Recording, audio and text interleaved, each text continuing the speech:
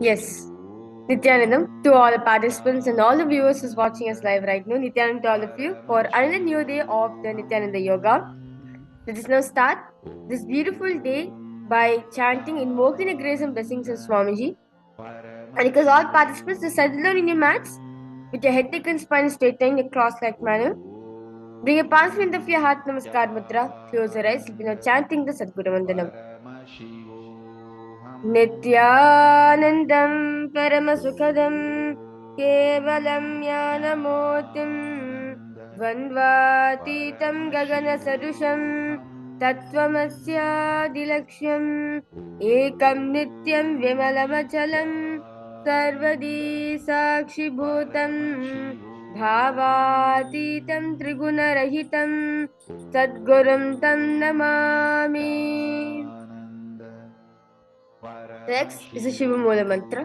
We'll be chanting Om Ham Hum Shivaya Namaha 11 times internally to invoke the grace and blessings of Paramashiva in our inner space. Om Ham Hum Shivaya Namaha. Om Ham Hum Shivaya Namaha. Om Ham Hum Shivaya Namaha. Om Ham Hum Shivaya Namaha. Om Ham Hum Shivaya Namaha. Om Ham Hum Shivaya Namaha. Om Ham Hum Shivaya Namaha. Om Ham Hum Shivaya Namaha.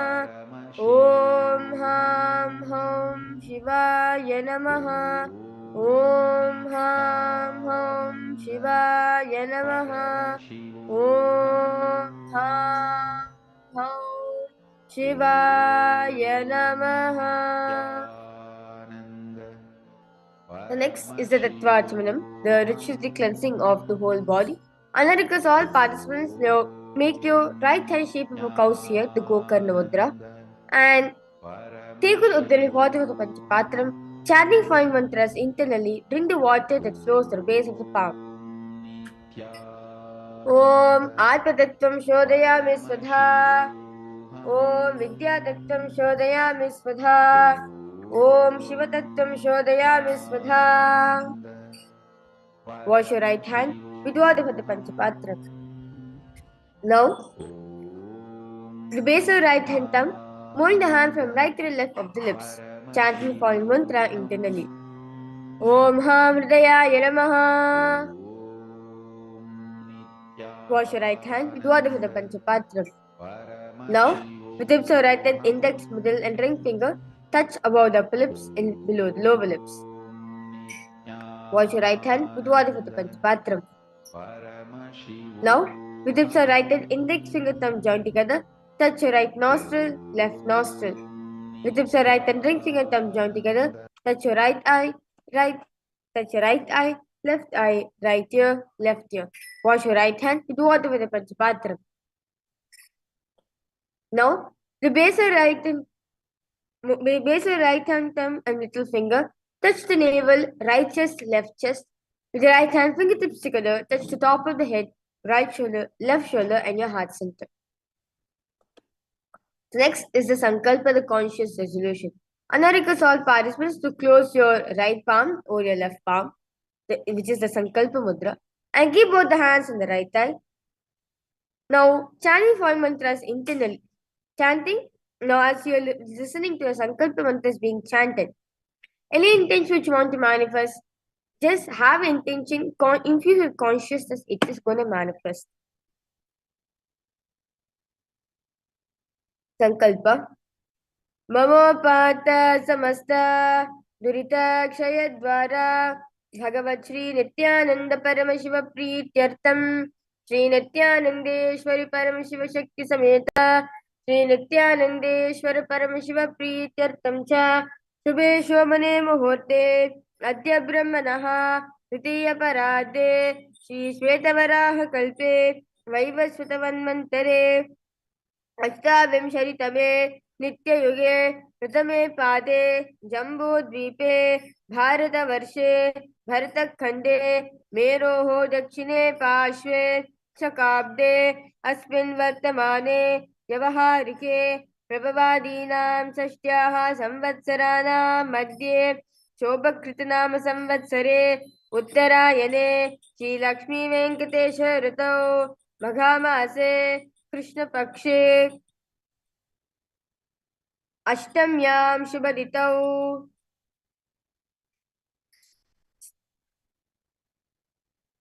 भानुवासरयुक्तायां ज्येष्ठा नक्षत्र वज्रयोग बलवकरण एवं गुणविशेषण विशिष्टायाम् अस्यां शुभदितौ श्री कैलासोन्नत द्वादशान्त श्यामला पीठारूढ श्री मीनाक्षी सुंदरेश्वर बिंद स्वरूप परशिवपुत्र रत्नकुमार गुरुमन्यतुल्यावतार श्री पार्वती स्तन्यपान लब्ध दिव्य ज्ञान विश्रुत सकल निगमागम सारभूत द्राविड वेद प्रवक्त्रे श्रीमत्परम शिव करुणा समरिगत मुक्तामय चतुष्टयान गीयमान छत्र चामर श्रीचंद काहलादि समस्त बिरदावल्यलंकृत ज्ञान विज्ञान चक्रवर्ती सर्वजन संग सद्यो निर्वाण दीक्षा वयापवर्ग वर्ष विश्रानजीमूत परमत कलभ केसरी शैव सिद्धांत स्थापनाचार्य श्री राजाधिराज पांड्य महाराज गुरु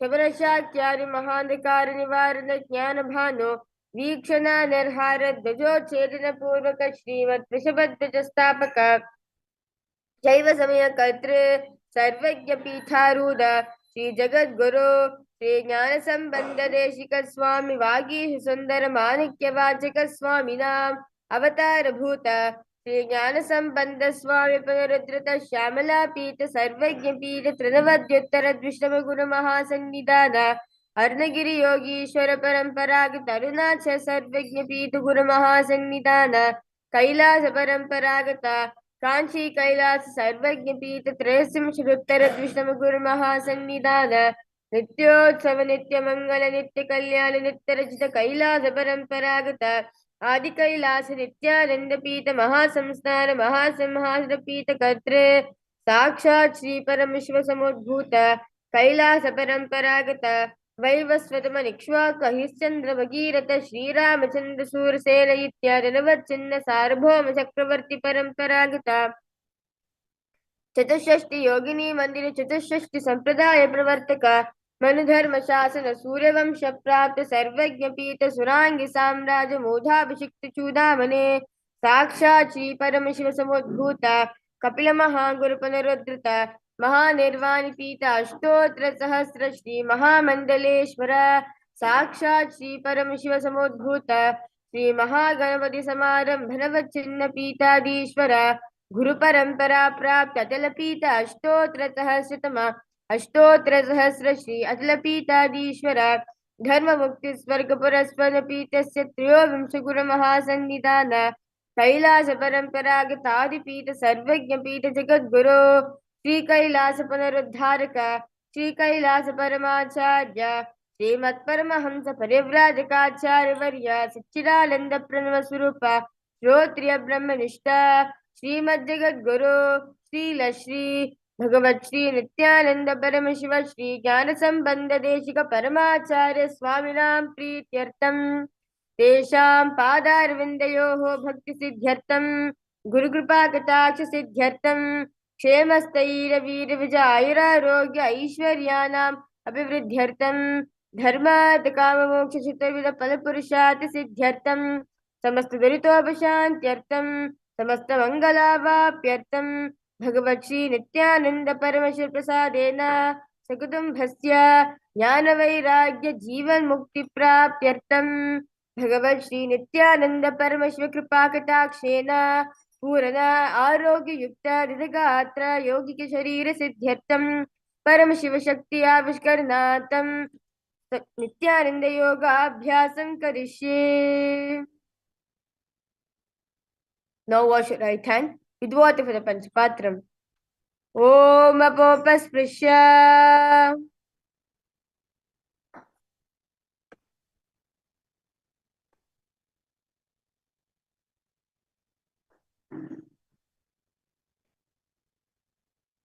With that beautiful preparation all of us did for the Nithyananda Yoga, let us now start with the first asana.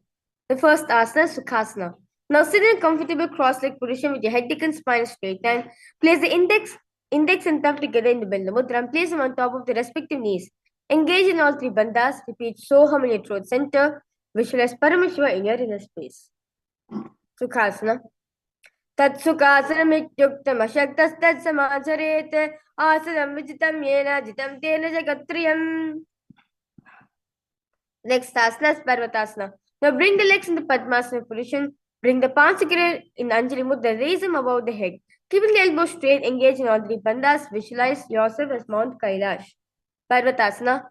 Adavakshe Mahadeva Parvatasana Mangalam Yakritva Serupi Sya Shatchakradi Vilopanam. The next asana is Halipavasana. Now bring the soles of feet together in front of you. Hold the left hand by the right in Shambhu in the Parisha Mudra. Place the forehead on the ground behind the heels. Engage in all three bandhas. Gaze at the nose. Visualize Swamiji in your inner space. Halipavasana. Purvabhavidipari yahu me jano bhepakatri sampuritano pistipachedo vo karilyavo dasekar sobhama gahavo. The next asana is Nagipavasana. Now keep the soles of feet together and forehead on the ground behind the heels. Stretch the hands out in front of the feet and cupping the palms, making hollow in Shambhi Mudra. Engage in all three bandhas, gaze at the nose, visualize yourself as a snake. Nagipavasana. Purabhapri agani chohoyi kahuri panasya lagagi ata agani dharti lagave pasar do hadki anjuli kare. Next asana is Nagipavasana. Now hold the big toes with index, middle fingers and prana mudra. Stretch the legs straight out, then upwards, then cross them back into Padmasana. Then lean forward and down onto your elbows.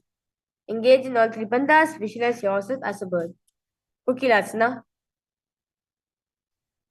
Ata nidasana vakshe yena siddho bhavenraha akasmad vaya sancharam kokilakyasanena cha. The next asana is Nithyananda.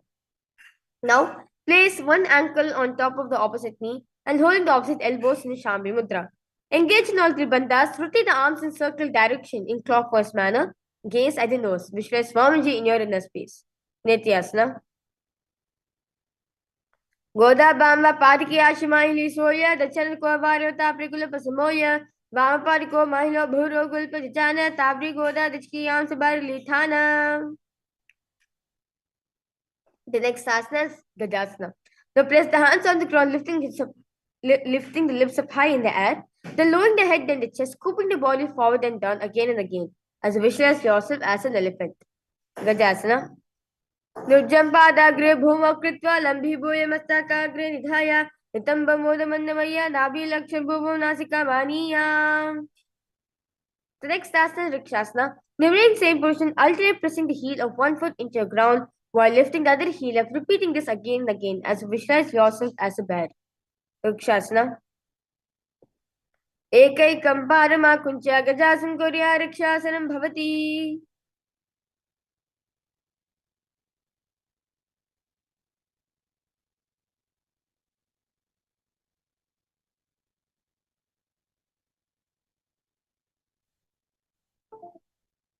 Next asana is Vaishasana. Now stand tall, tips of the big toes. Keep the head and spine straightened. Bring the index, middle, ring fingers to the heart in the Hridaya Mudra. Vaishasana. Keshe pade gulam bhatva tushtir dhomakaha adava ishavakshe yakritva satyaman bhavet. We will be entering the first karana of the day, which is the Urdhva Karana.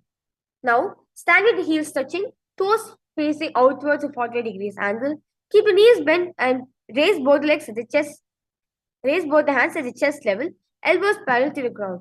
Notice one knee towards the center and raising it up, facing across the body to circular position. Simultaneously leg raises, follow the move the respective hand, raising it up and placing it across the body, and repeating this on the other side in Urdhva Karana.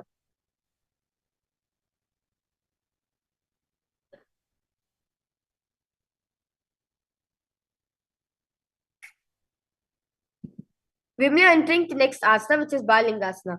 Now incline the fingers from outside in Sarva Shankari Mudra. Hold on to your knee, pulling it up towards the chest. Keep the spine straight, engage in all three bandhas. Visualize yourself holding a baby. Balingasana. Ekam janurasya lingastathavyam balalinganam bhavati. Next asana is Paripidasana. Now take one foot fully behind buttock towards the buttocks, holding with both the hands in the Parishamudra. Keep the head neck and spine in straight line. Engage in all three bandhas. Visualize Swamiji in your inner space. Paripidasana. Sitte kasmin paditale karabhyam veshte yetanam vishte samstavya tela padapidanamasana. Next asana is Natarajasana. With the respective hand, hold onto the sole of the foot from the inside. Extend the opposite hand forward, the index and thumb together. Simultaneously, kick and pull the foot back up, and while leaning forward, visualize the Nataraja in your inner space. Natarajasana. Uttarapadam kroncham cha marichim veerabhadrakam natarajam trikonam cha suptagashta prasarine. Let's now repeat Balingasana sequence on the other side. Balingasana. Ekam janusya lingastathavyam balalinganam bhavati. The next asana is Paripidasana, repeated on the other side. Sitve kasmin padatre karabhyam veshti yetinam pishte samstavya knena paripidanamasana. Next asana is Natarajasana. Uttaya padam kroncham cha marichim veerabhadrakam natarajam trikonam cha suptangashta prasarine. We will now enter into the next karana, which is the Ardharechit karana. Now sitting in Naramani, the half squatting position, bring the right foot behind the other with toes down, heels up. Keep the left hand at the chest level and extend the opposite arm out wide like a pendulum. Bring it back towards the chest. While the arm swings, move the fingers one by one inwards towards the palm, then outwards in Karihasta.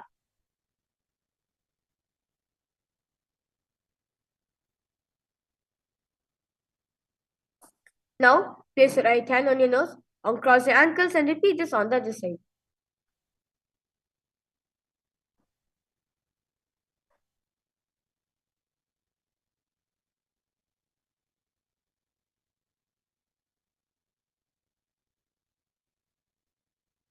The next is a skeleton dance. Request all participants to close your eyes. Visualize yourself as pure skeleton. Nothing else is there in your system. No muscles, no blood, no nerves, no anything. Just pure skeleton and shake your body as intensely as possible.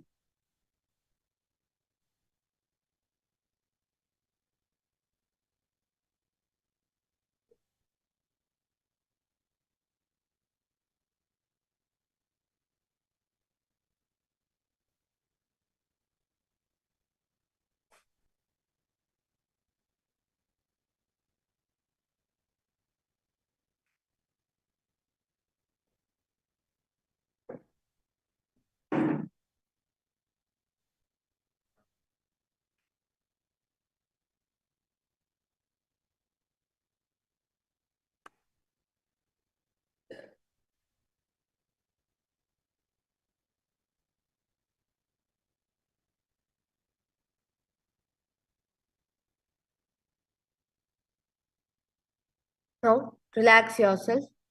Walk front and back on your mat as you inhale, exhale as deeply as possible and as slowly as possible.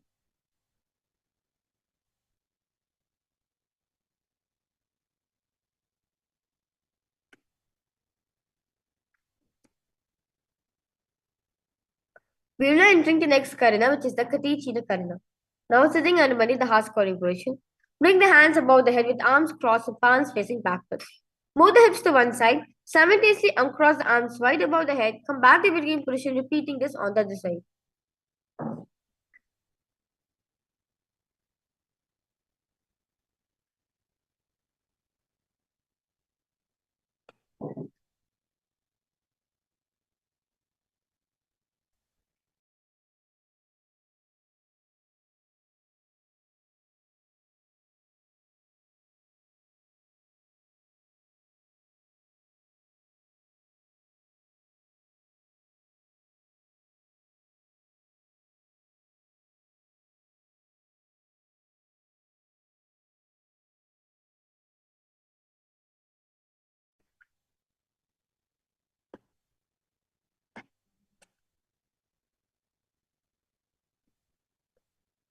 Yes.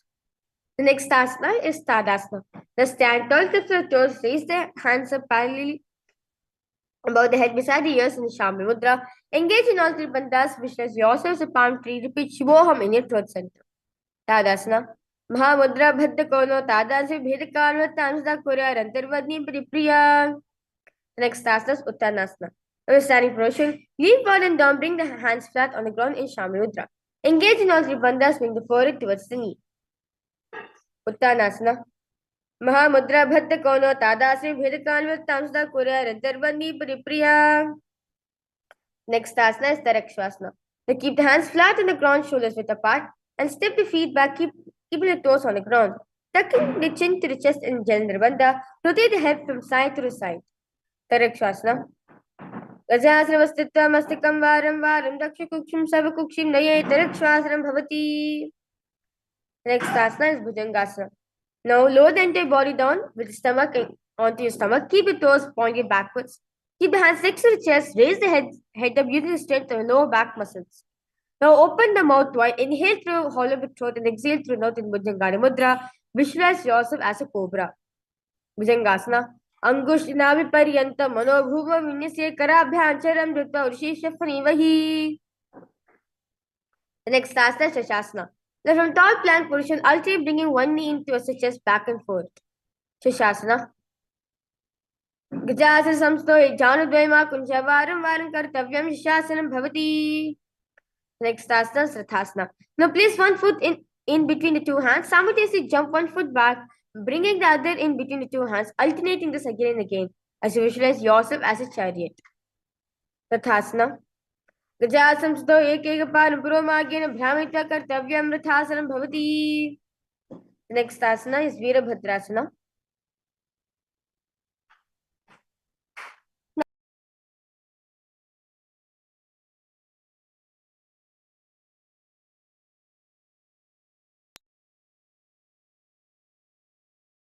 Next asana is Virabhadrasana. Now keep one foot flat in the ground, toes pointing forward and knees bent to 90 degrees angle. Extend the other leg back, keeping your legs straight, toes pointed at 45 degrees angle.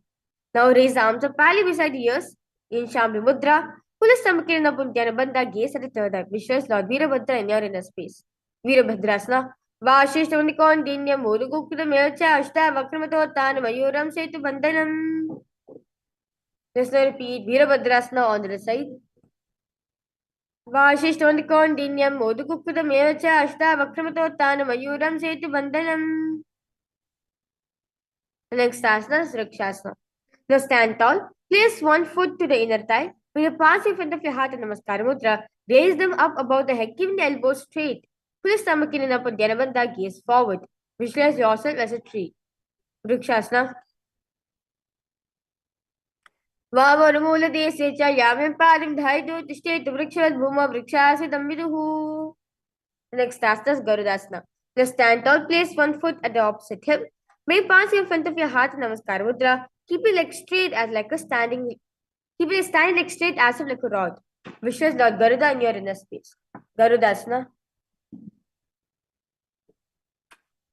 Garudasana vakshe nidhyanam sirumbhavi sarvadoshadulir mukto bhavutiha mahabali. Let's now repeat Vrikshasana on the other side. Vrikshasana. Vamarmula dese cha yamya parim dhaito tishtet vrikshavad bhuva vrikshasitam viduhu. Next asana is Garudasana on the other side. Garudasana vakshe nidhyanam sirumbhavi sarvadoshadulir mukto bhavutiha mahabali. Next asana is Trikonasana.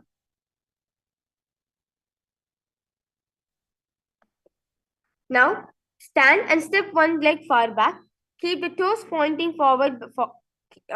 Keep the toes pointing forward and back toes facing sideways. Keep the arms straight. Bring the front arm down towards the ground beside your foot, while the other arms extend towards the sky. Visualize yourself as a triangle. Trikonasana. Uttar param kron chamcha marichim veera bhadrakam natrajam trikonam cha suptangashta prasarane. Let's now repeat Trikonasana on the other side. Trikonasana. Uttan param kron chamcha marichim veera bhadrakam natrajam trikonam cha suptangashta prasarane. We will entering into the next karana, which is the Nikutaka karana. Now, sitting in Narmadi half squatting position, bring the palms in front of your chest and make sure your palms are parallel to each other. Palms are facing each other. Now simultaneously lift one foot towards its toes and switch between them, lifting the other toes up and other goes down. As simultaneously leg movement is done, switch the hands position. One goes up and other goes down in Nikutaka Karana.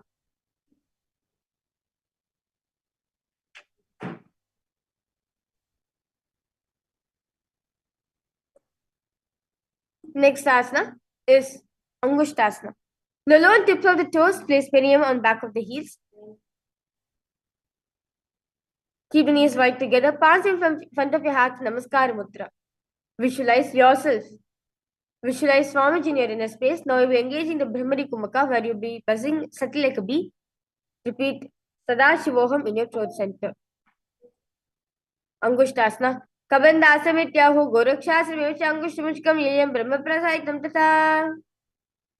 The next asana is Saurasana. Now from tips of the toes, extend one leg straight out, heel down and toes up. Keep the fingers down, by the sides, palms facing forward in Varamudra. Saurasana. Kasari ekam padatam sanstapit ekapadakam. The next asana is Vidyanasana. With the respective hand, reach forward and hold onto your big toes with the index and middle fingers of Pranamudra. Keep the opposite hand on back of the heel. Vidyanasana. Gulpasiva paramekam prasarat padagam sampishiत karina gulpam chayam dharit karina dhunam pidam chavase jovayatra. Just repeat Saurasana on the other side. Saurasana. Prasari ekam paditam samstapit eka parakam. Vidyanasana. Repeat it on the other side. Gulpasiva paramekam prasarat padagam sampishiत karina gulpam chayam dharit karina dhunam pidam chavase jovayatra.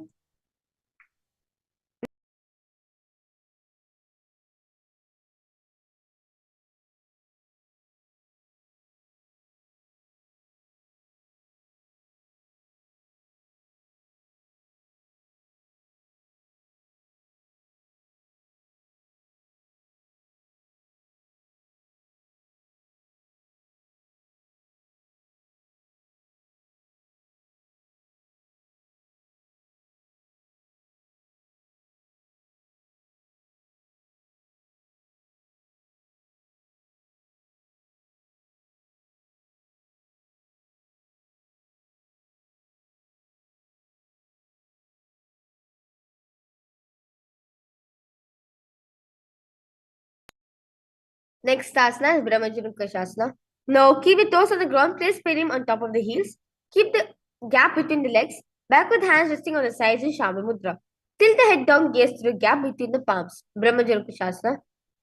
दो पनापानी होई वैसे दो Golani वैसे कोरपकितल यहाँ की माही आइसमा हीरा शेमिली.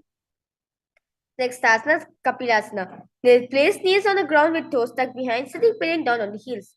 Rest the hands on top of the thighs, pull the stomach crane up in Uddiyana Bandha, gaze the nose, Visha sage Kapila Mahavani in your inner space. Kapilasana. Ubhe pagatari samat herave, tilako mahari ko milave, panapani doi vese, eji do joni nivese. The next asana is Bhadrakorakasana. Now remain same position, switch the case at the toe right. Relax the Uddiyana Bandha, now engage in the Mula Bandha, where sucking the perineum in. And visualize Swamiji in your inner space. Bhadrakorakasana. दो वो पकड़े समझ करे कोरबारी भू प्रतरे कोरबारी राके ऐसे तापरी उन्नोद्धारित किबे से. Next asana is Suryasana. Now sit with toes tucked, perineum placed on top of the raised heels, knees are from the ground. Bring the thumbs and little fingers touching and opening up the palm in Padma Mudra. Raise the arms straight up above the head, gaze through the hole between the palms. Visualize Lord Surya in your inner space. Suryasana. एरी दो गुदा दरियाने पना पाने भेद कुनिता ने गोदा जग other कर रही आदि balm सिवरिगा है. Next asana is Mandukasana. Now sit with toes flat, perineum on the heels. Keep the hands on top of the knees and lift the tongue up against roof of the mouth in Mandiki Mudra. Catch nectar of immortality which is dripping from the Sahasrara chakra with your frog tongue as you visualize yourself as a frog. Mandukasana. पादतलो पृष्ठदेश अंगुष्ठेत्य च संदशेत ज्ञान एकम पुरस्कृत्य सार्यमंदुकासनम.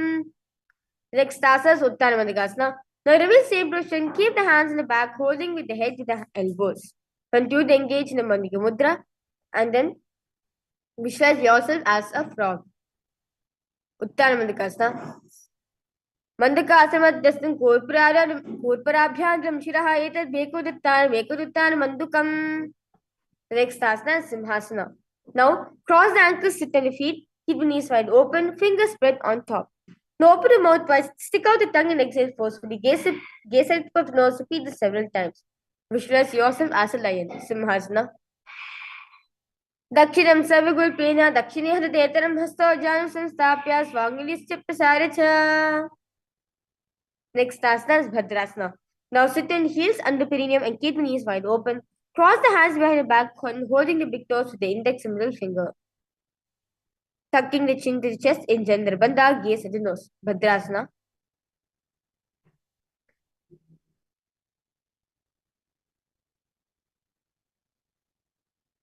Gulpo Chimsasya Krimalis Mahitaha Para Gustokara Abhyans Jitva Chiptushreshidaha. Next asana is Kakabushandhyasana. Now squat, keep feet flat on the ground and knees wide open. Bring the arms in and around the back and place the fingers behind in the Parashmudra, gaze at the nose. Visualize yourself as a crow. Kakabushandhyasana.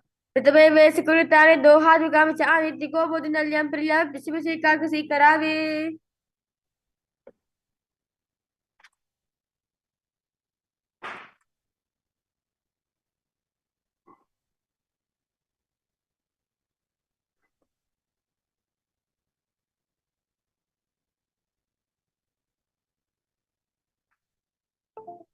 Now place palms on the floor, shoulders width apart in Shamudra.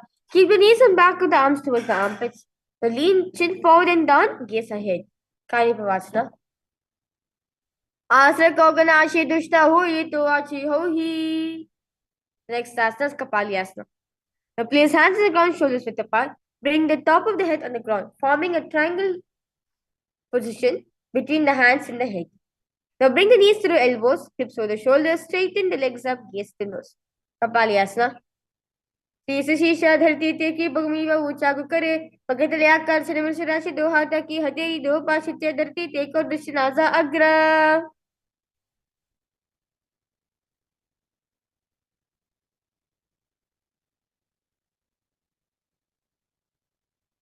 Next asana is Parshvamayurasana.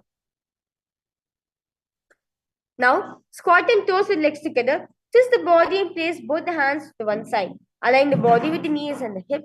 Lean onto your arms and balance. Fix legs to the side. Gaze at the third eye. Visualize yourself as a peacock. Parshvamayurasana. Mayuram Dandavat Kuryan Mayuram Danavakam Kuryan Mayuram Pashvabhyam Mayur Pashviramakam. Next asana. Let's repeat the Parshvamayurasana on the other side. Mayuram Dandavat Kuryan Mayuram Danavakam Kuryan Mayuram Pashvabhyam Mayur Pashviramakam. Next asana is Bhairaganathasana. Now place both hands flat on the ground on your mat.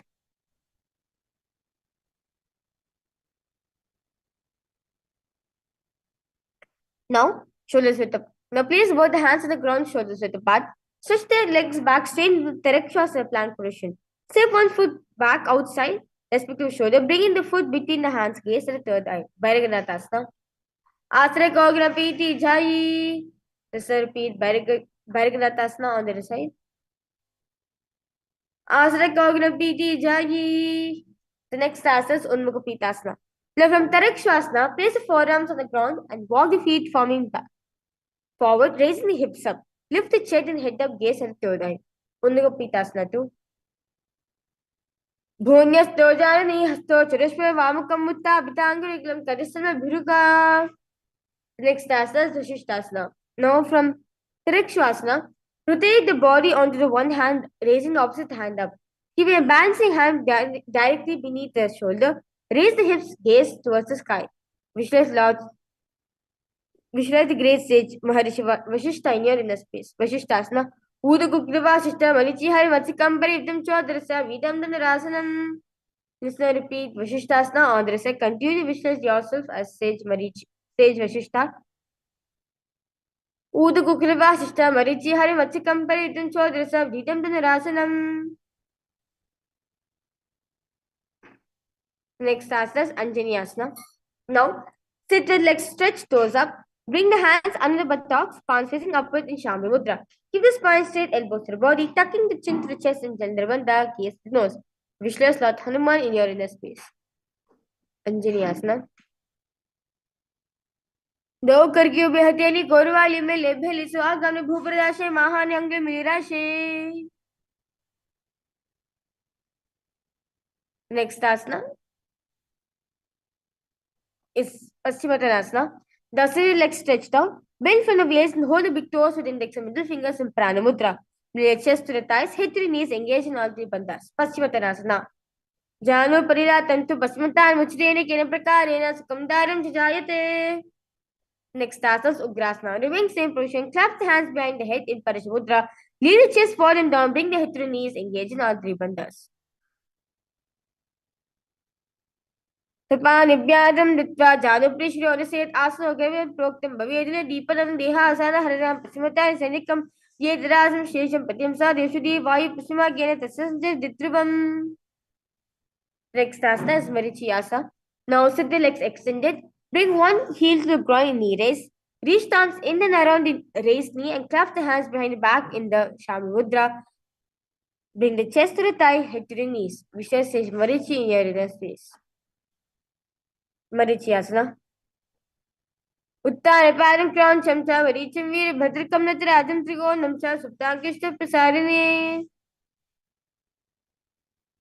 Next asana is Mahamudrasana. Now, bring one heel to the perineum and let the knee fall to the side on the ground. Reach and holding the foot, keeping the leg straight. Bring the chest forward and then engage in all three bandhas, gaze at the nose. Mahamudrasana. Dava pagki ye di jo ye sivani aane laga veso ye dachinipa labo jubasari tavi aane kak sidare.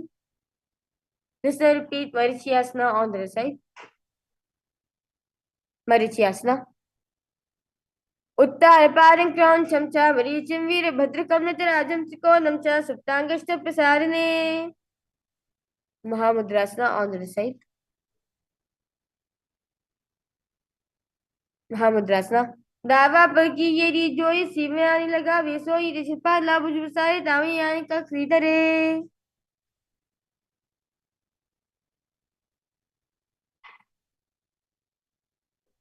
Next asana Bhadrasana 2.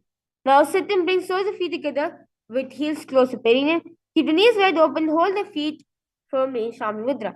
Maintain straight spine. Gaze at the nose. Bhadrasana 2.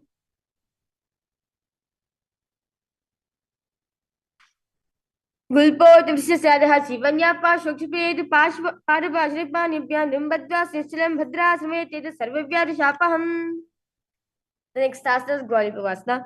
Now remain same position as Bhadrasana. Extend the feet away from the body. Keep the toes together, heels apart. Open the knees. Place the hands on respective knees in Shami Mudra. Tuck in the chin to the chest in Janabandha. Gaze at the nose.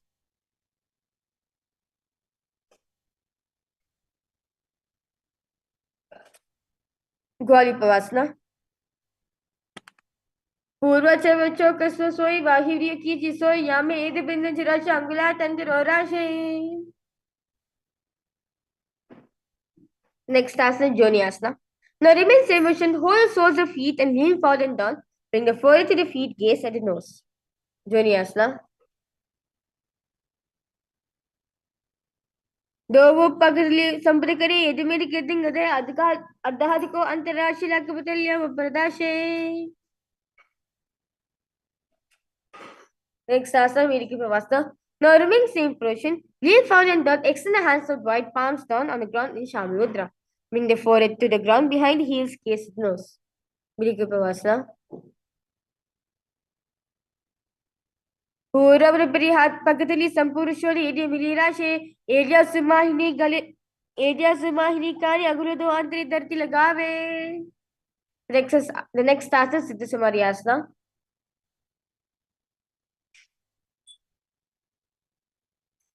Now remain same position. Bring the arms below the shin. Extend out. Keep the palms facing upwards.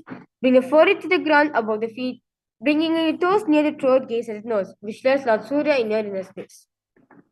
Siddha Haritaliyasana. Siddha Samadhyasana.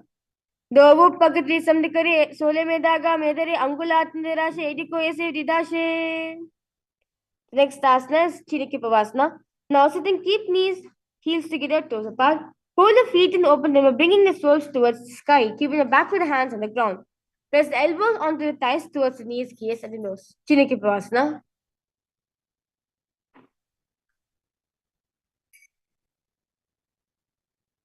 दो पगा की यदि धरती भगवा में लगावे पकती मांगी तो माहिली को रंगता की शूट जोड़े बारी को बना शुलिया राशे.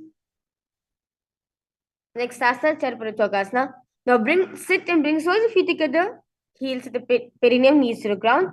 Place hands on the knees, gently press them, pull the stomach in up, gaze at the third eye. Charparachokasana. दो पकड़ी समय तेरे आगा में जार पसेरे गोला बूसो लगता राशि हाथ तो गोला प्रीदाशे. Wonderful. The next asana is Bhairavasana.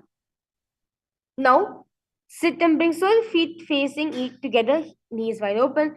Lift the heels up, bringing the toes down on the ground. Keep the knees on the ground, pull the stomach in up. Dhyana. Place the hands on the knees with the respective index and fingers. Index and thumb touching in the Bindu Mudra. Place them on top of the knees. Bhairavasana. Gulpo Champira Chan Yono Mikromeno Tramshane Jano Pachikato Hasto Dandavat Bhairavasanam. Next asana, Samanasana. Now sit with one heel at the perineum, lift and hold the other foot, pulling the soles of the foot onto the chest. Gaze at the third eye. Hold the breath in the Muladhara Chakra. Samanasana. Samanasana Vakshe Siddhapantra Sadhanath Ekaparu Nutta Gushyonalinga Vatrike. Next asana is Apanasana.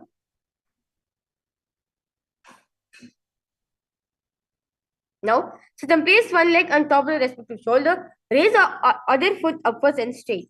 Keep the hands on the ground by the sides of Shamudra. Gaze at the third eye. Apanasana.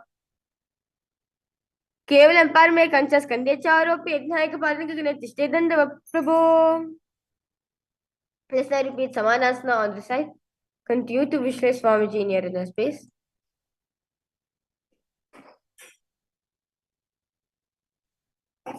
Samanasana.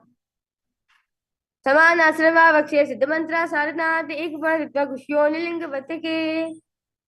Apanasana repeated on the other side. केवल umpire में कंचस कंधे चारों पे इतना की बालिका के तिष्ठे दंड प्रभु.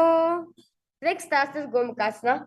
Now sitting cross the left leg over the other is aligning the knees at the center of the body. With the feet with the opposite hips, place both the hands on top of stacked knees, gaze at the nose.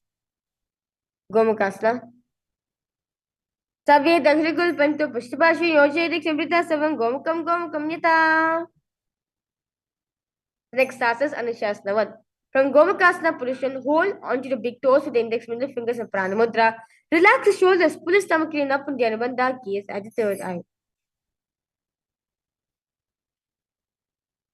Anushasana 1. Dachina Godo Nicho Tani Vamta Go Prane Goda Sandivla Bari Ada Purvidya Sindhupasari. The next task is Anushasana 2. Now remain same position, into the fingers behind the back, lean forward down in Parashamudra. Bring the chin over the knees, touch the nose to the ground, gaze at the nose. Anushasana 2.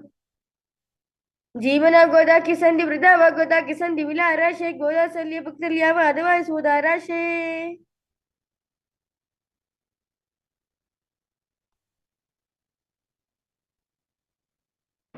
Next task is Garudasana 2. Now sit on the ground with one heel pressed against the perineum. Keep the opposite foot on the ground in front of the other. Keep the spine tall, chest out, hands to respect to knees with the Shabdamudra, gaze at the nose. Garudasana 2. Dava Bagamodi Edi Mahilan Gulpurda Niche de Base Jivani Pakatri Dharti take Godo Subhodashe. Next asana is Naradasana. Now, interlace fingers behind the neck in the Parishamudra. Just outside of raised knee, gaze at the third eye. Visualize Lord Narayana in your inner space. Naradasana. पिष्टी जुबा में पगली के Bobby Thai लगा में पेरे grass न पनो है जो ऋषिपा केरा के सोई. The next task is Matsupidikasana. Now place one foot on top of the opposite thigh. Wrap the rest with the arm around the knee, holding onto the opposite shin. Extend the opposite hand straight and hold alternate respective toe, the index middle fingers of Pranamudra, gaze at the third eye. Matsupidikasana. Mame Navamangishtantu Grihita Matsupidikam Yon Mami Sampidya Medra Rupari Dakshinam. Let's now repeat Gomakasana on the side. Gomakasana. Savye Dakshagul Pantu Pushpashi Yojaye Tikshipita Saving Gom Kamyata. Anushyastavan on the side.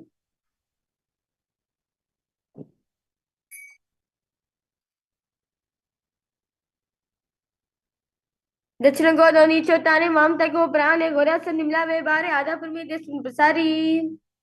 Anushasta to repeat it on the other side. जीवना गोरा किसन निवृदा वगोदा किसम दिमिला राशे गोदा सल्ले पकदलिया व अदवाई सुदा राशे. Next task is Garudasana 2. Visualize like Garuda in your inner space. Garudasana. दावा भुगमोदी ये दी माहिलं गल्प में तो नीचे दे बेसे जीवन पकड़ ले धरती ते की गोदम जुबौरा शे. Next task is Naradasana. Visualize the great sage Lord Narada in your inner space. Naradasana. पिछली जुबान में पगली केरी बोपे ताई लगा पेरे ग्रास न पड़े जोई सुबह की नींद के सोई.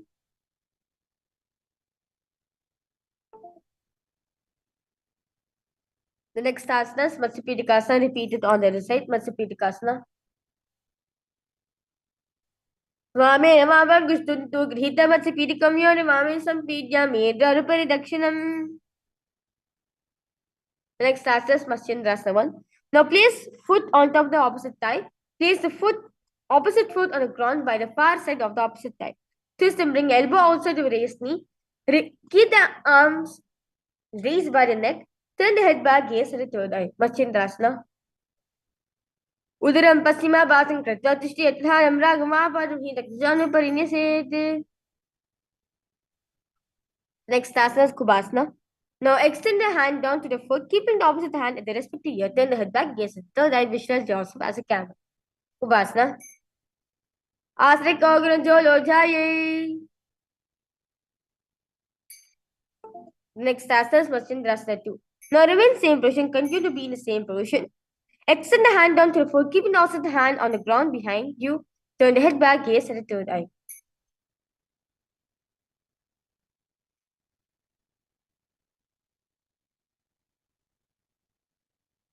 Matsyendrasana 2.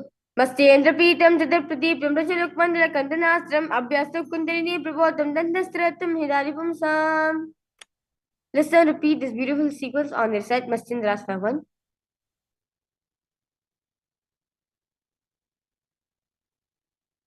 Udaram Paschima Vasam Krita Tishti Atadhanam Ragvapanam Hiraktajanu Pariniset. Kubasana.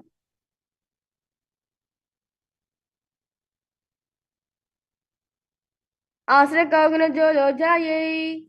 Next asana is Mastyendrasana 2.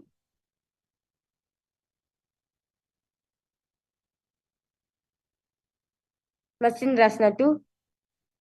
Mastyendrapītam Jadapradīpam Rachalukmandala Kandanastram Abhyasta Kundarini Prabhotam Dandastratam Hidalipam Sam. The next asana is Padmasana. Now, sit in place, feet on top of the opposite thighs. Place palms on respective knees. Engage in all three bandhas keys. Return visualize Paramashivoham in your inner space. Padmasana.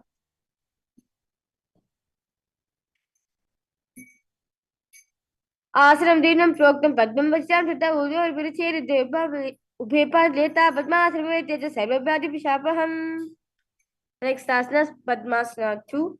Now remain same position. Cross.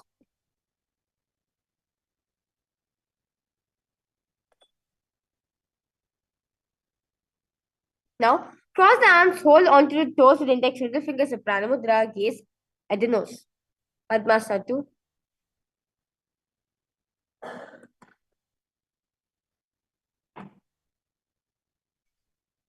उत्तानोचन कृत्वा संस्थाप्य यथा मध्यरुत्थानं पाणिकृत्य तादृशो. Next asana is Kukutasana.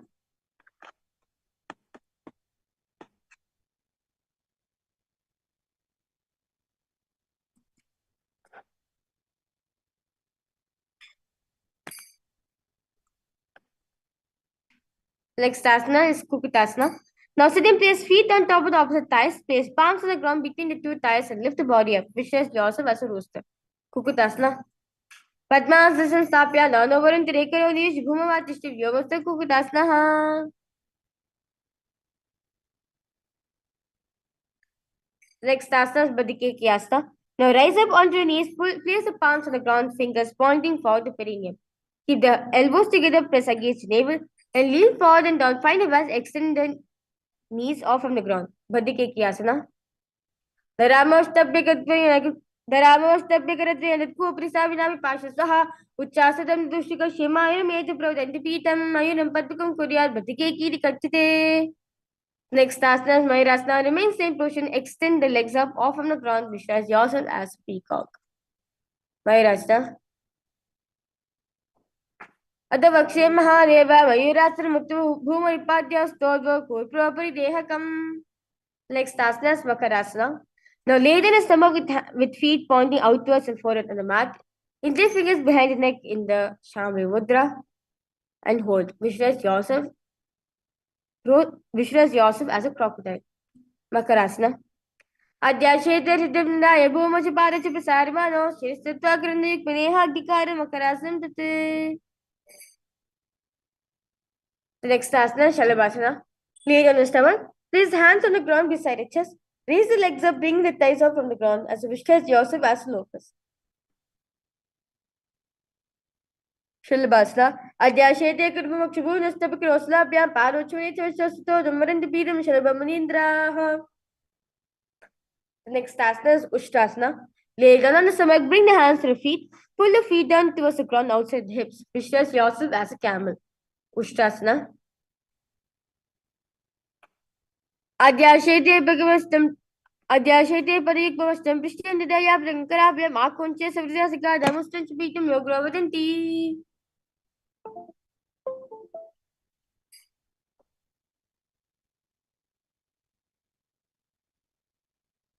Next asana is Dhanurasana. Now lay on the stomach, bring the hands to your feet, kick the legs and back, and simultaneously pull the feet towards the sky. Lift the chest up from the ground, raise the head up, gazing at the third eye. Dhanurasana. प्रसारपादौ विरुन्दरूपकुरुषप्रश्चेत् पारविक्मं कृत्वा दर्शयन्तः निगतयोगी धनुरासनं तत्. Next asana is Bhagasana. Now sit with both the knees with the head and spine straightened. Place the palms down on top of the knees and gaze at the third eye. Bhagasana. Ulita mori pavro vese bhoro dhikriye kevese paramasha gulpucho kya pastila vesohu.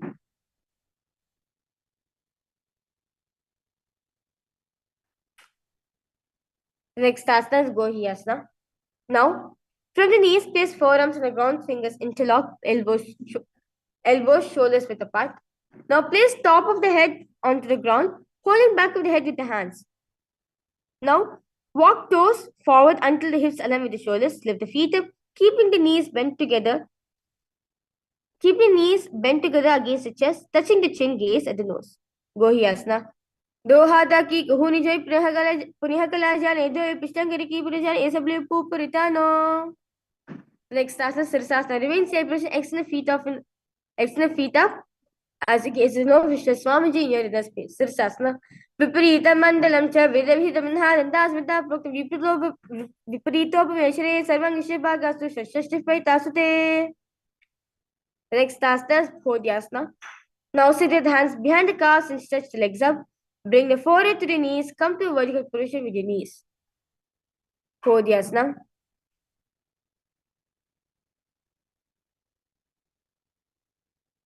दो हाथ बार आने गुरात्रे का चितारे अंगुष्ठ पनी लग रहा धरे जनो व्याकर शीकरे. Next asana is Parikasana. Now sit and extend legs out and up at 40 degrees angle. Bring the hands behind, holding the opposite shoulders. Keep the chest upright, legs straight and toes pointed. Hold your breath and gaze at the third eye. Parikasana. उत्तानशयनं कृत्वा पालयित्वा प्रसारि भूमस् नितं भूमोस्पृश्य हस्ताभ्यां कन्दराबद्ध्वा गोमुखं कृत्वा तिष्ठेति परिघासनं भवति. Next asana is Parikasana. Remain same position. Keep the elbows and palms on the ground as you visualize yourself as a boat. Parikasana. Naukasana. Visualize yourself as a boat. Uttanam Shayanam Kurpra Bhunastabhyastam Nitambam Nidhaya Shuruhura Jangapanan Nadvedhariyat Naukasanam Bhavati. The next asana is Rudhyasana. Now sit and lift the feet up, scoop the hands under the heels and pull the feet towards the chest. Keep the spine upright, gaze at the nose, visualize Lord Rudra in your inner space. Rudrasana. Bagadali somebody carry hadasya buguchai baga kaungta dole viparli kari talave lagave. The next asana is Unmukha Pitasana 2. Now lay down with the feet flat on the ground, palms facing upwards.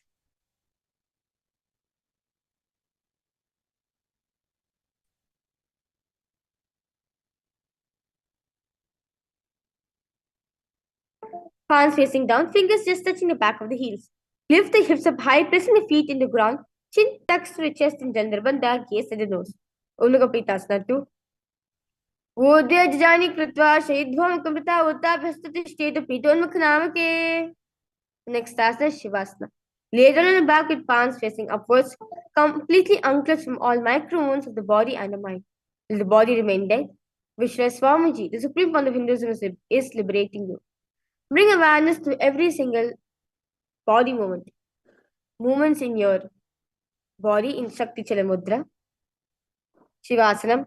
Uttanam Shavavat Bhumo Shayanam Tu Shavasanam. Shavasanam Shrantiharam Chitta Vishrantikarakam.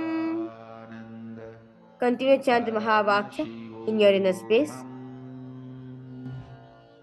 Relax your whole body completely.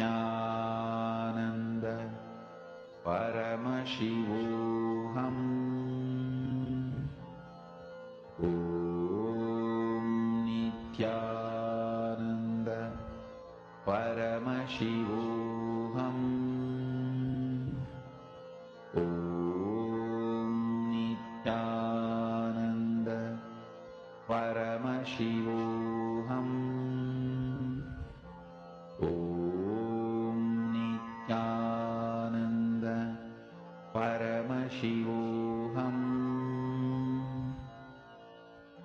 Om Nithyananda Paramashivoham Om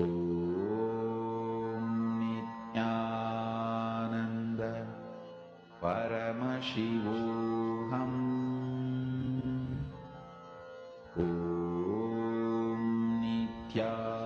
Nithyananda Paramashivoham Om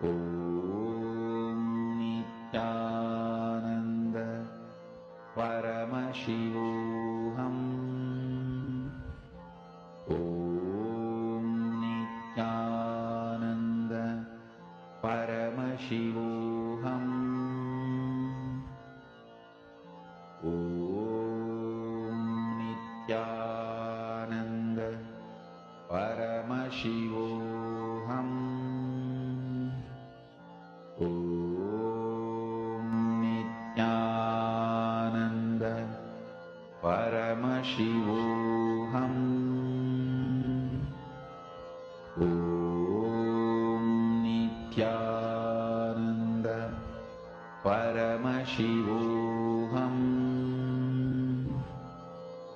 Om Nithyananda Paramashivoham Om Nithyananda Paramashivoham Om Nithyananda Paramashivoham Om Nithyananda Paramashivoham Om Nithyananda Paramashivoham Om Nithyananda Paramashivoham Om Nithyananda Paramashivoham Om Nithyananda Paramashivoham Om Nithyananda Paramashivoham Om Nithyananda Paramashivoham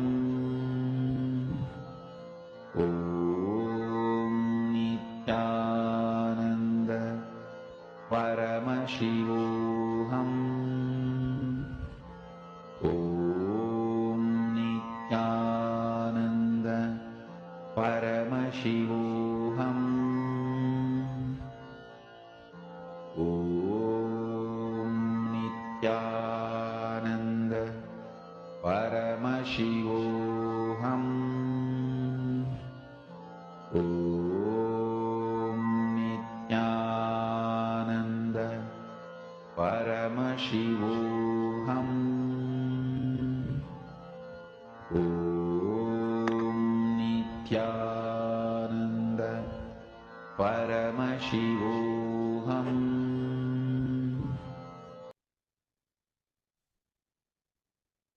Now, start to wiggle your toes and your fingers and raise yourself to a comfortable seated position. Congratulations for all the participants who have finished the Prathavanya Kramas, the 108th set of sequence. We'll be now giving a break for all the participants, request all of you to take drink some water, freshen up yourself as we get ready to do the next set of series, which is the Ditya Vinyasa Krama.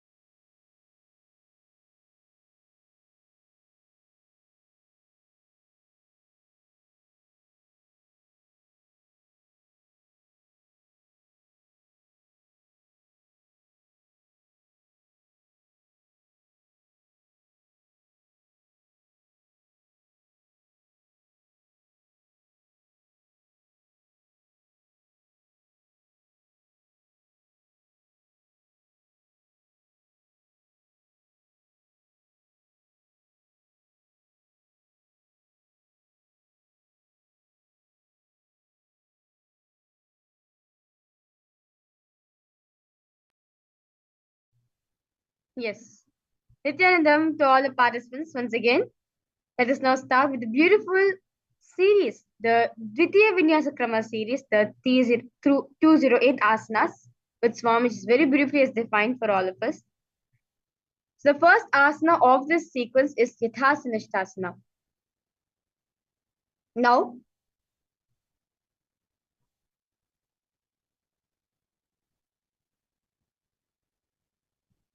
now, sit in a posture that brings ease to your physical and mental space, and bring your index and thumb touching in the Bindu Mudra. You can place them wherever you want. Visualize Swamiji in your inner space. Repeat the throat center. Repeat the Mahavakya in throat center. Engage in the Mulabandha. Yathasana. Paryankam Tatsamakhyatamata Samsthavyatha. Next asana, Samasana. Now sit in cross-legged position, hands on your knees, and index and thumb touching in the Bindu Mudra. Take long deep inhalations and hold. Then take prolonged inhalations and exhalations. Samasana. Repeat this. इदानीं गर्भिणीनां योगाभ्यासयुता लघुशुकप्रशवलाभाय प्रोचते प्राक्तनेपति. Next asana is Muktasana. Now place the left foot against the gentle region. Place the right foot over top of the left. Hands facing downwards on top of the knees, gaze at the nose. Muktasana. Repeat Yasivaniam Sukshmam Dakshinetara Gulpataha Babam Yavina Gulpena Muktasanam Bhavet. Next asana is Siddhasana. Maintain same position as Muktasana. Switch the gaze at the third eye. Siddhasana. स्थानममि चन्द्रयोचदृशा पश्चिमभ्रवोरन्तरं चैतन्मोक्षकपदा मोक्षकपादभेदजनकं सिद्धासनं प्रोचते. Next asana is Siddhyasana. Make the same position as Siddhasana. Switch the gaze to ground in front of you. Engage in all three bandhas. Siddhyasana. वामपाद की ये जान सीवन वनिता कोतानो दक्षपाद की ये जोई वेदमती लगावे सोई. Next asana is Rudrasana 2. Now keep the legs in the same position as Siddhyasana. Rotate the hands on top of the knees in the Bindu Mudra, where the index and thumb are touching each other. Switch the gaze at the third eye. Visualize the Rudra in your inner space. वामचरण पनिंद चेहरा के एक जुगती असा विदा के वाम पगती माहिली core दक्षिण के जो बाहर ले वोर. Next asana is Santitanasana. Make the same position Rudrasana to switch the gaze to the nose. Santitanasana. आसन काउगर मन की चंचलता मीठा. The next asana is Siddhasana 2. Now, next asana is Siddhasana 2. Now maintain one heel on top of the other. Bring the hands to the navel, cupping one palm over the other in Samputa Mudra, which is resembling a lotus flower. Siddhasana. Rijikaya Samasinaha Siddhasana Mudhiratam Prasar Bhuvipadotu Dorbham Mangushta Vadarat. The next asana is Dandayoni. Now maintain one heel on top of the other, little fingers beneath the bottom lip, ring fingers above the upper lip, middles closing the nostrils, index over the eyes, and thumb closing ears in the Shanmukhi Mudra. Bhandayonyasana. Yatra Madhye Mahadeva Bhandayonyasneshano Yakritva Kecharo Dhutva Vicharet Yishro Yatha. The next asana is Virasana. Now place one foot on the thigh and other foot under the opposite thigh. Thumbs and index touching in the Bindu Mudra, place them on top of knees. Virasana. Ekam padame mate kasmin vinyasro samsitaha itaroasmin tata choram virasana madhiratam. The next asana is Valmikasana. Now left heel on the right side joint to organ, toes under the thighs. Right foot on the left leg, toes by the knees. Hands on the knees and in the Bindu Mudra, where the index and thumbs are touching. Gaze at the third eye. Vishnu the great sage Maharishi Valmiki in your inner space. Valmikasana. दावा पग की पगतली पुनेरी है जोय पनान ऋषि मेरे दक्षिण आने लगा वे सोय.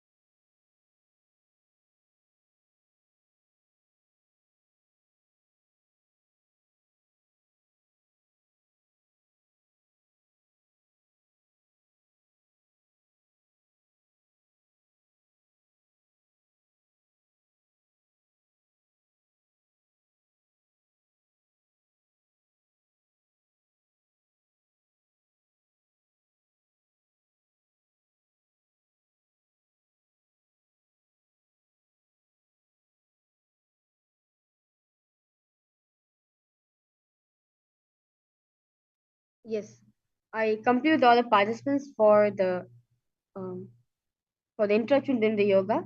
Hope now all of you will be hearing the sound very clearly, the audio very clearly now. Next task is Yoni Mudrasana. Now keep legs in the same position. Switch the gaze at the nose, visualize Yoni Mandala in your inner space. Yoni Mudrasana. भाम पगटली पाद की पगटली जाही माही कोरी जोनी तहाम देरी worry से उलटा पाव जो मोरी. Next asana is Yoni Asana. Now keep the feet and the hands in the same position. Switch the gaze at the third eye. Visualize the Shakti Mandala, the Yoni Mandala in your inner space. Yoni Asana. Yoniasnam parvatena yogam yoga palenilam tatkal varalan thavat kechirodhyavadevahi. Next asana is Bhadrasana 3. Now sit and bring soles of feet together, holding with both the hands in Shambhi Mudra. Bring the knee down towards the ground, gaze at the nose. Visualize Lord Veerabhadra in your inner space. Bhadrasana.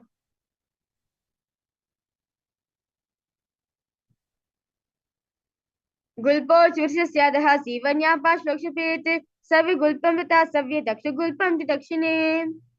The next asana is Aghorasana. Now remain same position. Press the tongue up against roof of the mouth in Khechiri Mudra and gaze at the third eye. With your right hand, cover your mouth. Close with the left nostril with the index finger. Inhale through your right nostril. Close both the nostrils, swallowing the breath. Exhale through your left nostril. Repeat this on the other side as you visualize yourself as an Aghori. Aghorasana.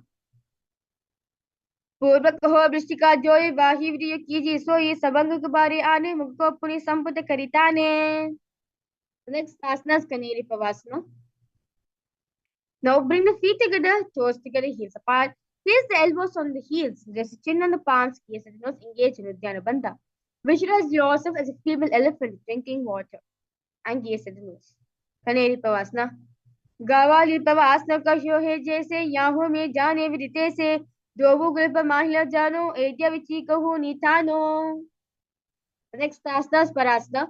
Now sit with knee raised, arms between neck ties and the calves, into the fingers in the Parish Mudra. Lift the feet up from the mat, gaze at the nose. Parasana. जोग्रपदी का दोवु करकी अंगुर जोई वदशाम आने लगावे सोवु. Next asana is Gopi Chandasana. Now indeed fingers are on the feet with soles together. Toes a groove in the throat, heels touching the chest, chin on the hands, gaze at the nose. Visualize you embodying the state and space of a king. Gopi Chandasana. पूरब परिपगा कंगुता ताकुरु पराशे येदी हृदय लगावे Kong से एक अंगुली परिराशे. Next asana is Udarasana. Now sit the soles of feet together, insert the hands underneath the legs, holding the feet with interlocked fingers. Bring the feet up to the chest, bring the head down, touch the chin to the soles, gaze at the nose. Udarasana. दोबु पगतले Sampat आने ube हस्त की उर्दहिता ने अंकुष्ट दोबु सब ठहरावे चिपका नीचे ताही लगावे. The next asana is Vishishtasana. Now sit with feet together, arms under the legs, raise up the feet to the face. Fingers are interlocked, palms over the forehead. Vishishtasana. दोबु पगतले जोरि संपत करे हाथ दो पग बिची आनी ताले करीब बारे lap कहुन्य माहिली संधिराशे. Next asana is Bhujasana. Now from seated position, lift both legs over top of the shoulders. Bring the arms underneath the legs and up. Interlacing fingers around back of the neck in Shambhi Mudra. Visualize yourself as a cobra. Bhujasana. Sirasaram tu kyan kakshasana taparam grivasaram cha parvam bhujasana vimochate. The next asana is Kalyanasana. Now maintain seated posture, raise the legs up. Bring the elbows under the knees and wrap the arms around the back. Palms clasped in Shambhi Mudra. Gaze at the nose. Visualize yourself as a beautiful, auspicious goddess in your inner space. दो हाथ बगाम बिचाने जिनको गोदा नीचे ताने भूरी पकदा बहरियावे पुनः युगदे ऐसे ठहरावे. The next asana is Sankatasana. Now your right knee on the mat, place right foot flat, face firm on the raised heel. Raise the left leg over top to the right. Bring the left heel to the right hip. Place both the hands on the opposite knees in Sankatasana. Visualize yourself as an elegant swan. Sankatasana. Vama padam jite molam sannyasa dharni tale paridandena yamyena veshted vama padakam. Next asana is Dhenukasana. Now from Sankatasana, slide the left heel to the left hip. Keep the right knee on top of the left. Place both the hands on the right knee. Visualize a curve in your inner space. Dhenukasana. Anusagi nagara pancham vishram da galyam ni daya dvagali vanka pagallani da ikudu. The next asana is Machindrasana. Now place the right foot on the left thigh, left foot on the right knee. Bring the left hand behind the back and hold the right thigh. Place the right hand to the left thigh. Twist the body and gaze at the third eye. Machindrasana. Vama janga paridache tare vamahasti pishtri shane bhauradache padehe joy takri jopakare soyi. The next asana is Machindrasana 2. Now, untwist and hold onto respective big toes. Lean your forehead so touches the ground, chest be touching on the knees. Machindrasana 2. प्रथम जीवनो चरणो जुजोय वामजंग प्लेरा केसोई ताके दिसो कृसो दावे भो जुकते यह करावे.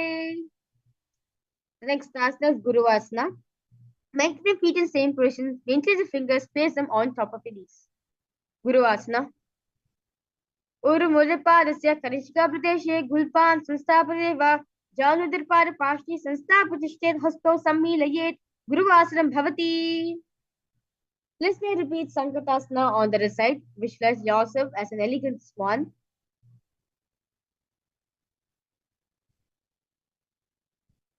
Sankatasana. Vamapadam Chitet Moolam Sanyasadhar Nitale Paradanyayam Yena Veshted Vamapadakam. Dhenukasana. Visualize a curve in your inner space.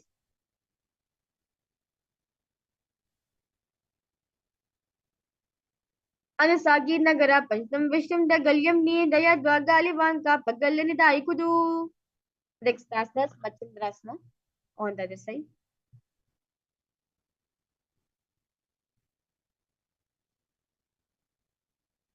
Vaman Jangapurida Chitari Vamhasti Pishtrisha Ane Bhurodachana Padehe Joy Takili Jupakare Soyi. The next asana is Machindrasana 2. Repeat it on the other side. प्रथम जीवनो चरणो जुजोई वाम जंग प्लीरा के सोई ताकि रिसो करिसो लावे बहुरो जगति यह करावे. Next asana is Guru Asana. Place the fingers and place on top of the knees. Urmudpadasya Kanishka Pradeshe Gulpan Sansthapadeva Janudirpad Pashni Sanstapya Hasto Sammilayet Guru Asanam Bhavati. Next asana is Parshvasana. Now sit with feet flat on the ground, knees against your chest, hands holding the opposite knees, thighs against spine straight. Press the tongue against roof of the mouth in Kechara Mudra, gaze at the third eye. Ashvasana. पादत्ले भूमनिधाय जानने उरसी निधाय विपरीत हस्ताभ्याम उरसहित जंगा निबद्ध तुष्टेत पशासनम भवति. The next asana is Bodhishokkasana. Now seated position, place feet flat on the mat. Wrap the arms around the legs, holding the opposite wrist. Place the chin on the knees, gaze at the nose. Bodhishokkasana. दोवो पगडले भूप्रदरे कोरमाइली हे से करे कोरमिलाय उकरे भेसे जंग का चाती अग्र निवेसे.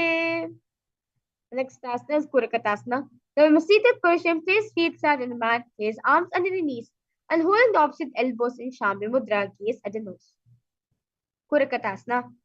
दो हाथ पगबार यावे गोदा नीचे ले हरावे आम्हा सामा ऐसे करे आपस में को हनी पकड़े. Next asana is Sumati Asana. Now make the same hold beneath the knees. Bring the right foot over the left so heel crosses, toes pointed up, gaze at the navel. Visualize the grace sage Maharishi Sumati in your inner space. Sumati Asana. मूलध्वरि धरती परिताने दावा पक परित पद आने दाई पकटी कोवे आवे हाथ एक अंतर तहरावे. The next asana, Dandasana. Now extend feet out straight, arms raised straight above the head. Interlace the fingers, wrist pointed outwards, engage not Tribandhas, gaze at the nose. Dandasana.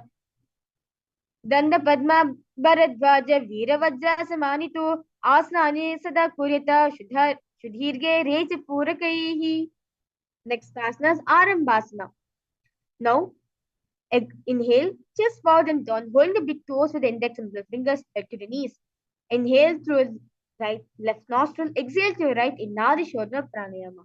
Arambhasana. दो पग मिला पसारी पग का अंगूठा पकड़िला तो गोड़ लगावे. Next task is Bidokasana. Now sit with legs straight, extend the knees slightly up. One hand is stem between the heels. Bring the shoulders down, wrap the hands around the legs in Shamya Mudra. Hold the soles of the feet, gaze at the third eye. Bidokasana. प्रथम भे सिद्धौ पावपसारी कचिको ऊर्ध्वको कुर्दोधारे एद्यमति अंत्योरा के मुद्रहता परमा सुधाजे. Next asana, Jalandhari Pavasana. Now extend both legs out with the heels together. Place chin, mouth, nose on the heels. Insert the hands below the legs. Keep the elbows together on the ground along with the fingers, palms facing upwards in Shamya Mudra. Gaze at the nose. Jalandhari Pavasana. दो एदी मेरे की दी हाथ पसारी पूरी चिबुका नासिका तारी के ऊपर धारी. Next asana is Urdhva Paschimottanasana. Sit and extend both the legs out. Lift one foot behind the neck. Lean forward and down as in Paschimottanasana. Paschimottanasana. Paschimottanasana Sankrita Ekam Padam Griva and Ritva Dishtet Urdhva Paschimottanam Bhavati. Next asana is Anantasana. Lay on the back. Lift the right leg behind the neck. Left hand holds the top of the foot. Straighten the body. Now concentrate on the Pratyahara Kumaka, where you concentrate on the breathing. The prana moving from the Muladhara Chakra to your Sahasrara Chakra. Gaze at the nose. Anantasana. Uttanashayini ekam payingrivayam vinyasya. The next asana is Ankushasana. Now from Anantasana, rest on the elbow of the hand holding the foot. Concentrate on the Pratyahara Kumaka. Gaze at the nose. Ankushasana. Uttanashayite ekam payingrivayam kurvan. The next asana is Drishasana. Lay down on the back, bring the knees to the chest, encircle the thighs and the calves with the arms. Roll to your left and your right. Drishasana. उत्तानशयनी एक जानी जंगा देवस्तंभा जंगा सहितूर्णी करद्य भद्द सव्यपा सव्यम लोदयेत दृशासनं भवति. Just now repeat Urdhva Paschimottanasana on the side. Paschimottanasam sitam krita ekam padam grivan ritva dishtet Urdhva Paschimottanam bhavati. Anantasana repeated on the other side. उत्तानशयनी एकम पायंग्रीवायम विन्यस्य.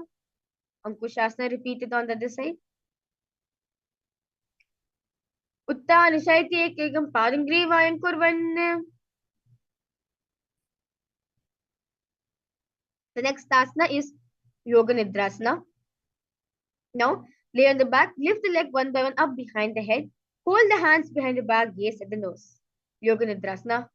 पादाभ्याम वेष्टे कंठम हस्ताभ्याम पृष्ठबंधनम तन्मध्य शयनम कुर्यता योग निद्रा शिखप्रदा. Next asana is Atma Ramasana. So we lie on the back, raise the legs towards the head. Wrap the hands around the legs, insert fingers behind the neck in the Shambhavi Mudra. Gaze at the nose. Visha Slat Mahavishnu blessing you from within. Atma Ramasana. प्रथम सूद सोवे पगोचने आगने आने दो पगा बिचहाद की कहोनी की महे संधि में पनाथवा. Let's go. The next asana is Kochikasana. Now lay on the back, knees to the chest, soles facing up. Arms extend sideways in Shambhavi Mudra. Gaze at the third eye. Kochikasana. दो हाथ चिरसा करे तिलसो बैसे पाकरे पग उचे अग्ने आने बहुरी जिगदे एसिका विधिवाने. Next asana is Jata Pravdi asana 1, 2 and 3. This is sequential asana. Lay on your back, knees to the chest, arms reach to the sides at the shoulder level. In Jata Pravdi 1, one knee bent, twist and bring it to the ground on the opposite side. And keep that leg extended straight. In Jata Pravdi 2, keep both the knees bent to one side. In Jata Pravdi 3, keep both the legs straight to one side. Head looks in opposite direction of the legs. Jata Pravdi asana. पर विद्य कुक्ष भागे हृदा हि पर कीर्तितः भद्द कोलम सुप्त कोल वोद कोलम तापि च. Let's now repeat Jata Pravdi asana 1, 2 and 3 on the other side. पर विद्य कुक्ष भागे हृदा हि पर कीर्तितः भद्द कोलम सुप्त कोल वोद कोलम तापि च.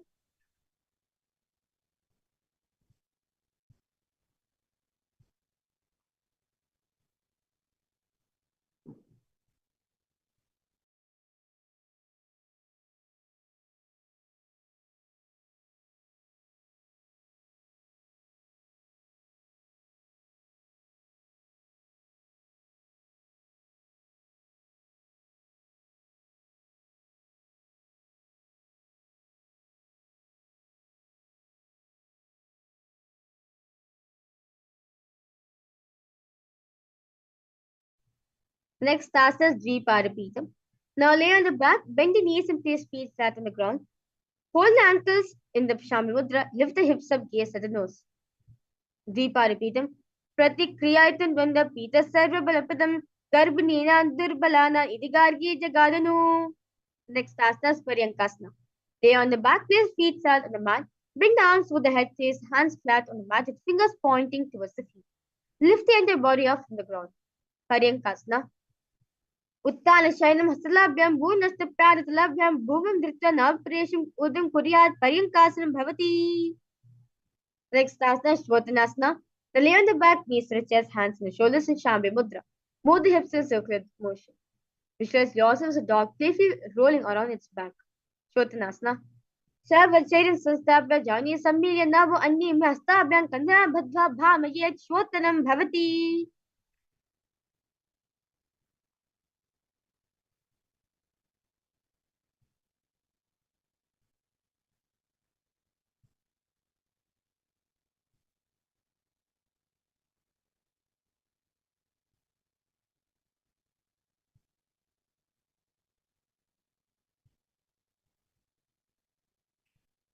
The next asana is Viparita Karani. Realize the poise, raise the hips and legs up. Elbows and hands extend on the mat below, helping the body balance as legs are raised up straight. Move the legs around and around. Viparita Karani. Bhutale Shashura Datva Kenayachar Nadvayam. Next asana Viparita Karani 2. Now remain same position, stop the movements of the legs. Karani Viparita Kya Sarva Divyat Nashini Nityabhyasayuktasya Jhataragni Vivardhani. Next asana is Langalasana. Now lay on the back, lift the hips, take the feet over the head, toes on the floor, hands stretched on the ground, palms clasped in Parashmudra. Visualize yourself as a flow. Langalasana. Narakasthita Nasika Pradesh Bhuma Pada Prishi Sastava Hasadyan Samiliya Nabi Kuryat. The next asana is Shayita Prasvatanasana. Lay on the back, legs over the head, toes pointing on the ground, thighs to the chest, hold the toes, arms and legs are straightened. Shayita Prasvatanasana. Talu Shayita Kurvita Shayita Prasvatanakam. Next asana is Suptakonasana. Now remain same position, spread the toes out wide and hold the big toes in the Prana Mudra with the index and middle finger. Paravikdaku Shibhagya Ridahi Parakirtaha Bhatta Koram Suptakono Dukorvatavicha. Next asana is Chakrasana. Now bring the legs over the top of the head, toes on the ground. Hold the ankles, keeping the knees straight. Chakrasana. Shavachairam Sastab. Shavasrasadav Palu Kuryamas Kafaro Yukr Menita Shikra Meta Sarvasya Sadhanam. Next is Supta Prasrita Parangushtasana.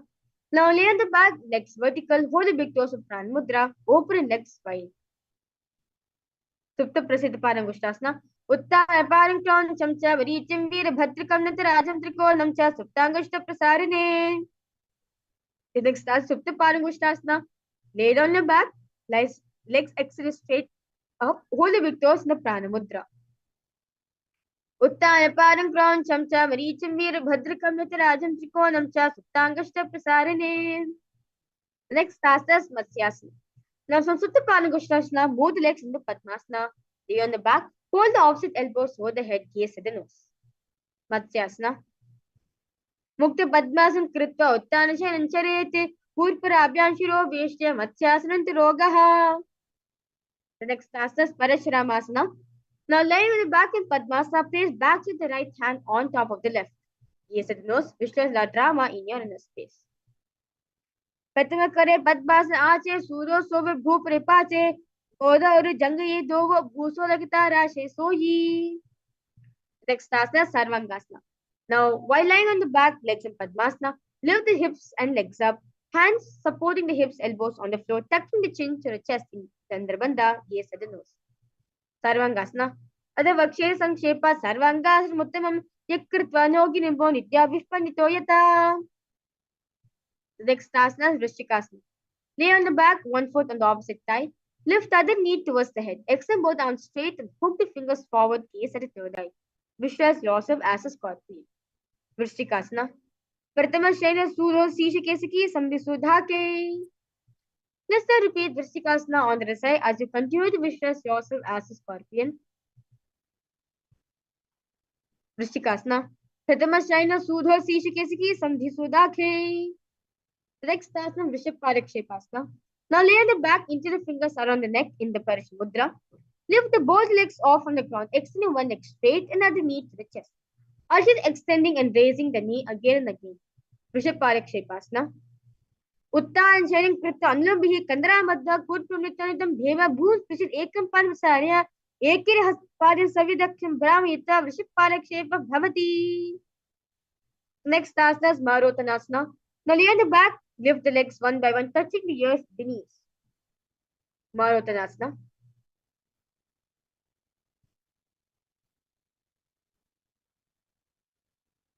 Shotanasana se kritva jana pariyena kanyasam sprishet marotanam bhavati. Next asana is Brikasana. Now lie on the back, face towards the feet flat to the ground, stand up and sit back down. Visualize yourself as a bull. Brikasana.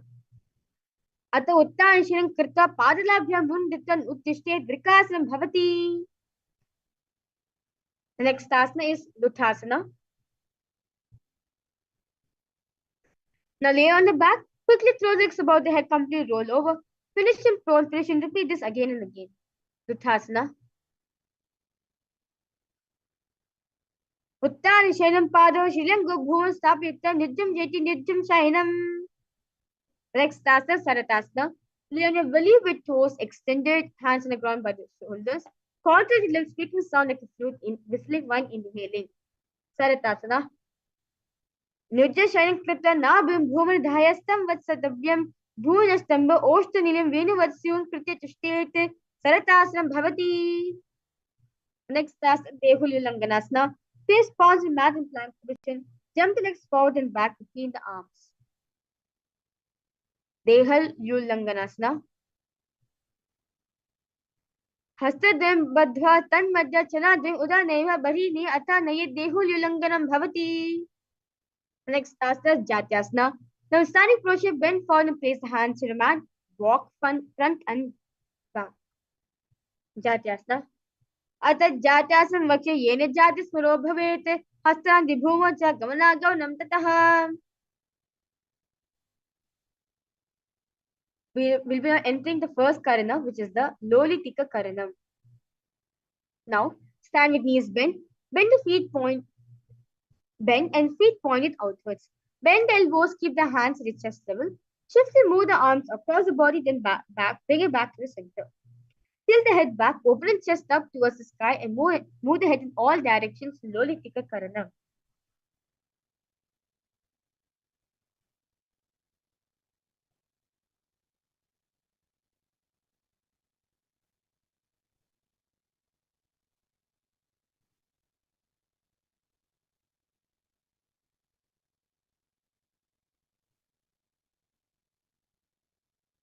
Next asana is Sarpasana. Now stand erect like a rod, arms to the sides, hands touching the thighs in Shambhi Mudra.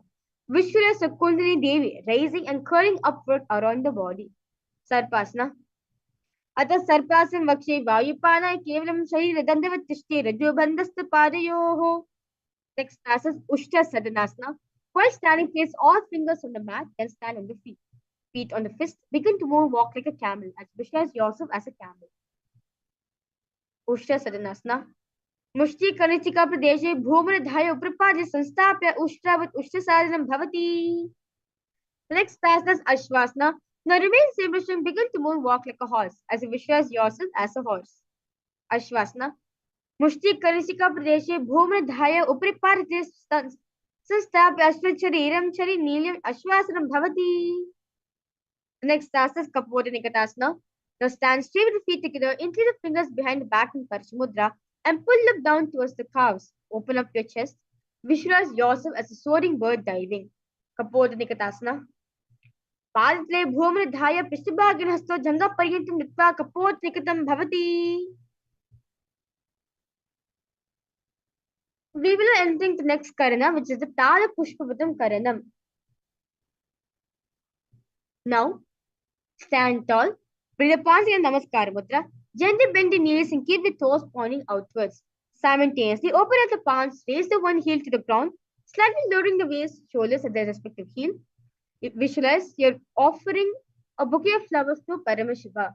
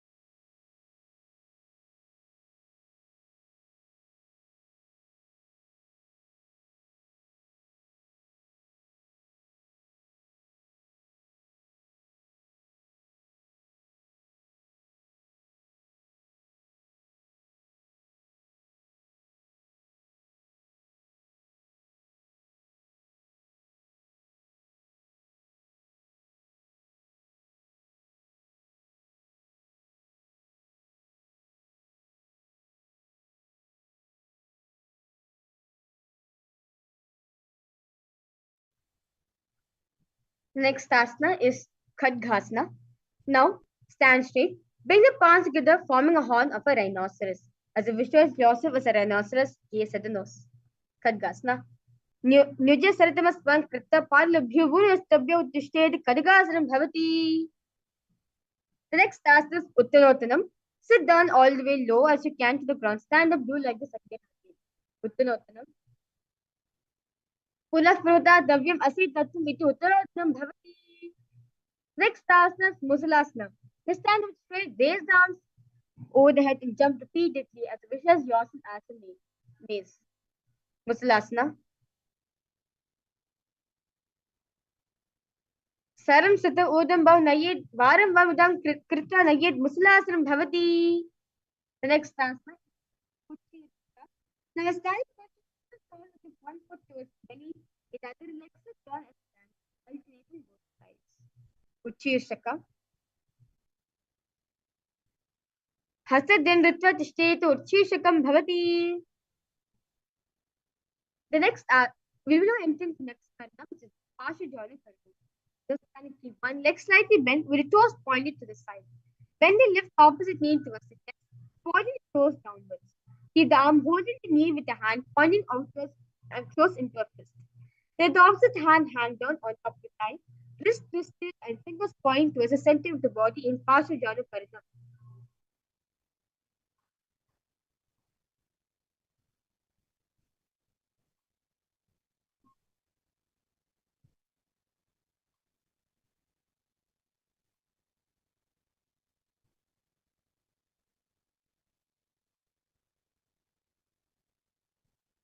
Next asana is Tandavasana. Now on one leg, lower the body to the mat and stand up. Raise the leg to the opposite side. Tandavasana. Ekripa Satavyam Tandavasanam Bhavati. The next asana is Brahmanasana. Now place left foot on the inner right thigh. Stand erect on the mat like a rod, hands by the sides. Brahmanasana.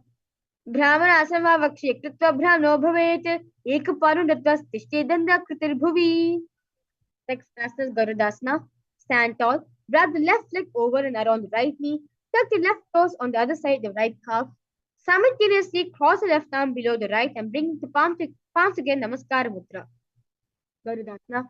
Uttana Kurvapitesya Semhyam Garudameva cha Patayanam Ghomakam cha Bharadvajam Trivikramam. Next asana is Ekapadasana. Stand straight on your right leg, left foot on the opposite thighs, hands relaxed by the knees in Shambhavi Mudra.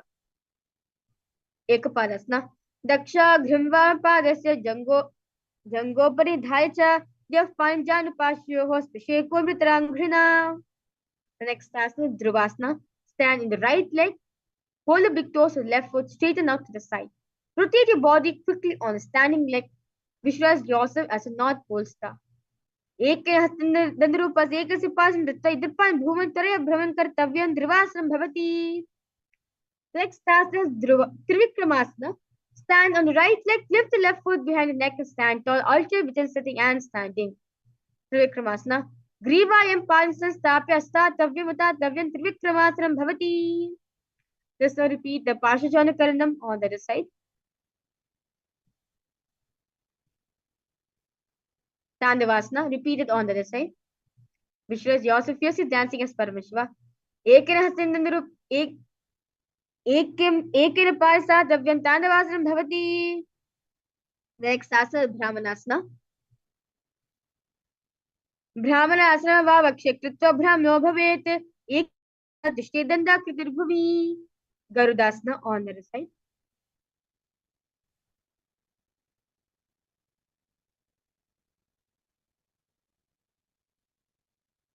Garudasana, repeat it on the side. Visualize Lord Garuda in your inner space. Uttana Konapyetesya Semhyam Gardameva cha Vatayanam Ghomakam cha Bharadvajam Trivikramam. Ekapadasana on the repeat on the other side. Daksha Grambhapadasya Dhangopari Nidhaya cha Yaf Paranjani Pashyoho Spishek Korvitarangrana. Visualize yourself as a North Pole star. एक सेन्दुपस एक सुपादस्यं दत्त्वा यपान भूमनिधाय भ्रमणं कर्तव्यं ध्रुवासनं भवति. Next task is Trivikramasana. Visualize Mahavishnu in your inner space. ग्रीवा संस्थाप्य स्थातव्यम् उतातव्यं त्रिक्रमासनं भवति. Now relax yourself into the Samanaka Karanam. Stand with feet close together, toes pointed slightly out. Keep both the hands to the sides of the body. Inhale, exhale as deeply as possible, as slowly as possible, and relax yourself completely.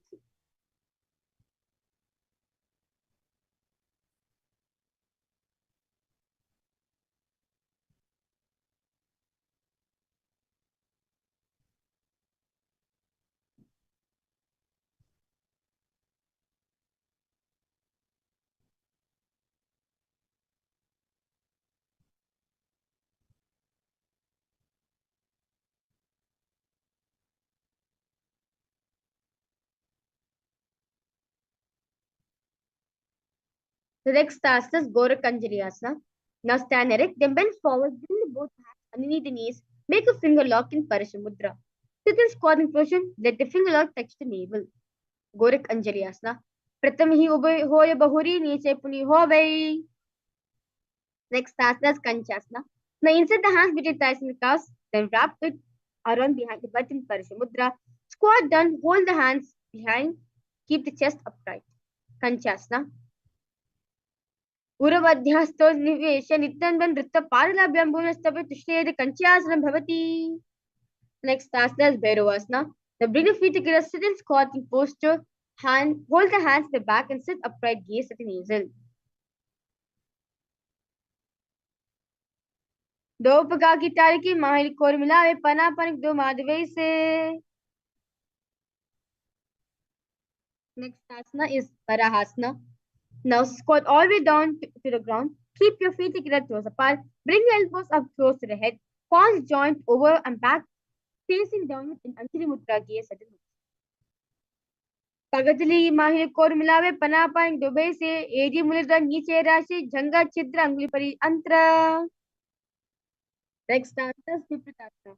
Heels touching, bring your hips to the same level as your knees. With the hand fingertips touch the mat in front of you. अतः उत्तासनानि पाशित सम्मिल्य स्थित नितंबम जानप्रेष्य अन्य दृष्टिः विप्रियासनं भवति. Next asana is Bhakasana. Place hands on the mat, fingers wide. Place your knees on the back of the arms, eyes forward and down. Bhakasana.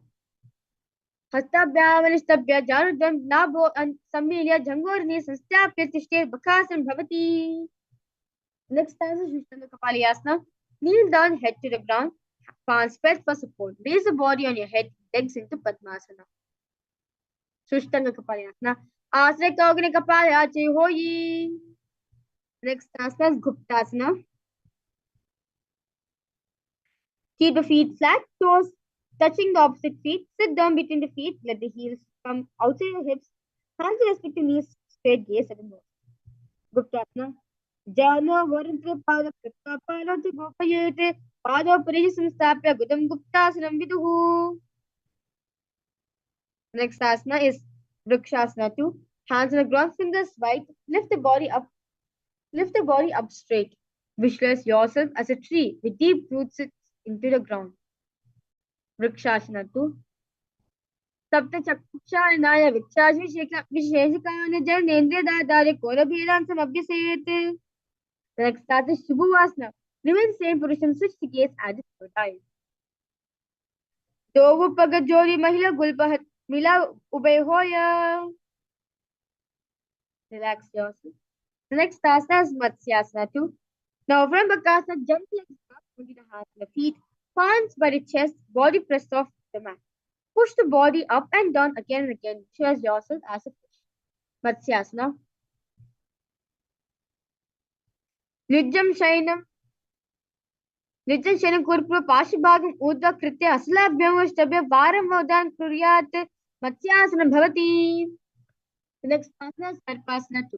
Lie all the way on the hips. Extend the joint, legs jointly and pointed toes. Lift your right and your left like a snake. Sarpasana 2. Nijjam Shainam Kritva Hastot Nitan Janasam Stapya Padi Kritya Sammin Ursagantavyam Sarpasanam Bhavati. Next asana is Niralambanasana. The lie prone fully hands to Parimudra. Hold it in straight, toes pointed together. Niralambanasana. कराभ्यां पंकजं कृत्वा दृष्टे कूर्पयाशुधिः मुखमन्दमनन्दिच्य निरालम्बनमासनम्. Next asana is Chakrasana. Lay on the stomach, place hands flat on mat in front of you. Straighten the arms and bend the knees. Bring the feet towards the upper back. Lift the head and chest up. Chakrasana. Adhyasya sthitva asalabhyamashtabhya nuya chakrasana bhavati. The next asana is Vajrasana. Sit on your knees with top of the feet flat on the mat. Bring the butt onto the heels. Stretch the arms in front, palms facing down, face forward on the mat.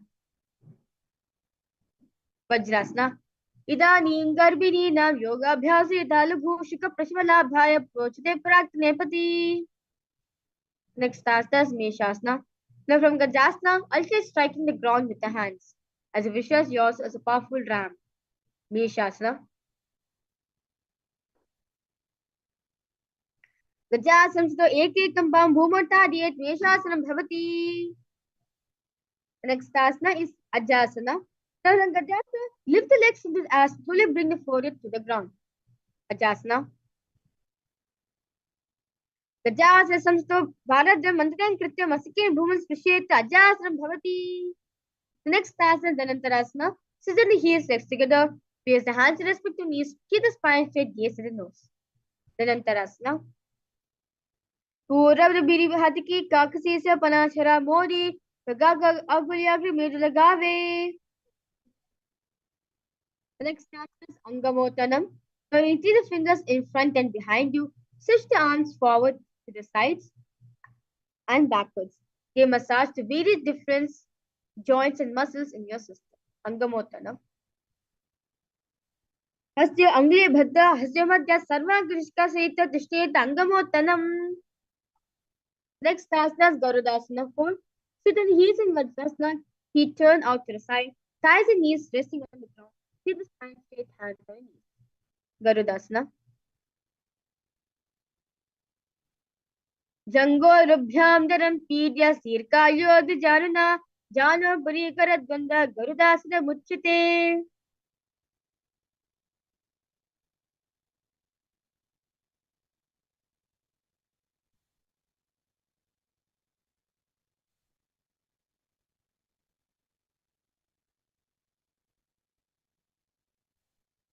Next asana is Ananda Mandirasana.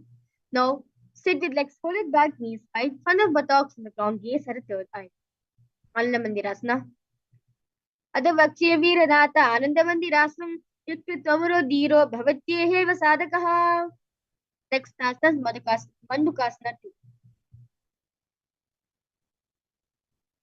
Now keep the knees wide open, sit on the ankles, hands under the knees, gaze at the nose, visualize yourself as a frog. Mandukasana. Prishtam Sampiragulbhabhyan Jamvange Samryakritihi Hasta Padale Kshipto Mandukam Padadosharate. Next asana, Narasimhasana. Keep your toes on the mat, heels up together. Face firm on the heels. Place palms on the ground, spread the fingers wide, thumbs touching. Base of the hands touching the toes. Gaze at the nose. Stick out the tongue and exhale. Dovo panapani hoi vese, eji mera goya nivese, samasarira ni ke tehravi, nasa drishti kolya be. The next asana is Visha. Now sit on toes, place firm on the heels, separate the knees sideways and place them on the ground. Take a hollow of palms, place on the mouth. Keep the thumbs under the teeth, close the lips, gaze at the nose. Inhale through the nadi, exhale through your mouth to your capacity. Visha. दो प्रकार की ये दी जोई गोदाम वाला पुली हो ये. The next asana is Makarasana. So together, toe the feet on the ground, sit in the heels and bend the elbows, bringing fingers to your armpits. Imitate as the monkey scratching, yes, at the same time. Makarasana. दो पगतली संबदाने जिनके पिष्ट मुंह परिताने मूलोदरी एद्या प्रिय मुदहत ऊंचा ठहरावे. The next asana is Vajrasangarasana. Stand on the toes, hold your feet together, sit on the heels, knees wide open or from the floor. Hold elbows, holding the opposite elbows behind the back, gaze at the nose. Vajrasangarasana. प्रथम उपना पानी होई वैसे दोहु ED गिरा निवेसे गोदा बेरा के तीर आधे वाय पसारे धीर. The next asana is Kanjanasana. Keep toes down, arms, ankles crossed behind, sit on the heels, place the palms on the mat to the sides in Shama Mudra, gaze at the nose. Kanjanasana. Kanjanasana vakshikritasu surabhavete, prishta paradam bhatva hastyo bhumot pradarayete. Next asana is Kurmasana. With toes across the feet, face firm on back of the heels, keep the knees wide on the floor, rest the hands on the knees. Kurmasana. Gulpo Chursistyado Yukurmanis Mahito Rijukashro Grivam Kurmasamitirtama. Select Sasas Yogasana. With toes flat, cross the field, place perium on back of the heels, face nose. Yogasana. Gudam Niyamya Gulphabya Vikramanis Mahitaha Yoga Samvetir Iri Yoga Vidoviduhu. The next asana is Vijogasana. Stand on the ankles, cross the ankles behind, feet near the opposite knees. Hold the calves with the fingers and inside and thumbs outside, gaze at the third eye. Vijogasana. Godamvan ube hoyu godadara ke dhoyi, Rajipari panira havi panavama digilyave. Next asana is Ustrasana. In kneeling position, bend backwards, hold the ankles with the hands.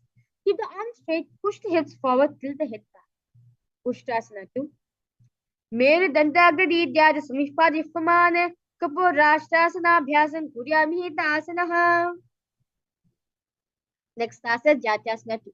With heels together, hands on the soles of the feet, slowly lean back. Bring the elbows down to the mat, place the back of the head on the mat, gaze at the knees. Jatyasana 2.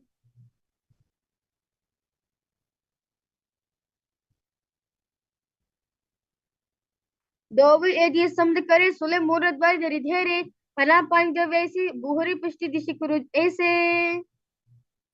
Next asana is Viratasana. Now, sit on knees with thighs and calves together. Lean back and touch your back to the front, then rise up. Use support of hands if needed. Do like this again and again. Gaze at the pose. Viratasana.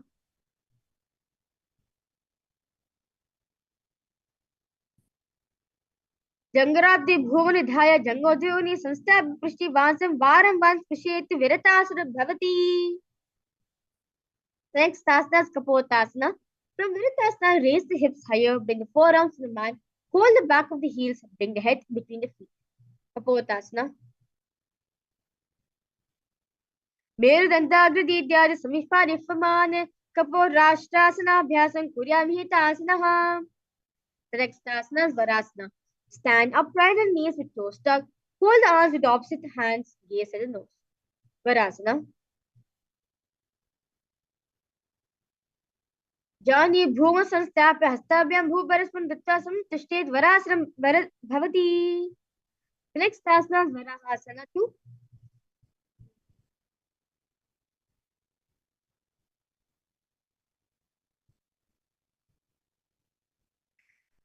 Keep knees together, toes tucked. Lean forward and bring the elbows to the mat, hands holding the head. Raise the head on the hands, heels on the butt. Varahasana. Surya Chandram Veda Asya Nikhatyante Kur Prabhu Stapita Yujjam Janubhyamastabhya.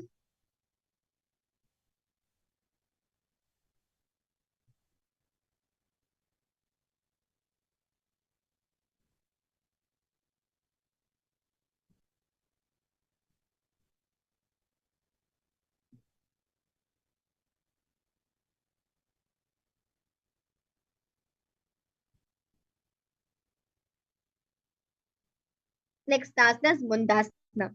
Kneel down, place crown of the head on the mat between interlaced fingers in Shamla Mudra. Elbows on the mat, shoulders width apart. Lift the knees up and hips high. Raise the body upside down. Mundasana.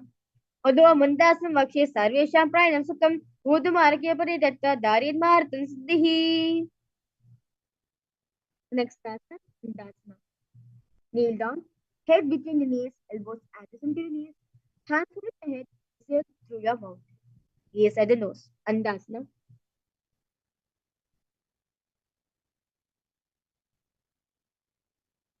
प्रथम पकतले समेत है पूर्व हुली ube मिलावे Panapan Base, Dove Nive.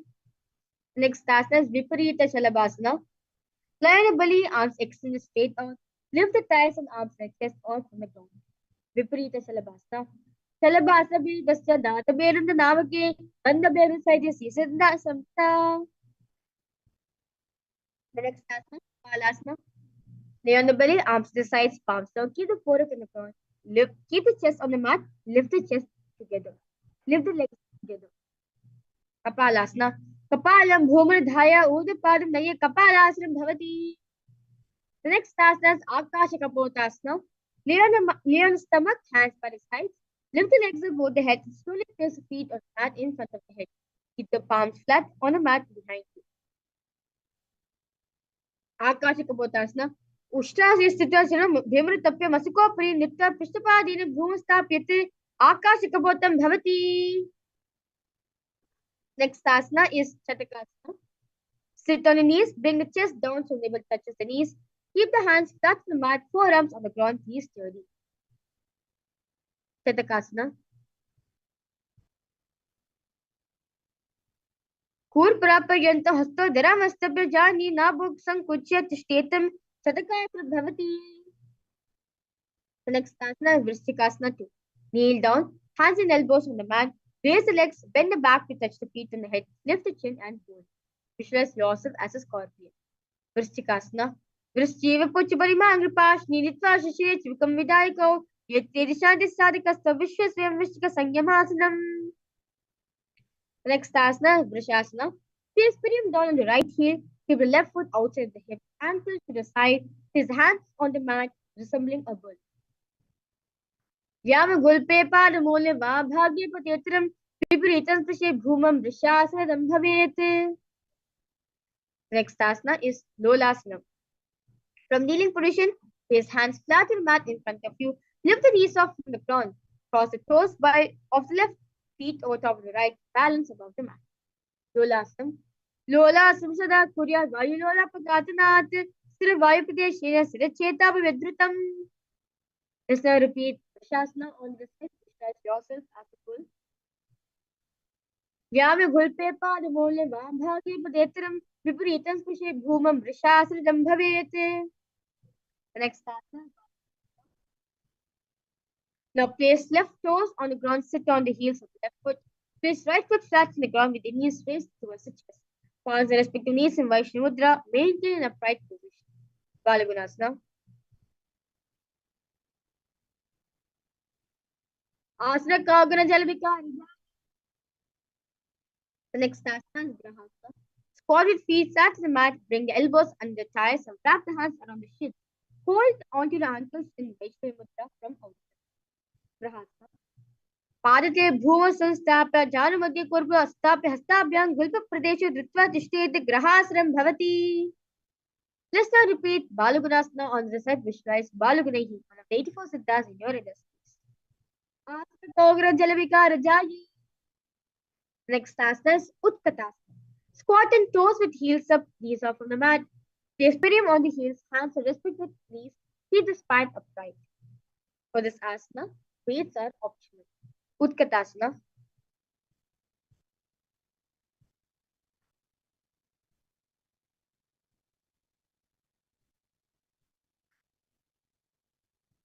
Pijosti Yata Udajari Yatrasne Pajlo Pari.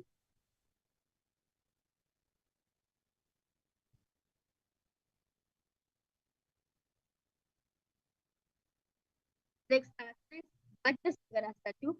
With toes with perineum on the heels and soles together. Keep the knees wide and open to the ground. The opposite elbows behind the back and arms. Vajrasagarasana 2. प्रथम पनापानी होय जैसे दो यदि गुना निवेसे गोलो by राकेटी आधे वाय बसारे धीर. The next asana is Kailasa. Now squat with feet hip apart. Hands under the soles of feet from inside and palms of each arm. Arms straighten, elbows together at the navel, ears at the nose. Visualize Swamiji in your space. दो हाथ भूपरितानी कहूनी जाल नावलागा आने अना दो ऐसी विधि करे पृष्ठ हथेली की परिधेरे. Next asana is Padukasana. Place back of the hands in the mat with the fingers facing towards the body. Step the feet on top of the hands wrapped around the feet like a shoe in Shambhi Mudra. Walk around. Visualize yourself wearing the Padukasana, walking the length and breadth of India. Padukasana. Haste talyo padate krita dishte gachet Padukasana bhavati. The next asana is Kukudodanam. Place palms on the mat, place support the feet upwards into the air. Let them fall back down. Do like this again and again. Visualize yourself as a root. Kukudodanam. Padale bhuma krita, padale cha udam, mudan krita bhuma pate, itam puraf kurya kukudodanam bhavati. The next asana is Viparita Shalabhasana. Now place hands on the mat, raise the legs upwards into a handstand. Move around on your two hands as if you are dancing. Viparita Shalabhasana. Viparita Nityasana.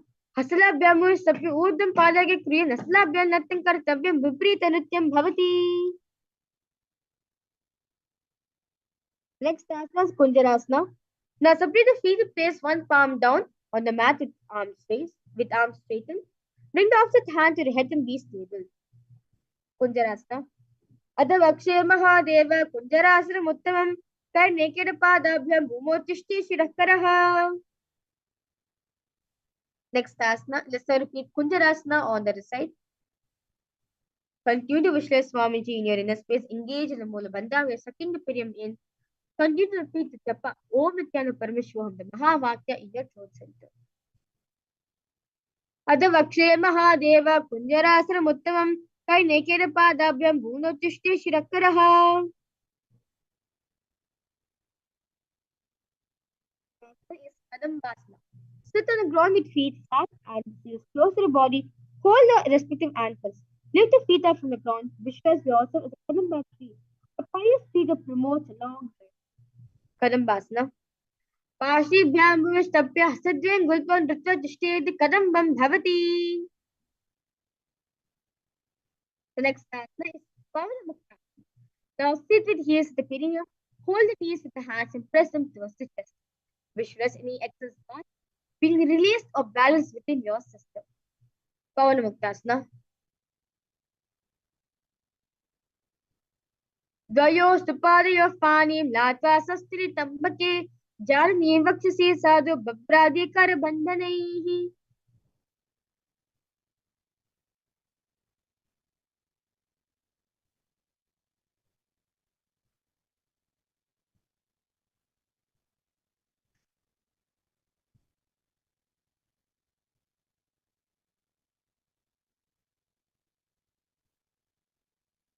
Next asana is Sakorasana. Sit with one leg behind the head. Extend both hands flat on the mat. Extend the opposite leg up, knee straight. Lift the entire body from the ground. Keep chin upright. Visualize yourself as a powerful source of energy and gaze at the third eye. Sakorasana. Purvatam chaduspada pitam vajrasantata. Sakora kranji shalabha vijanta vristikam. The next asana is Dhanurasana 2. Sit on the ground. Hold the left toes with the left hand, index and middle fingers. Pull the foot to the left ear. Now extend the right leg out, keep it straight. Hold the big toe with your right hand. Visualize yourself as a bow. Dhanurasana. Parangushtrapa nibhyam ghrhitasana navadi. Dhanurakarshakakrastam dhanurasana miritam. Next asana is Ashtavakasana. Now lift the left leg over top of the left shoulder. Bring your right foot across the hook on top of the left foot. Lean forward and down while extend the legs out to the left. Lift the head up and chest. Find your balance. Visualize yourself as a flying crane. Ashtavakrasana. Vashishtam kondinyam odukukutam evacha ashtavakramatottana mayuram setu bandhanam. Next asana is Pranasana. Now place the right foot on the left thigh and bring the left foot flat on the ground. Have the left shoulder underneath the raised left leg. Place the hands flat on the ground in Shambhi Mudra. Gaze at the third eye. Pranasana. Et prabedam vakshami karoti sa chamaraha eka paru dadga skandhenyat padarakshanam. Next asana is Paschimottanasana. Now place the right foot at the root of the left thigh and the left leg by the side of the right knee. Hold the left leg by the right hand, twist the body and remain sturdy. Gaze at the third eye. Visualize the great sage Maschendranatha in your inner space. Vamor Molar Pradakshibado Jhanor Bharevesh Dakshidoshina. Let's now repeat Chakrasana on the other side as you visualize yourself as a powerful source of energy and gaze at the third eye. Chakrasana. Purvatam Chudasparipita Vajrasanata Chakorakranchi Shalabha Bhajangami Vristikam. Next asana is Dhanurasana 2 on the other side. Visualize yourself as Paramashiva's bow. Dhanurasana.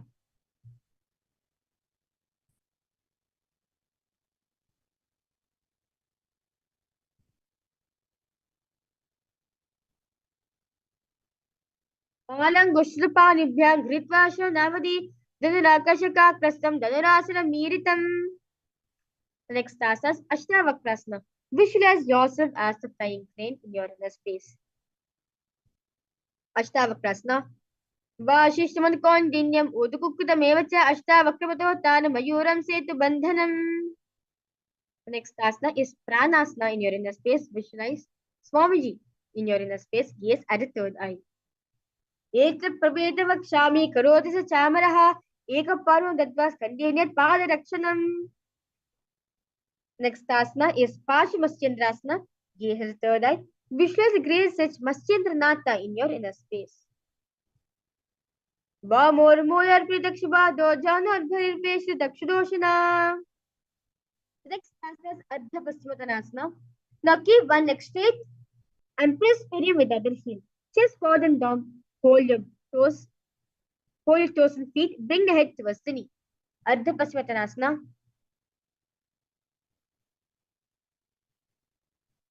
Ekam Parampasar Ekir Parasapa Shitva Sivya Sampiri Sastadviyena Prasarita Padam Gushtam Dutta Janapri Masikam Yaset Ardha Paschimottanam Bhavati.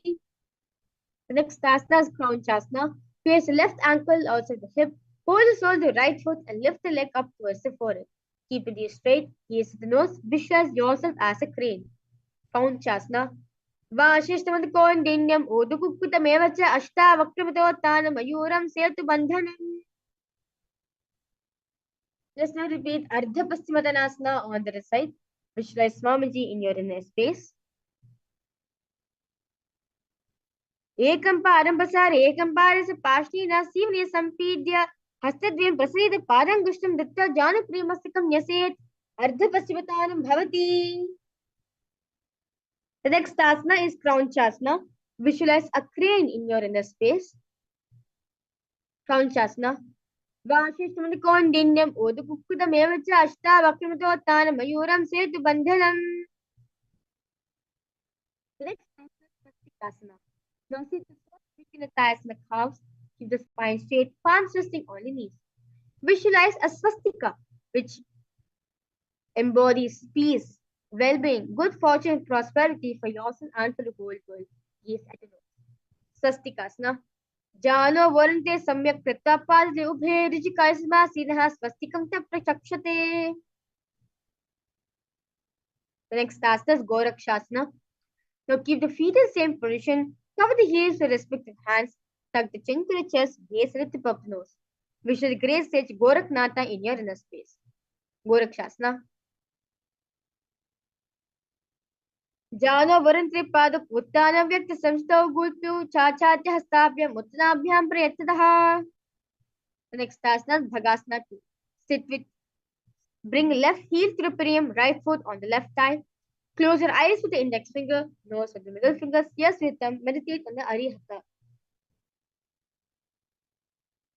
Vam Pashtugra Sanstapya Dakshagram Vam Jangane Madhya Madhya Janga Tushte Nasa Dishti Shtikramaihi. Next asana is Yogasana 2. Place feet on top of the opposite knees. Place hands on the ground, palms facing up to Chamar Mudra. Keep the spine straight, gaze at the nose. Uttana Chanam Vikrita Utta. Sanstapya Dhyana Asana Upri Sanstapya Chotanam Kar Yukmakam. The next asana is Urdhva Kukutasana. The front Padmasana, place hands flat on mat beside the body. Press the hands into the mat, lift the knees up from the ground, balance above the ground. Visualize yourself as a rooster. Urdhva Kukutasana. वाशिष्ठमदकौन्डिन्यम् ऊर्ध्वकुक्कुटमेव च अष्टावक्रमतोत्तानं मयूरं सेतुवन्दनम्. The next task is Siddharitiyasana. So from Padmasana, insert both the hands through knees and place them on the mat. Do not lift the body up. Stay seated on the mat, gaze at the nose. Siddhasana, Siddharitiyasana. प्रथमं पद्मासने को करे हस्तों गोला सुंडी धेरे ube हथिली भूतरी राचे भोचा गोला संधि में ढाके. The next asana is Hamsasana. Now from Padmasana, place hands to the mat through the gap of calves and thighs. Lift the thighs up to the shoulder and legs off of the mat. Stay above the mat, gaze at the nose, visualize yourself as a little swan. Hamsasana. Kukudasana chitta skandam parint urnitta tishteta hamsasanam bhavati. The next asana is Karmakasana. Now from Padmasana, place the hands between the thighs and the calves while sitting. While sitting, reach the hands behind the body, interlace the fingers in Parishimudra, bring the forehead to the floor, gaze at the nose. प्रथम पद्मासने को करे गोदा संधि मही करे धेरे तरपा धूसी करो दो आने कोने ऊपर संधि लेटाने. The next asana is Karmakasana. Now from Padmas. The next asana is Kurmasana 2. Now from Padmas, both the hands through the thighs and the calves. Bend the elbows, holding the respective shoulders with the hands. Kurmasana 2.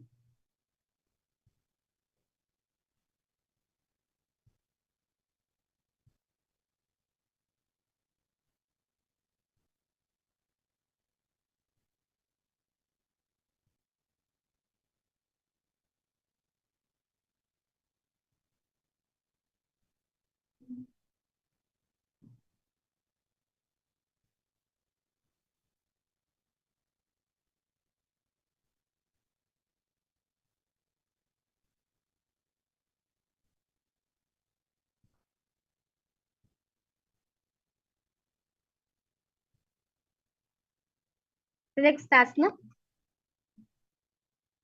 The next asana is Granthi Bedasana. Now from Padmasana, now remain the same position. Bend the head down, tuck the chin to the chest and generally bandha, gaze at the nose. Granthi Bedasana. Adha Vakshani Lakanta Granthi Bedas Vamshubam Nyada Rudrabhu Kshipram Sokshumajini Shivanad. Next asana is Uttana Kurmasana. So from Padmasana, insert both the hands through the thighs and the calves. Lay on the back, bend the elbows, hold the rest of the shoulders with the hands. In Shami Mudra, gaze at the nose. Kukudasa Bandastan Karabhyanta Kandaram Pitan Kurmavrittanam Etututana Kurmakam. Next asana is Pangukutasana. From Padmasana, place both the hands through the gap of thighs and the calves. Place one hand flat to the mat, hold its wrist. With the other hand, lift the body up and hold. Visualize yourself as a rooster. Kukudasa Chitta Eki Hasyan Nesya Manibandam Ditta Hasre Bhum Vistabhya Tishtayat Pangukudam Bhavati. Let's now repeat Pangukutasana on the side as you continue to visualize yourself as a rooster. Kukudasva chitta eke hastena nyasya manibandham datta hasale bhum vistabhya tishtayat Pangukukudam bhavati. Next asana is Virudhasana. From Padmasana, place elbows on the toes, interlace the fingers, rest the chin on knuckles, press them on the toes. Virudhasana. Jana Varuntre Pad Uktanya Vakti Sansto Gulpi Chacha Hastabhyam Uttanabhyam Prayatataha. The next asana is Padmasana 3. Now sitting in the Padmasana position, one hand over the other, hands facing upwards in Shambhala Mudra, keep the spine straight, gaze at the nose. Padmasana 3. Uttanochana Vidhai Vidiva Shakti Yogi Rat, Uttanochana Sukarocha Shakti Yugantle Sadhkrita Samam. The next asana is Padmasana 4. Now remain same position, place the palms on top of knees in Shambhala Mudra, keep the spine straight, gaze at the nose. Padmasana 4. एक पद्मासन कुर्यात् प्राणवायु सिद्धयेत शुभासनं सदा ध्यायेत् पूरयित्वा पुनः पुनः. Next asana is Karmakasana 2. Now from Padmasana, hook the right hand index and middle fingers around the right toe. Lift the elbow as if pulling a bow back. Move the big toe around. Place the left hand on the opposite knee. Keep it straight. Repeat this on the other side. Karmakasana 2.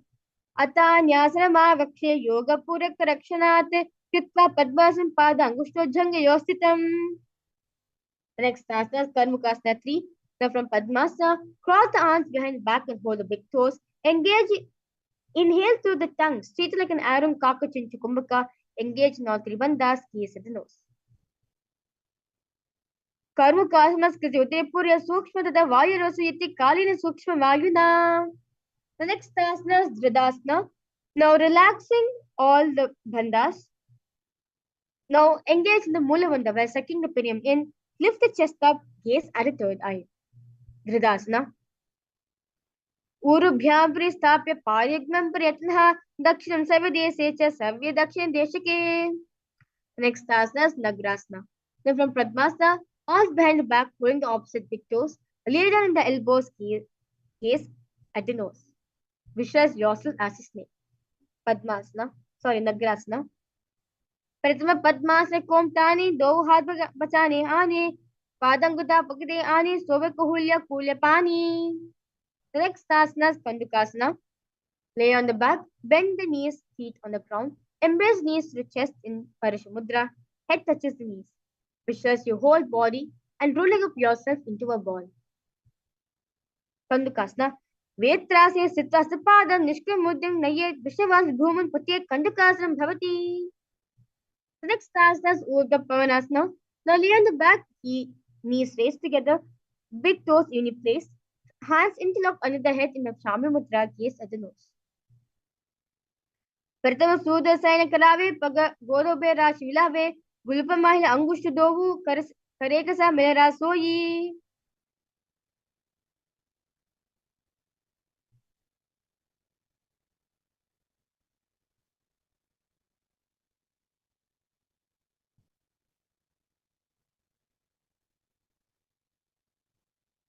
Next task is Markada Pitasana. Now lay on the back, bend your knees and keep the feet flat on the mat. Place upturned palms under the heels in Shami Mudra. Lift your hips up. Visualize yourself as a powerful alpha ape. Markada Pitasana. उत्तान शयनं पादि उत्तानस्य स्थापयेत् पृष्ठभाग मूत्रमयेत् Markada-Pitam bhavati. Next task is Uttanishkipidakasana. Relax supine, raise the hips up. Support the hip with hands placed as the weight. Elbows bind the weight of the body. Chin presses on the throat in Jandrabandha, gaze at the nose. Jango Rubani Nasyat Uttanishkipidakam. Next task is Narakasana. Lie supine, raise the hips and legs up. Elbows and hands extend on the mat below, helping to balance the body as legs raises up straight. Narakasana. Griva Kanti Bhuma Stambha Pada Urdhan Mutrayet Narakasanam Bhavati. The next task is Triyanakasana. Now bring the hands lower back, keeping the elbows on the mat. Now slowly lowering, angling, then keeping core engaged. Visualize yourself as a boat crossing the ocean of samsara. Naukasthita Urdha Pada Nayet Triyanakasanam Bhavati. Next task is Dajasana. Now, elbows, shoulders, and hands remaining on the mat below. Keep the legs vertically and hold. Visualize the Kailasa flag, respect across all nations. Triyanaka Griva Pushtipur Bhuma Stabra Kalakshena Paradan Urdha Nayad Dajasana Bhavati. Next task is Vritasana. Lie supine, completely relax yourself, avoid any movement. Visualize the Supreme Pontiff of Hinduism is liberating you. Bring awareness to every single moment in the Shakti Chalan Mudra. Vritasana. Uttanam Shavavad Bhumo Shayanam tu Shavasanam Shavasanam Shramaharam Chitta Vishrantikarakam. Paramashivoham. Continue to chant the Mahavakya in your inner space. Relax your whole body as you inhale and exhale as deeply as possible and as slowly as possible. Nithyananda Paramashivoham.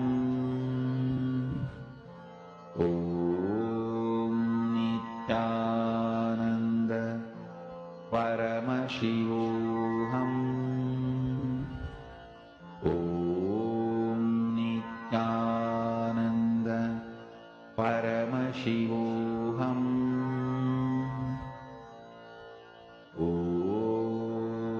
Nithyananda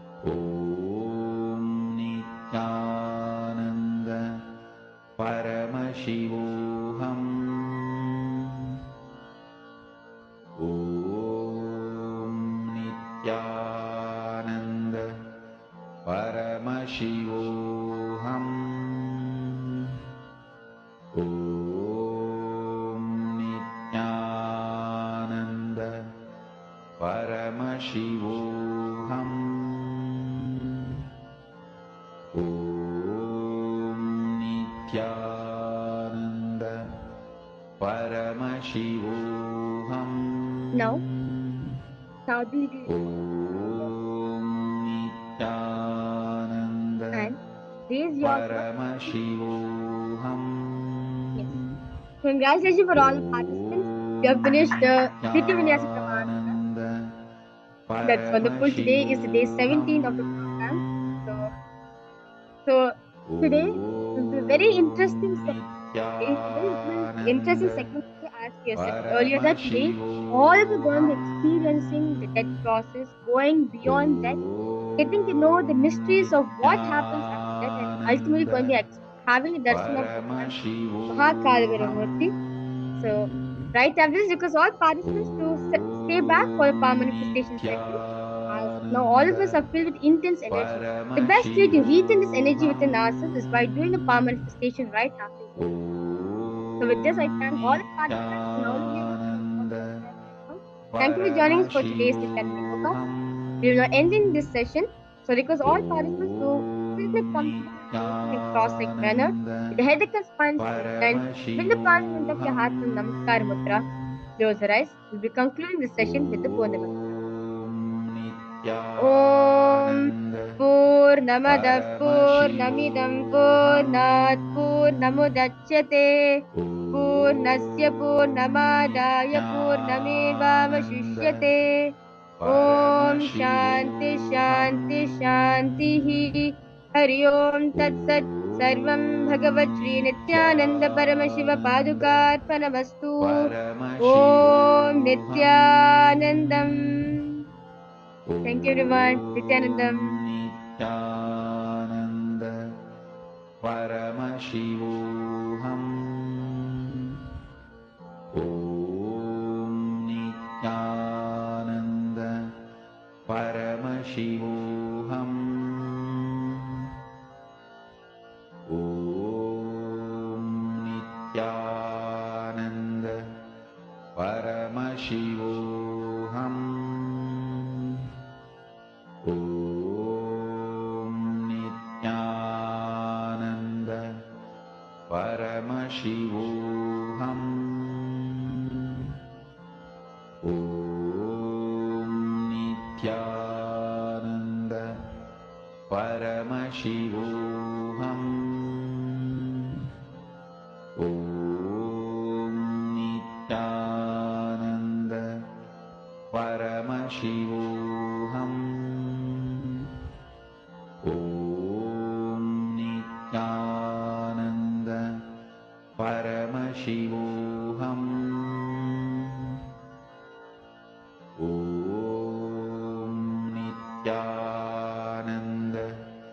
Paramashivoham.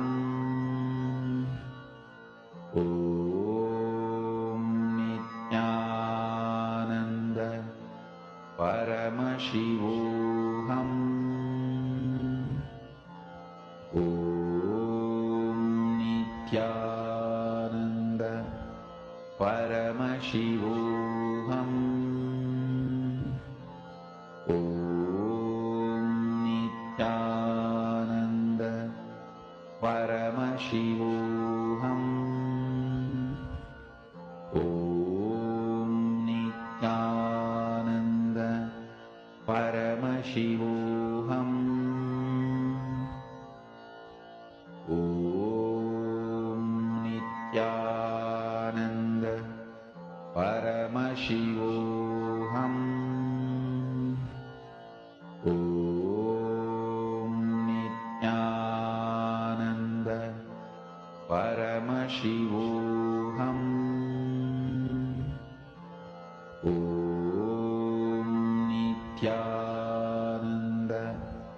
Paramashivoham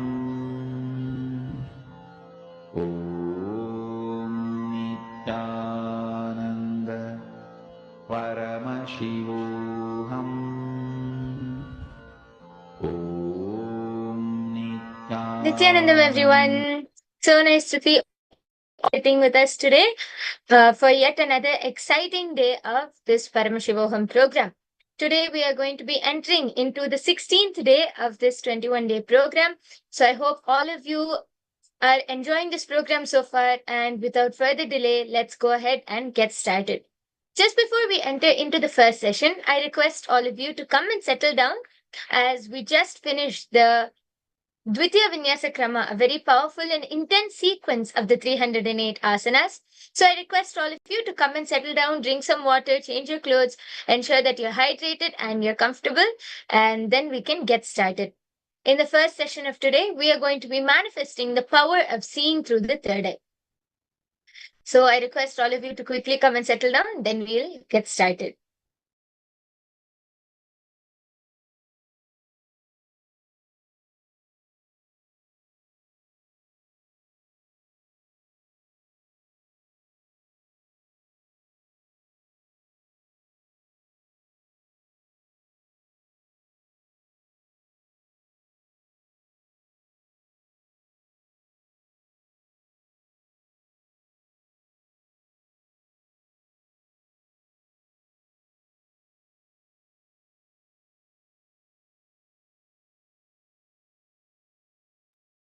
Okay, shall we get started now? I hope all of you are ready and settled. Let's go ahead and get started. First, let's listen to the Shastra Pramana for the power of third eye, which comes from the Vijnana Bhairava Tantra, Sutra 34, Dharana 8. The Shastra Pramana goes, Kapalantermanonyasa Tishtanmilitalochanaha Kramen Manasodardhyat Lakshaye Lakshyamuttamam. The translation goes, by fixing the mind on the inner space within the crown center and sitting stably without any movement, having the eyes closed in succession, by that stability of the mind and inner space, through the power of third eye, one directly sees the ultimate goal Laksham, by having a vision beyond the sight that reveals any object or place, attaining the space of oneness with the source Paramashiva. The next is the Apta Pramana, which is the direct experience, the time-tested, foolproof experiences of our ancestors, the Rishis, Siddhas, Munis, all of those great beings who experienced and manifested these extraordinary Shaktis as a part of their day-to-day lifestyle. So this Apta Pramana goes back to the Purana of the Mahabharata, which is one of the greatest Hindu Puranas standing alongside the Ramayana, which takes place during the 8th incarnation of Mahavishnu, that is Bhagavan Sri Krishna. Just before the 18 days of the Mahabharata war started, Arjuna fell into a dilemma and turned towards Bhagavan Sri Krishna for help. Bhagavan Sri Krishna, the ever compassionate, then revealed the Srimad Bhagavad Gita, consisting of 18 chapters. During the revelation of the Srimad Bhagavad Gita, Bhagavan Sri Krishna initiated Arjuna into the power of third eye for Arjuna to be able to behold his Vishwarupa Darshan, the vision of his cosmic form. In the 11th chapter, 8th verse of the Srimad Bhagavad Gita, Sri Krishna says, Natu mam shakyase drashtum manenaiva swachakshusha divyam dadami te chakshuhu pashyame yogamaishwaram. He says, you cannot see my cosmic form with these physical eyes of yours. Therefore, I grant you the divine third eye vision. Behold my cosmic opulence. Out of his extreme compassion, Bhagavan Sri Krishna initiated Arjuna into the power of third eye, after which he was able to behold the Vishwarupa Darshan, the cosmic form of Bhagavan Sri Krishna. The next is the Atma Pramana. The Atma Pramana is Swamiji's own experience of how Swamiji was able to experience and manifest this power of third eye for the first time. This Atma Pramana goes back to the time when Swamiji was just a young 12-year-old boy. One day, Swamiji was sitting in Tirunamale on the sacred hill rock of Pavarakundre and was meditating. As Swamiji was meditating, he suddenly realized that he was able to see the entire 360-degree vision around him, everything around him, above him, below him, the whole 360-degree vision. But this powerful experience doesn't just end here. Swamiji goes on to describe how he realized not only he was able to see everything around him, he was able to feel and experience everything around him as a part of him. It's such a powerful experience for just a 12-year-old boy, but we all know that Swamiji is no ordinary boy and that he is the avatar of Paramashiva himself, who is here to revive this extraordinary science of power manifestation and gift it to the whole humanity. And the last is the Sakshi Pramana. Each and every one of you sitting here with me right now are the Sakshi Pramanas, because all of you are going to be are initiated and are going to be experiencing and manifesting this power right now. So I hope all of you are ready and excited for this amazing power manifestation session, which we are going to enter into now. I request all of you to quickly go ahead and grab your eye bands, mind folds. For this, you will need your eye bands, mind folds, and anything with which you can tie your eyes. So I request all of you to quickly go ahead, grab that and come, and then we'll get started.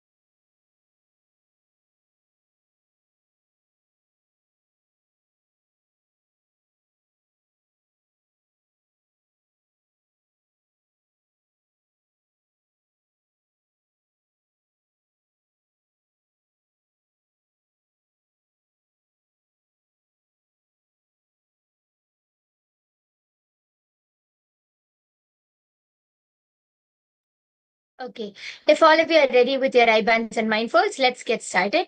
I request all of you to tie your eyes now. In the first round, all of you are going to be identifying an image which I'm going to be projecting in front of all of you. So I request all of you to tie your eyes.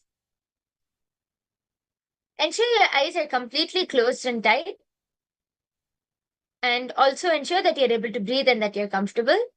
And now, from this space of oneness, start chanting the Mahavakya.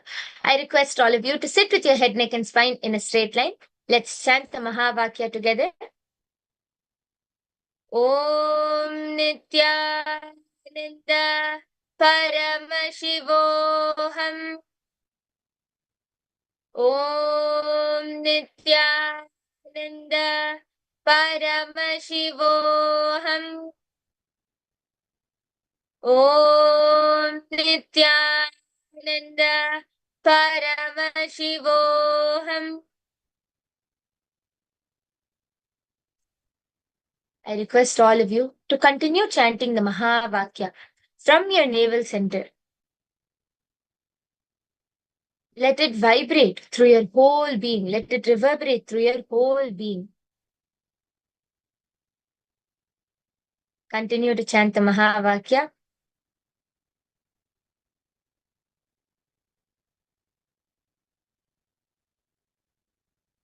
Now, scan and see what is the image which is projected in front of all of you. There's an image which is projected. Please go ahead and start scanning and see what is the image which is projected. Round 1 starts now.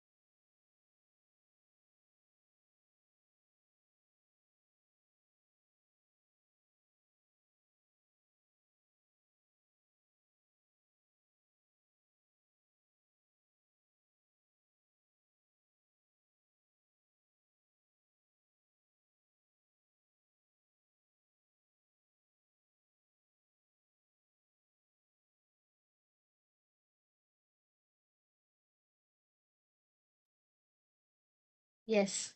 I request all of you to relax now. Please relax. And you can all open your eyes now. Connect. And please take a few minutes now and post whatever you were able to see through your third eye. Take a few minutes and post whatever Swamiji revealed to you in third eye. Describe in detail all the colors, size, shapes, images, everything which appeared to you in your third eye. Please go ahead and start posting.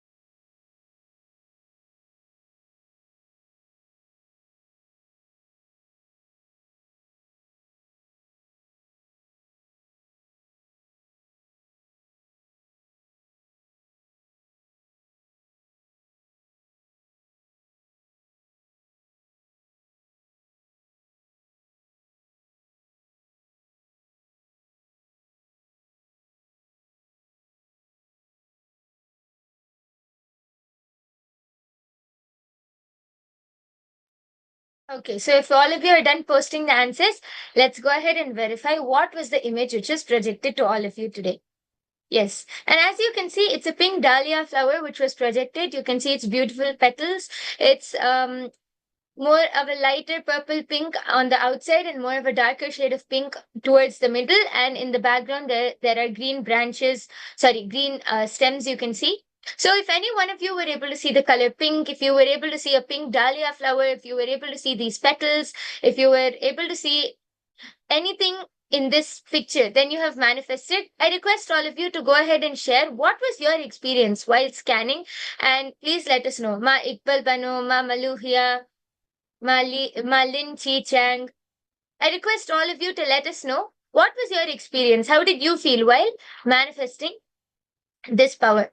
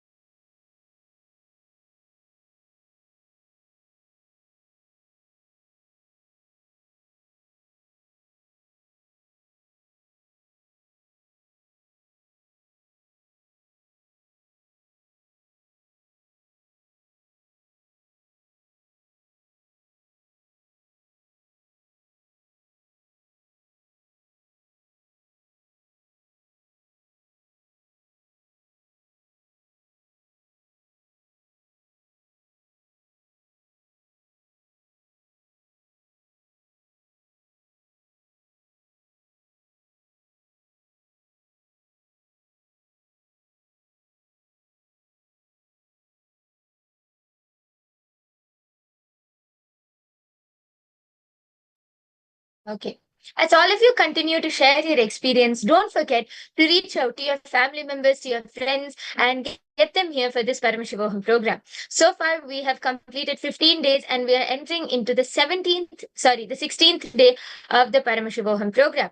So today, we are going to be having the darshan of Bhagwan Kalabhairava Murti, and throughout the day, you are going to be demystifying the science behind death. You're going to be understanding more about death because right now, so many of us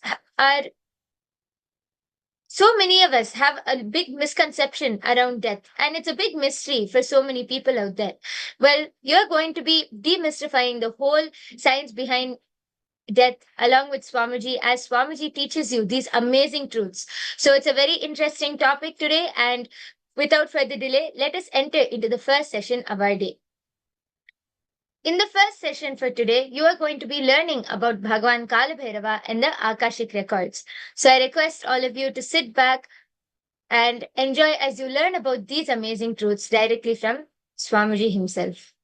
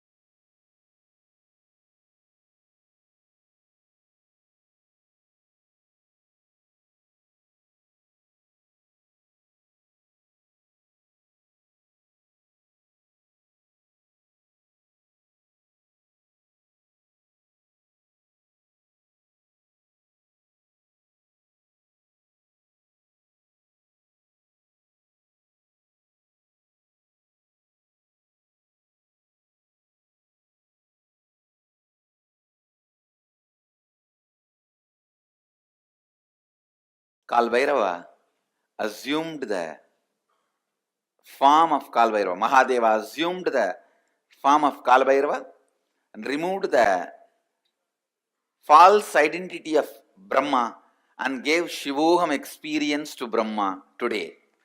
Kalabhairava did not stay in that very form for a long time. He just, see, each of Mahadeva's action is considered as one incarnation.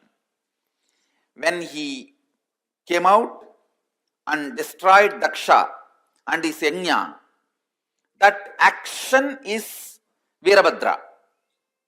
When he came out and destroyed the arrogance of Brahma and gave him Shivoham experience, that action is Kalabhairava. You see, at one point, constantly creating, Brahma forgot he is doing it because of the blessings of Mahadeva, with the energy of Mahadeva. See, the Brahma's Kamandalu, which is the sacred water, out of which he creates whatever he wants, that water is the Abhisheka Tirtha of Mahadeva. The water washed the Mahadeva's body. That is why in all Shiva temple, where the sacred water, the sacred bath water, what do you call, Abhisheka Tirtham, where it flows out, there Brahma will be standing with his Kamandalu to constantly refill his Kamandalu. Go to any Shiva temple, you will see where the sacred water flows from the Garbha Mandir, the Abhishekam water flows, there Brahma will be standing. with his Kamandalu, because that is where he refills and creates the whole cosmos. Unfortunately, by constantly creating, he forgot from where he is refilling his Kamandalu. He was also given the 5 head by Mahadeva, but suddenly he became little egoistic and arrogant and started thinking that he's, see, the Shivoham has to happen from inside out. It should become experience and then start coming out. And this guy, out of his hypocrisy and arrogance, started declaring, I am everything. Now Mahadeva has to make him understand and give him that real Shivoham experience. So he just wakes up from his samadhi. Kalabhairava comes out. A lot of time comes out and just cuts that 5th head, which has become a little arrogant. The moment the 5th head is gone, Brahma realizes he is also bound by time. And he realizes that it is hypocrisy that made him feel he is the superior. The moment he surrenders, Mahadeva again gives him the Shivoham experience and gives him the place back in his temple and says, you can start refilling your Kamandalu from now on and continue the creation. And he gives a permanent place in all temples of Mahadeva, where the Abhishekam water, the holy water, the sacred bath water goes. In that place, it's called Gomukam. In that Gomukam, always the Brahma will be there to fulfill his Kamandalu and do the creation. Kalabhairava is one of the most powerful expression of Mahadeva. Most powerful expression of Mahadeva.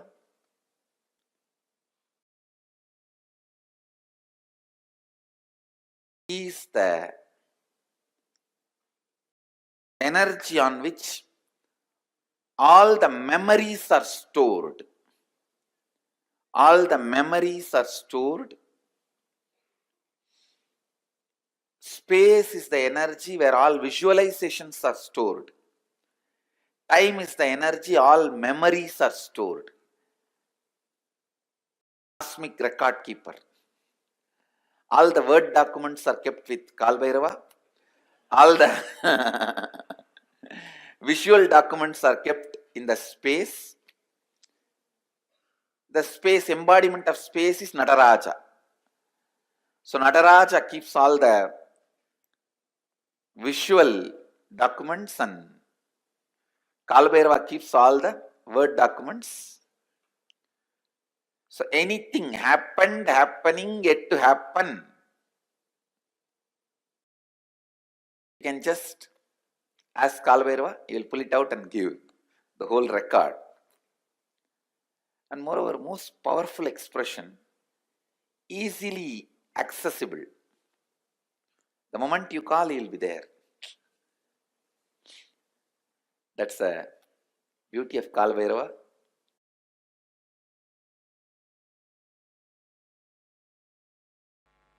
Life is only for the people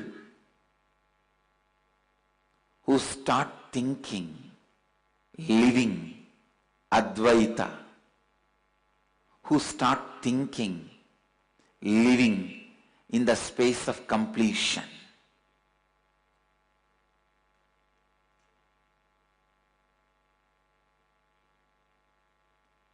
I tell you, I am revealing the logic of Kalabhairava to you.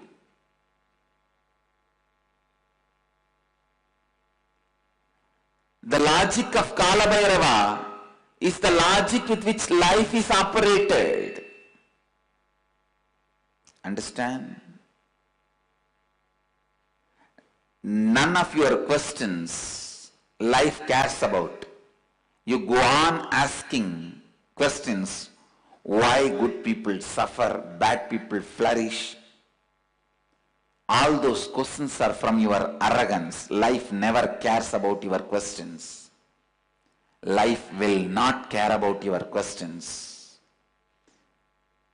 Life will not care about your stupid rationality. Life will not care about your illogical logic. Kala, he goes on happening. He goes on happening with this one logic. Understand? Just with this one logic.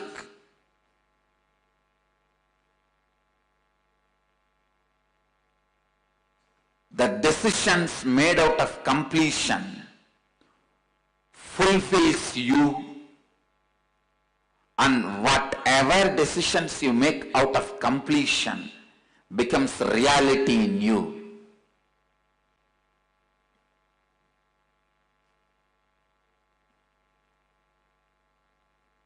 It is your decision, your courage to be in the space of completion. Only that is rewarded. The more you try to cheat life with your hypocrisy, life does not just cheats you back, it beats you back. Understand?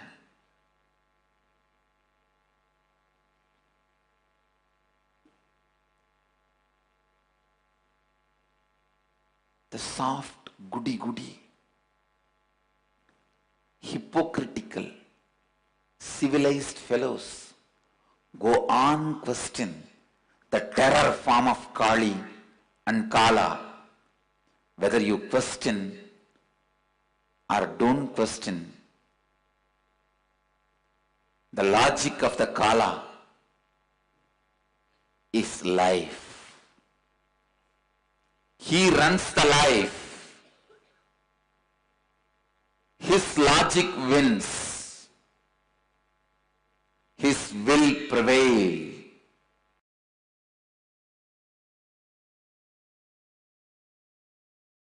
Life is not for the people who claim innocence for their ignorance,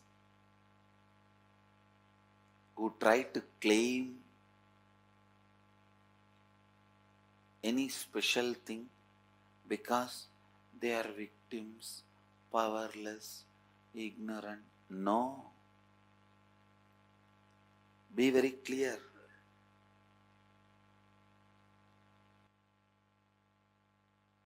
Life is run by Kalabhairava. Kala. If you stand up with powerfulness, he will mirror that. If you stand with powerlessness, he will mirror that.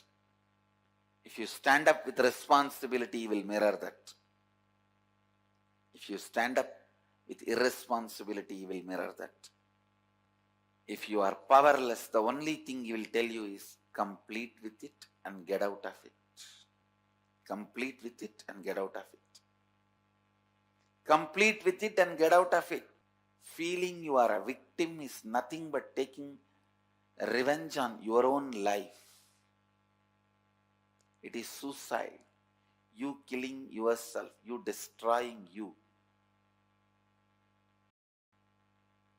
Feeling victim-like is you killing yourself, destroying you.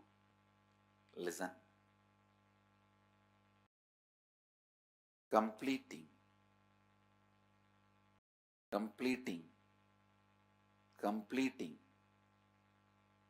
all the incompletions, getting out of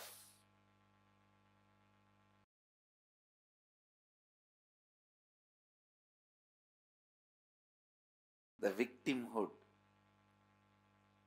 is living Advaita. Understand? Advaitic activism means again and again and again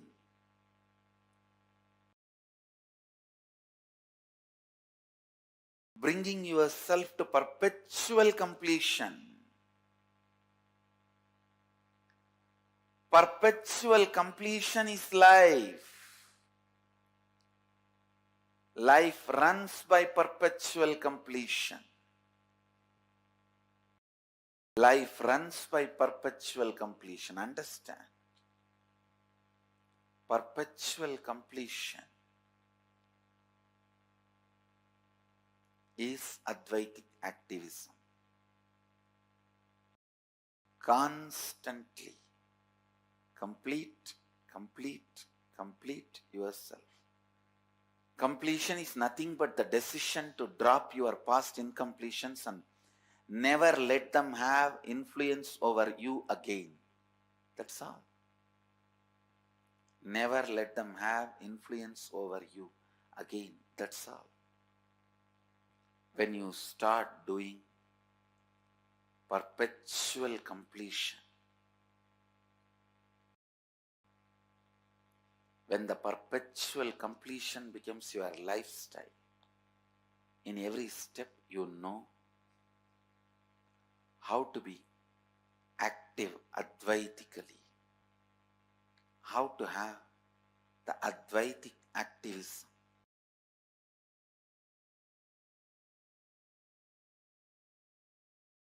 A lady devotee with a mentally little challenged child goes to Ramakrishna and asks, what wrong I did that I have got a child like this?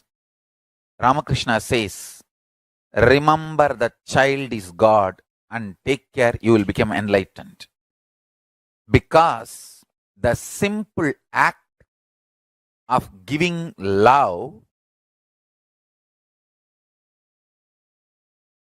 strengthens your Kala dimension, and if you remember, cognize to whom you are giving love is God, it becomes devotion.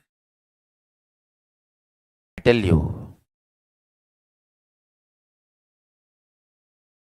every time you share love, every time you use love as the strategy for your existence, the joy oozes out in your being is the strength of Kalabhairava. Strength of Kalabhairava. Kalabhairava is eternally loving, caring, blissful, ferocious, ecstatic, blissful, ferocious.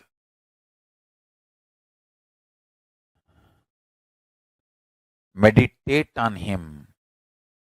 Be eternally loving like him. You will be just. Understand? All justness manifests from extreme love. That is why Kalabhairava is Lord of Yama. Kalabhairava is the Lord of integrity. Kalabhairava is Lord of justice. All justice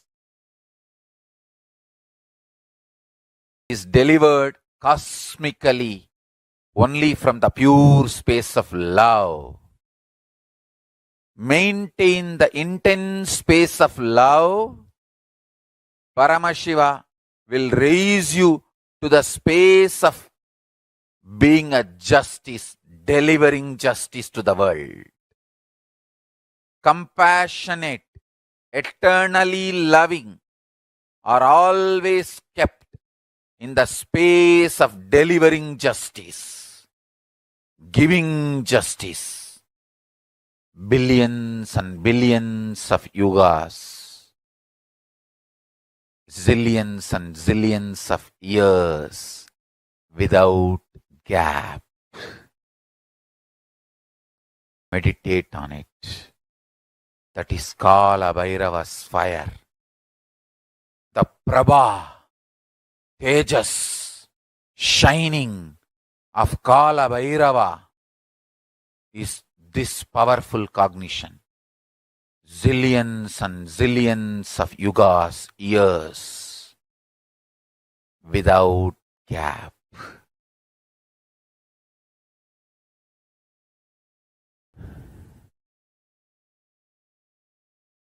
Universes, multiverses happen, exists for billions of years, dissolve, but no gap. It is spontaneous and simultaneous. Meditate on this in your third eye. Meditate on this in your third eye. Kalabhairava, deep compassionate being, will reveal the secret of time in your consciousness. This is the initiation. Kala without time gap. Zillions of universe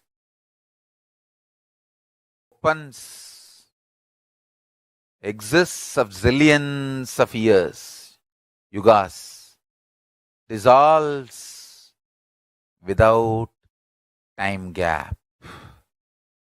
Meditate on this. Meditate on this. Meditate on this.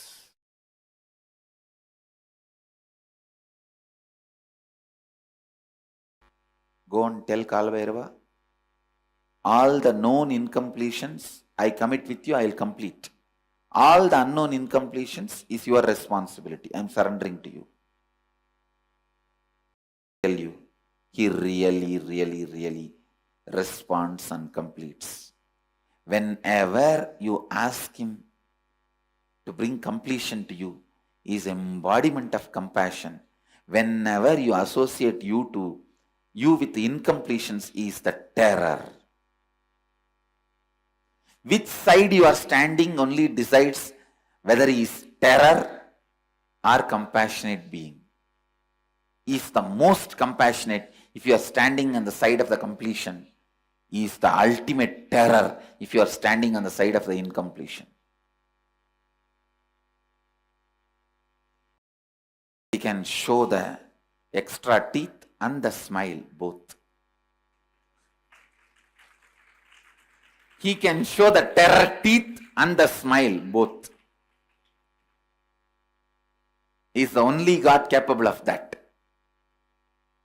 Two terror teeth and a wide smile.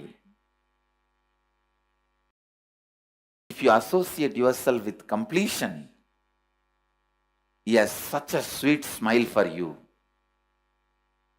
If you associate yourself with the incompletion, he has such a terror teeth for you. The terror teeth will grind even universes and swallow. The smile can create even universes for you.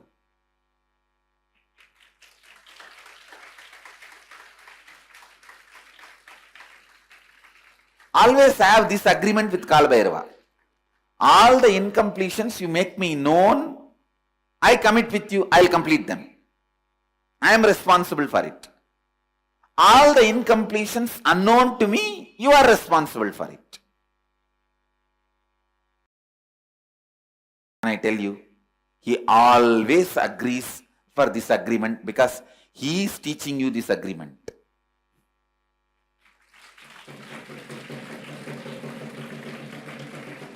He always agrees for this agreement. All the incompletions known to me, I am responsible. I will complete them. I will drop them. I will complete and drop them. I will never allow them into my cognition.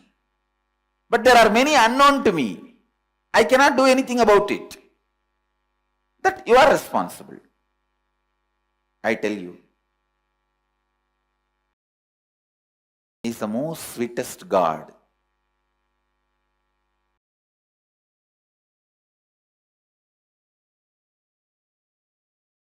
He is the most sweetest God.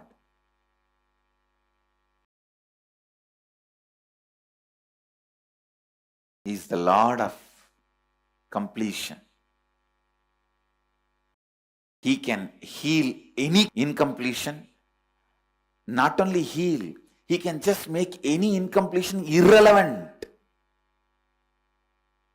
Just make them irrelevant to your life, and you will even forget you had incompletion in that area at one time. Is time, Kala, Lord of time.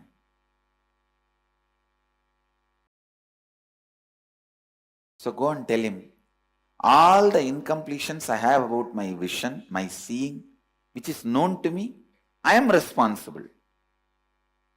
I'll dig them out, and complete and drop. Whatever is not known to me, you are responsible. Complete them. Or make them known to me so that I can complete. Either I should be Lord of life or you should be Lord of life. No third person in between you and me. That's all. Either I should be or you should be. No unknown zone, no blind spot between you and me. Not having blind spot between you and Guru is surrender. Not having blind spots between you and Kalabhairava is authenticity. No blind spots.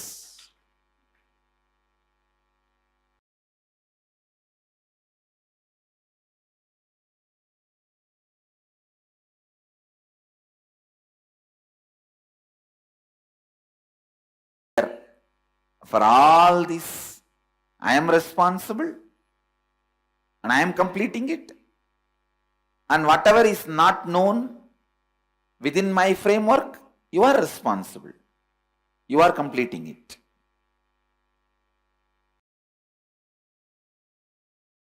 But ultimately, we are neither going to have known incompletion nor going to allow unknown incompletion. That's all. Neither known incompletion nor unknown incompletion.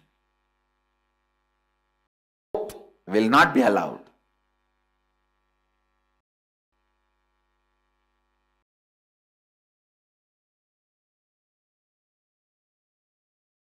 Everyone who has spectacles or contact lens,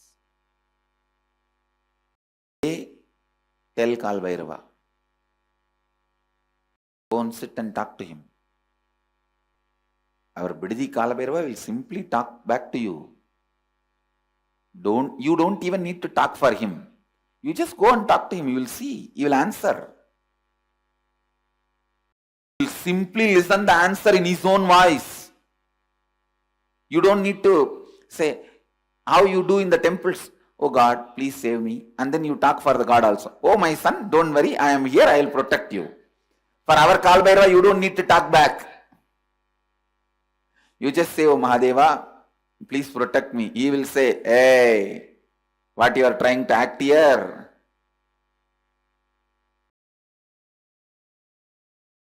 Complete with all this incompletion. Others I will take care. He will talk to you in his voice. He is Swayam Prakasa. And alive. Akashic reading, accessing Akashic records is a simple conscious decision. decision 1. The Satya Sankalpa 1. Decide the life energy, consciousness, you feeling alive is because Paramashiva is feeling alive inside you. Because Paramashiva is alive, his life, his consciousness exists inside your body mind. You experience life. You experience aliveness. This is the first Satya Sankalpa. Second, anything Paramashiva can access, you can access. You have a right because you are his manifestation. This is the second Satya Sankalpa. Third, whatever knowledge, information, past, present, future in the cosmos is alive. Nothing is destroyed. Nothing is deleted. Everything is alive, available in the Akashic records. The next Satya Sankalpa. Decide Paramashiva is manifesting in you. The life energy you feel inside you is Paramashiva, because of Paramashiva, due to Paramashiva. So let that Paramashiva show you the Akashic records. Give access to you the Akashic records to guide your life, to manifest your life, to experience the ultimate Paramadvaita, ultimate truths. Next Satya Sankalpa, listen carefully.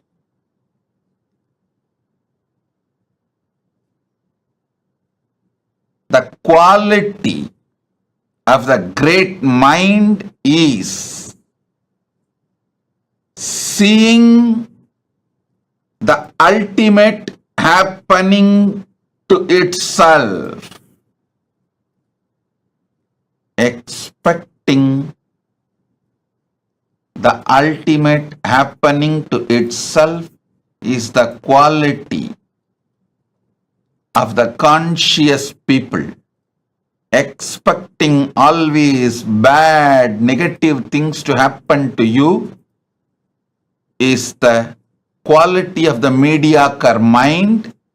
Expecting the highest, best, auspicious happening to you is always the quality of consciousness. So decide to look into the Akashic records without fear. Now, if I have to put it in a very simple word, it's like how the Microsoft puts all their software open source. And you connect with internet and you just press download. Even Google Earth, all those, how they put all their apps, free download. You just press download. Same way, the whole Paramashiva Jnana is available as open source. Ontology, eschatology, epistemology, axiology of the Paramashiva Jnana. Connect with the internet connection called Guru Bhakti, integrity to Guru. And press your third eye with the Atma Linga. That is the download. That's it.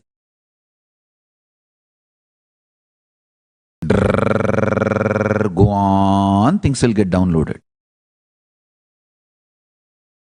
You just need to have confidence, little bit of clarity. What is downloaded and what is vomited by your own SDHD, that can be segregated within 1 or 2 days. 48 hours it may take maximum, because just pick up some incident, how it is going to happen, how it is going to end as the third eye. And naturally, third eye will give one answer and your SDHD will give another one answer. Note down both. Which one works out, you will know which is SDHD, which is third eye. Understand that one of the important quality of third eye is whenever the download happens, deep sweetness will be there in your throat. And whole body will feel like a nectar. It will be extremely ecstatic.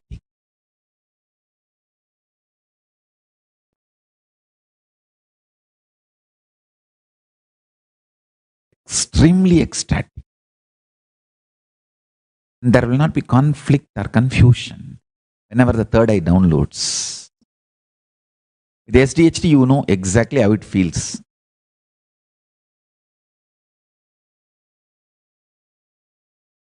All the time tantrum throwing, calculating, beating yourself, and checking, trying to play gambling with yourself.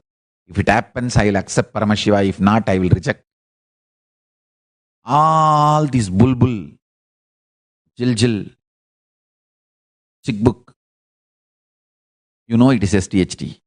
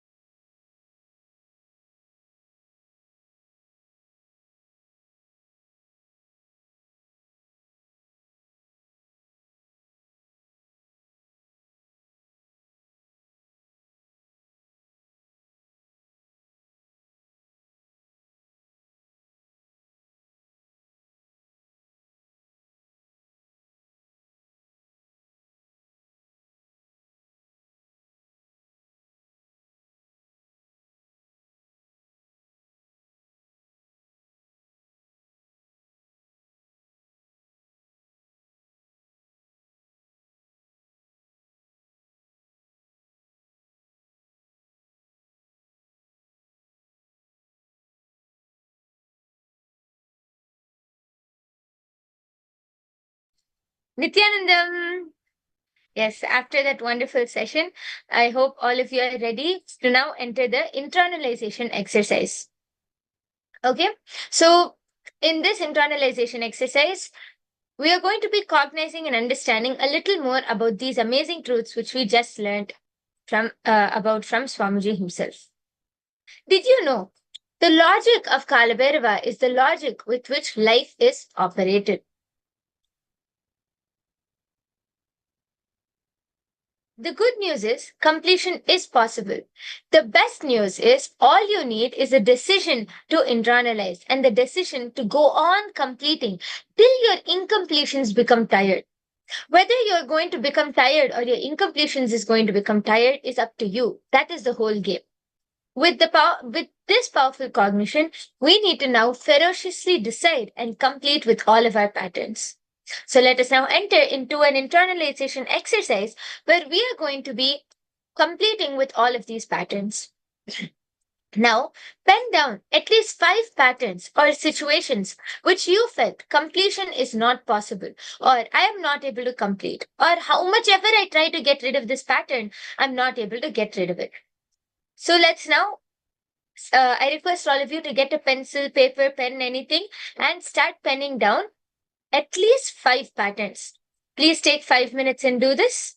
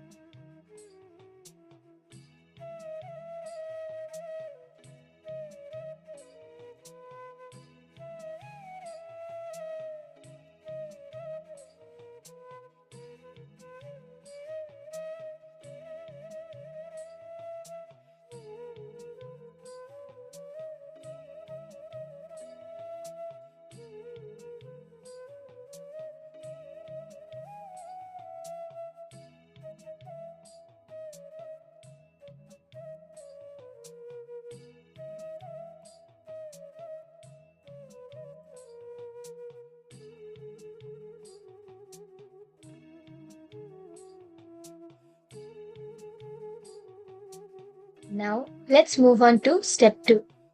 In this second step, look inside yourself and identify the real reason why you did not complete with those patterns, even though you are suffering from them. Is it because of your laziness or boredom or not feeling inspired or your arrogance? Look inside and identify the exact reason why you did not complete with all of these patterns which are affecting you, which are bothering you. I request all of you to take a few minutes and do the second step of this exercise.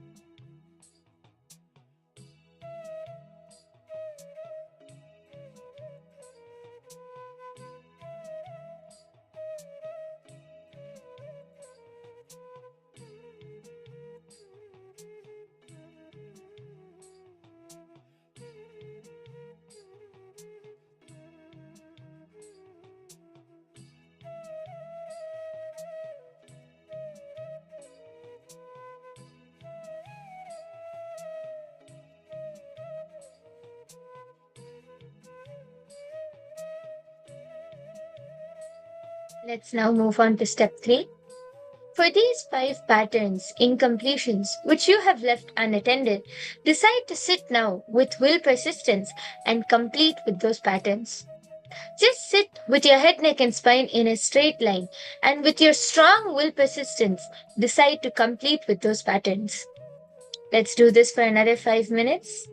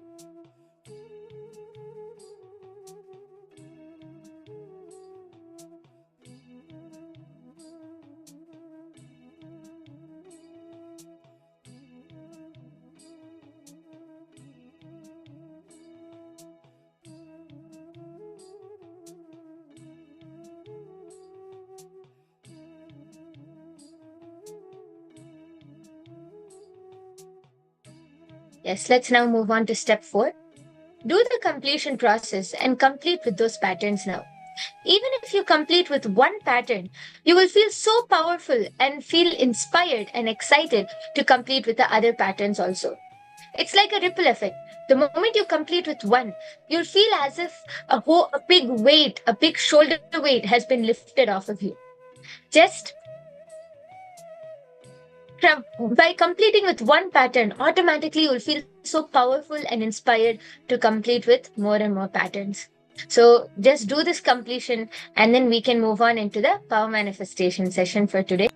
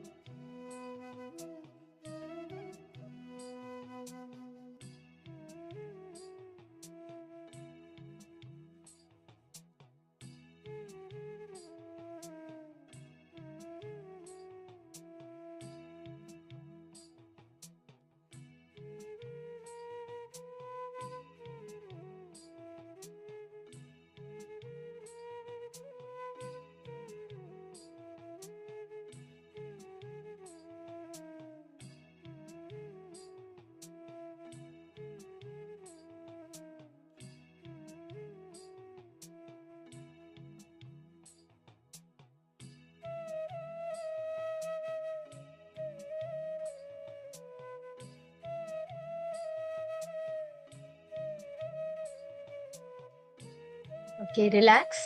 Let's now enter into the power manifestation session. Today, as throughout the whole day, we are going to be learning more about death and we are going to be having the darshan of Bhagwan Kalabhairava. We are going to now manifest the power of Akashic readings. And there are various levels, different levels in Akashic readings. And the first level, which we are going to manifest, is being able to scan the verifiable past. So I hope all of you are ready. I'm going to be giving a random incident from my life. I'm going to be telling you the date and giving you the incident. And all of you should scan and see what happened on that day. What happened, you can describe what you're able to see and what happened throughout that day. Okay, so I'll be telling you all a date and you should scan and see what happened in my life on that day. So just before we begin, can all of you put a quick message if you're ready to enter into this power? Nithyananda Paramashivoham Nithyananda Paramashivoham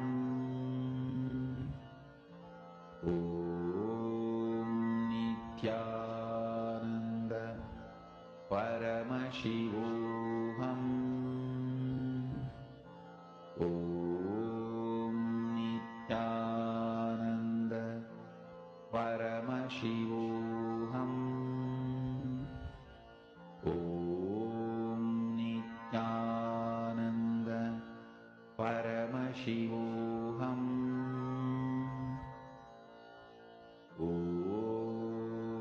Nithyananda Paramashivoham. Okay, so if you all are ready, let's get started. I request all of you to scan and see what happened in my life on December 2nd, 2018. On the 2nd of December 2018. I request all of you to start scanning. Just close your eyes. Sit with your head, neck, and spine in a straight line. Intensely chant the Mahavakya. Connect to Swamiji. Chant the Mahavakya. Om Nithyananda Paramashivoham. And from that space of oneness with Swamiji, scan and see what happened in my life on the 2nd of December 2018. Please go ahead and get started. All of you can start posting and then we can verify after this round. Nithyananda Paramashivoham. Om Nithyananda Paramashivoham. Om Nithyananda Paramashivoham.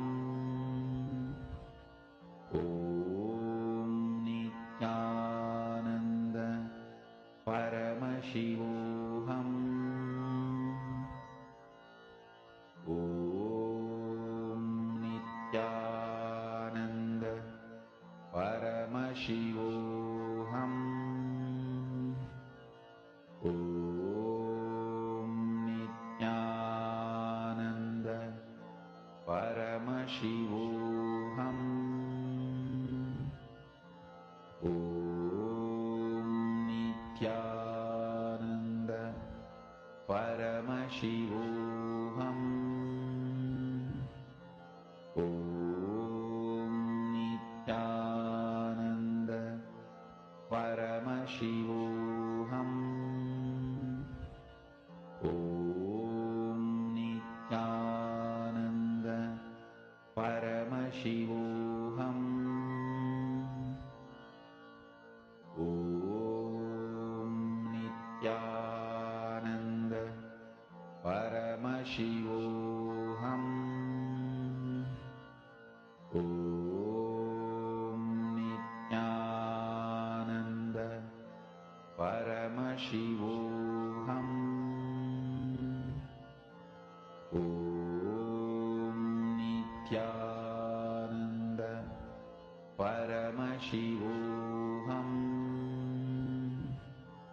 Om Nithyananda Paramashivoham. Om Nithyananda Paramashivoham. As you are scanning, all of you can also post whatever you are able to see. Ma Margarita, Ma Maluhia, Ma Marva, Ma Linchi Chang, Ma Vishwaja, Ma Iqbal Bano, Ma Spurti, Ma Natesan. All of you can go ahead and post as you are scanning whatever you are able to see. Paramashivoham. Om Nithyananda Paramashivoham. Om Nithyananda Paramashivoham. Om Nithyananda Paramashivoham. Om Nithyananda Paramashivoham. Okay, Ma Spurti has posted indicates the start of something new. It's Wednesday. Okay, go on posting, Ma. What else are you able to see? Please go ahead and continue posting. You can describe situations, you can describe various aspects of that day, whatever you are able to see, which happened on my life on the 2nd of December 2018. Om Nithyananda Paramashivoham. Om Nithyananda Paramashivoham. Om Nithyananda Paramashivoham. Om Nithyananda. Paramashivoham. Om Nithyananda. Paramashivoham. Om Nithyananda. Paramashivoham. Om Nithyananda. Paramashivoham. Om Nithyananda. Paramashivoham. Om Nithyananda. Paramashivoham. Om Nithyananda. Paramashivoham. Om Nithyananda. Paramashivoham. Om Nithyananda. Paramashivoham. Om Nithyananda. Paramashivoham. Om Nithyananda. Paramashivoham. Om Nithyananda. Paramashivoham.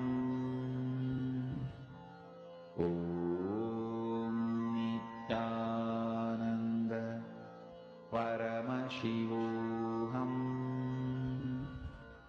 Om Nithyananda. Paramashivoham. Om Nithyananda. Paramashivoham. Om Nithyananda. Does anyone else have anything to post? What were all of you able to see? Ma Maluhya, Ma Natesan, Ma Iqbal Bano, Ma Spurti. Can all of you go ahead and post? What were you able to see?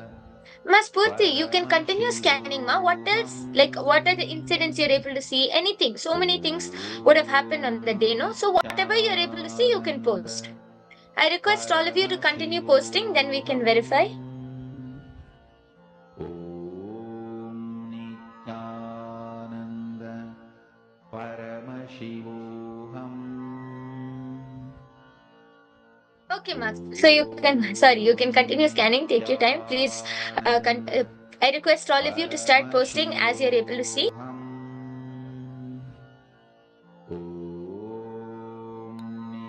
Okay, that's fine. Ma Iqbal Bano, that's fine.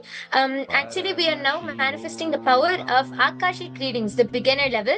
So I have asked everyone to scan what happened in my life on the 2nd of December 2018.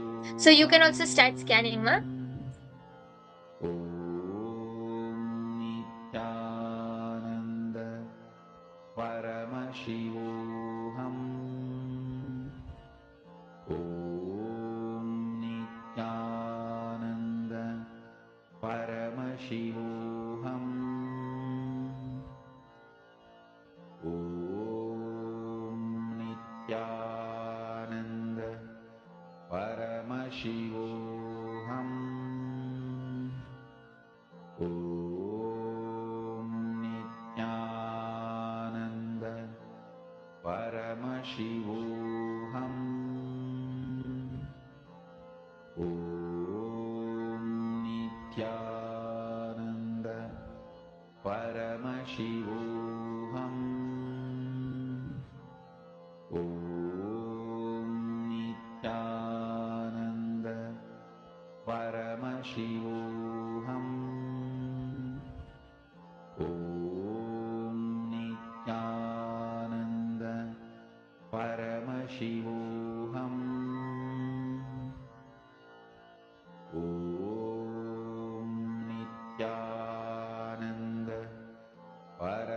Paramashivoham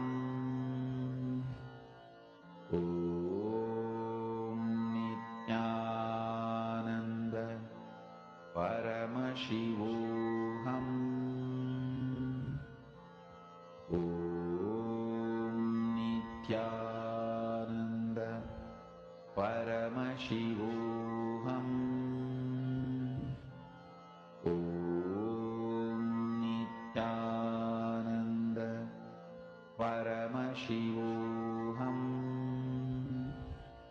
Om Nithyananda Paramashivoham Om Nithyananda Paramashivoham Om Nithyananda Paramashivoham Om Nithyananda Paramashivoham Om Nithyananda Paramashivoham Om Nithyananda Paramashivoham Om Nithyananda Paramashivoham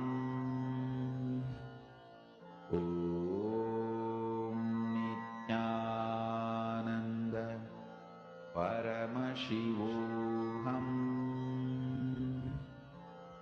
Om Nithyananda Paramashivoham Om Nithyananda Paramashivoham Om Nithyananda Paramashivoham Om Nithyananda Paramashivoham Om Nithyananda Paramashivoham. Okay, so Ma Spurti has posted Bididi Ashram and Swamiji Yusa. Okay, Ma Iqbal Bano, what about you, Ma? What were you able to see? Can you please post? Then we can go ahead and verify. Om Nithyananda Paramashivoham Om Nithyananda Paramashivoham Om Nithyananda Paramashivoham Om Nithyananda Okay, so Ma Iqbal Bano has posted Snowfall and Road. Anything else, Ma? Om Nithyananda Paramashivoham Om Nithyananda Paramashivoham Om Nithyananda Paramashivoham Om Nithyananda Paramashivoham Om Nithyananda Paramashivoham Om Nithyananda Paramashivoham. So let's now go ahead and verify what happened on this day.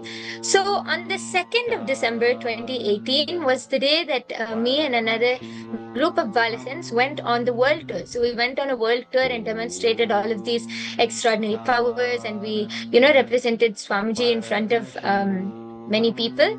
So it was this day that we went in. I think it was our first program, which we did in Mauritius. So it was on the 2nd of December. And so, Ma Spurti, you have put it, indicates that it's a start of something new. Actually, that is quite accurate, Ma, because the world tour a start of something new. It was our first program after we went for the world tour. So that you have manifested, and it was on a Sunday. It's not a Wednesday. You have posted Wednesday. It was on a Sunday, and you have also seen Swamiji. Yes, Swamiji's Atmamurti was there, and okay. And Ma Iqbal Bano, looks like you're yet to manifest, but don't worry, Ma. As you keep manifesting this power, you'll get better and better at it, and it'll become so much more easier to manifest this power. And all you need is to connect more and more. And a big round of applause for all of those who have manifested. So a big round of applause for all of those who have manifested, and I hope all of you enjoyed this power manifestation session. With this, we come to the conclusion of this power manifestation session, and in the next session, you are going to be learning about Vishesha Diksha, the initiation into the superconscious sovereignty. So I request all of you, just before we move on, please go ahead, reach out to your family members, to your friends, and enrich them to come, as we have a very interesting day full of unlocking the secrets behind death. And in the next session, you're going to be learning about the initiation into conscious sovereignty.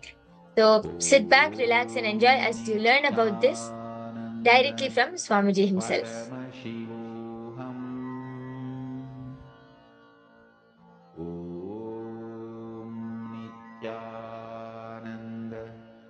Paramashivoham. Om Nithyananda. Paramashivoham. Om Nithyananda. Paramashivoham. Paramashivoham. Om Nithyananda. Paramashivoham. Om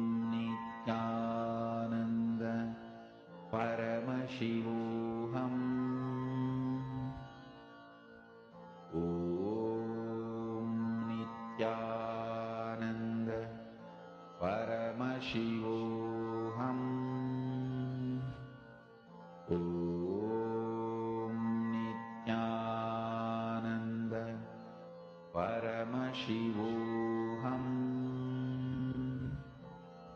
Om Nithyananda. Paramashivoham. Om Nithyananda. Paramashivoham. Om Nithyananda.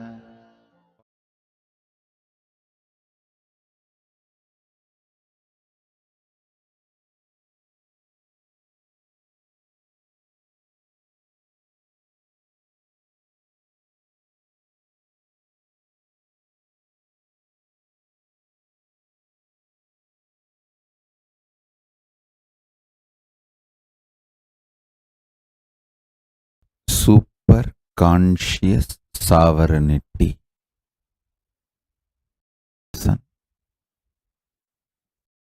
Superconscious sovereignty is the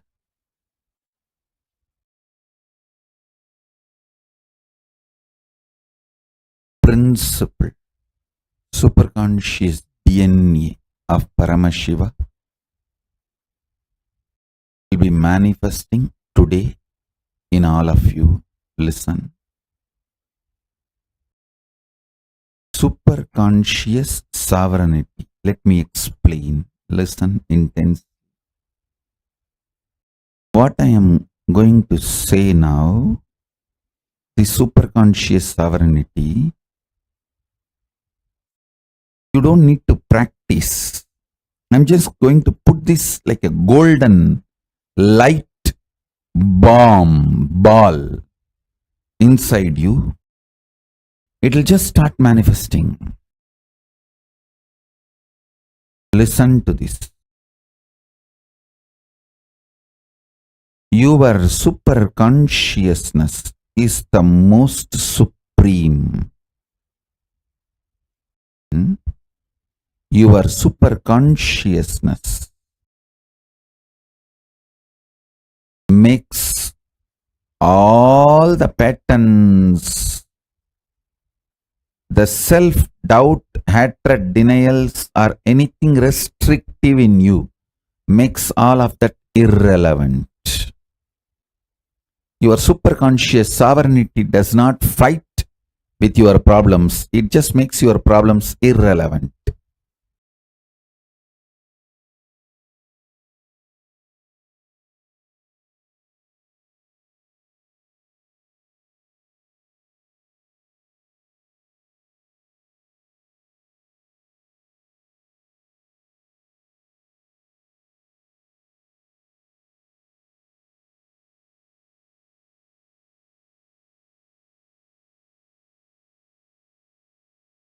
Declare your superconscious supremacy over everything. Not just what you think as problem, even what you think as your plus points, your strengths.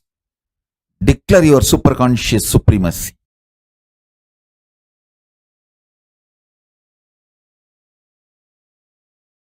As Paramavatara of Paramashiva, I'll make it happen for all of you.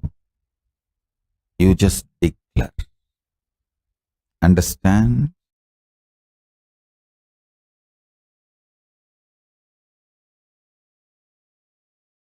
When you are declaring, because I am asking you to declare,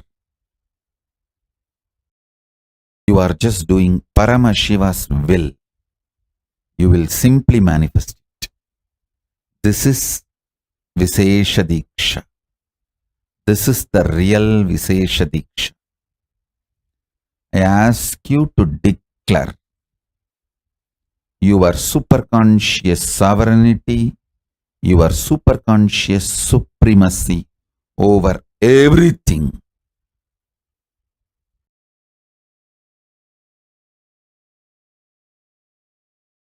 You will see your problems and solutions all become irrelevant.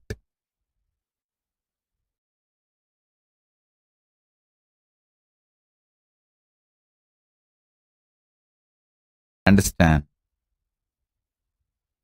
Tons of things which you did not even know, sitting inside you like a parasite, will just leave you. They will all be just burnt.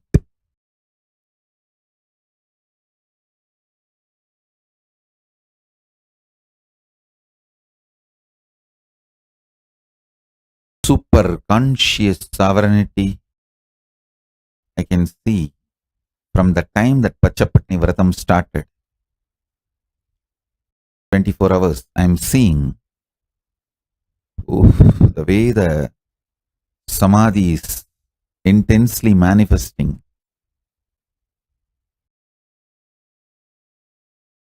I don't think I was yawning. Actually, when my body yawns, it's like an indication from inside. Body need to be just rested because it's moving into frequency space. The body will not be visible to all of you in a normal way. It will move into frequency space. That is when what you call as yawning happens in my body.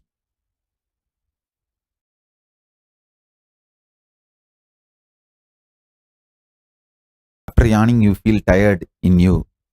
But in me, after yawning, I feel ooh. Huge power manifesting.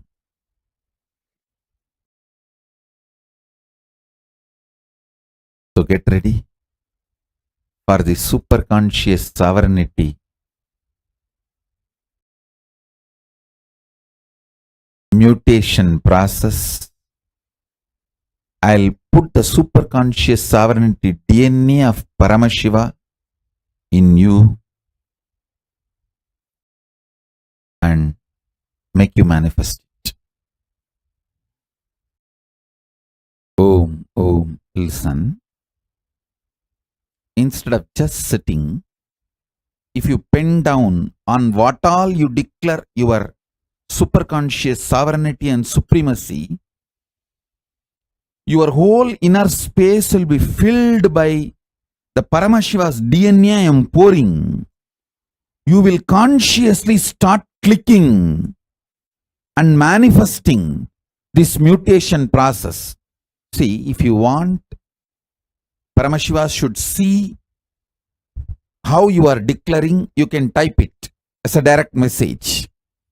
If you don't want me to see, you just want to do it on your own, at least take a paper and pen and write. When you don't write, you don't organized way declare to yourself. You just start sleeping off dose, or you are thinking you will declare your supremacy over your wife, and you start thinking, oh, she all the time beats me, fights, all that, and suddenly you will be drifted away. You will be getting ready to get beaten once more.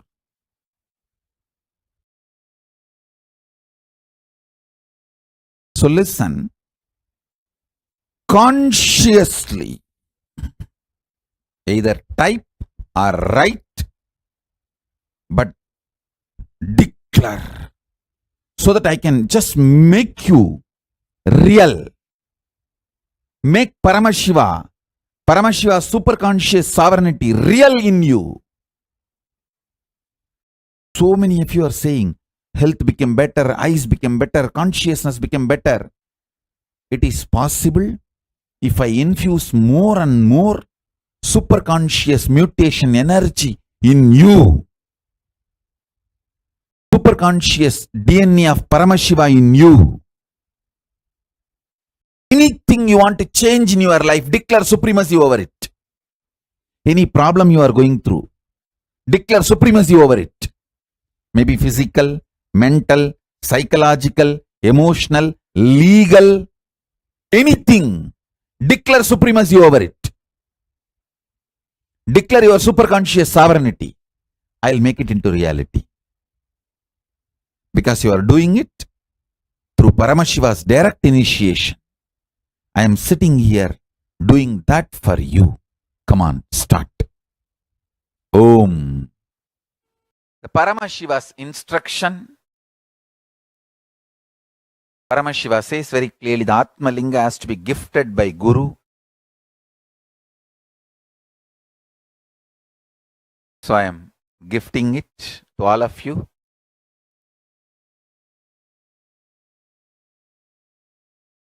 Paramashiva also says, when I give Atma Linga, I am not supposed to charge any specific money for it. But disciples can offer Guru Dakshina on their own. Means you can offer anything you want. But I am not supposed to charge anything specifically. So I follow the Agama as it is. Understand, Vishesha Diksha is giving you superconscious breakthrough. The action now I am supposed to perform. I do not know whether the Acharyas read out Somasambhu Paddhati to you. The action I am supposed to perform now on them is taking their old life out and dumping it, and putting the Shivatma, means Shiva's consciousness, from my Anandagandha and putting it in them. Read out the whole thing, then they will understand why Vishesha Diksha. Unfortunately, people think Vishesha Diksha means vegetarianism, that's all. No. Shaivam is not just Shaiva meal. Shaiva life. It is initiations you receive and few minutes every day you spend to bring yourself to the oneness. Puja is nothing but bringing you to oneness. For example, I give you my personal cell phone number and tell you every day and one particular time if you call me, you can talk to me directly. Are you going to take that as a load work? Oh, every day I have to call. Or are you going to feel, wow, I have a direct access to him. Every day I can, few minutes, I have a direct access to him. What are you going to feel? Puja is giving you Sadashiva's personal cell phone number. He has committed to me, whoever I initiate.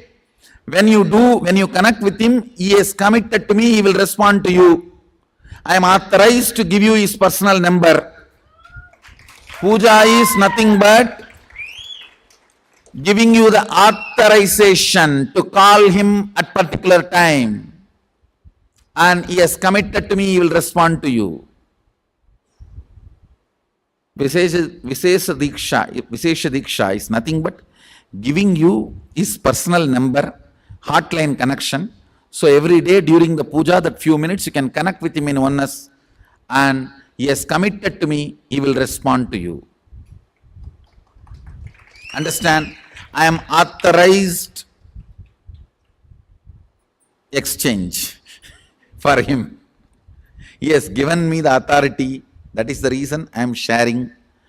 One more thing I want to tell you. Sometimes people come and try to tell me, oh, non-veg food is a human right. Being human itself is not right. What stupidity you are talking about non-veg food? Your body is not made for that. I am not talking from the sense of moral. If you want to evolve into the next level, don't eat poison.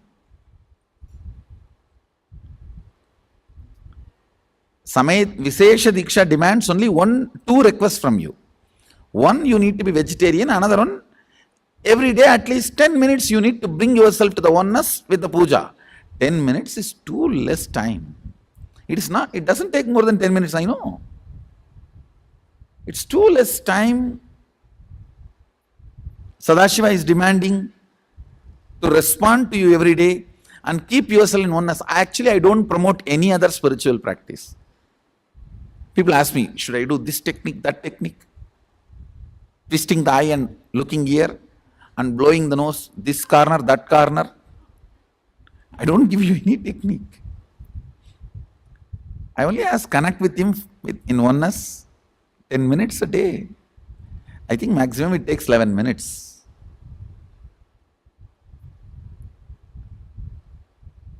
Anybody who listens to my words, I will strongly recommend you take Visesha Diksha and become vegetarian. That will really help you. You cannot compare. Understand? Whether you take Visesha Diksha or not is only going to decide whether you are going to manifest powers or not. So please understand, the secret is in initiations and aligning yourself to the oneness, that's all. So I have to be integrated to Mahadeva, so I am revealing the truths as it is.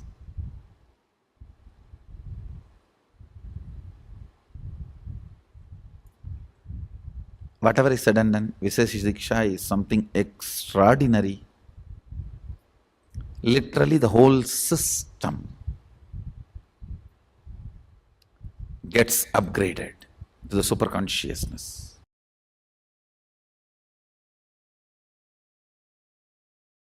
Understand? Whoever experiences that conscious decision in their very core DNA level, they are incarnations. It is possible for you. It is possible for you. Decide, continuously hold that conscious decision, you are Paramashiva. And tell Paramashiva, Prabhu, Mahadeva, I know you reside in me. I invoke you with all my being. Please open up. Let your conscious decision capacity manifest in my DNA and upgrade myself from the natural selection process to conscious decision process. Listen. You do not need anything more than consciously deciding Paramashiva. He is waiting to manifest in you the moment you decide Him. Today, make this decision. I decide consciously, let ultimate God, Paramashiva, manifest in me. I may not be educated about His qualities, His identities, but that does not keep Him away from me. My ignorance is no way interfering my decision to invoke Him in my being. I know something exists which is ultimate, which is source of everything. So let that manifest in me. I am consciously deciding this is more than enough for you. Because He is not waiting for a perfect call, He is waiting for a conscious call. Understand? No 911 call can be a perfect, hello, how are you? Are you doing well? How is your wife? And how is your father-in-law, daughter-in-law, mother-in-law? No. All 911 calls are from anxiety, from distress, from suffering, asking to save. Paramashiva knows every call we make to Him is a 911 call. He does not expect perfection. He expects consciousness. That's all. Listen carefully. I'll give you the essence. Your body evolves, goes through the process of mutation and natural selection. That is the way from a one cell, your supreme mechanism on the planet Earth has evolved. The body you are carrying has evolved.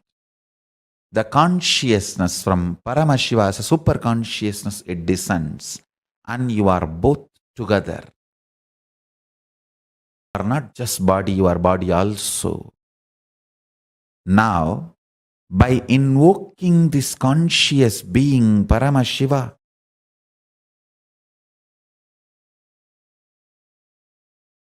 you are letting Him manifest His quality of conscious decision as a default natural functioning mechanism of your DNA instead of natural selection methodology.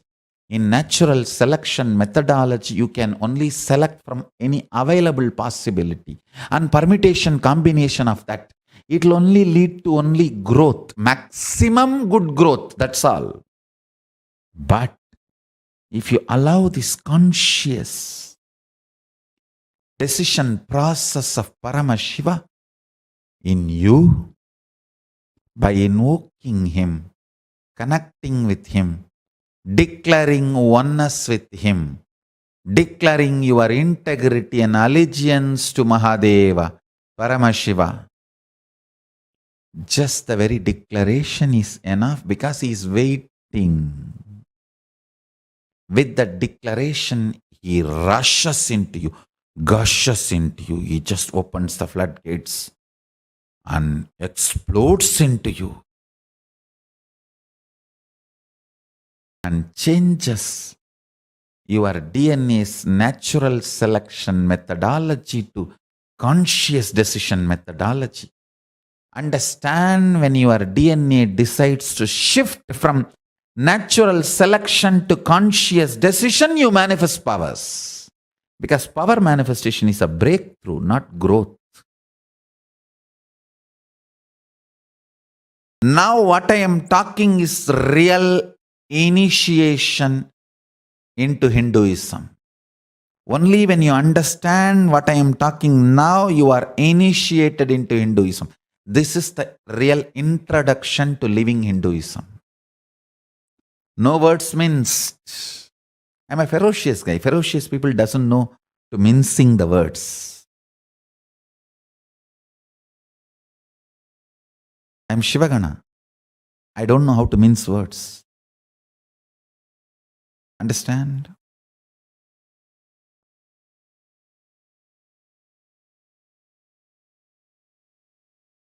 Declare your integrity to Paramashiva consciously and tell him, I really don't know how you look, your qualities, qualifications, identity, all that. But I know something superior exists, something ultimate exists, which is source for everything.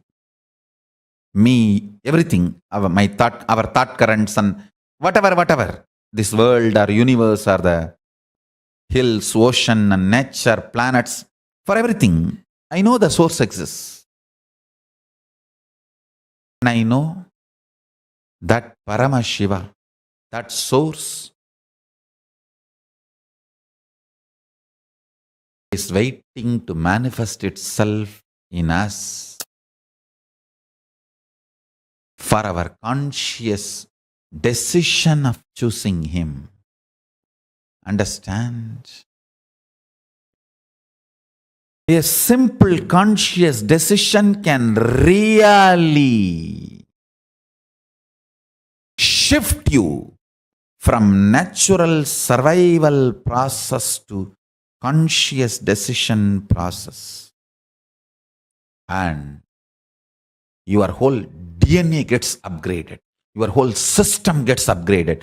Your body, your internal organs, your intra-organs, your consciousness, your will persistence, your everything gets upgraded.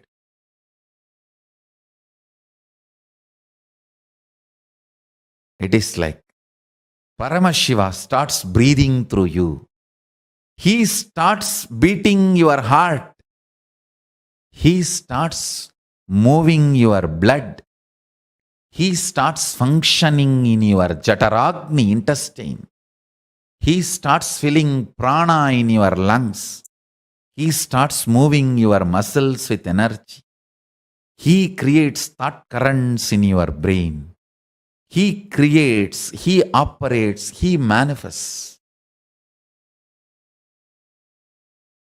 From the methodology of conscious decision, not natural selection. This breakthrough is what is initiation. If you experience this breakthrough, you are called Dvija, initiated into Hinduism. People ask me, when thousands worship you, why do you bow down so much in front of the deities? And understand, this is the secret. When you sit in oneness, you should know very clearly, even when I pray, I am you. When you are operating relative existence, you should know, even when I am one with you, I am praying. I am devoted to you. In relative existence, always be devoted. In reality, always be one. Understand, duality is not ultimate. I am repeating again. Oneness is the ultimate truth. That does not mean in relative existence you will be arrogant. No. You will be humble. In relative existence, you will be humble. That is why I say, the Advaita I am teaching is Sutta Shivadvaita. In oneness, even when we pray, we are one with you. In relative existence, Even when we are one with you, we are devoted to you. Be humble, be devoted even to your own oneness. Sometimes when I go to devotees' houses, I directly go to puja room and do the puja. Some of the devotees will keep my photo also. When I do the arti, I have to show to all. I cannot move the hand. I have to show all only. They ask, what is this, Swamiji? You are showing arti to your own photograph. What can I do? It is the symbol of my oneness. I am devoted to that.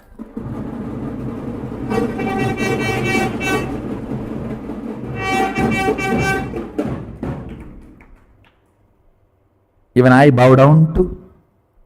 See, you have both component. Your oneness, Shuddhatvaita, and your relative existence, to which you are going to be devoted, that is going to manifest in you more and more.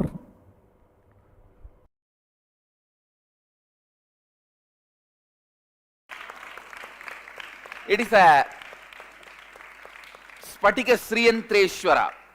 See, Adi Shankaracharya, the architect of modern day Hinduism, goes to Kailasa and meets Mahadeva and asks Mahadeva to give the deity, main deity for the mutts he wants to establish, monasteries he wants to establish.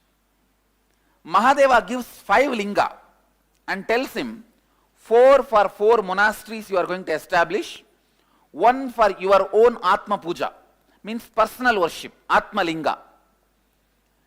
The 4 linga, which for the 4 monasteries, Mahadeva materializes 1 from his third eye, 1 from his Devi part, 1 from his Mahadeva part, and 1 from his Mooladhara, and after doing 1 he takes out of his own Anandagandha and gives it to Shankara and says, this is the linga, my Atma Linga, it is for you to worship as Atma Linga, for you to worship as your personal deity.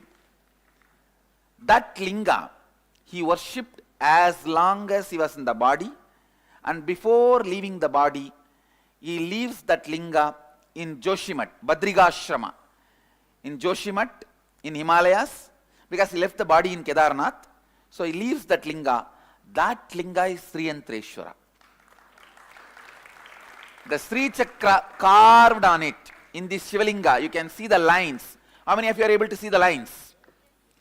That linga is made out of spatika and Sri Chakra carved on it. That linga is exactly this size only, this shape only. So the exact mold, exact thing, I picked it up and made the replica. This is the Atma Linga, the soul consciousness of Mahadeva. And the Kathopanishad speaks about this linga, Angushta Matra Purusha, means just the size of the thumb, the soul consciousness which resides in the Ananda Gandha. Angushta Matra Purusha, that is the consciousness. This represents the pure consciousness of Mahadeva, and the Sri Chakra drawn on it represents Devi, and the Bindu, the top, there will be 1 point. That point represents Guru. That point represents Guru. All the 3, Nithyanandeshwara, Nithyanandeshwari, Nithyananda, all the 3 are in 1 form. And as Mahadeva himself declared this as Atma Linga and shared it to Adi Shankara, I declare this as a Atma Linga of our whole Sangha.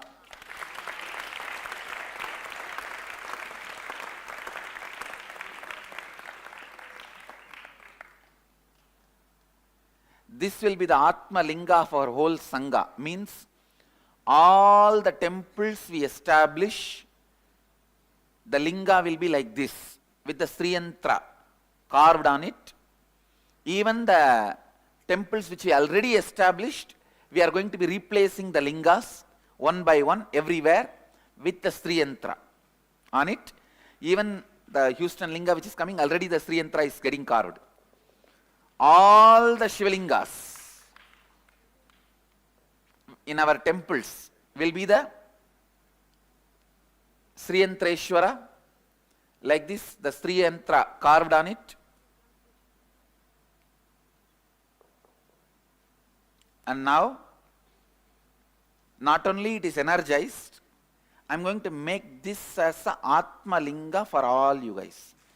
For each one of you, I will be personally handing this out to you.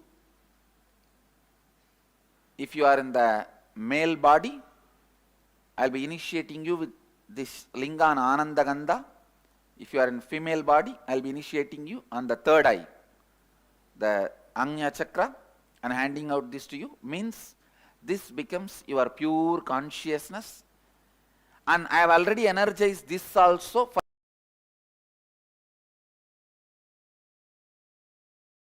both purpose. If you want, you can just keep it as a souvenir. It will radiate energy. There is no need that you need to worship it or you need to do any rituals to it. But if you want to do rituals, great, enjoy doing it, do it. It is the Prana Pratishtha is done for this, for both purpose. If you want to do ritual, you can do everyday puja, ritual, celebrate, and it will radiate its presence and grace. If you just want to keep it also, it will be just like me, non-demanding and happily living. It's literally carrying Mahadeva and Devi and Guru with you.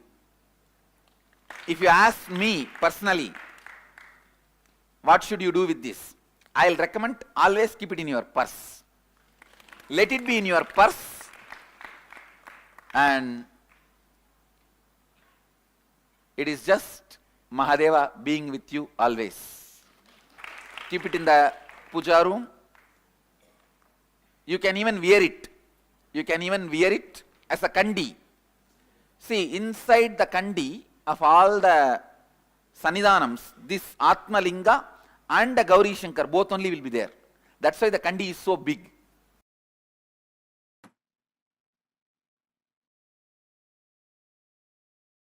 I liberate all of you. Completely from Kala, time. Me as Maha Kalabhairava Murti manifest in each one of you now. I shower you all with Vishesha Diksha. Shivoham, Shivoham, Shivoham. I pluck all your breathing out of your body now. Insert this ajapa japa of Shivoham, Shivoham, Shivoham, Mahaprana of Paramashiva in you all. Shivoham, Shivoham, Shivoham. Sit now, breathe with me as Paramashiva. All of you exist as Paramashiva, as me, in the parallel universe of Maha Kailasa now. Paramashiva and the Kailasa, Shiva Ganas, Paramashiva Ganas, let them all land in all of you here.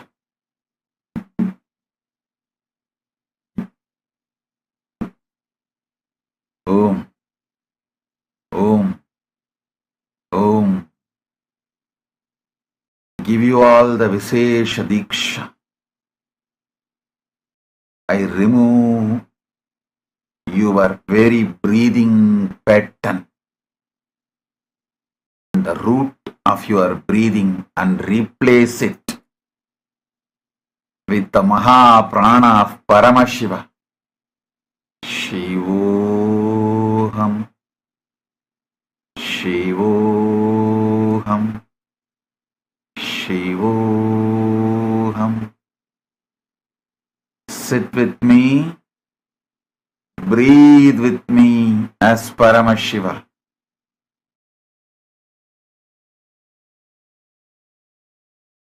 So during the Vishesha Diksha, there will be Vishesha Diksha, Shiva Diksha second level.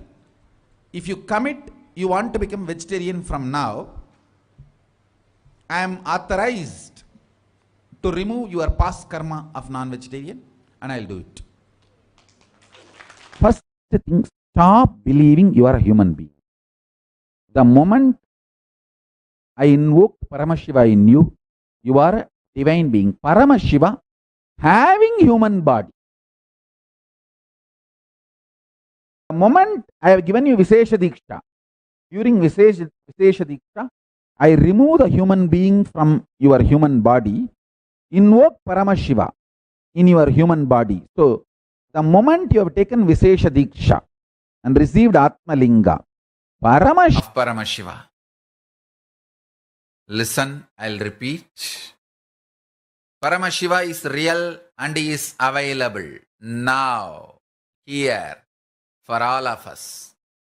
Keep this as your inner space and cognition. Listen carefully, I'll repeat. Whatever cognitions you carry is the source of energy, life for your system. The cognition you carry decides how this is going to function. Your inner image, outer image, others image, life image. All the four are defined by the cognitions you carry. Your cognitions are your fuel. Your cognitions manifest your life. So carry this powerful cognition today. Paramashiva is real and is available now here for me. Carrying this cognition inside, chant Mahavagya, Om Nithyananda Paramashivoham. Based on this cognition, build your inner image, outer image, others image, life image, and manifest powers. You will manifest all the powers.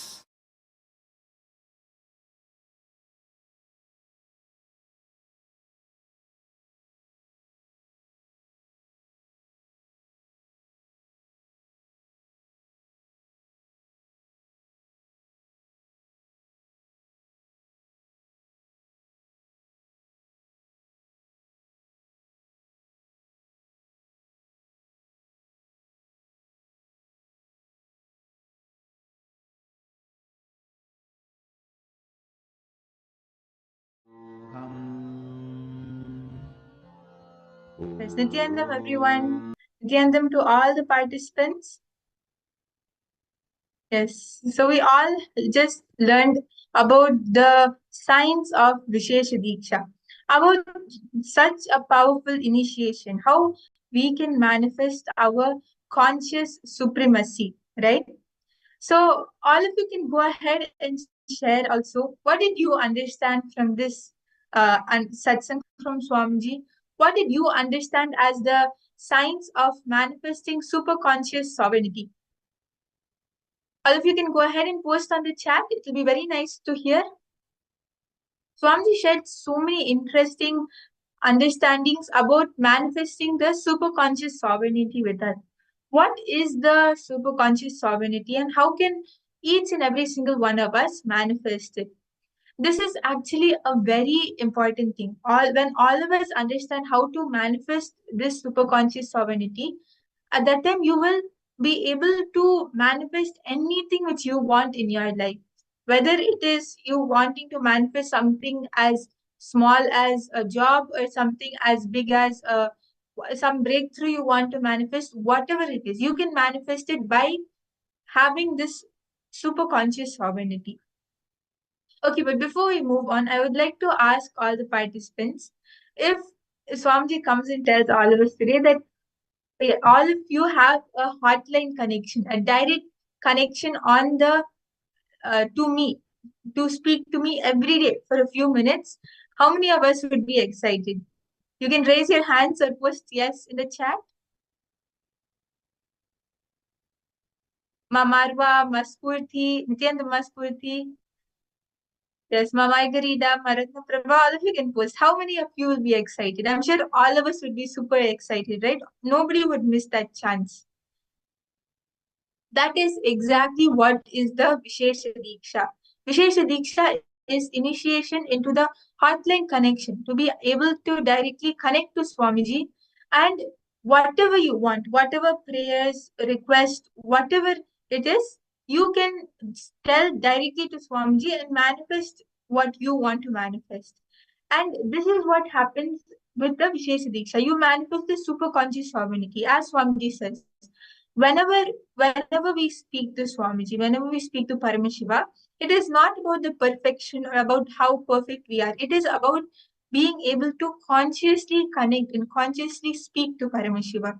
So to be able to get that connection with Paramashiva himself, the only thing we need is consciousness. And that happens with the initiation into manifesting super conscious sovereignty.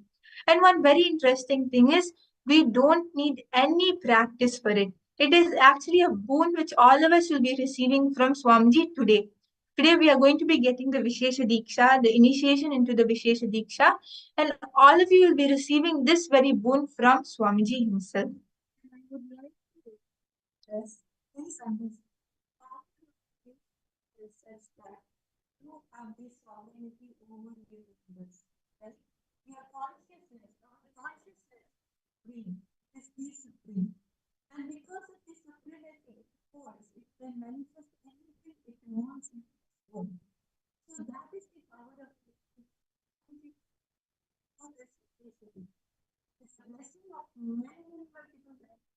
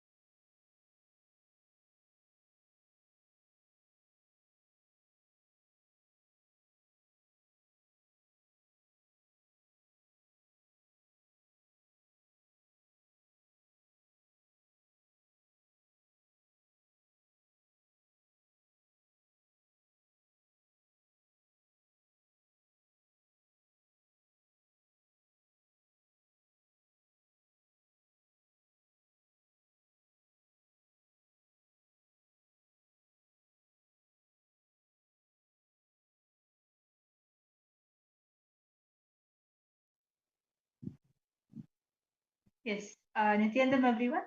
So we are completing for the technical glitch. Yes. So this Vishesha Diksha is a very powerful initiation. All of us heard from Swamiji.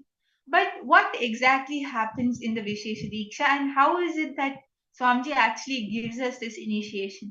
This is actually an initiation into a super conscious breakthrough where the Guru, where Swamiji will remove the old life, means the inner space from the disciple and replace it with Paramashiva's own DNA, with the Shiva Atman, Paramashiva's consciousness from from the Guru's Ananda Gandha.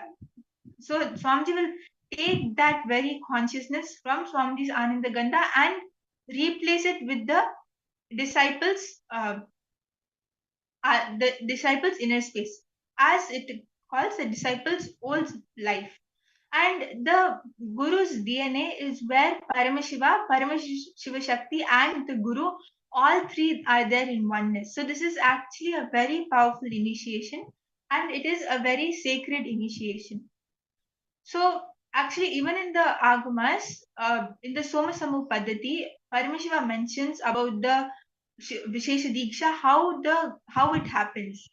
As Paramashiva says, Kusumena astra japtena tada yedhrudaye shishum prashapthurtarakaakaram chaitanyam tatra bhavayet, which means that the Guru should throw the flowers invoked with the mantra Astraya Humfat at the disciple's chest and imagine in the heart of the disciple the globe shaped supreme spirit of extreme effulgence inhabiting the subtle body, which means that the Paramashiva's consciousness itself goes and inhabits the disciple's body.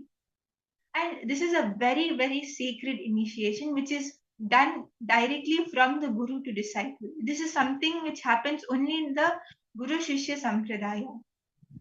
Because over here, what happens is your superconscious sovereignty makes all your self doubt, self hatred, self denial, anything which restricts you irrelevant.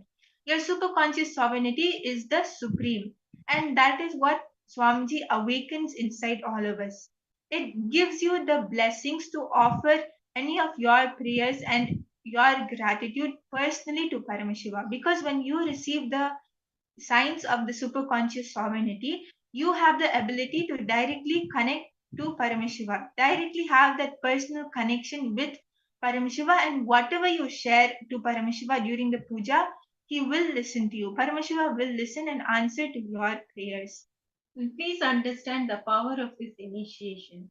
We have learned and we have understood through multiple sessions from Swamiji that we are the creators of our life, right? We are the manifestors, we are the source of our lives, nobody else. So, what is it that is stopping from us manifesting what we want to manifest? It's always us. It's our self doubt, self hatred, self denial, which is stopping. So, please understand when we receive this initiation, all these patterns simply become irrelevant, they become redundant. They just don't, before consciousness, they just don't stand, right? All our problems will simply become redundant. That is the power of this initiation. So I request all of you, please do not miss on this initiation and do invite your friends, your family to receive this initiation, which is a blessing of multiple lifetimes. At the same time, I would like to tell one very important thing. What is stated here is Paramashiva just not accepts our offerings, but also listens to us.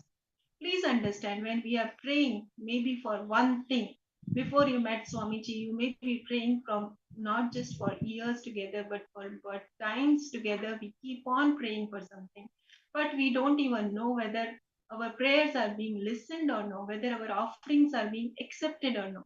But this particular initiation, when you receive it, please understand, whatever we offer, he accepts it. The very fact that Paramashiva is accepting our offerings, that itself is a blessing.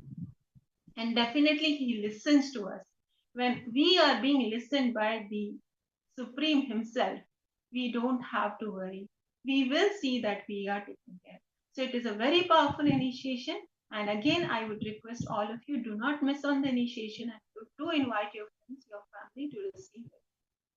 And now we are actually going to be going through a few upon the commitments which all of us have to have upon receiving the Vishesha Diksha.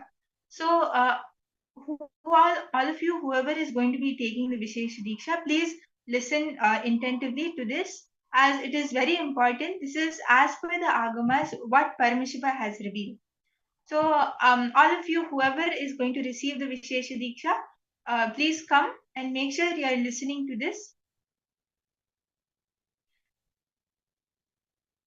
Yes, Ma Elizabeth, you have posted, I am the supremacy of consciousness over everything about the neurological, physiological, and psychological. That's a very nice, powerful cognition you have, Ma. Yes, so I request everyone to make sure you have come gathered and you're here. Nithyananda Maspurti, yes. So we will be understanding a few of the commitments which all of us have to have upon receiving the Vishesha Diksha. The first and foremost, most important thing is performing the daily puja, the Guru Puja and the Shiva Puja every day to Swamiji and to Paramashiva.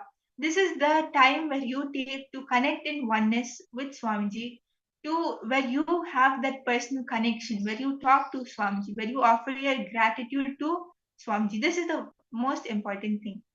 And the second thing is following the vegetarian lifestyle, not partaking any non-vegetarian meat, fish, eggs, any such non-violent food, or even when the milk, even if the milk you are having is from a violent source, means the cows are not taken care of, or they are beaten, or there is non-violence where the milk is produced, then making sure not to partake that, and you yourself not engaging in any activities of violence of any living beings, including yourself.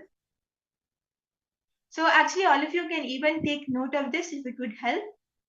This, when you understand these whatever Paramashiva is revealing, all of this, it will really help you in living that lifestyle of that Shaivite lifestyle. As Swamiji says, the Shaivism is not just vegetarianism, but it is living the lifestyle of Paramashiva itself. And the next thing is never abusing Paramashiva, the source of the cosmos and the source of the, never abusing Paramashiva and the Shastras revealed by Paramashiva. Making sure to always respect Paramashiva, Guru, and the Shastras revealed by Paramashiva. And remember never to cross the shadow of any Shivalinga.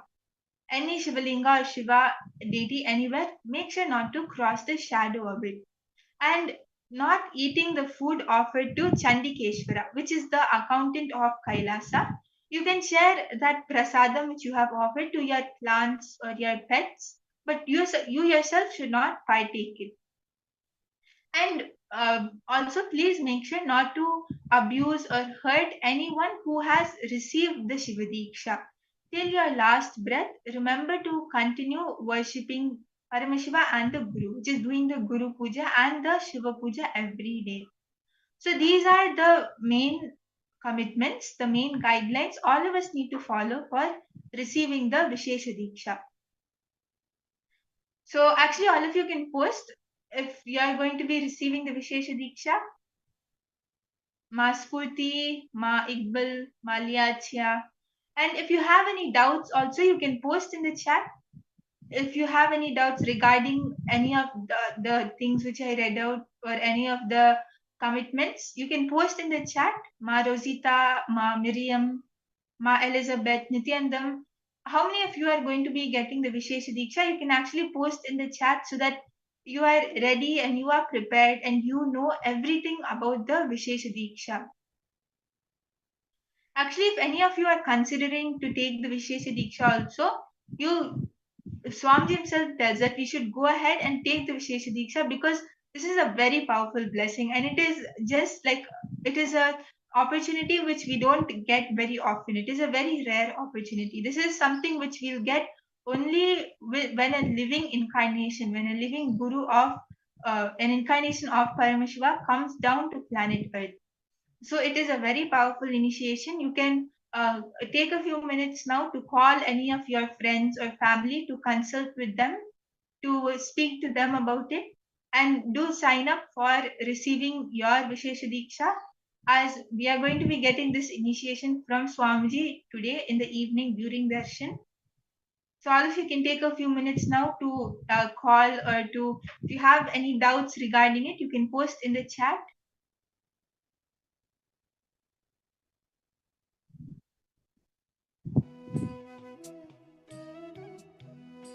Yes, and as all of you are doing this, we will be doing a small exercise. So over here, actually, Swamiji revealed to us how you're just by declaring your superconscious supremacy over everything, not just what you think as problems, but even what you see as your plus points, even your strengths. When you declare your superconscious supremacy over everything, you will manifest the space of Paramashiva. So I request all of you to get your pens and papers now, and you're going to be taking a few minutes to declare your superconscious supremacy over everything. Means actually declaring and penning down where all you are declaring your superconscious supremacy. For example, okay, I'm going to declare my superconscious supremacy that every day I'm going to wake up at 4 o'clock I am not going to give in to my sleep or into my laziness, and I am going to consciously declare to get up. So you pen that down. Like that, all the different things where you are declaring your superconscious supremacy. Take a few minutes now to pen it down, because you will see that when you not only declare, but when you also pen it down, you will actually start manifesting it, because you will be conscious of what you are declaring your superconscious supremacy over, and you will start clicking with it. You will start manifesting that in your life. So I request everyone to take a few minutes and start and declare your superconscious supremacy.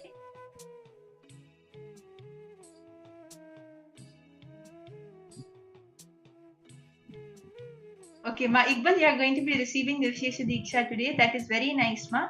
So if you have any doubts about the commitments or about any of the rules which we read out, you can post in the chat, Ma.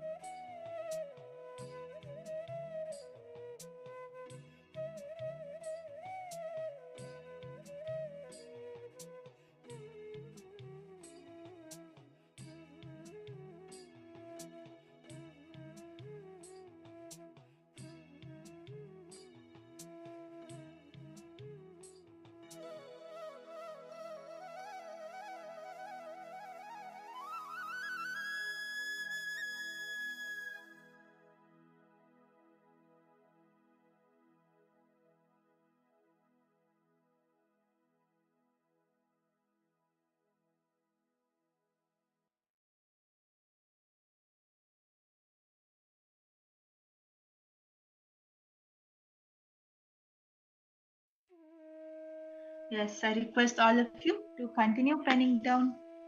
Make sure you declare your conscious supremacy over everything in your life, everything which comes up in you, whether it is a plus point or whether it is a problem you are facing. Even if you are continuously getting good grades in all the exams, and you are really having high performance, declare supremacy, conscious supremacy over that as well. Anything, everything which you are having, which you are facing, take a few minutes, pen it down, and make sure to declare your superconscious supremacy over everything. This is a very powerful preparation even for the Vishesha Diksha. So make sure that you are doing the process authentically. And if you have a question or if you have a doubt, you can post on the chat. Please understand, this is for us to understand that our consciousness is the supreme, right? Not the problem, not our problems, not what we consider as our strengths as well. So we have to bring that into our deep, in our depth, and understand. When we understand that, we will see that we will be able to manifest that power of consciousness in day-to-day life, in whatever we would want to manifest consciously. So if you have any doubts or any questions, I request you to please post in the chat.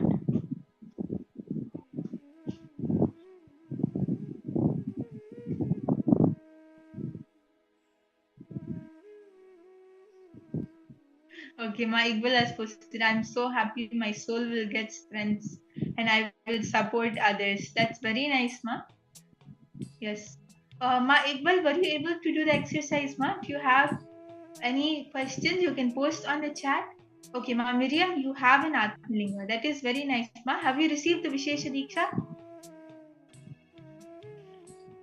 Yes, I think you have received it. That's yes. So, ma Miriam, if you have any doubts or anyone, if you have any doubts, you can post on the chat because this is a very important exercise.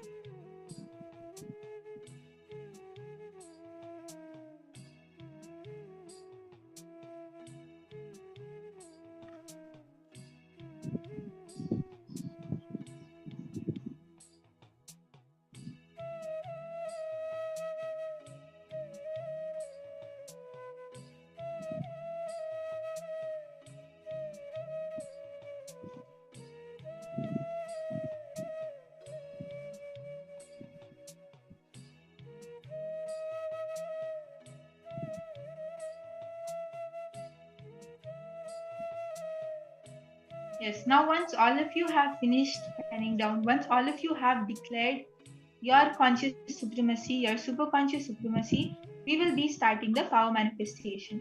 And this is it's a very powerful way for you to manifest that superconscious supremacy, the superconscious sovereignty, because power manifestation is where you instantly, directly connect to Paramashiva, manifest that superconscious space inside you.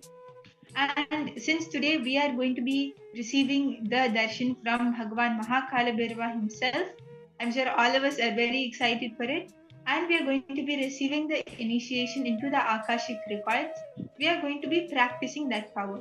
So, as all of you manifested in the last round, you're going to be scanning the verifiable past. So, this is like an initial level where you practice to manifest that space of Akashic readings. And I'm going to be giving a date to all of you for which you will have to connect to Swamiji. Just connect that space of oneness with the Kala, with Kalabhairava, or with Swamiji, however you connect. Just chant the Mahavakya, connect to Swamiji, and scan the incident which happened on the date which I'm going to give you. So this is how you will have to manifest the power. So I request everyone to please sit straight so that we can start the power manifestation.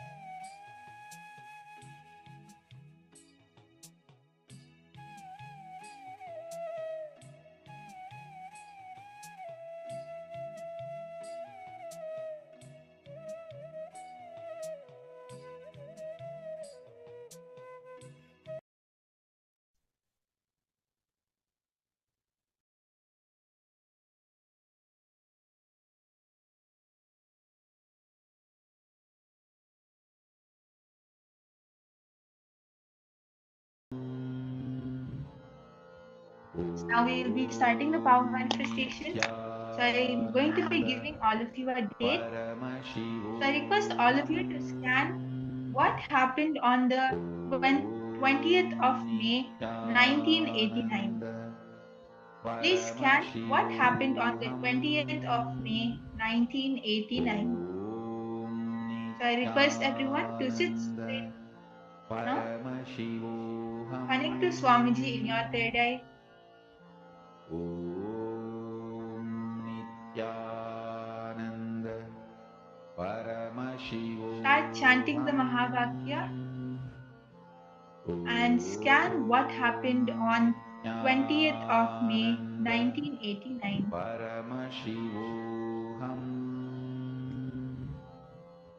Om Nithyananda. Paramashivoham. Om Nithyananda. Paramashivoham. Om Nithyananda. Paramashivoham.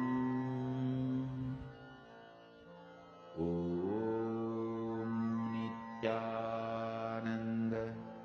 Paramashivoham. Om Nithyananda. Okay, Miriam, it is actually 1989, ma. It is not 1909. It is 1989. 1989. For Samadhi. Yes, and also, ma, you have asked. I don't know the word supremacy. What does it mean? Okay, yes, ma. So conscious supremacy is basically what Swami says, conscious sovereignty, declaring your consciousness over any problems, any plus points, anything, everything which you experience inside you, declaring your consciousness over that. Just remember Basically, where you declare your consciousness superior over any problems, everything, any solutions, everything, basically making everything irrelevant except the consciousness, Paramashiva inside you. So I hope you are able to understand, ma. song for Paramashiva in me. For Paramashiva Yes, to I request manifest. everyone to continue manifesting. And as you are seeing the answer, you can even post on the chat. As you are seeing the details, you can type it out. Chant this Mahamahavagyā.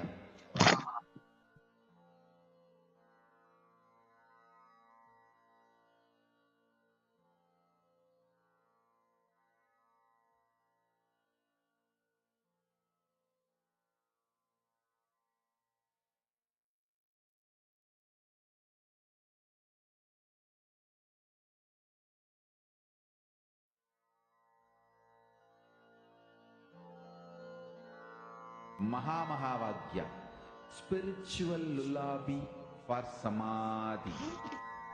And Suprabhatam, wake up call, wake up song for Paramashiva. Yes, I request everyone to relax now. And you can post in the chat what did you see? What details did Swamiji reveal to you? What happened on 20th of May 1989? Ma Madhva, Ma Ratna Prabha, Ma Margarida, Ma Iqbal Bano, all of you can post what did you see? What did Swamiji reveal to you? Ma Miriam, what did you see, ma? What did Swamiji show you which happened on this day? You can post in the chat, ma. Ma Rosita, Ma Ching, Ma Spurti. All of you can post on the chat. Paramashivoham. Om Nithyananda. Paramashivoham. Yes, ma Maluhia, what did you see, ma? You can post what Swamiji showed you on the chat. Paramashivoham. Om Nithyananda. Paramashivoham. Please understand, this is the time we manifest the powerful cognitions and initiations that Swamiji is giving us. And it prepares us to receive the initiation and darshan in Hindu. So don't hesitate to involve yourself in the power manifestation and to share with us. It is only how sincerely we want to manifest is not what we manifest. And it is the experience which we are left with. So focus on the experience, the space of oneness. Whatever comes out, please feel free to share. That will really help you in your power manifestation and for you to prepare for the final initiation and darshan in the evening. So I request all of you, please do involve yourself and share with us what did third eye reveal to you. Nithyananda Paramashivoham Om Nithyananda Paramashivoham Yes, so I'm going to be sharing the answer now.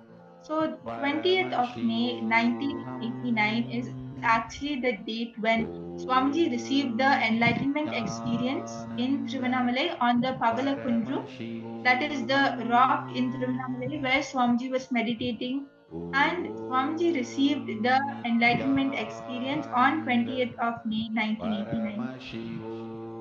So if any of you saw enlightenment, or if you saw Swamiji, Ruminamalai, Pavla Kundu, all of that is a manifestation. So you can verify your manifestation and see what you were able to manifest.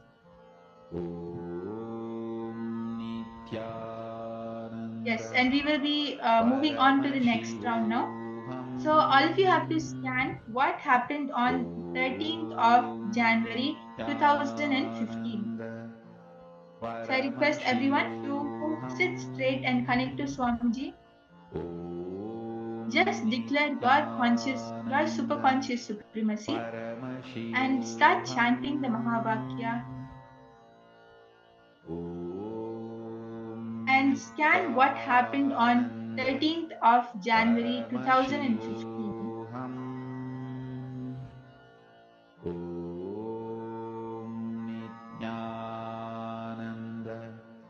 Paramashivoham Om Nithyananda Paramashivoham Om Nithyananda Paramashivoham Om Nithyananda Paramashivoham Om Nithyananda Paramashivoham Om Nithyananda Paramashivoham Om Nithyananda Paramashivoham Om Nithyananda Paramashivoham Om Nithyananda Paramashivoham Om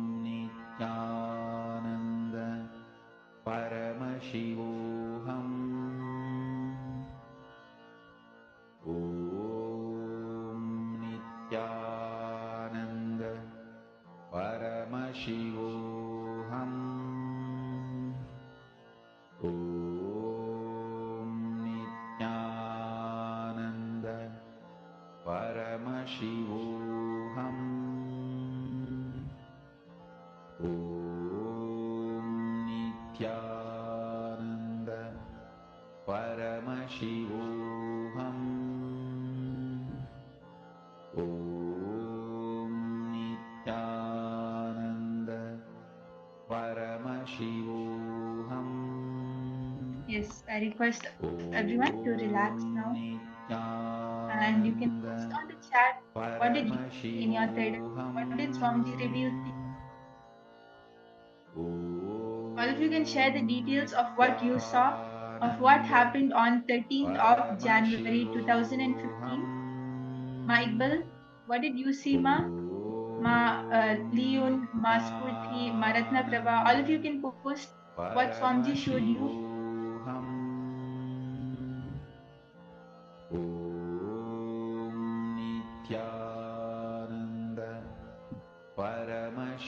Yes, and the answer for this round is on the 13th of Jan 2015, Swamiji conducted the Mahayagna, the Atirudra Mahayagna, this is actually where like 1,000 yajnas were conducted at once. I'm sure many of you would be aware of this. It was a big event which happened in 2015, and Swamiji conducted the yajna, means the fire ritual, but it was like 1,000 people were also doing it with Swamiji. So this is the Ati Rudra Mahayajna. So if you saw Swamiji doing the fire ritual, or if you saw like a mass of people, like so many people were doing the fire ritual, all of that is a manifestation.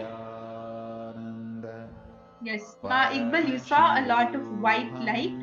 So actually the fire, like Agni itself, is like, we always visualize it like a bright yellow light.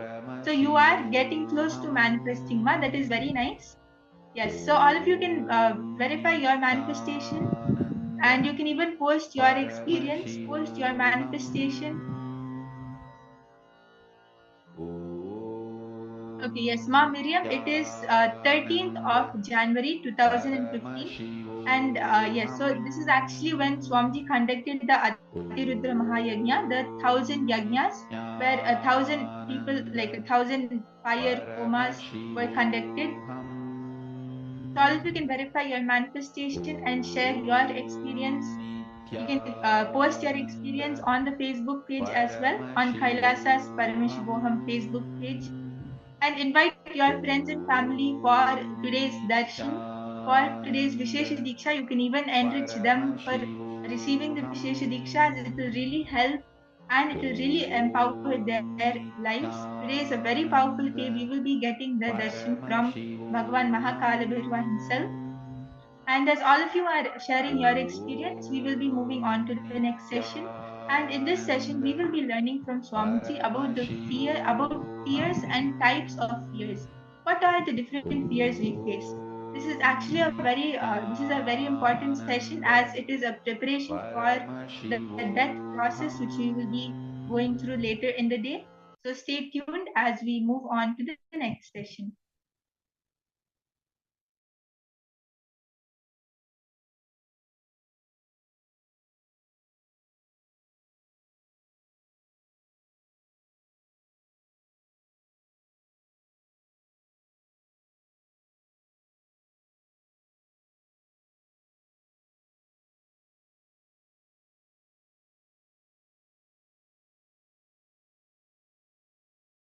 What is fear? Apprehension about something which has not happened, which is not reality. Now we will work on the thought current of fear, the being center.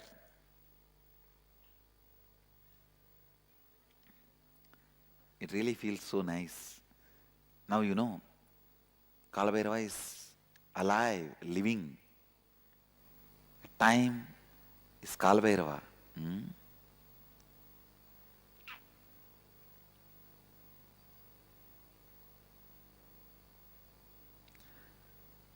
So, everybody is ready? We'll move to the next session.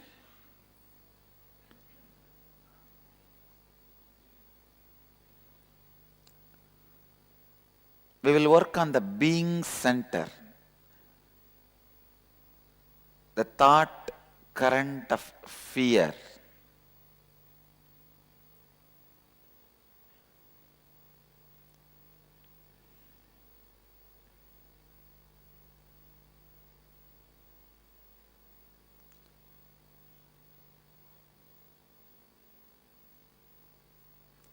When there is a constant hangover of fear and insecurity inside you, your swadhisthana, your being center collapses. Please understand.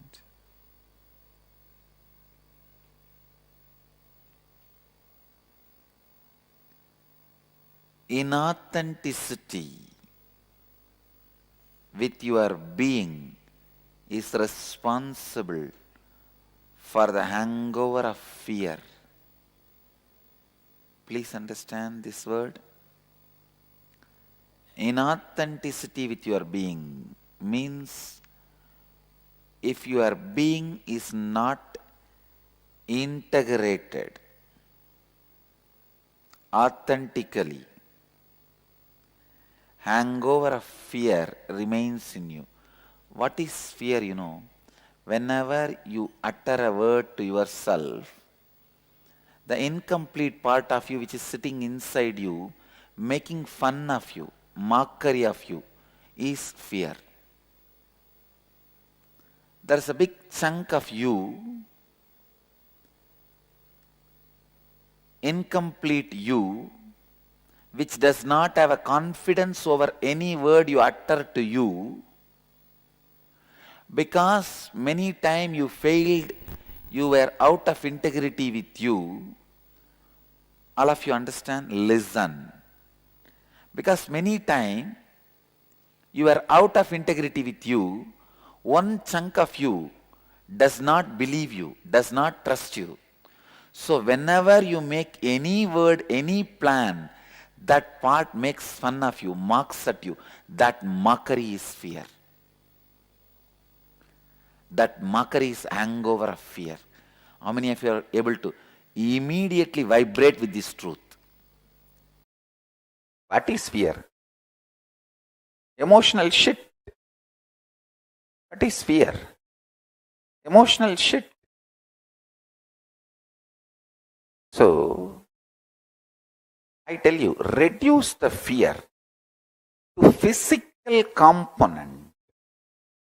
Don't give the fear the psychological power. Then you can never break fear. Fear is nothing but toxic shit sitting in your lower intestine. Understand? Listen to the lower intestine. Fear is nothing but the toxic shit sitting in your lower intestine. All you need is just marana smarana and detoxification. That's it. Fears are collective life negativity creating the snowballing effect on individual and on collective consciousness. What is fear?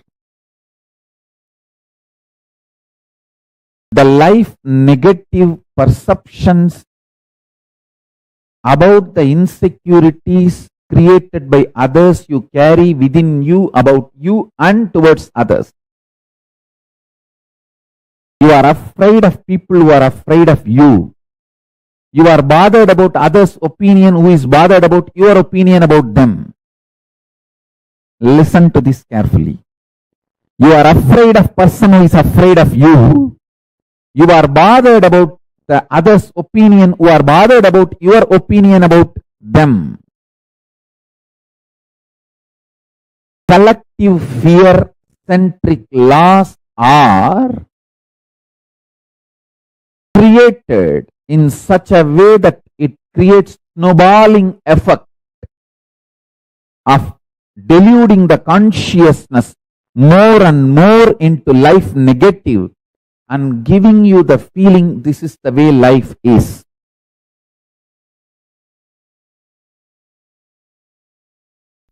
What you believe as you is inner space. What you feel is going to be you. Your reality is Ulam. If you know your purpose is Sadashiva, no Maya matrix can touch you. A vivid description of all the possible problems without even having one iota of the fear. That is what is actually the definition of courage is. Not absence of fear, powerfulness where fear cannot make you powerless is courage. Absence of fear can be sometime absence of information, ignorance. No. Courage means not absence of information, inability of the informations to make you powerless is courage. If you sit and consciously involve intensely in all your fears and the root cause of fears and insecurities, you will be completely free from all fears and the kind of the boldness, courage you will manifest. See, at one point you will reach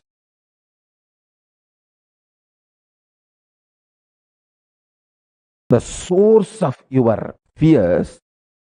You will feel, oh, everything is over. From this moment, whatever way life happens is a bonus. That's all what can be done. When that shift happens to you, that is the moment Yama, Kala is giving you the blessing of not taking life for granted and liberating you from all the fear-centric behavioral patterns. See, at one point in my life, I reached everything is over. Now, if I am alive from next moment, whatever way I may exist is a blessing, bonus.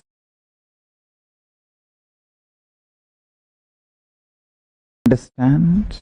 Listen to this very carefully. This realization is the boon from Yama, Kala.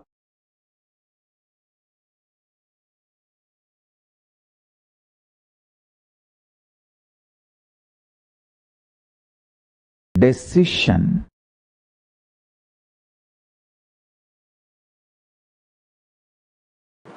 Not to hang on to our fantasies about life and our fears about our fantasies. Understand? Whenever your mind involves, your fears become fantasies and fantasies become fears. These are the statements you need to meditate very deeply. There is an obsessive compulsive behavior. Your fantasies become fears and fears become fantasies. Romance becomes perversion, perversions become romance. War becomes love, love becomes war. Listen carefully.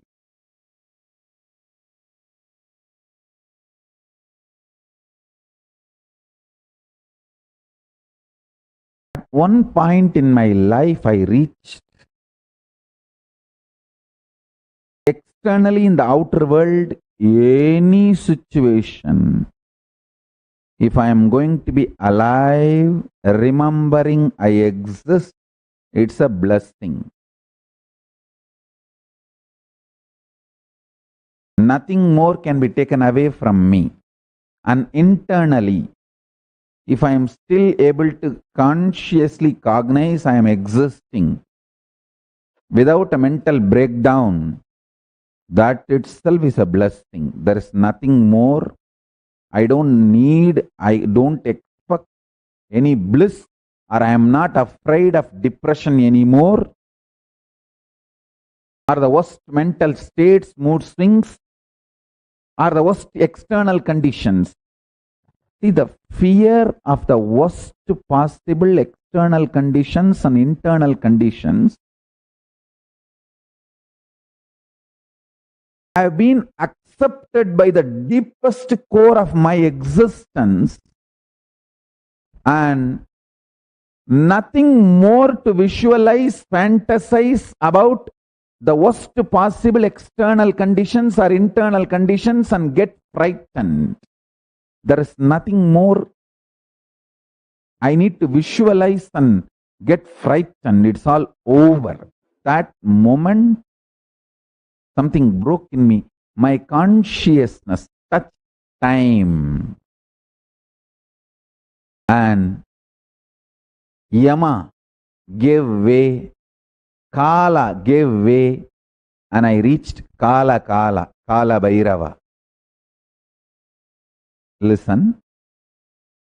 Consciously sitting and cherishing all your fears, not mentally being kicked. Just mind releases all the fears and the fears erupt out in you. No, I am not talking about that. I am talking about consciously sitting and visualizing, cherishing what more can happen where this kind of illogical patterns come. I'm going around the hill alone, a small boy, reading. Still I remember the Arunagiri Andadi, the 100 songs on Arunachala, written by Guhenamachivayar, a great saint. Still I can repeat the whole 100 verse by heart. With that book I am walking. I've been asked to go around the hill every day by my heartless guru, Kuppammal, Vibhudananda Devi. In the night I am supposed to go around because in the daytime no time. I'll be sometime going to school or sitting with her and studying the Vedas, Upanishads. And usually in the daytime it will be hot sun. So after the sunset, she will tell, now lessons are over. Please go around the hill and come back and sleep. As if it is the next door. You go and come back and sleep. If I go around the hill, when will I sleep? Because by the time I come back, I have to take bath in the tank and go to the temple for Suprabhadam. Shiva's Lord is waking up. Arunachaleshwara is waking up. You should go and see him early morning when he wakes up. So I let run. Anyhow, I went round every day. One day night, some 10 hyenas. Hyena is a animal, will be very shy as alone, but will attack and kill any human being if they are group. Children means simply they will kill. Simply they will kill. Children are the best dinner for them. They will kill. I was walking alone. It was Amavasya, or just near Amavasya. No light, dark. In those days, the path for going around Arunachala hill was very dark, a narrow road, not even a road, like a forest road. Some 10 hyenas are standing in front of me suddenly. In the midnight, I am all alone with just that one book, Songs of Arunachala. From the lower abdomen, Swadhisthana, I gave the voice, Arunachala. I don't know whether the whole Arunachala hill vibrated with that. There appeared an old man with a stick, drove the hyenas away. They all ran away. Somehow I got saved. Otherwise, I would not be here. I will not be sitting here. I would have been sitting in their stomach within next few hours. And anyhow, I came back and I narrated the whole story to my guru, Vibhudananda Puri, with the deep feeling. From tomorrow, I don't need to go to the hill rounding, walking around the hill. And after describing with all the masala and the whole thing, she heard everything. Wow, Arunachala saved you. And I also, of course, Arunachala saved me, no doubt. Next day I expected, see, once Arunachala will come and save. But how can that be a routine? So, Next day, she said, come on, go for the hill rounding. I was shocked. I asked, what do you mean? Will every day Arunachala come and save me? She just hit at me with one question. Will every day Ainas will come and attack you? Listen. I asked her, will every day Arunachala come and save me? She said, will every day Ainas will come and attack you? That's it. My mother, who is always overprotective of me, I'm going and telling her. She heard the whole thing. Then end of the day, she asked me, end of the whole story, what did Pati tell? Pati means my guru, Vibhudananda Puri. What did she tell? I said what she said. Then she just walked into the room, into the house and said, all right, you go for the walking around the hill. She just walked into the house and said, you go now. Really, I'm telling you, it was a hit on me. Yes, will every day Ainas come and attack me? Then she said, if every day Arunachala also will come, go. I tell you, even now I am seeing it in my life. Whenever Ainas come, Arunachala comes and protects me.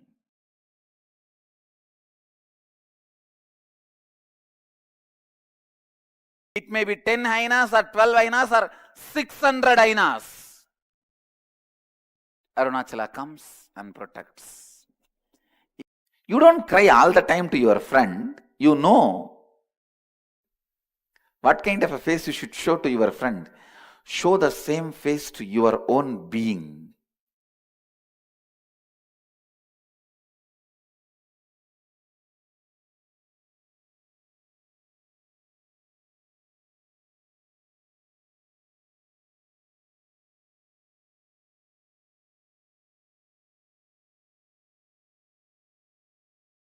Even to yourself. Don't be a constant frightened child to yourself. Complete with it. Get rid of that identity. Build yourself authentically.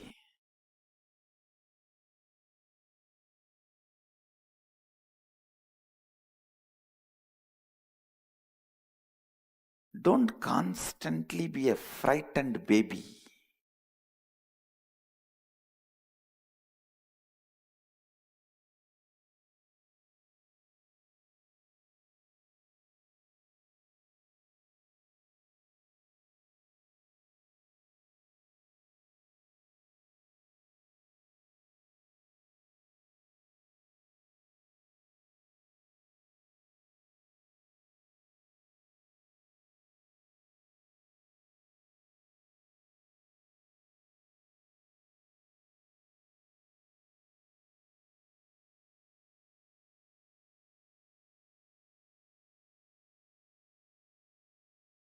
The first step in living Advaita is to get rid of the... Please understand, your fear is not cute.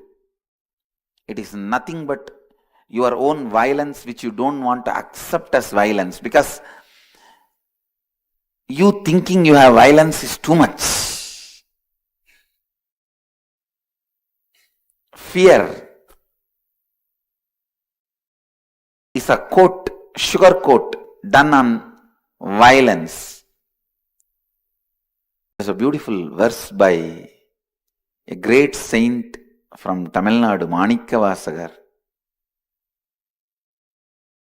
He sings, people who carry inside a deep violence but believe that they have fear, oh Mahadeva, let me be afraid of them and keep them away from me.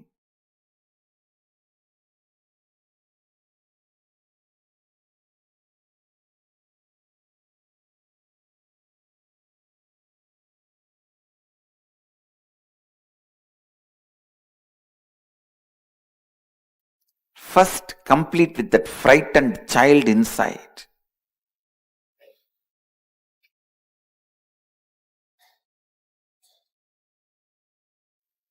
Show yourself as a friend to you. Let you seeing you bring tremendous confidence to you. When a man feels insecure, his first reaction is sexual activity. When a woman feels insecure, the first reaction is frightening, terrifying, fear, and destroying everything, doubting everything around her due to that fear. Understand?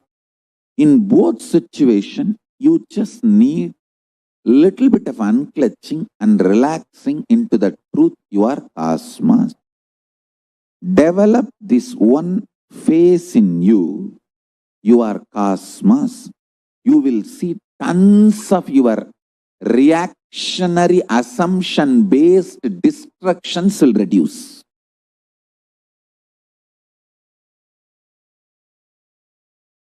I tell you, even third eye.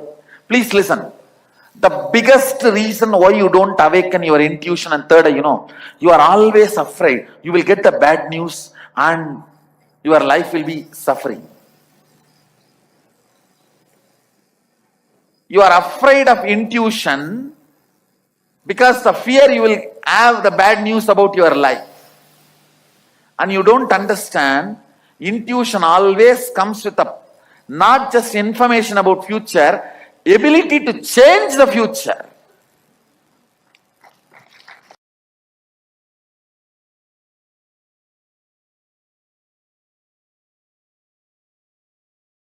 It is your own pains and hurting. The self-hurting need to be stopped. You don't need any enemy from outside. No, really, I'm telling you. You don't need any enemy from outside.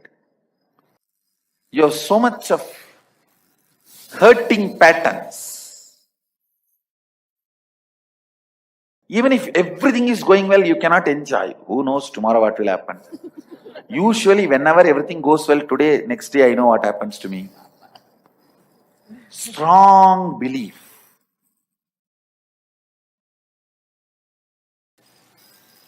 When things go bad, you are very comfortable. When things go good, you feel, this cannot be my life. Looks like somebody else's life. Fear need to be used like a pickle wherever required. Not more than that. If you know how to use fear as pickle, you know the realistic threats and unrealistic lies. And the life can never cheat you, life will never cheat you. You will never be cheated. Phobia means, fear itself is a illusion. Illusion square is phobia. Illusion about the illusion is phobia. Listen. For example, if you are seeing a snake and shaken, become powerless, it's a fear of snake. And you imagine there is going to be a snake and get into the same mood of powerlessness and frightened, then it is phobia. Means square of the fear is phobia. All phobia is compulsive attitudes, compulsive mental thought currents, compulsive mental attitudes.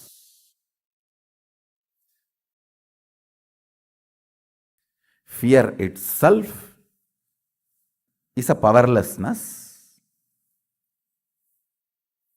But at least we can work on it. Tribes experience only fear.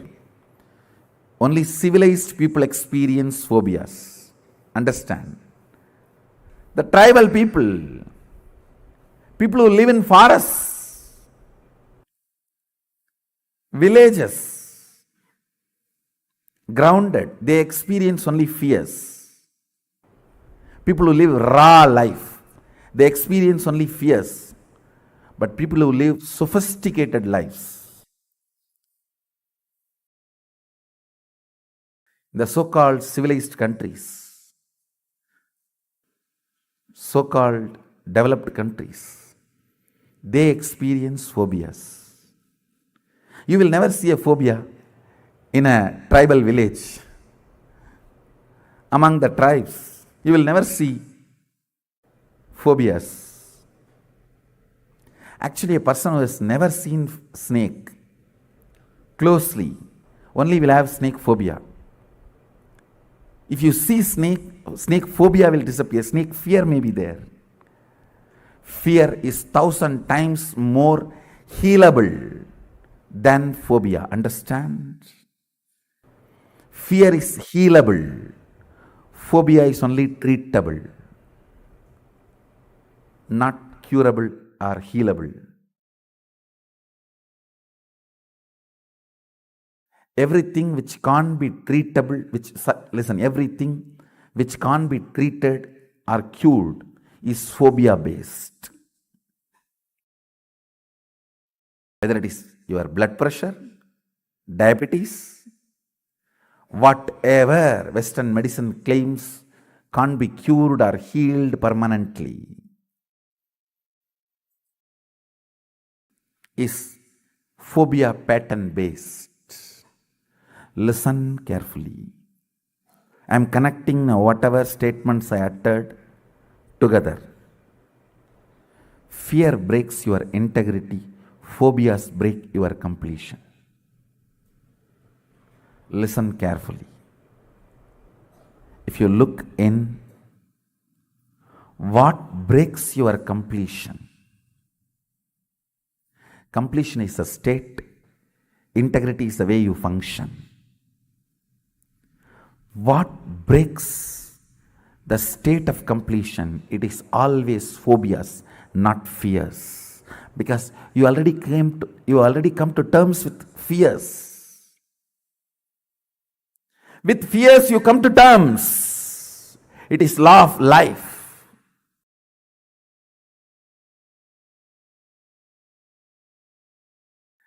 Anything which agitates you, disturbs your completion, unclutched space or the Sadashivatva or inner peace, your inner silence, anything which disturbs is phobia. Look in. It's not fear.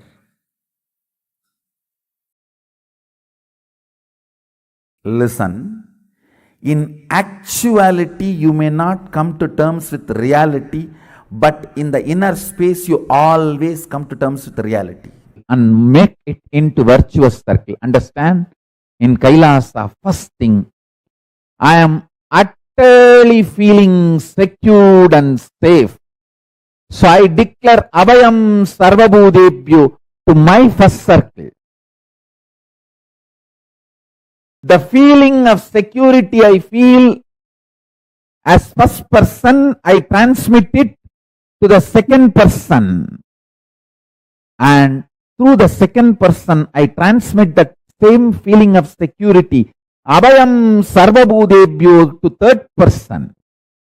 I decide to treat you all, experience you all as Paramashiva and make you all feel confident to treat others as Paramashiva, and this ripple effect is called virtuous circle. I am responsible to start this virtuous circle, Dharma Chakra, Jnana Chakra, and make every one of you experience it and radiate this joy, life, positivity towards others from first person. I make it infectious to second person. From second person, I make it infectious to third persons. From third persons, I make it infectious to fourth persons. From fourth persons, I make it infectious to fifth persons. From fifth persons, I make it infectious to sixth persons. This is what is virtuous circle. Law of Kailasa is life positivity. The intense feeling, secured, protected, nourished, enriched, loved, I experience from Paramashiva, my Antaratma, Paramatma. I radiate it through my first person to my second person, you. Kailasa government. From my second person, you, to third person, they, the whole world, the whole humanity. From the third person to fourth persons, all the animals, below the ocean, above the earth, below the earth. From fourth persons to fifth persons, plants, trees, rivers, hills, ultimately to the whole universe. Reversing of the fear-based law into love-based existence is the purpose of Kailasa. This is what is all about life. This is what is all about Kailasa. This is what is all about superconscious breakthrough. In the society, all laws are made with the principle, you are afraid of me, I am afraid of you. You try to control me, I try to control you. But in Kailasa, all the laws are life pro. I love you, you love me. Let both of us love whole world.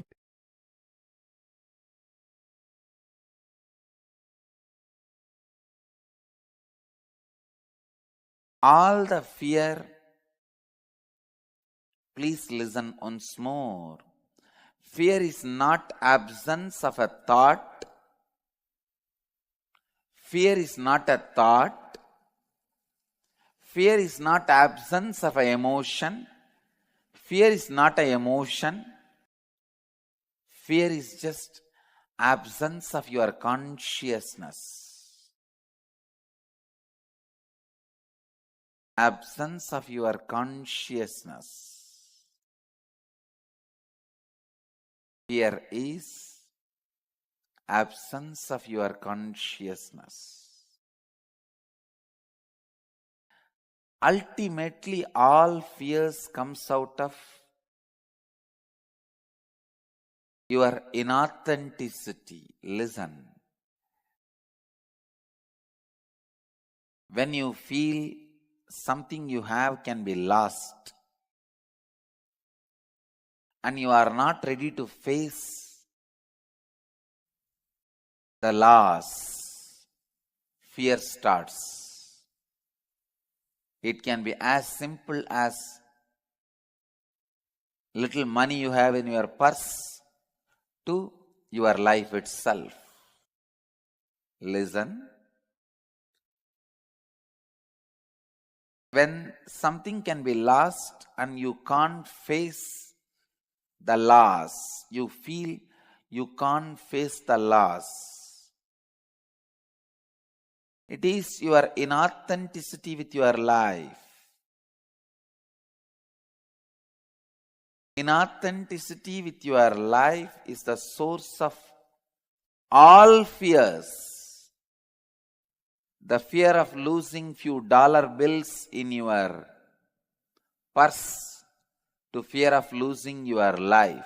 Everything is just because of you not coming to terms with the truth of anything is will be at some time not.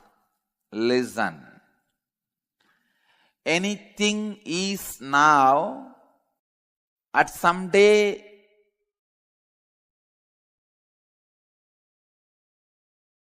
will become non-existence, will not be there.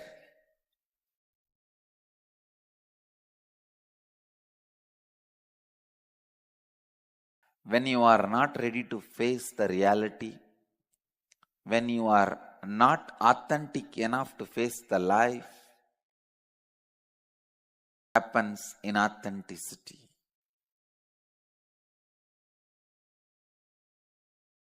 Look into your life. Now, I want you to internalize all layers and layers of inauthenticity, fears in you. Look into your life and list down all the fears you have had and are still having in your life. Look into your life and list down. Internalizing means analyzing for the purpose of internalizing.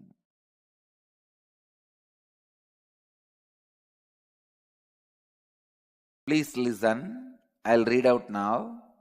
Look into your life and list down all the fears you have had and are still having in your life. For example, fear of loss of health, loss of wealth, loss of name and fame, loss of love of people around you, fear of ghost, fear of God.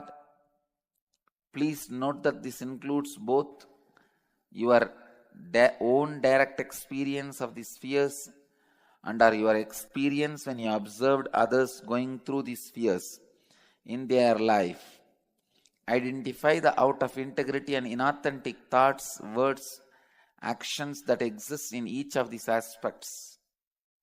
Write the earliest concepts, all your childhood memories and beliefs you received about death in your life. You may have received these ideas from your parents, teachers, relatives, church, temple, etc. Describe your experience when for the first time in your life you face the death of someone close to you. Make a list of the top 3 people who are currently alive in your life and whom you never want to die. Describe the impact their death will have on you. Examine and identify the various out of integrity and inauthentic thoughts, words, and actions that exist in your relationship with each one of them. Please answer these questions. Then I'll help you to face your major fears. Inauthenticity is ultimately death fear itself. We'll gather for next session so that we will experience the process of death, going through the fear of death. So,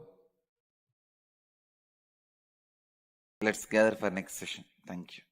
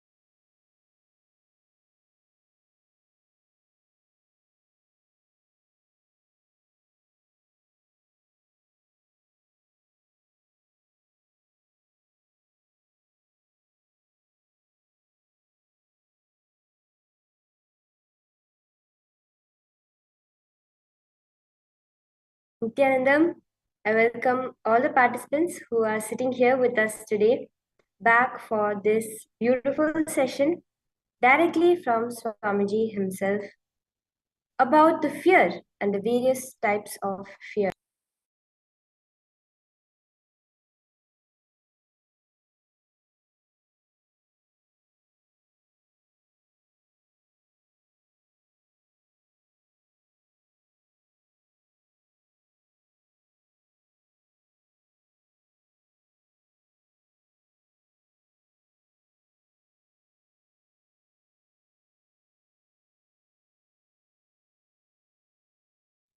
Yes, sorry for that. I hope all of you enjoyed this session directly from Swamiji himself about fear and the different types of fear we experience in our life, where Swamiji beautifully revealed that higher powerful cognitions on whatever we are seeing in life as fear. What is fear? And what are we perceiving as fear in our life? How we can overcome fear? Beautifully ending with a process for all of us to do. So, as we get into the session, I request all the participants to take a moment and share what was your powerful cognition from this session. All those sitting here, Ma Miriam, Ma Rosita Tsang, Ma Yonana Catherine, Ma Elizabeth, Ma Ananda Parameshwari, Ma Karini, I request all of you to take a moment and share what was your powerful cognition from this session.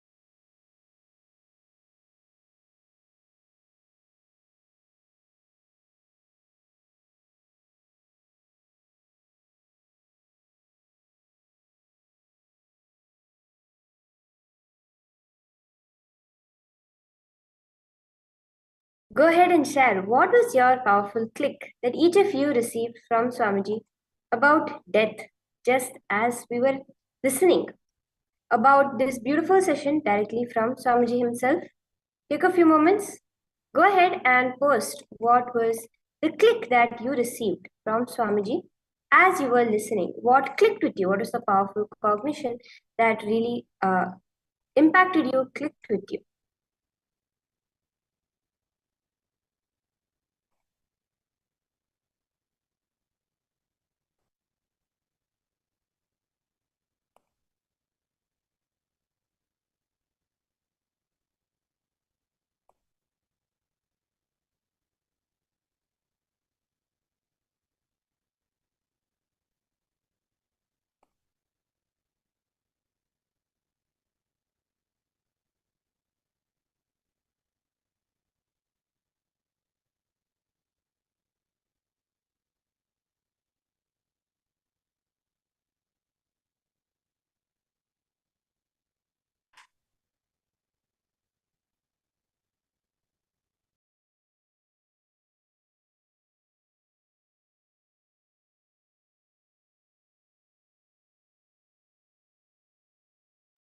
What did you understand as fear? What is fear, did Swamiji say?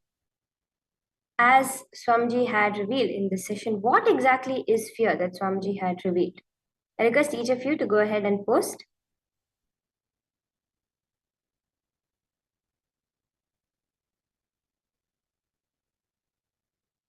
As we enter into this session.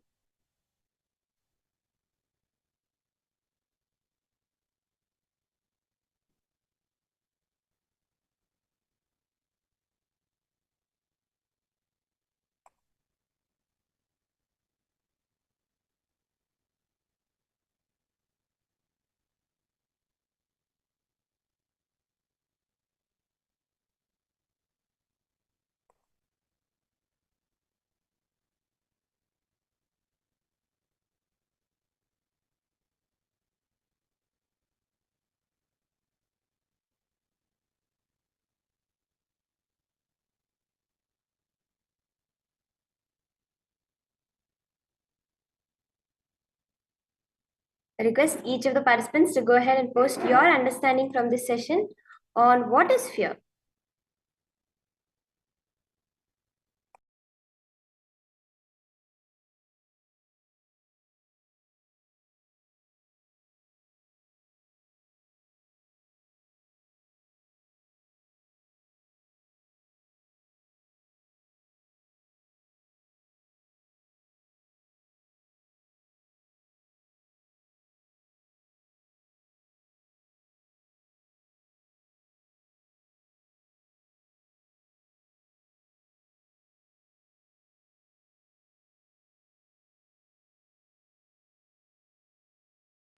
Okay, Ma Miriam, Ma Elizabeth, you're posting. It's a very powerful session. That's nice.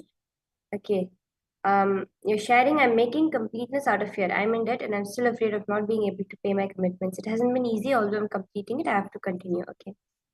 Ma Miriam, you're sharing, fear is inauthenticity in your life. Okay, that's a beautiful understanding of fear. Wherever we have inauthenticity, only there we manifest fear.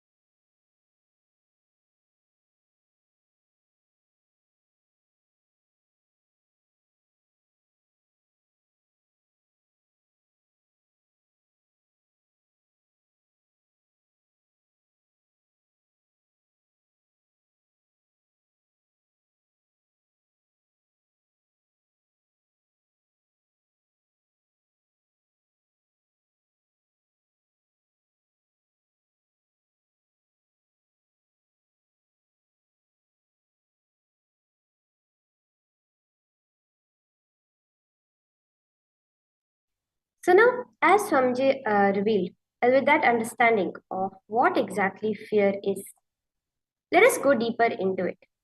See, Swamiji says, how many times do you go through a panic attack in a single day? A small jolt in the flight when you're flying. Suddenly you may think, will this roof fall on my head? Or else a thought, a simple thought, will I make it in time? This is how many times a jolt in your thinking is enough to put you in the fear of death and make you go through death. To understand this, to cognize this, recollect the earliest memories of your life, write down the incidents and conversations you had about the fear of losing your name, fear of losing your fame, fear of losing your identity. For example, your mom shouted at you, "You're a bad boy." There, you had the fear at that moment of losing your name and fame, losing your identity. Go ahead and pen this down.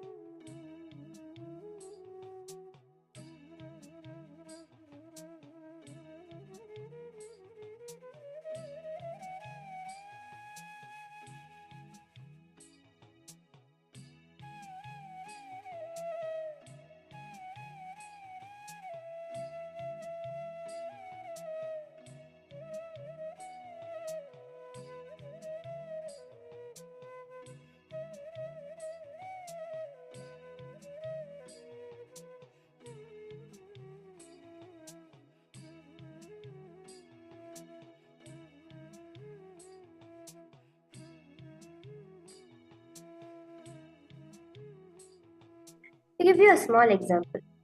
Now, for example, wherever you were experienced, it can be even a conversation you heard. See and understand throughout this process, whatever you're doing, it's not necessarily some incident that may have happened to you, but it can also be some conversations you may have heard. So, for example, you would have overheard your brother or your elder, your peers in class talking about something about how their mother or their sibling spoke bad about them in front of their friends. That caused a fear in you about the fear of losing your name. Pen that also down. See, through various ways, the fear that God created within you, write that down. But the fear of losing your name, fear of losing your fame, fear of losing your identity.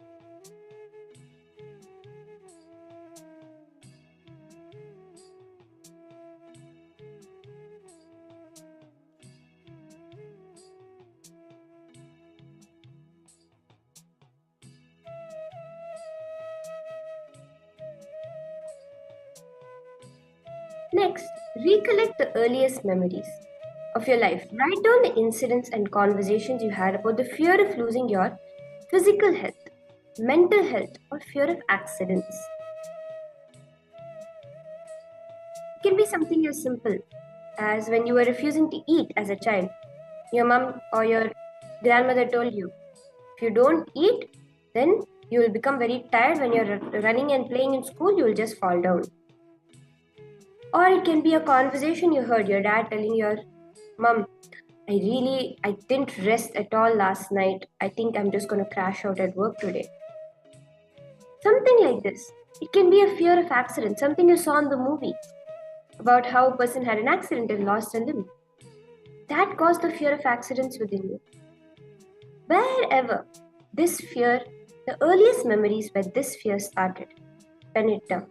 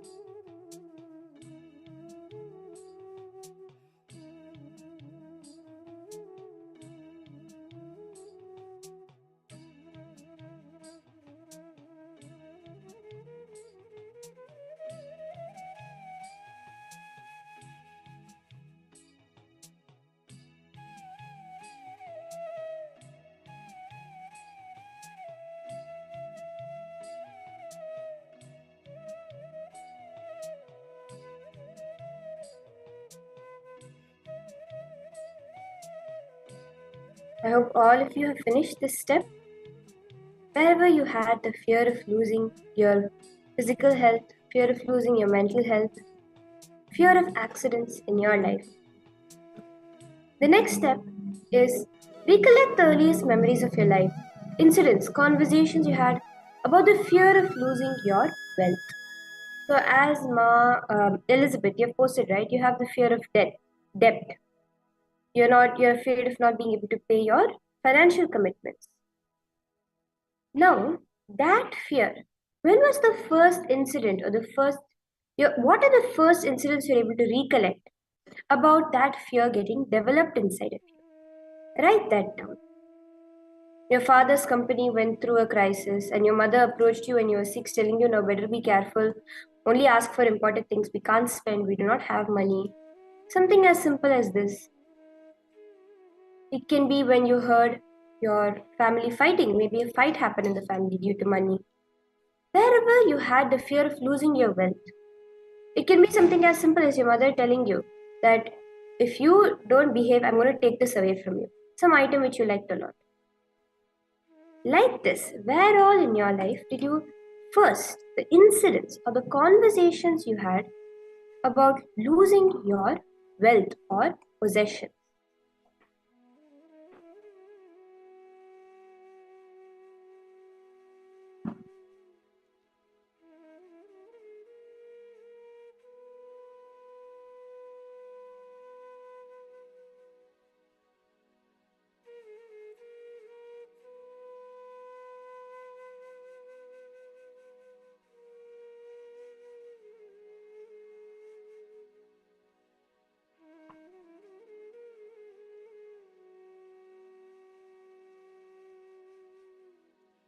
Ma Jessica Singh, Ma Maha, Ma Iqbal Bano, Ma Ulrich Frederick.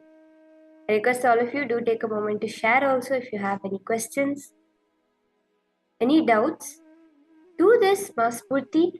All of you can go ahead, do this as a very beautiful process. See, the whole day today we're actually preparing ourselves for a beautiful initiation, the death process directly by Swamiji, through which you will go through the whole death in the presence of the living avatar and complete with all your fears once and for all.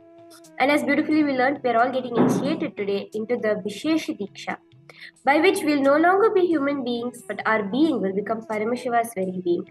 So each step of the process is actually beautiful preparation for us to experience that, for us to go through the whole process and experience the ultimate completion.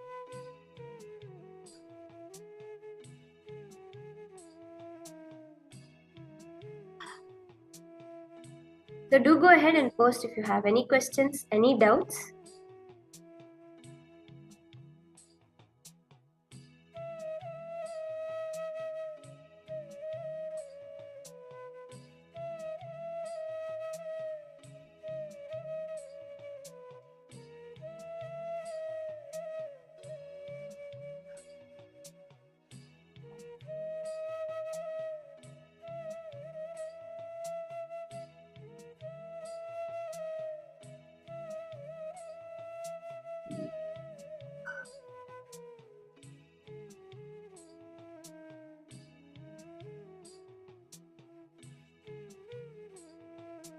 The next step now, recollect the earliest memories of your life. Write down the incidents, conversations you had about the fear of losing your loved ones. It can be something as simple.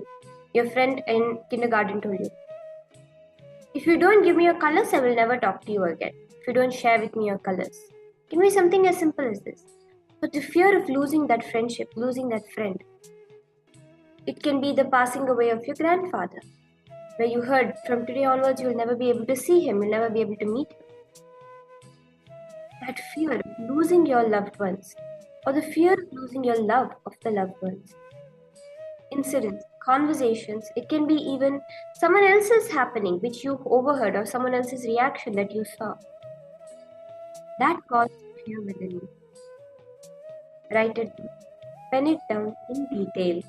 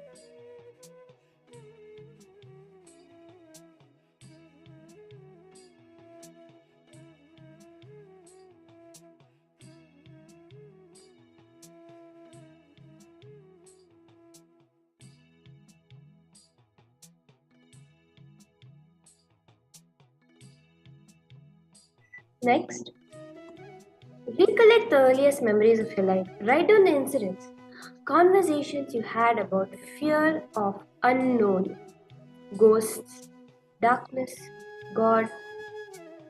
You're from a traditional family, Indian upbringing, Hindu upbringing. You may have heard things like, if you do this, God will punish you. Many people have this, the idea of God fearing. When was this instilled into you? Fear of darkness.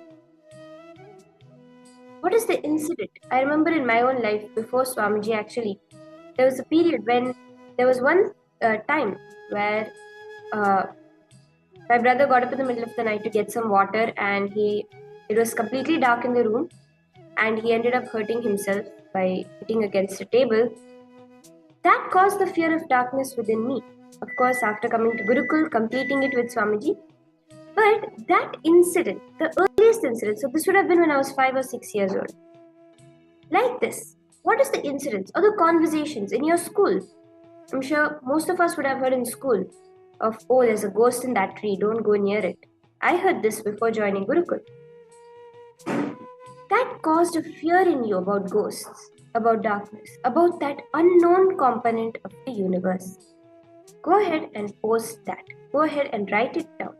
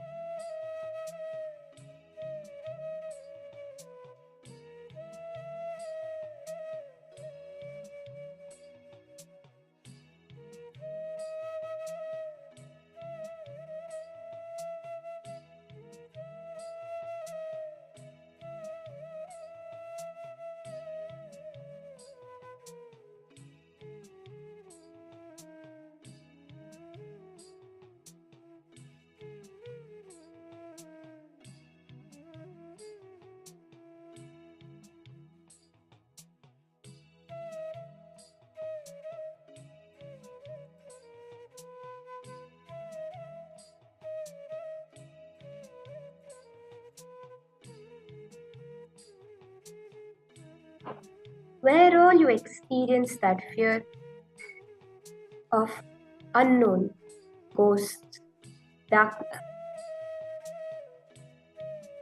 See, as you're writing it, write it down as if you are directly talking to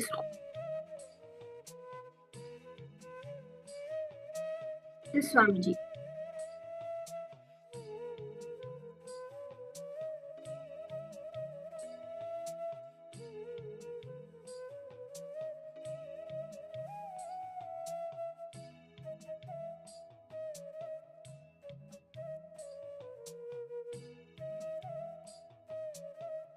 Literally as if you are physically talking to Swamiji, the way you would write it down, the way you would speak it, write it down exactly like that.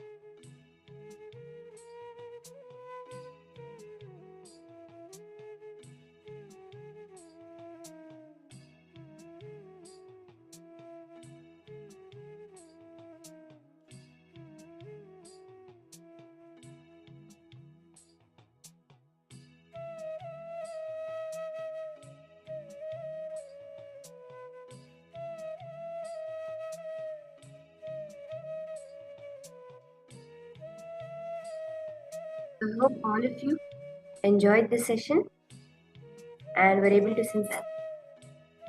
sincerely do it.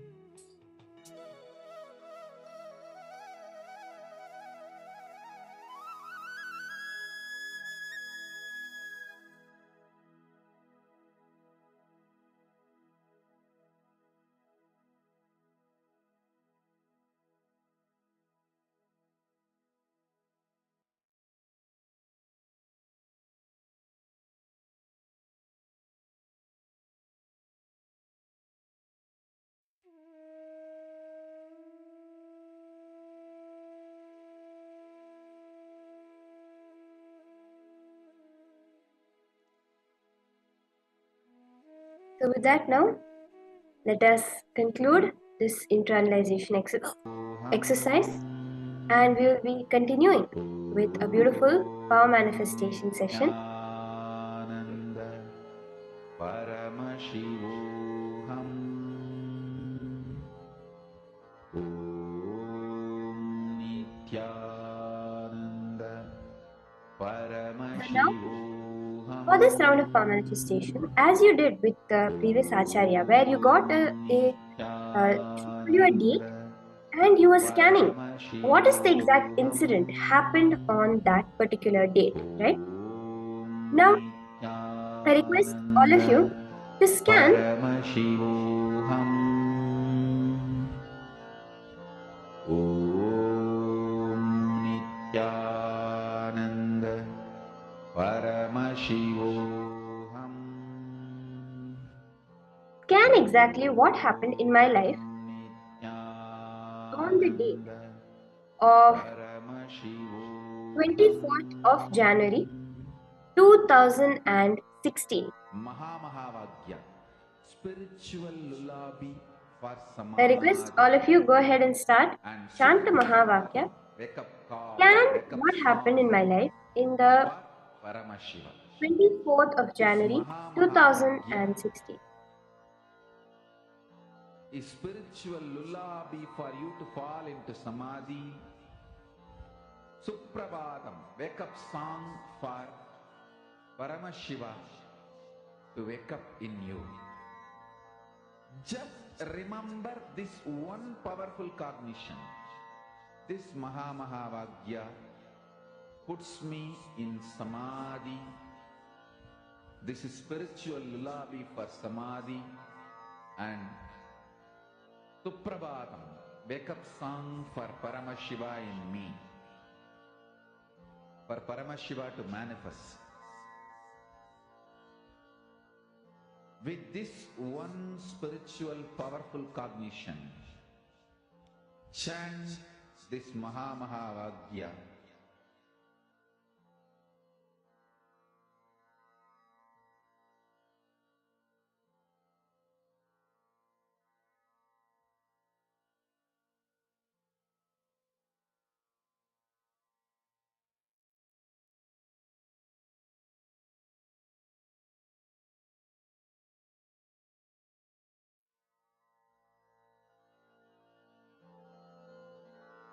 Mahavagya, spiritual lullaby for samadhi. And Suprabhatam, wake up call, wake up song for Paramashiva. For Paramashiva to manifest. With this one spiritual powerful cognition, chant. Yama, you're sharing. I saw someone send the teacher a bunch of flowers. Okay. Request everyone else also to go ahead and share whatever Swamiji is showing you. As happened in my life, on the date of 24th of January 2013. 2016.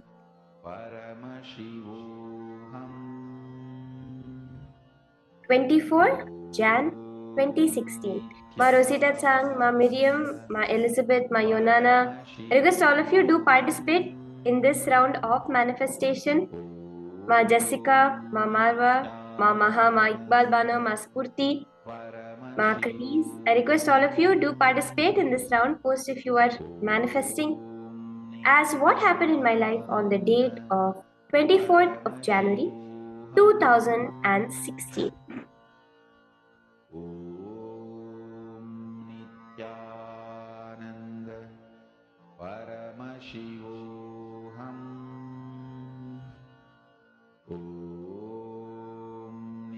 Nithyananda Paramashivoham.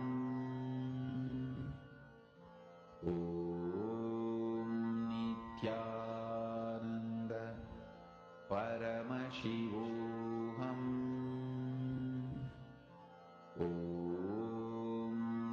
Nithyananda Paramashivoham.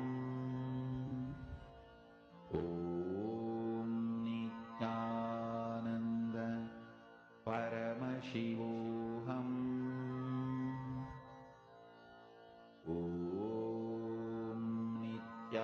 Nithyananda Paramashivoham.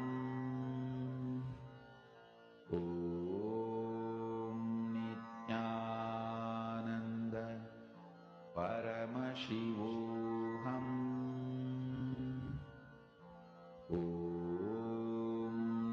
Nithyananda Paramashivoham. Nithyananda Paramashivoham. Nithyananda Paramashivoham.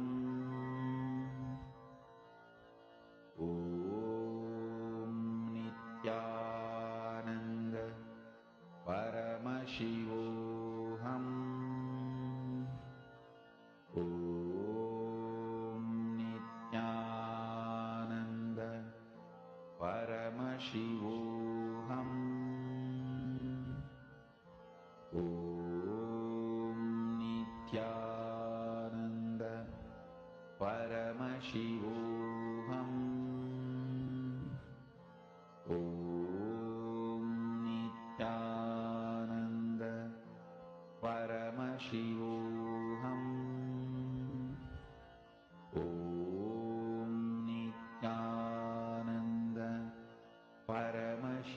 I request all the participants now to go ahead and post your answers. What did Swamiji show you? Mayama. Several people went to see the teacher. There are Indian bronzes on the table. Okay. What about the others? I request all of you, you can take a moment, post your answers as to whatever Swamiji showed you.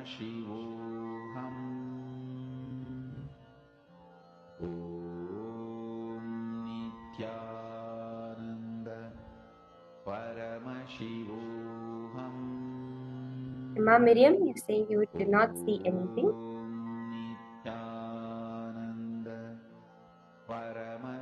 The answer is that was actually my biological birthday is 24th of January, but on that particular year, so, due to time difference of where I was born and where I was celebrating this, the date of the Thaipusam, the date of the Thaipusam celebrations beautifully, which we celebrate Lord Muruga, that had fallen on the same date of 24th of January.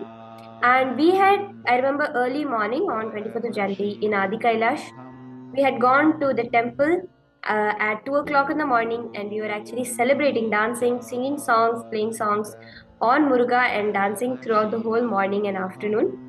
So this was the actual happening of this date. Okay, Ma Rosita, you're saying you saw someone holding a bunch of flowers and someone lying on the bed. Okay. This was actually the beautiful Thaipusam celebrations of 2016 that happened on the day, which was the date that I had given all of you. So I hope all of you enjoyed this session, this round of manifestation. So with that, now we are going to be entering into the next powerful session directly from Swamiji himself. This is actually a beautiful session about fear, death. So we understood fear, and we understood that the greatest fear anyone has is actually the fear of death. Swamiji says it's about getting a right understanding of death. What is death? Let us now understand directly from Swamiji about what death is.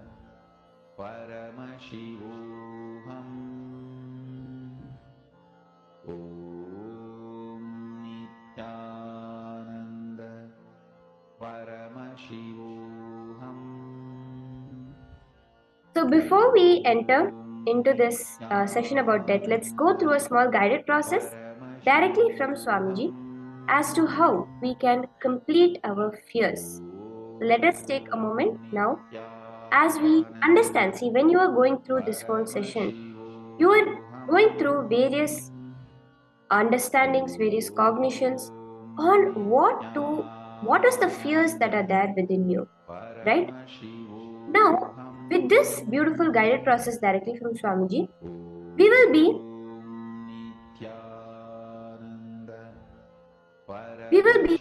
getting out, learning from Swamiji how we can complete with these various fears that are there within us.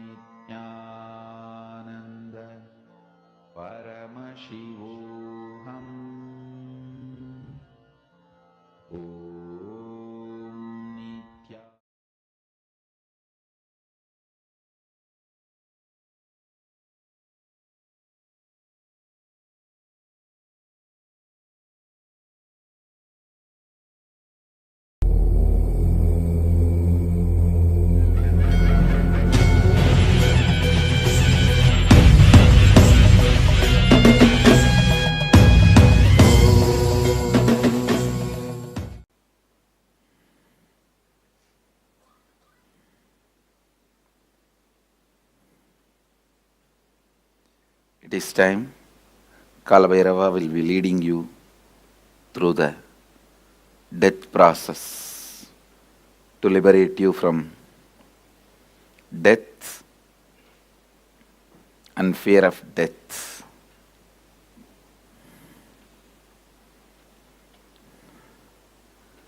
Tie the ribbon and sit straight.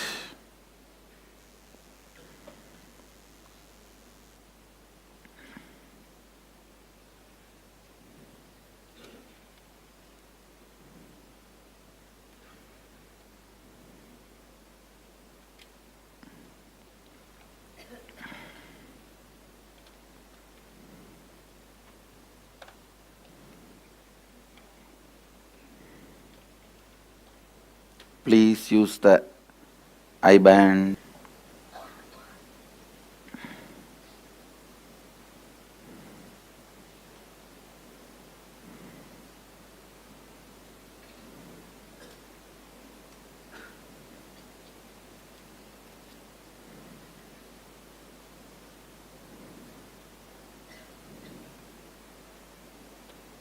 Inhale and exhale as slowly as possible and as deeply as possible.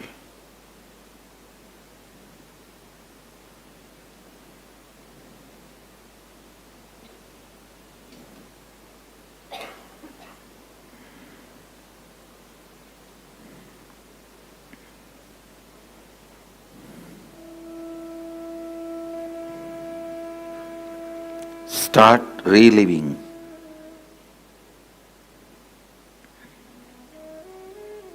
the fear of losing your name and fame or identity.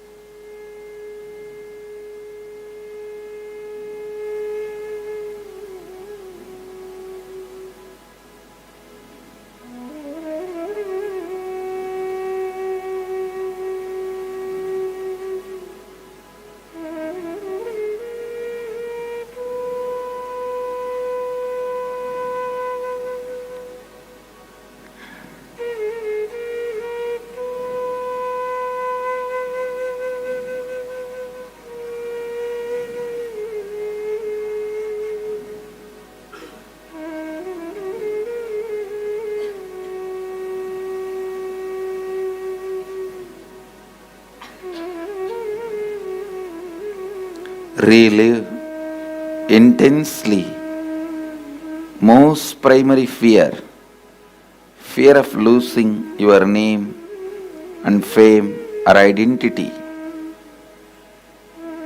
Relive that fear.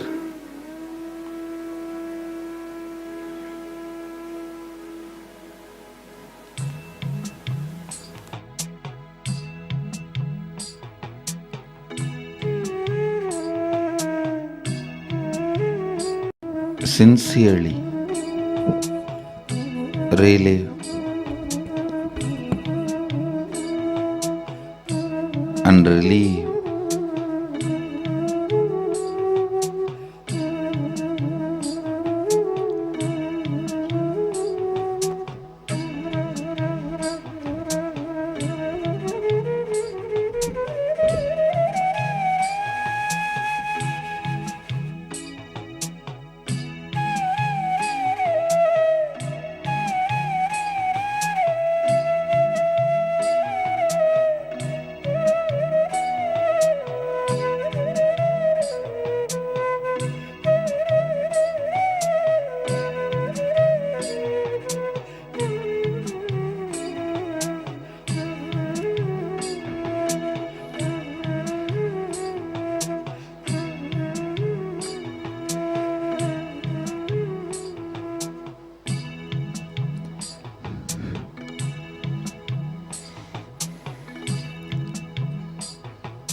Relive intensely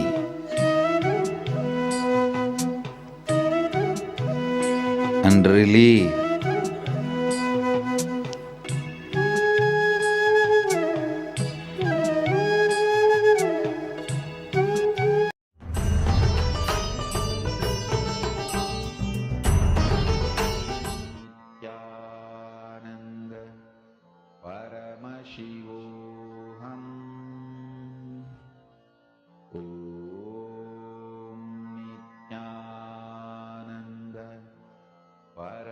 Paramashivoham Om Nithyananda Paramashivoham Om Nithyananda Paramashivoham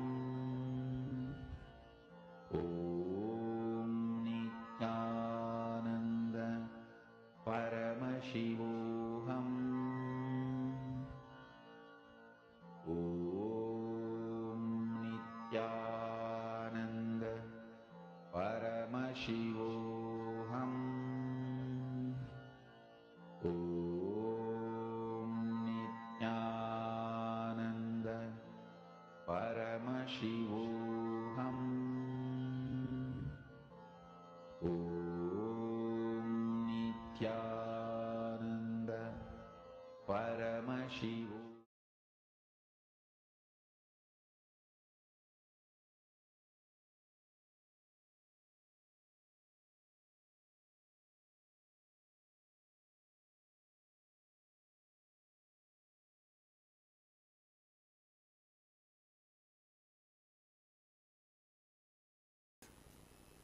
Listen. From the right context and understanding, there is no such thing as death. When there is a wrong context, every moment you will be dying. Please understand. When there is a right context, even what you think as the so-called death is not death. With a wrong understanding and wrong context, every moment, even a small ant. Sometimes you don't even need to see the ant. Just the thought, will this roof fall on my head? Is enough to put you into a panic attack. Just a small jolt in the flight is enough. Sometimes it is not even required, just your thought, a jolt in your thinking is enough to put you in the fear of death and make you go through death. First thing you need to know about it, first thing you need to know about death is the actual happening has no significance at all. Imagination about the happening plays all the chaos, havoc in your life. Please listen. Actual happening has no significance at all. When I make this statement, I am responsible for it. Please listen. With all my integrity and authenticity to Mahakala, Kalabhairava, I am making this statement. Actual incident, what you think as death, at one day, you will suddenly disappear. Your body will be taken and burnt or cremated or buried, disposed. After that, you won't exist in the form you are existing now. That is what is actual incident. You call it as death. It has no significance. Please understand. It is nothing but a job change, profession change or career change. It has no significance. Just like you change your jobs, change your career, change your profession, sometimes change the city you are living in, sometimes change your spouse, sometimes change your house, you just change your body. I know. Immediately you say, no, that means too much. Listen. Please listen. The incident really has no significance at all. Changing your body happens so regularly in your life. It has no significance. Just today morning when we were walking towards satsang, I was with one of my Gurukul kid who was in the Gurukul.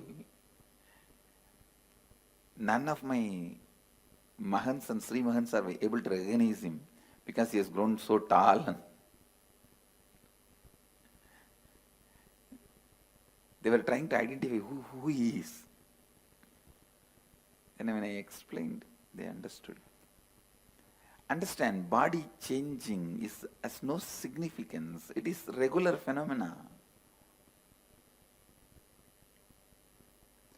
Then what is that makes death so frightening, fearful? Listen.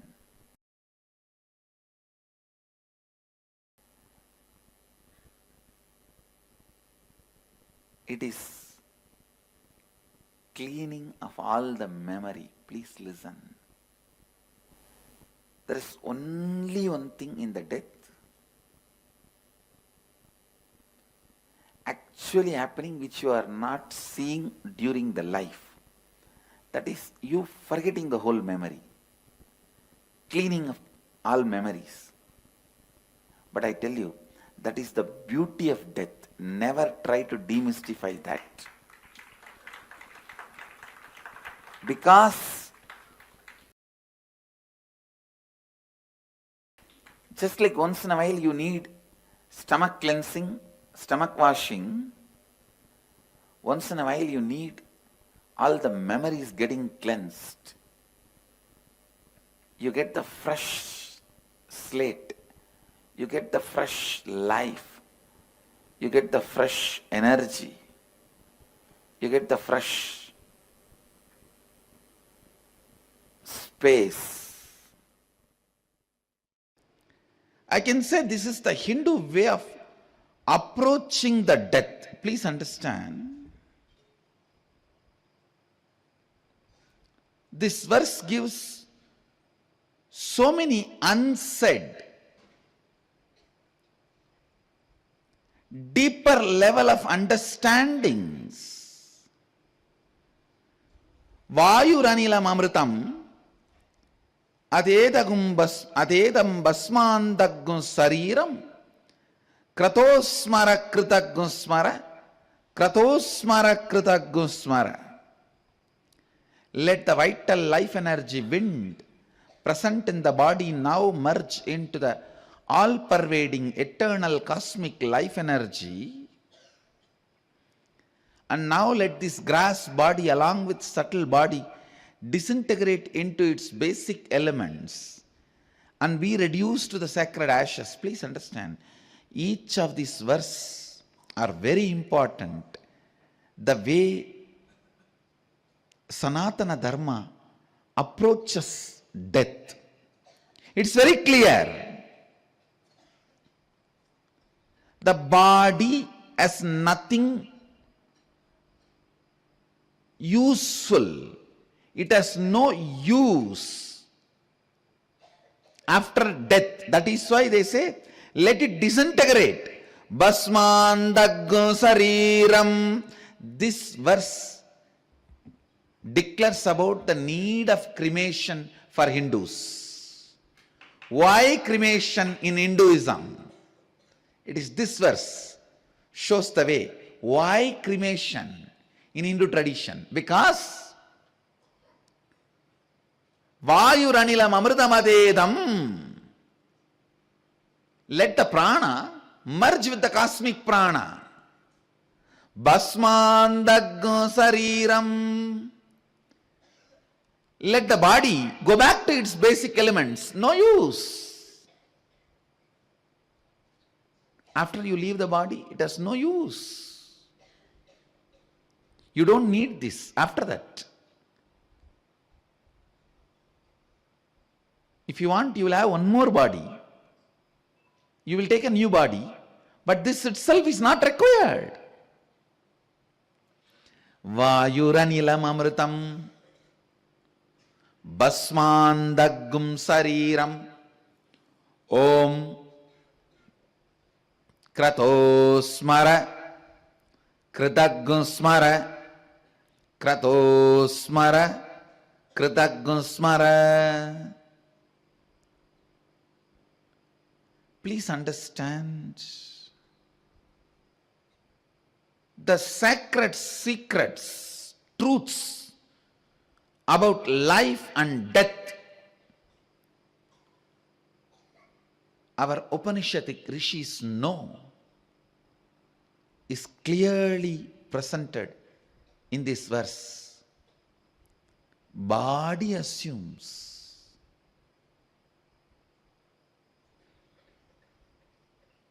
its shape and it can go back to the basic elements.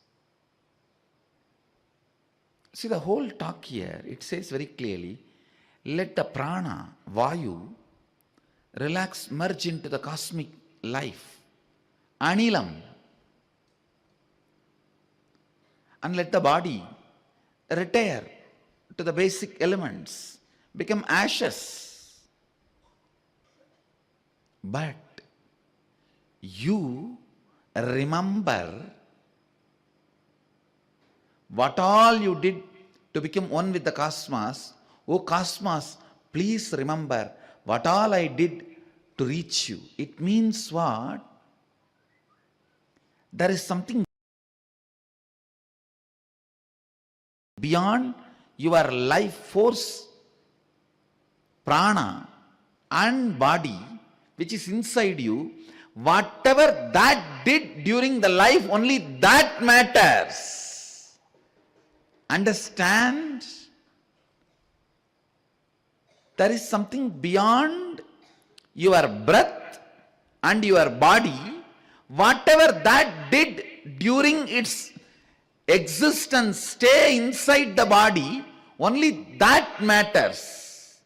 The individual consciousness, what was the context it was holding and actions it was performing does not matter. Only the context the individual consciousness was holding matters. The sutra does not say, oh body, please remember all the charity you did. Oh body, you lived a sinless life other than 10 nights. Remember that. Oh body, how much of merit and good actions you did, how much of charity you gave for God's organization. Please remember that. No.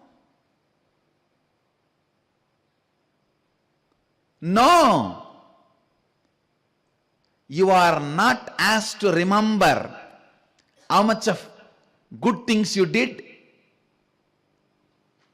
You are not asked to repent for the bad things you did. God saved, you are not asked to do any confession.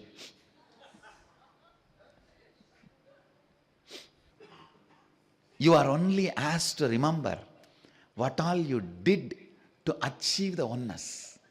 And God has been requested to remember what all you did to achieve oneness. Om Grato Smara Kritagam Smara. O Lord, please remember what all I did to achieve oneness with you. O my being, remember what all you did to achieve oneness with him. That's all is worthy of being remembered in the last moment. Do not ever do, oh, whatever sins you did, please repent for it. This is the last moment. And based on the sin, put charity. No. No. We are not interested in the money of the fellow who is about to die. We are interested in liberation of the fellow who is leaving the body. A real Hindu priest will not stand next to the dead body and plan for harvesting his property. Asking him, if you have done so much sin, and if you give all this property to these people, all that sins will be forgotten. A Hindu guru can never do negotiation. The Upanishads does not teach you to remember sin or merit while you are dying. It only asks you, remember what all you did to achieve oneness with Him. Oh God, remember what all this being did to achieve oneness with you. Both sides has been asked to remember whatever each did to achieve oneness. The remembrance is all about what has been done to experience oneness. The concept of death, after death, before death. Before death, what you need to do? During death, what happens? After death, what is life? Everything in this one verse. Death continues to happen multiple times continuously in your life because you carry multiple identities. You just need awareness to perceive, experience, live through all the multiple deaths happening.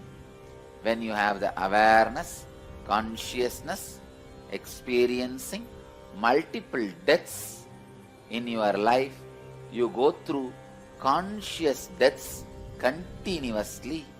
Going through conscious deaths continuously does a great conscious cleansing in you. Continuously having conscious cleansing is living enlightenment. Once you are completely cleansed in your consciousness and remain pure, you are Jivan Mukta, you are radiating enlightenment. Understand the truth, death continuously happening in you consciously is just to remind you about your original purity and help you to remain in purity.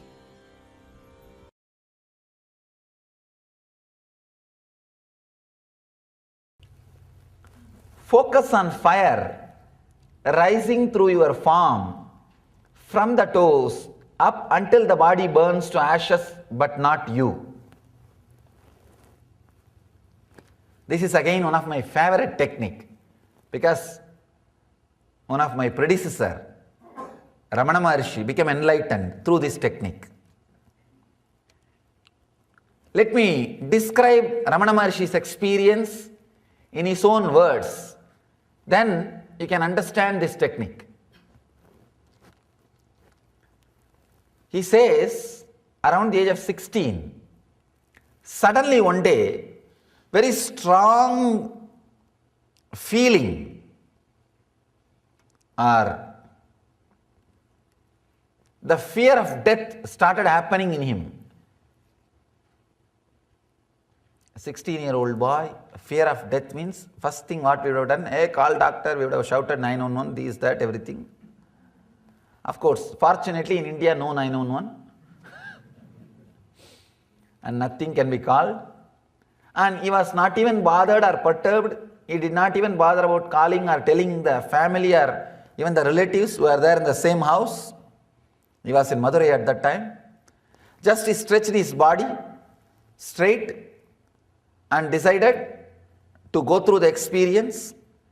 He just lie down like a dead body and started seeing what is going on inside. Understand? A very courageous decision. Very courageous decision. He says beautifully, I saw very clearly I was dying. Step by step, slowly the body died.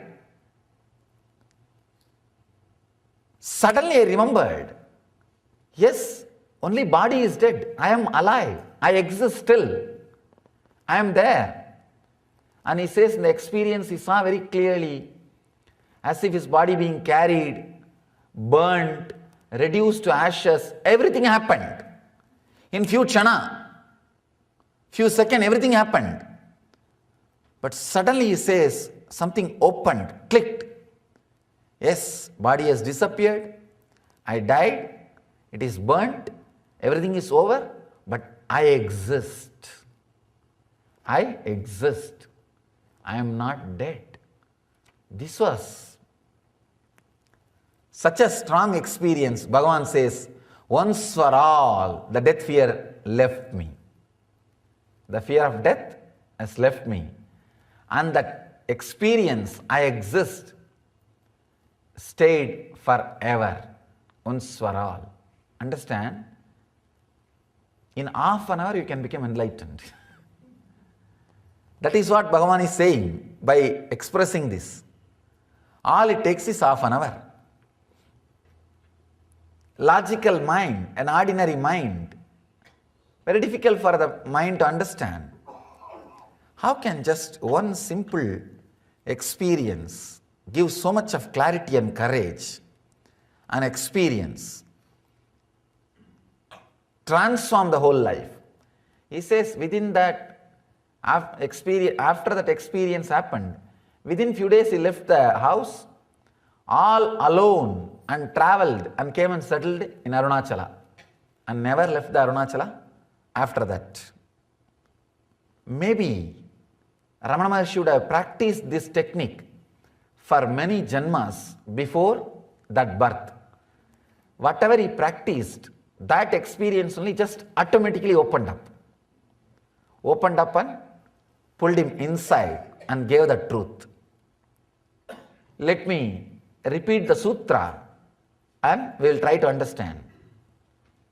Focus on fire rising through your form from the toes up until the body burns to ashes but not you. Of course, in Vedanta, this is one of the, I can say that most used technique in Vedanta for enlightenment is this death meditation. Kathopanishad describes this technique wonderfully. Most used technique in Vedanta. Everybody before taking sannyas has to go through this technique. And in Buddhism, anybody who is initiated into sannyas, first thing he has to do is he has to go and sit in the graveyard for 3 months and see continuously dead bodies being burnt and visualize that he is also being burnt. If you have that much courage, it's good. You can go and sit in graveyard and see the dead bodies being burnt every day. Of course, unfortunately here in this country you can't see. It's all electrical. In India you can see it's a open burning. Natural process. They will arrange the wood and put the body and burn. I have seen, I myself personally had this experience in Varanasi. Let me describe this sutra, then I will add my personal experience. Focus on fire rising through your form from the toes up until the body burns to ashes, but not you. Mahadeva says, visualize the fire rising out of your body slowly, step by step. Let your form be burnt. He is saying beautifully, let your form be burnt. Let your body turn into ashes, but not you. Let me describe exactly what happened with me when I had experience with this technique. I always used to think I should have the experience of death or face death directly, face to face. But somehow that thought never became a priority. See, any thought has to become priority. Only then experience can happen. If it is just in corner of one mind like a 100 work, it should become priority in your laundry list. Not last. It should become priority. Usually in our laundry list, washing, cleaning and cleaning the house and paying the rent and phone bill.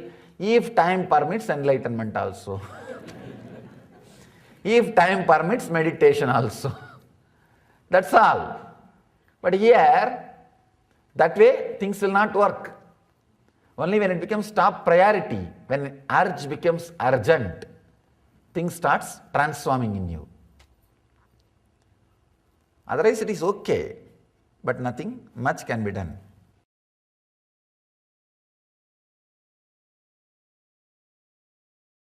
If you feel your death is going to take away lot of things from you, and you are terrorized, afraid, frightened, don't know what to do about death, the same thing will exactly you will feel about your past. If you are feeling very threatened, frightened, overwhelmed by your birth, I don't know where I am going to be born, I don't know what will happen to me, I don't know how I am going to grow up, I don't know what kind of body I will get, I don't know what kind of parents I will get, I don't know what kind of people I will be surrounded by. If you have all this about your birth, you will have exactly same thing about your future. Listen. If you feel very calm, cool, comfortable, matured about your death, I know whatever I am integrated to, that cannot be taken away from me. If I am integrated to Paramashiva, that cannot be taken away from me. Understand your SDHD, self-doubt, self-hatred, self-denial, does not have power over to steal your conscious treasures from you. For example,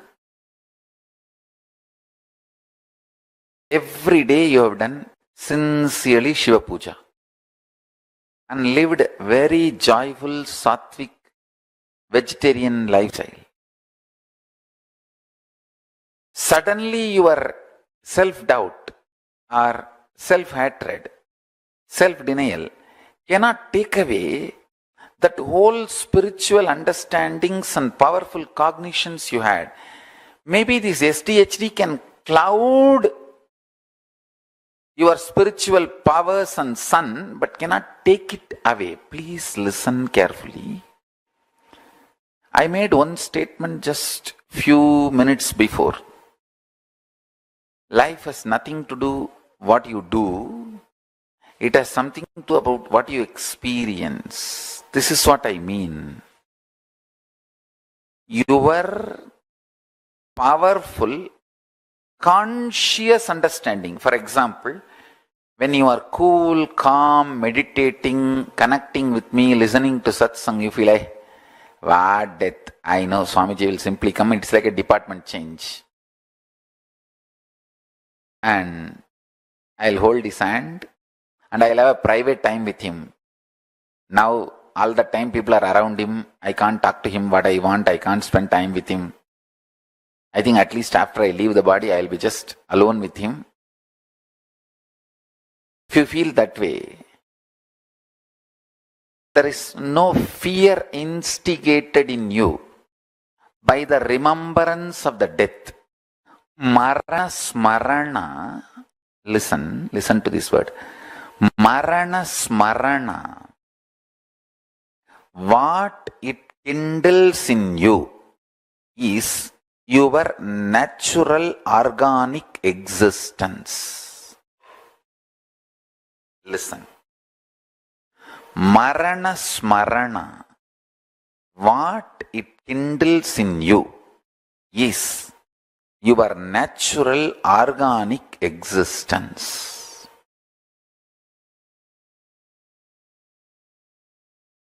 If you complete with the Marana Smarana's powerlessness, you will feel so much of powerfulness about your past. Concepts, cognitions, ideas you carry about death will naturally, intensely reflect on your past. You will feel the same about past. Please understand, today what I am talking is a very, very high level. It's like a Satyaloka's truths. I am mapping it in the format of formula for all our binary logical mind. The multi-dimensional truth, I am mapping it to binary logical mind. Your mind, almost 99% of your mind functions with binary logic. I am trying to make the ultimate truth, trying to map the ultimate truth into your binary logic. I only want little patience. Just don't hate me. Just don't abuse me. Have little patience. I commit with you with the grace of Paramashiva and Kalabhairava. I will make this whole understanding into you and liberate you. If you feel your death is going to take away lot of things from you, and you are terrorized, afraid, frightened, don't know what to do about death, the same thing will exactly you will feel about your past. If you are feeling very threatened, frightened, overwhelmed by your birth, I don't know where I am going to be born, I don't know what will happen to me, I don't know how I am going to grow up, I don't know what kind of body I will get, I don't know what kind of parents I will get, I don't know what kind of people I will be surrounded by. If you have all this about your birth, you will have exactly same thing about your future. Listen. If you feel very calm, cool, comfortable, matured about your death, I know whatever I am integrated to, that cannot be taken away from me. If I am integrated to Paramashiva, that cannot be taken away from me. Understand your SDHD, self-doubt, self-hatred, self-denial, does not have power over to steal your conscious treasures from you. For example, every day you have done sincerely Shiva Puja and lived very joyful, sattvic, vegetarian lifestyle. Suddenly your self-doubt or self-hatred, self-denial cannot take away that whole spiritual understandings and powerful cognitions you had. Maybe this SDHD can cloud your spiritual powers and sun, but cannot take it away. Please listen carefully. I made one statement just few minutes before. Life has nothing to do what you do. It has something to do about what you experience. This is what I mean. Your powerful, conscious understanding. For example, when you are cool, calm, meditating, connecting with me, listening to satsang, you feel like, what death? I know Swamiji will simply come. It's like a department change. And I'll hold his hand and I'll have a private time with him. Now, all the time people are around him. I can't talk to him what I want. I can't spend time with him. I think at least after I leave the body, I'll be just alone with him. If you feel that way, there is no fear instigated in you by the remembrance of the death.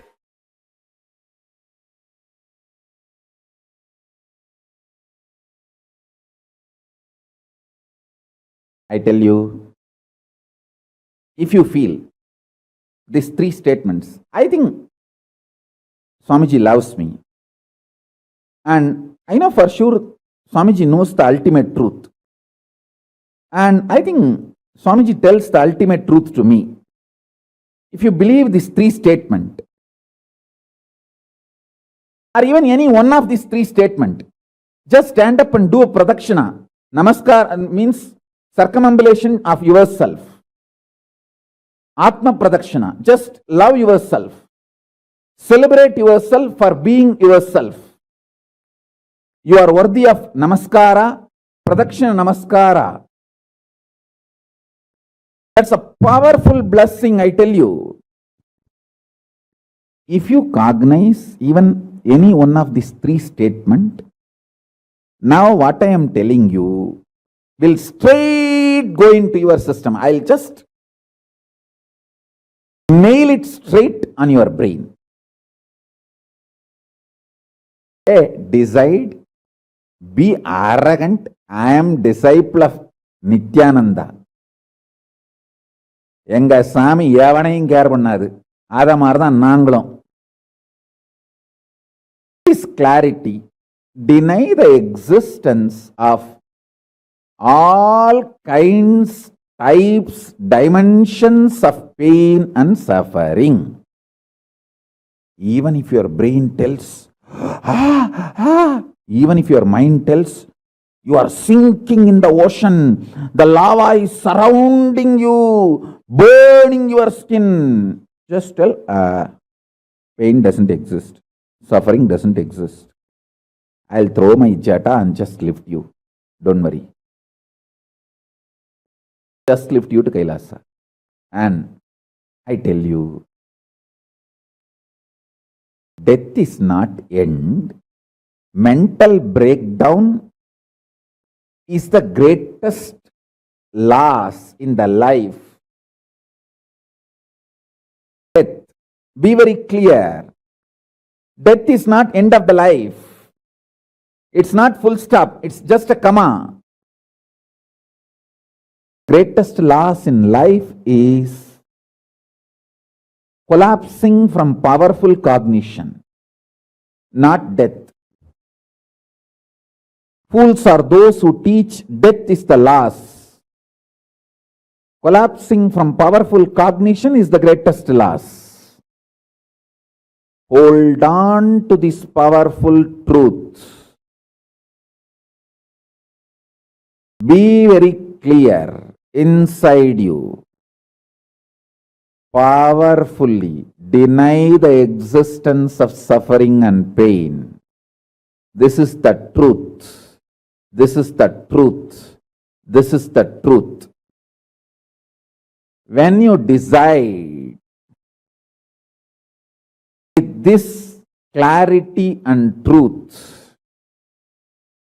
the brain which gets rebuilt, newly built, gets rejuvenated, will just expand and reflect the pure cosmos. It will just open up to superconsciousness and vibrate Shiva, Shiva, Shiva, Shiva, Shiva. I tell you, if you feel these three statements, I think Swamiji loves me. And I know for sure Swamiji knows the ultimate truth. And I think Swamiji tells the ultimate truth to me. If you believe these three statements, or even any one of these three statements, just stand up and do a pradakshina. Namaskar means circumambulation of yourself. Atma Pradakshina. Just love yourself. Celebrate yourself for being yourself. You are worthy of Namaskara, Pradakshina Namaskara. That's a powerful blessing, I tell you. If you cognize even any one of these three statements, now what I am telling you will straight go into your system. I'll just nail it straight on your brain. Decide, be arrogant, I am disciple of Nithyananda. எங்க சாமி எவனையும் care பண்ணாது. அத மாதிரி தான் நாங்களும். With this clarity, deny the existence of all kinds, types, dimensions of pain and suffering. Even if your brain tells, even if your mind tells, you are sinking in the ocean, the lava is surrounding you, burning your skin. Just tell, pain doesn't exist, suffering doesn't exist. I'll throw my jata and just lift you. Don't worry. Just lift you to Kailasa. And I tell you, death is not end. Mental breakdown is the greatest loss in the life. Not death. Be very clear. Death is not end of the life. It's not full stop. It's just a comma. The greatest loss in life is collapsing from powerful cognition, not death. Fools are those who teach death is the loss. Collapsing from powerful cognition is the greatest loss. Hold on to this powerful truth. Be very clear inside you. Powerfully deny the existence of suffering and pain. This is the truth. This is the truth. This is the truth. When you decide this clarity and truth, the brain which gets rebuilt, newly built, gets rejuvenated, will just expand and reflect the pure cosmos. It will just open up to superconsciousness and vibrate Shiva, Shiva, Shiva, Shiva, Shiva. You don't have death. There is nothing called destruction. I am only saying, die after realizing there is no death. Don't die before that. Because if you die before realizing there is no death, you may have death, but not the real undying experience. Listen carefully. Even if you die by being with Guru, he will show you the undying component of you when your body stops functioning. Even your death will be liberation. If you die without Guru, you may have death, but not the liberation or realization of undying during the death. You will be just born again and again. What? Dying? Even if you live without Guru, it's worse than death. Even if you die with Guru, it's much beyond than life and death. With Guru, everything is okay. Without Guru, nothing is okay, is the truth. Brahma Kapala, Brahma's head, even if it is cut by Kalabhairava and decides to be with Kalabhairava, it doesn't die. Because after the Brahma's head was removed, Brahma realized his arrogance and surrendered to Mahadeva. That is why the Brahma Kapalas don't die. Listen carefully. Guru, life, death, everything is great. Without Guru, life, death, nothing is right. Whoever decides life or death, it is only with Guru, lives enlightened, lives to the vertical zone to be immortal forever. There is no death. Without Guru, even when you have your so-called life, it's extreme torture and destruction, suffering. Neither life nor death is worth going through without Guru. Both are worth going through.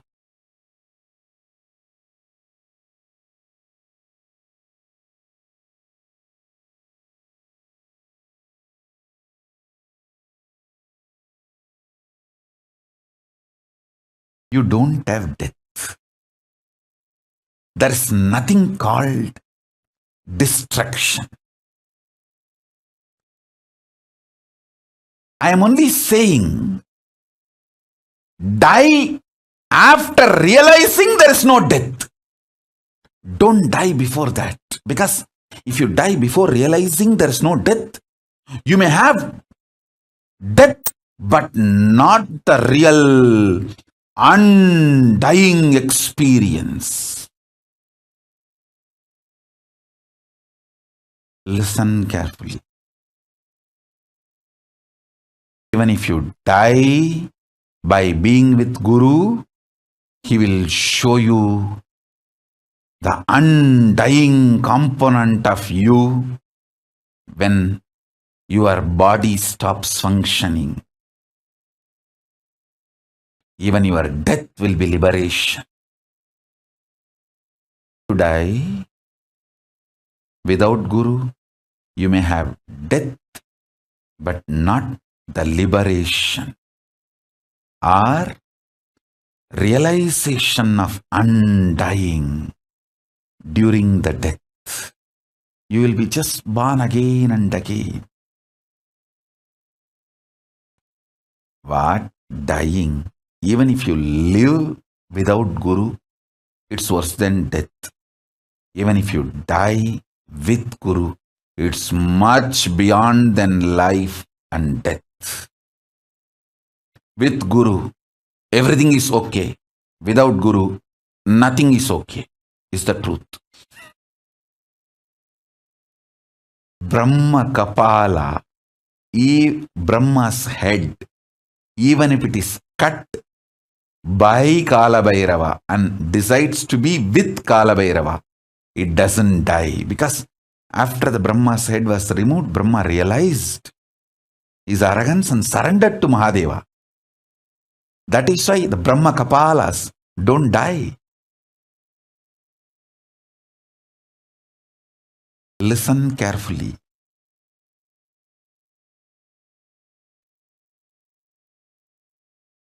With Guru, life, death, everything is great.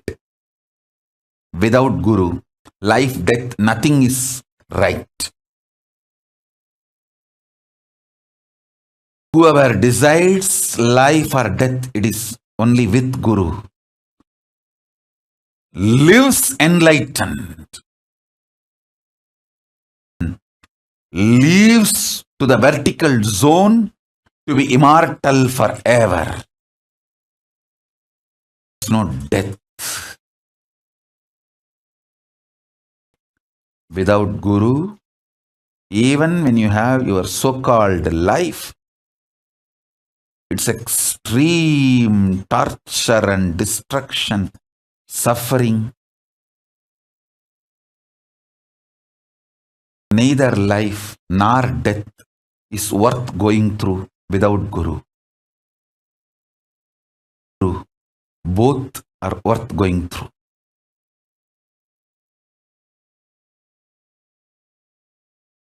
There was intense revelations in me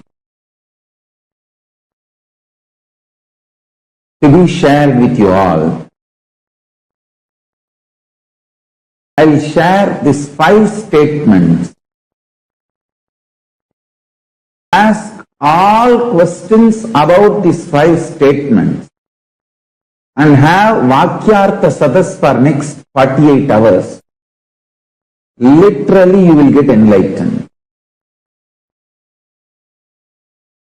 You will manifest powers just by doing Vakyartha Sadas on these 5 statements. I will now express that 5 statements. First statement, listen. If there can be second, there is infinity. If there is a second fish, the possibility for infinite fishes is there. If there is a second cow, the possibility for infinite number of cows are there. If there is a second human being, the possibility for infinite number of human beings are there. If there is a second for anything, it is infinity. The possibility for infinity exists. This is the first statement. Second, please listen carefully.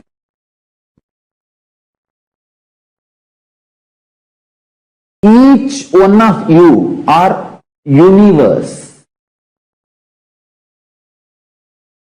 I'll tell you, each one of you.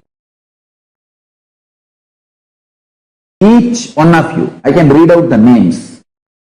Banu, Sri Lakshmi Devi Neni, Uma Balaji, Vedaswarupananda, Dinesh Rathore. I'm seeing each one of you. Each one of you are universe.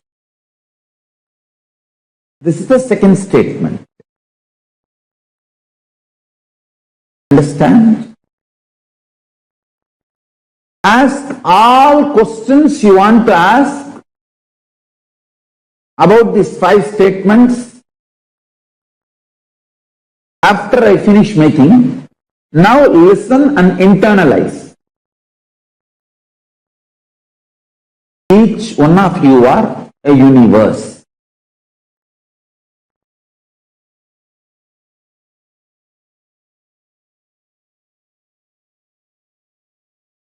Third statement.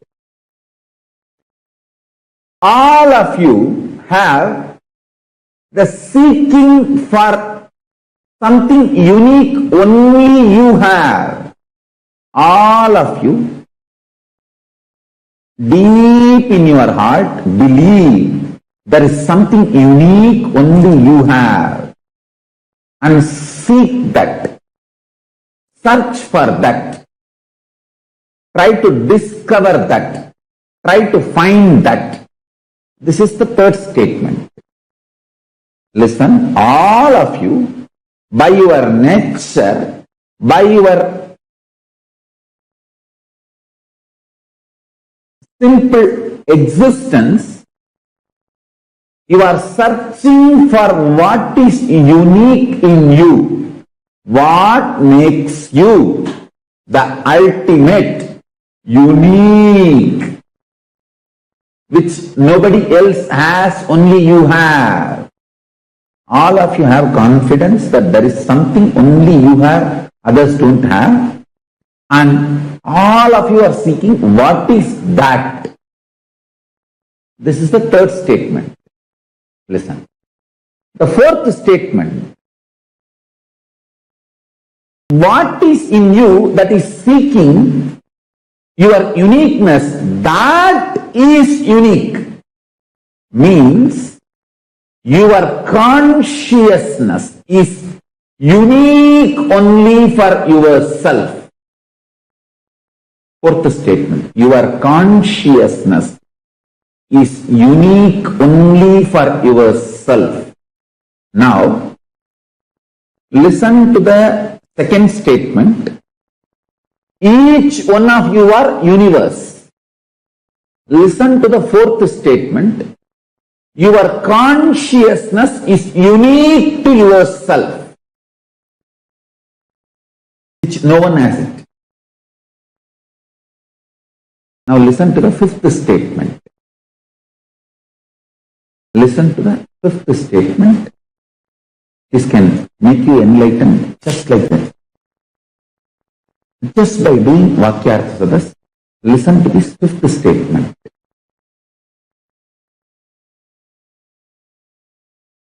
All of you please sit straight and bring your whole attention so that you listen to the fifth statement thoroughly. Each one of you are universes. You have your consciousness which is unique, which no one else has, only you have. The unique consciousness you have is only one, and universe you have is infinite. This infinite and this one is one and the same. The multiple multiverses, only one consciousness you have, are both one and the same. Listen to the fifth statement. Multiple universes, I should say multiverses, and the unique consciousness you alone have is one and the same. Understand? Listen intensely. This fifth statement, understand?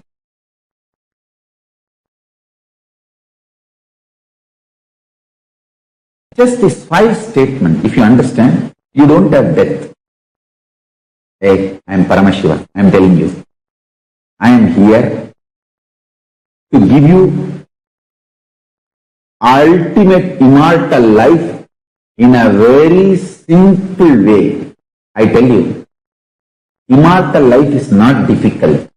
It is just small few understandings and keys I have to insert in you. So, when you are about to leave the body through natural death, those keys will open up. There is an automatic system. Just will connect with you with that higher understanding, higher existence, where you and me are one and the same. I am just doing that connection of spiritual umbilical cord now through these five statements, five understandings.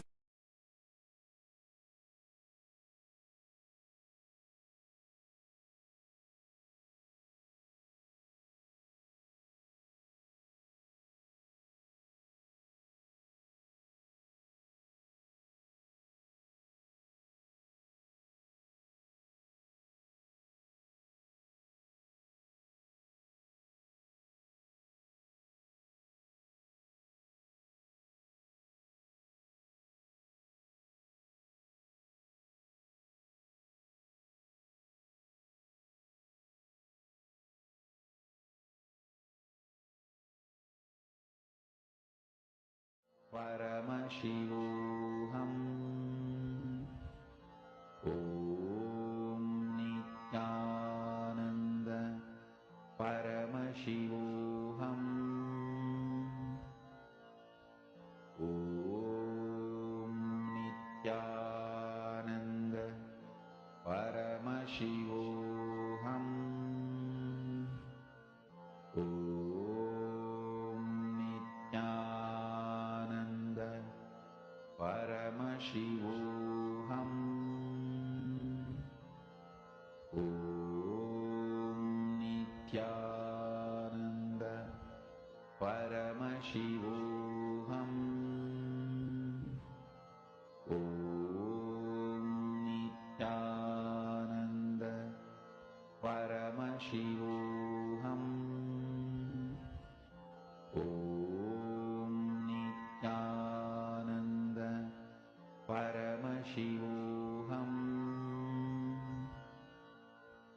Om Nithyananda Paramashivoham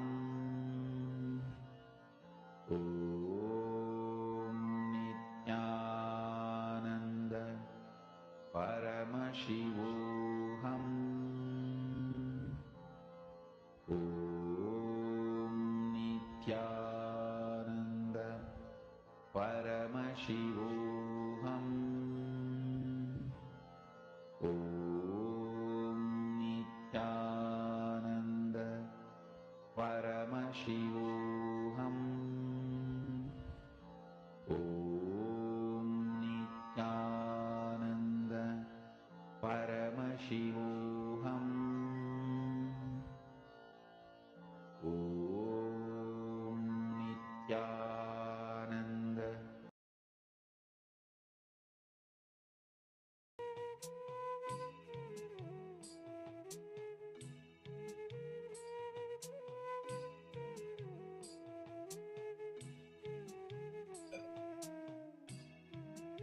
Yes. Nithyanandam to all the participants and all the viewers who's watching us live right now. Nithyanandam to all of you. That was a very beautiful introduction. What Swamiji spoke on death. I request all participants to post your understanding.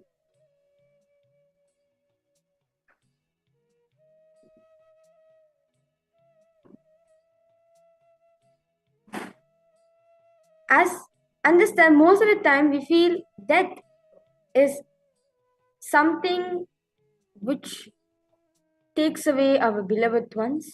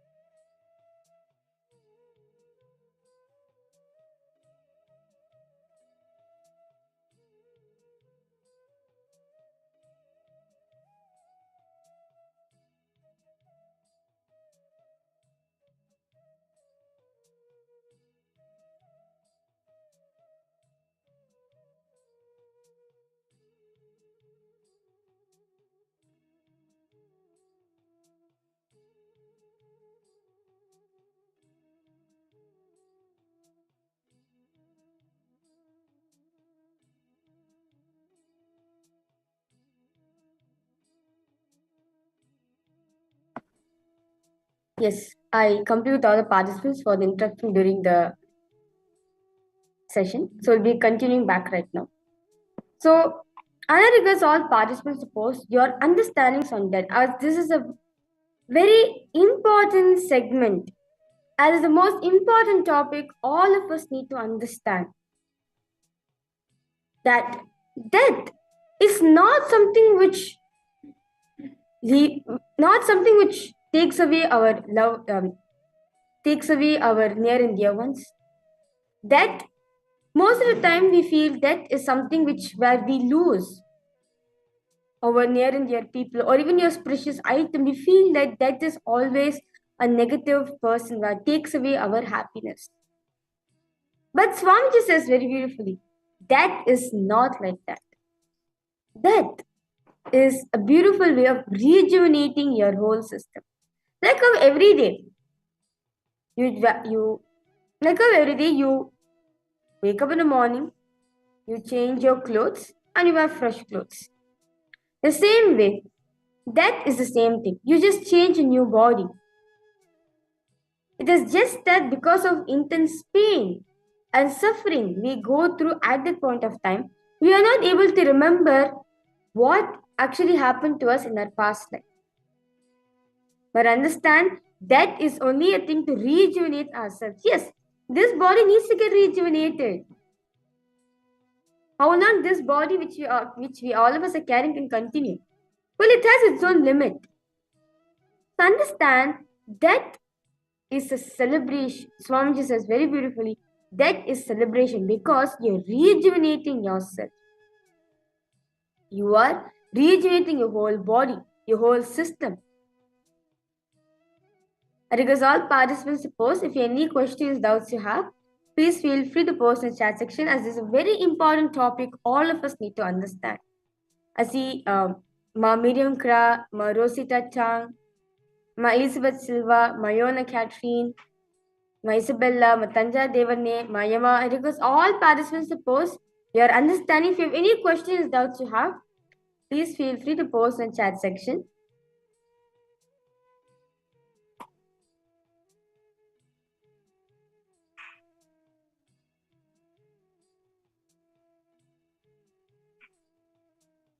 Yes. So let us now understand deeply what does Swamiji mean by death. Understand the concept of death, after death, before death, what you need to do during death, what happens after death, what is life, everything is this one verse Swamiji is saying. Very beautifully, this is taken from the Ishavasya Upanishad, verse 17, where Paramashiva beautifully says, Vayura nilam amritamatedam bhasmantaghum shariram Om kratosmara kritagum smara kratosmara kritagum smara. Understand? Swamiji is saying very beautifully the meaning of this verse. Swamiji is saying, let the prana, meaning the breathing movement, the life force energy, Vayu, relax, merge into the cosmic life. Anilam, let the body retire to the basic elements, becomes ashes. But you remember what all you did to become one with the cosmos. O cosmos, let me remember that what all you did to reach to you. Understand very beautifully Swamiji is saying, Paramashiva is saying this very beautiful verse that let the prana, the beating movement, the vayu energy, the air, merge into the cosmic life. Let the body which you're carrying retire to its basic elements where we come from. As Swamiji says very beautifully, our whole system, our whole body are from the 5 elements. The 5 elements are the earth, water, air, space, and fire. So understand, our body are made up of these 5 elements. When you're leaving the body, understand this body is just going back to its basic elements where it comes from. See, understand one thing. If I have a handful of clay in my hand, does it make a difference of clay which is there all around the world? No. The clay which is there in my hand is the same clay which is there in the clay which is all around the world. Same way, your body which you're having It is still part of this basic elements. It is still part of the 5 elements. It's just that you are molded it in such a way that you are having this body. Very beautifully Swamiji says that the only thing which you should carry when you are having that, when you are experiencing that, is how can I reach the cosmos? All the different ways you did to reach the cosmos. Only that should be remembered.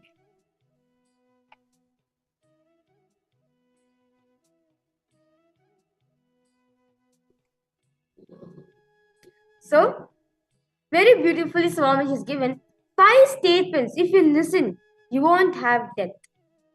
5 statements where consciously doing internalization about it will not give us any death. The first is, Swamiji is saying, if there can be second, there is infinity. If there is a second fish, the possibility of infinite fishes is there. If there is a second cow, the possibility for infinite number of cows are there. If there is a second human being, then understand the possibility for infinite number of human beings are there.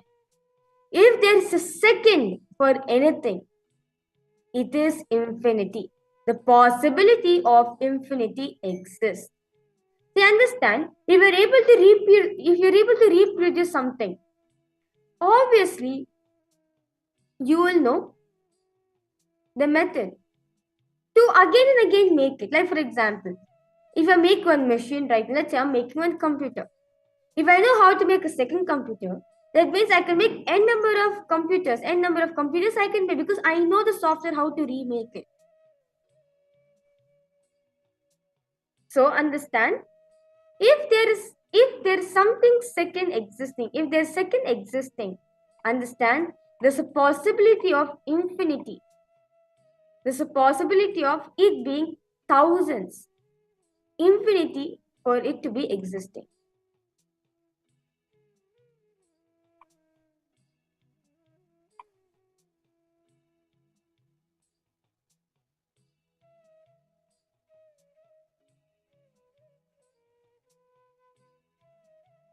I request all participants to cognize.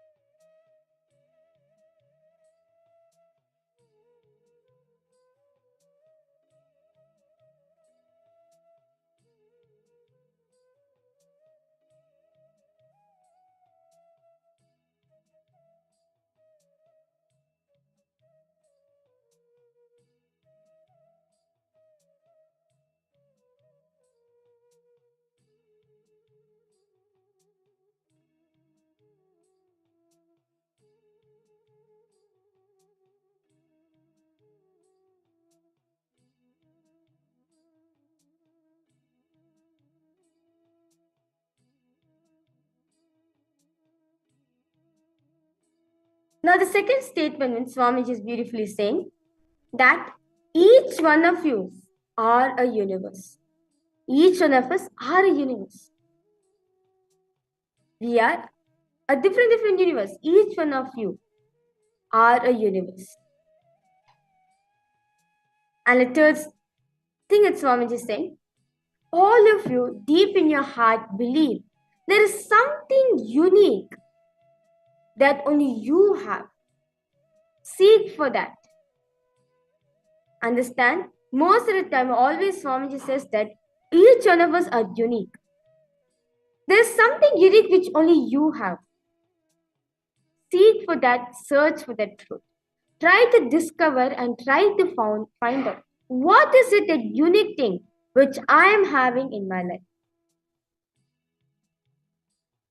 And the fourth statement Swamiji is saying, whatever is in you that is seeking your uniqueness, That is unique. For example, you're seeking, your constant quest to excel in something, your constant quest in getting to know an answer, your desire to make a difference to the world, to contribute, to make it happen. That is unique.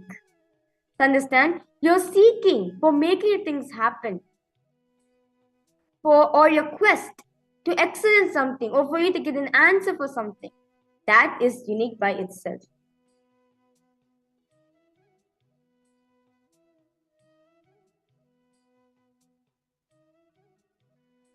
Because all participants to pen down, let's take few minutes and pen down these 5 statements that Swamiji very beautifully has given. That when you cognize these 5 truths, you will not have death. Because you'll understand you are eternity. You are one. You're not separate from the cosmos. You're just returning back to the cosmos.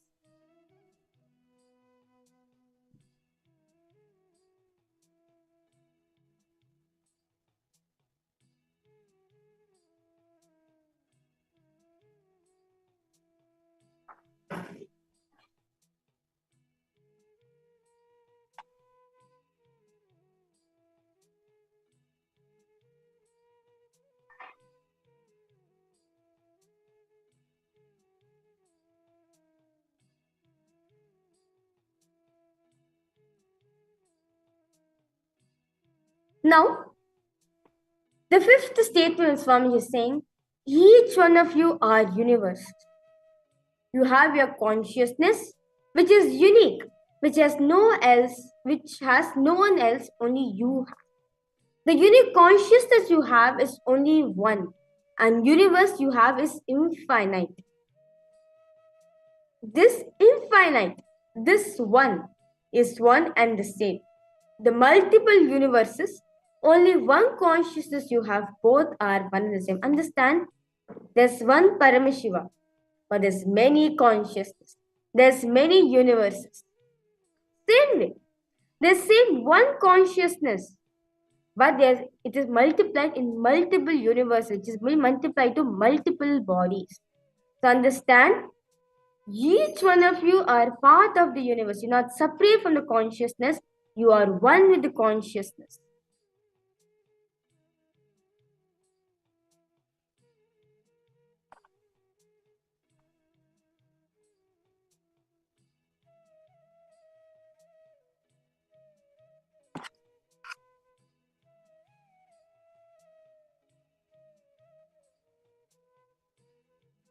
Understand? Even though you're in different body, your consciousness, which is unique and same in every single body. As Swamiji says, consciousness is same in everyone. And that's only one consciousness. There's not many consciousness, there's one consciousness. That one consciousness only makes the whole universe.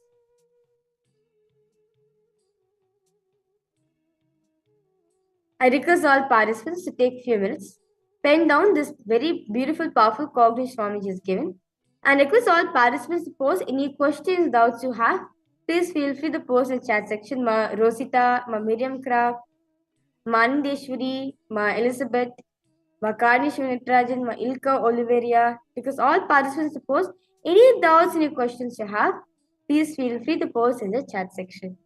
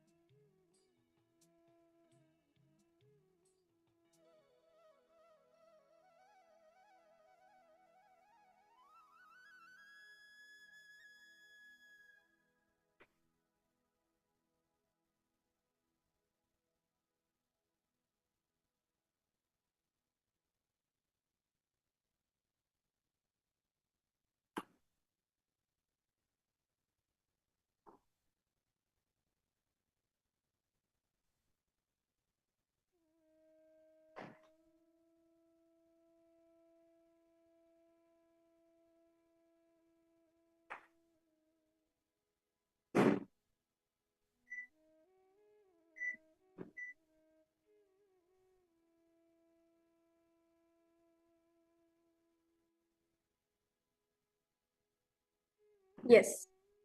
So, very beautifully, Swamiji says that. Let me repeat the 5 statements Swamiji is beautifully given. 1 is that you are one with the cosmos. Understand, you're not separate. Understand, very beautifully Swamiji is saying. The first statement Swamiji is saying, if there's a possibility of second, that means if there's anything second, understand there's a possibility of it being infinite.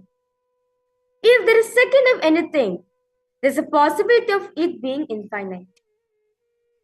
The second statement Swamiji is saying, you are a universe. Each one of us are part of universe. Swamiji says very beautifully, you are part of the universe. That's not just because we're not relating to the universe, does not mean we are disconnected from it. We are one, and we are the universe. We are the one who's controlling the universe. So understand, you are a universe. The third thing is Swamiji is saying, there's something which only you have. There's something which only you have, which is there in each and every one of us, which is unique in each and every one of us. Seek for that. Search for it. Discover the uniqueness in you. And the fourth thing that Swamiji is saying, the seeking for knowing your uniqueness, that itself is very unique. That itself is great because you're seeking for your own discovery. When you seek, as Swamiji says, well, seeking itself has the ability to take you to the higher level. Seeking itself has the ability to take you to higher dimensions and make you experience the ultimate.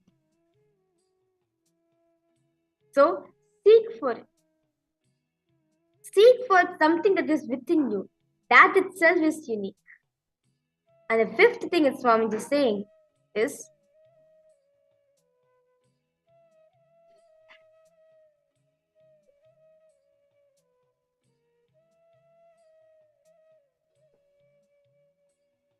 Swamiji is saying, there is one consciousness and many universes. This whole universe is run on one consciousness. Understand? One Paramashiva. He is the one who's ruling the whole. He is the one who's ruling. There's only one consciousness, but there's many universes around. There's many planets around him, many galaxies around him.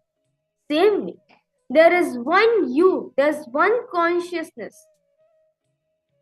That consciousness only is running multiple universes. Meaning, your situations which are happening in your life, each time you're going through something, you're being happy, you're being powerless, you're being angry. Each one of these are one universes.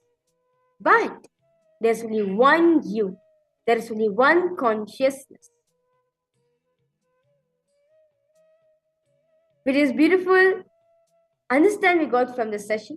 From this beautiful 5 statements Swamiji is given, let us now enter into power manifestation. As throughout the whole day, all the participants, all of you were beautifully manifesting the power of Akashic reading, where a question will be given for all the participants and you'll be accessing the cosmic archives, asking Swamiji to show you the answers in the cosmic archives and reveal the answer. For all, I request all participants to sit in front of your Atmamurti, sit in front of Swamiji.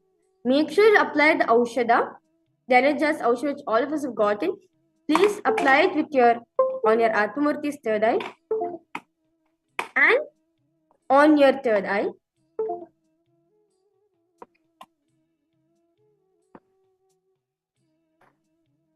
And I request all participants now, close your eyes. Remember Swamiji in your inner space.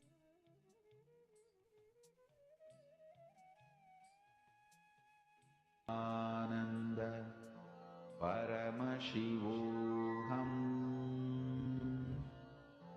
Om Nithyananda Paramashivoham Om Nithyananda Paramashivoham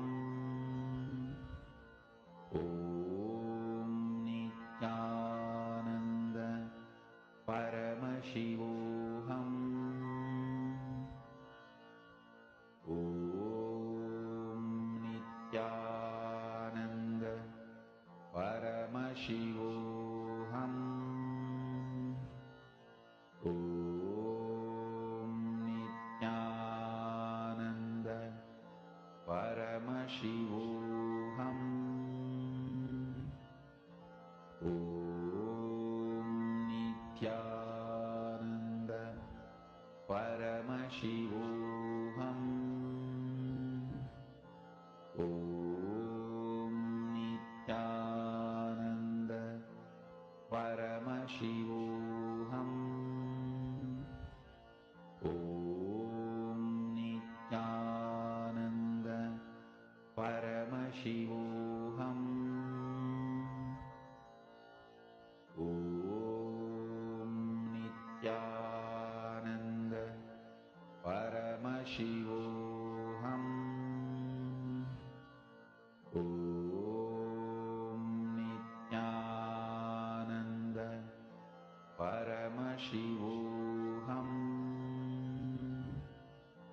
Om Nithyananda Paramashivoham Om Nithyananda Paramashivoham Om Nithyananda Paramashivoham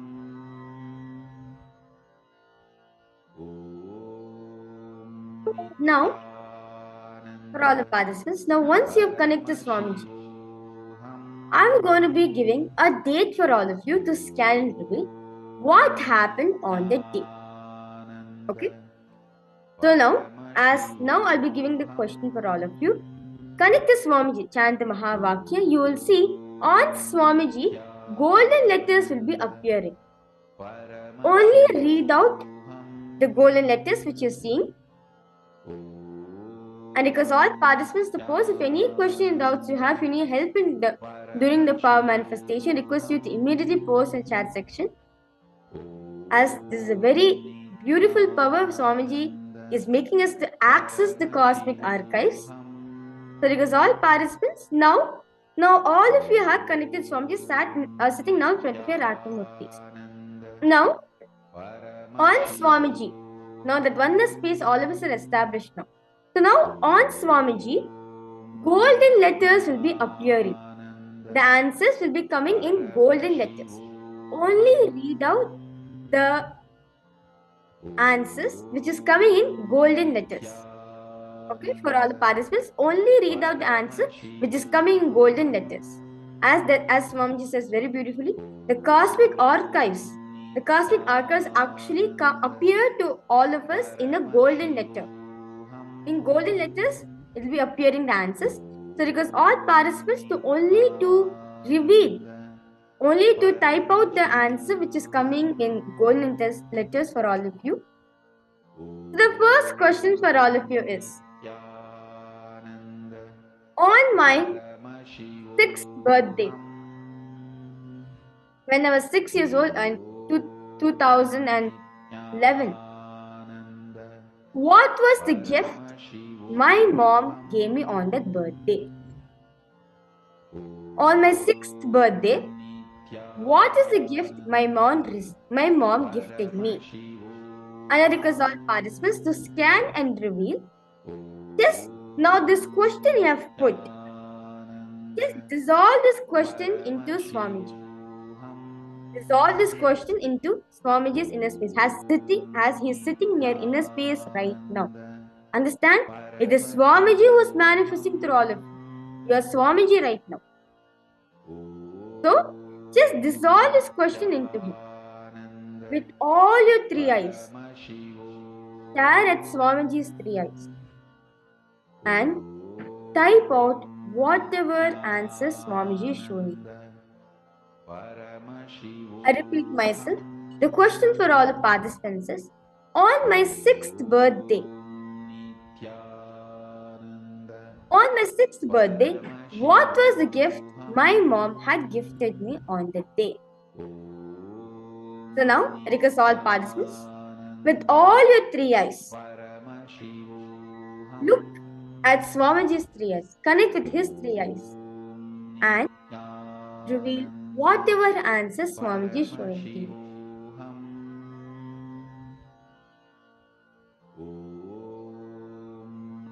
Nithyananda Paramashivoham Om Nithyananda Paramashivoham Om Nithyananda Paramashivoham Om Nithyananda Paramashivoham Om Nithyananda Paramashivoham Om Nithyananda Paramashivoham Om Nithyananda Paramashivoham Om Nithyananda Paramashivoham Om Nithyananda Paramashivoham Om Nithyananda Paramashivoham Om Nithyananda Paramashivoham Om Nithyananda Paramashivoham I now request all participants to relax, slowly open your eyes, and whatever Swamiji showed you the golden letters, immediately type it down. Whatever Swamiji showed in golden letters, immediately as it is, without any edit, without any addition, as it is how Swamiji showed you in the golden letters, immediately let it type it down in the chat.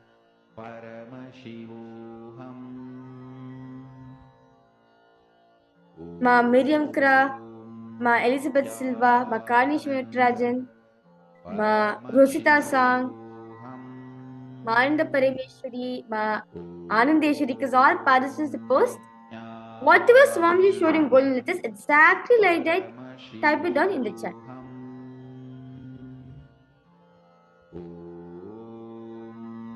Nithyananda Paramashivoham Om Nithyananda Okay. Paramashivoham Mandeshwari posted deity and a cloth. Okay, that's wonderful. Om Nithyananda Paramashivoham Om Nithyananda How about for you, Ma Miriam Kra? What does Swamiji show for you, Ma? Paramashivoham Om Nithyananda Paramashivoham Om Nithyananda Paramashivoham Om Nithyananda Paramashivoham So now I'll be verifying the answers for all the participants. So on my 6th birthday, well, I would say, Manandeshwari, you manifested, Ma, because on my 6th birthday, I received one pink colored dress, like to be exact, like a darker pink shade dress I received on my birthday. My mom gifted me that. It's like almost like a we can say it's like almost like a gown, where it is like short sleeve, and then it completely comes until your soles. It is a long gown, and it has like lots of roses. So it is like dark color, dark pink cloth. So I would say, Mandeshi, you manifested more. That's wonderful. Yes. So understand, death is only a thing for us to rejuvenate. Death is not something where it takes away what we want. No. Swamiji says over here, death is only to rejuvenate yourself. It is a very beautiful mechanism which Paramashiva has given to rewire ourselves, to rejuvenate ourselves with a new fresh. As very beautifully Swamiji has given 5 statements which, by cognizing it, gives us immortality, because you'll understand that you are not dying. When you understand these 5 statements, understand even out of my own experience, when Swamiji gave these 5 statements as a revelation. For a long period of time in Gurukul, all of us were cognizing this truth. And all of us understood one thing, that even when you're dying, you're not actually dying. You're actually becoming one with Paramashiva. That's it.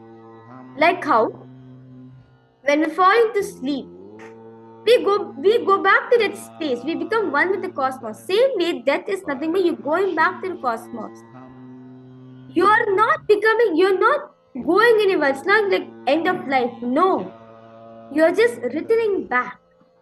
You're just returning back to where you're from. Like how you, from your home, let's say you travel to, let's say, London. And again, you're going back to your home. That's it. So that is only to rejuvenate yourself. Let me repeat myself with the 5 statements which Swamiji is very beautifully has given. The first statement is, if there is second of anything, that means there's a possibility of it being infinity. Second statement, you are a universe. You are not separate from universe, you are universe. Third statement Swamiji has given, there's each and every one of us, there is something unique which only you have. Seek for that, discover for the uniqueness which you have.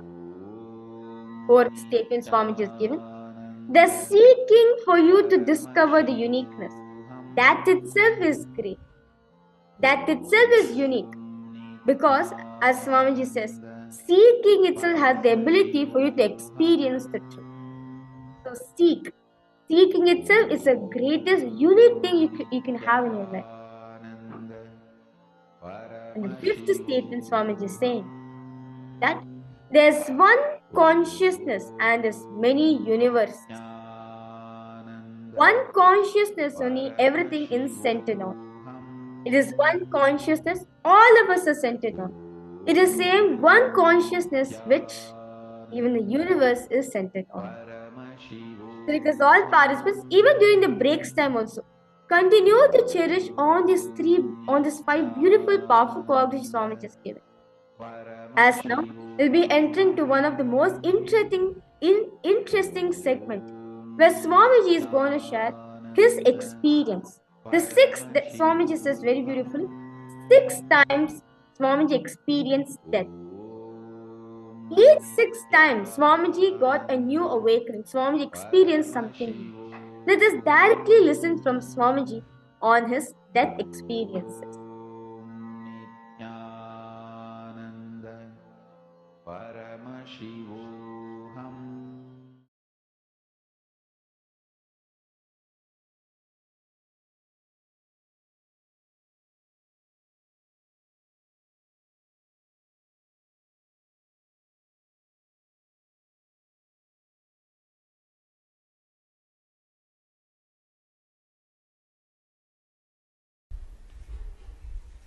The first death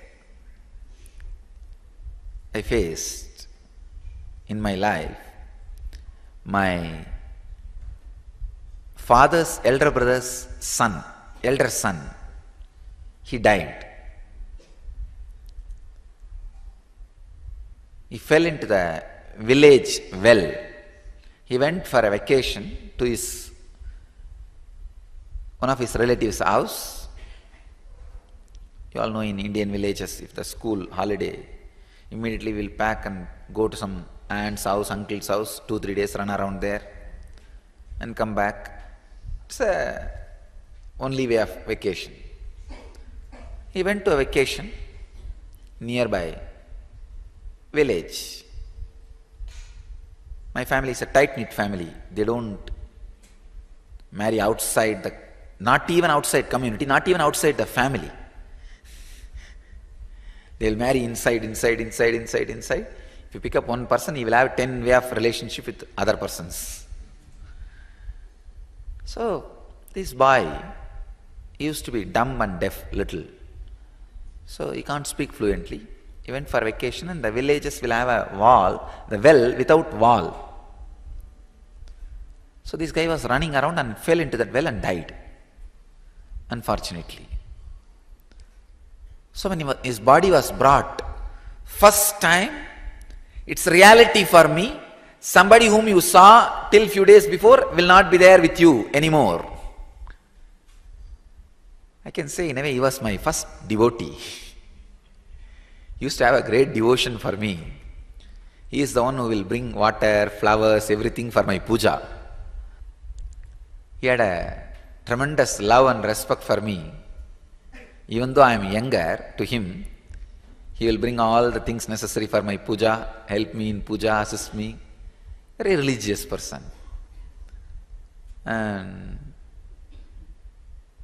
I used to give him a lot of attention. I am the only person who can play with him or who can entertain him.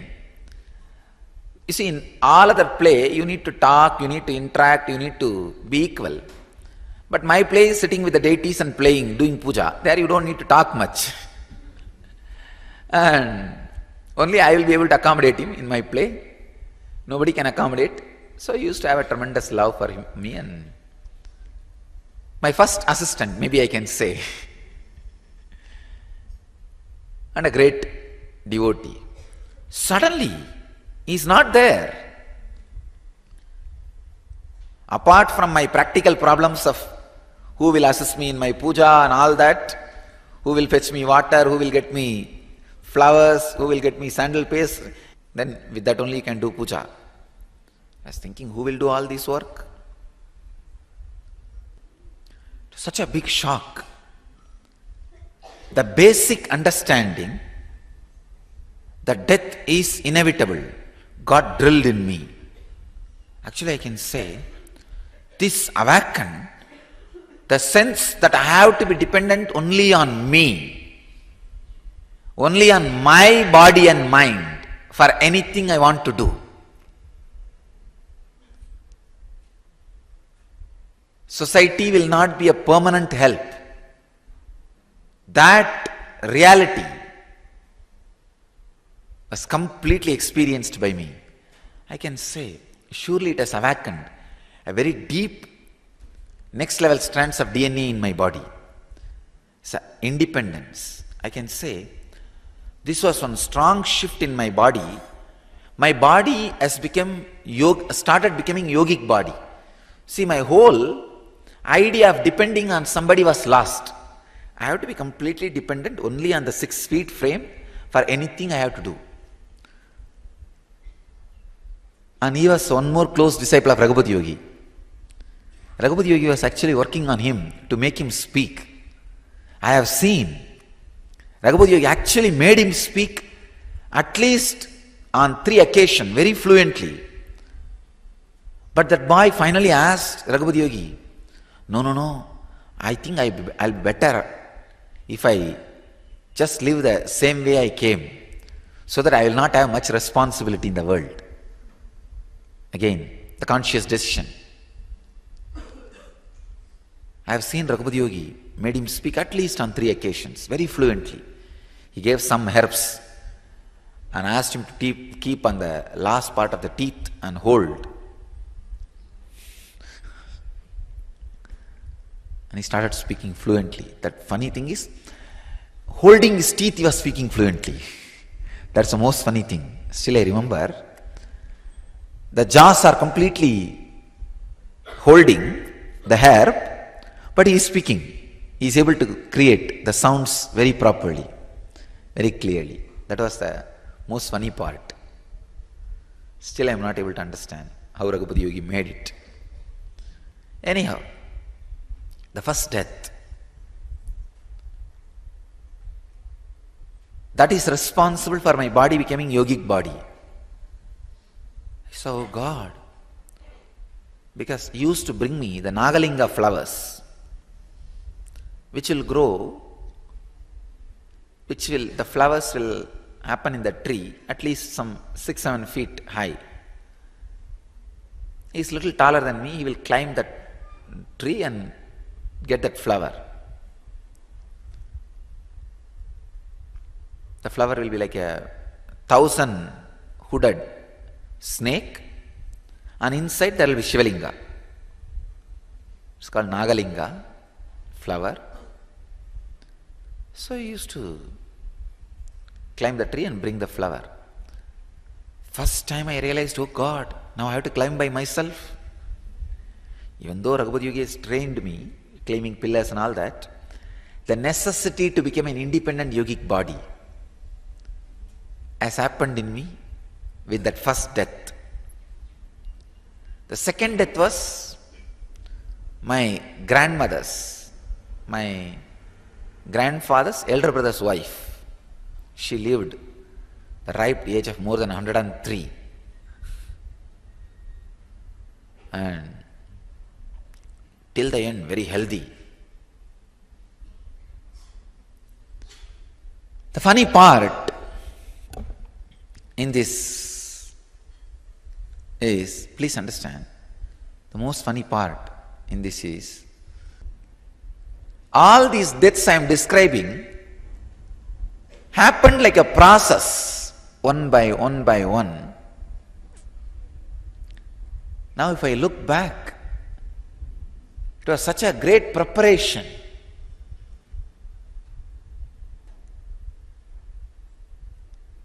How the cosmos was making incarnation. Actually, I myself enjoy that story. I am writing an autobiography. I do not know whether somebody else is enjoying or not, going to enjoy or not. I myself intensely enjoying. Oh God, what a play! What a leela happening. It's such powerful truth, such powerful incidents, played so beautifully, such a coordinated way. The next death, my grandmother's death, that has given me the lesson of society cannot be trusted, and it is not a structure as it is believed by you. Father is not a father, mother is not a mother, uncle is not uncle, aunt is not aunt.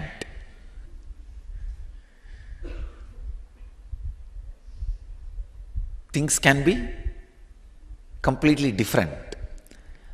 See, first time I realized people can talk one thing and think something else. I never understood you can think something and talk something else. First time I realized during my grandmother's death how people behaved. I saw, see, she died, and there used to be a doctor opposite to my house, very nice person. This old lady, our house had a big well in the center. In villages, you know, the common wells will be there in center of the houses. So in my whole street, this is the only well which can give water during summer. During summer, all other wells will dry up. So this poor doctor, during summer, he has to come only to this well for water. And in villages, it's like they will water and food and all is practically any house you can go and eat. I have seen, at least when we were born and brought up, that we all kids will go to any house and eat in that 30, 40 houses. It will be aunt, uncle, father, father's brother, brothers, in-laws, sisters, husband. Some way it will be related. And so this doctor also has to come here for the water.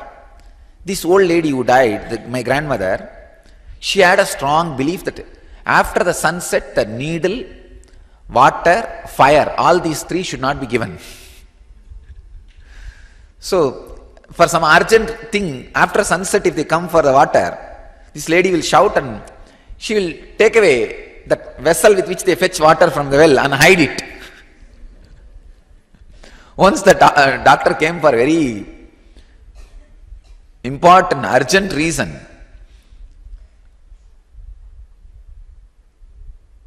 emergency for water, this lady did not give.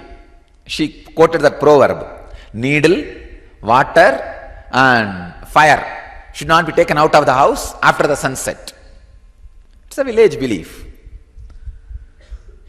So, the day before she died, it was late night. She had some problem.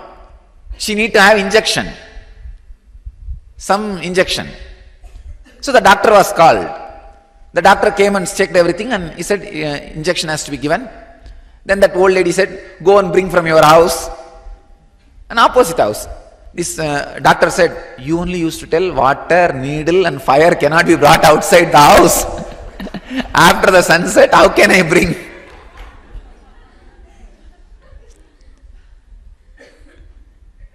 That old lady could say neither say yes nor say no. She said, no, somehow save me, save me. Then finally the doctor is a good person. He went and brought and did whatever he can, but he couldn't save naturally because she's too old. And next day she passed away. I just remembered, oh God, this lady to whom she's not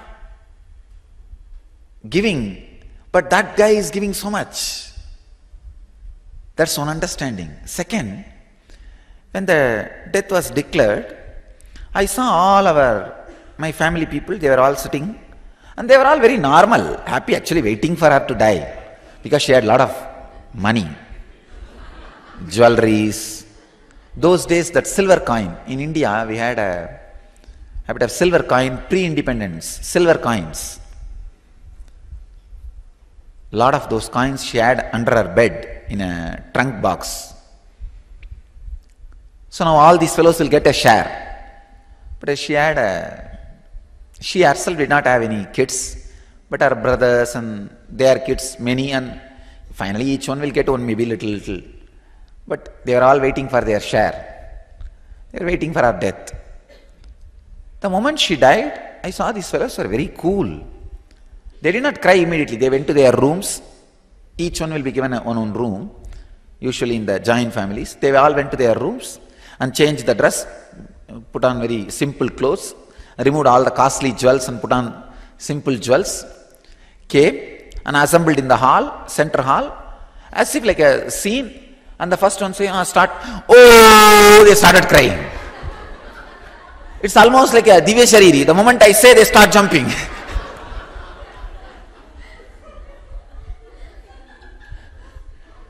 And oh, they start. I thought, oh God, I thought the pain or the suffering will come immediately. The moment you say, she has died, but these guys all went and did removed their makeup and they all opened their hair, almost preparation for the whole scene. And I remember some of the ladies, they wiped all the powder and eyeliner, whatever they had. They came and sat in round circle and, oh, Pati, you left us and went away. Oh, Granny, you left us and went away. They started, I couldn't understand. Oh, God. Just 1 minute before, they were all right. And the doctor declared at least 20 minutes before she is dead. How come 20 minutes, no pain, no suffering, no crying came out? Till all of them went to their rooms and changed their clothes and came back. And they were even waiting for somebody to arrive. So they all waited. When the last one arrived, then they started, "Oh, Granny, you left us and went away." There is a typical song. I thought, oh God. Anyhow, I was not able to cry. I was feeling sad because I missed my candy every day. Every day she will give me one job. She will tell me to go and bring tobacco from the corner shop in the street. Every corner in the street, she will ask me to go and bring tobacco for chewing. She will not give money. She will tell, take from your father. My father is a spendthrift. That is the right word I have to say. And he and money can't go hand in hand. Anybody asks anything, he will give away. You don't need to ask second time. Only once you need to tell him, you are in suffering, and he will give it away. And he will give me the money, and I will get tobacco for her and candy for me. And from today, no candy, because she is gone. And I was only feeling bad for that, but I was not crying. I know all these fellows are trying to fake that crying. I slowly started laughing. Oh God. I'm a small boy, 10-year-old boy maybe. I went and leaned on my mother's back. Still I remember very clearly. They were all sitting like around and they were putting their hand on each other and bending and going up and down. That is the way they cry. Oh Granny, you left us and went away. That is the way they cry. I am giving you the exact scene. And then after 2-3 times you shout that clean the nose and wipe on the back, somebody's backside sari, somebody's pallu.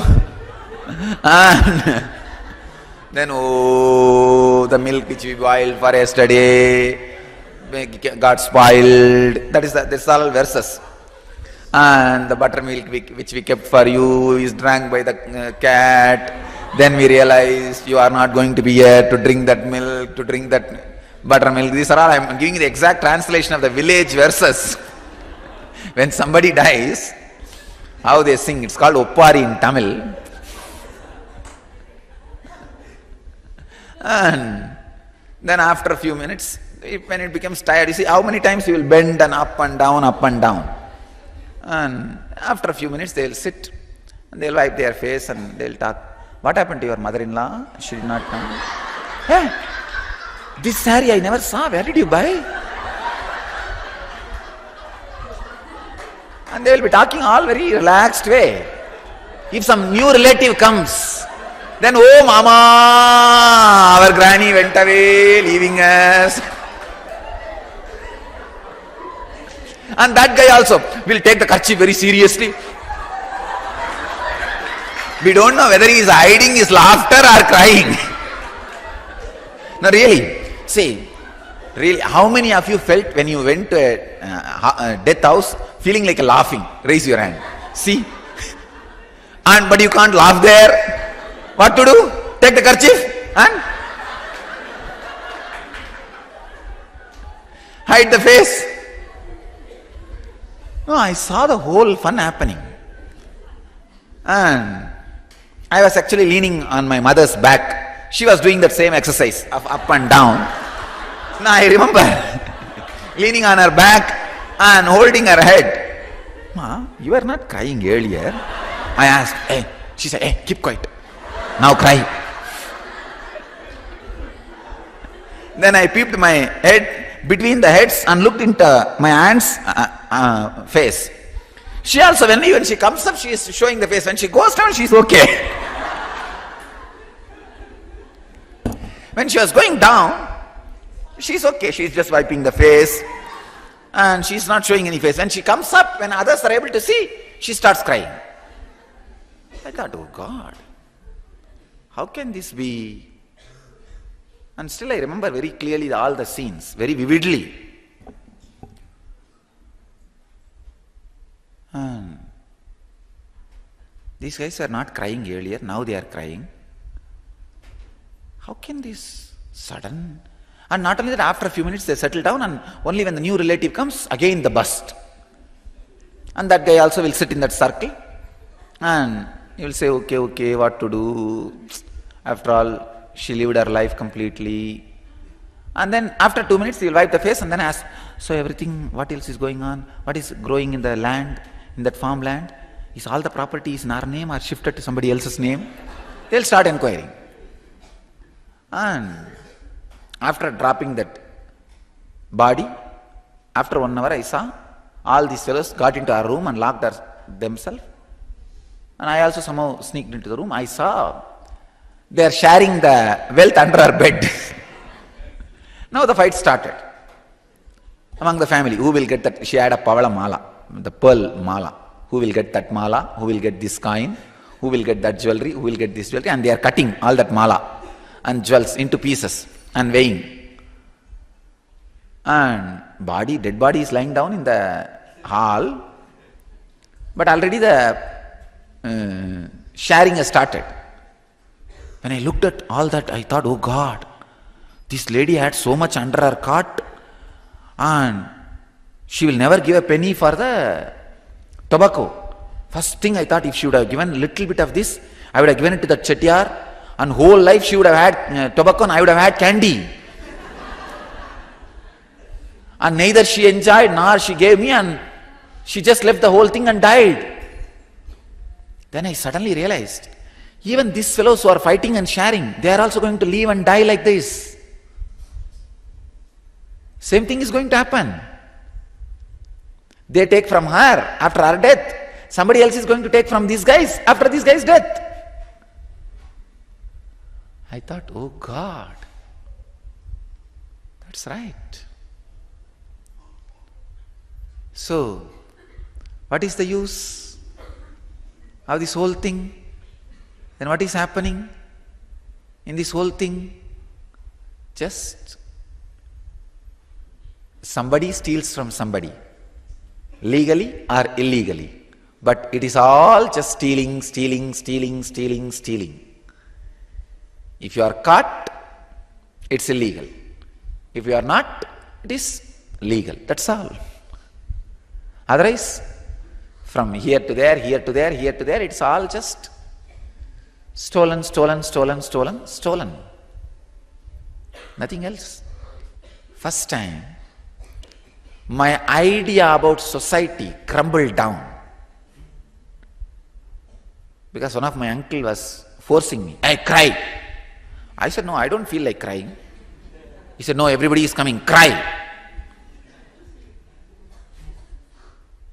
I said, no, I won't. Then he slapped me. I just held his hand and said, if you touch me once more, I'll tell everybody what all you guys did in the room. Fighting for our jewels. Then my father intervened and said, you know, this fellow will really tell. Why are you playing with him? Why are you beating him at this moment? He will really sit outside and tell everybody before they come inside. Then they understood the danger. They put me in a room and locked me. They locked that room. I was inside that room. I can say, I cried for maybe half an hour or 1 hour. Then when I just fell, it was a big opening, a kind of a breaking. My whole being settled. My respect for society has disappeared.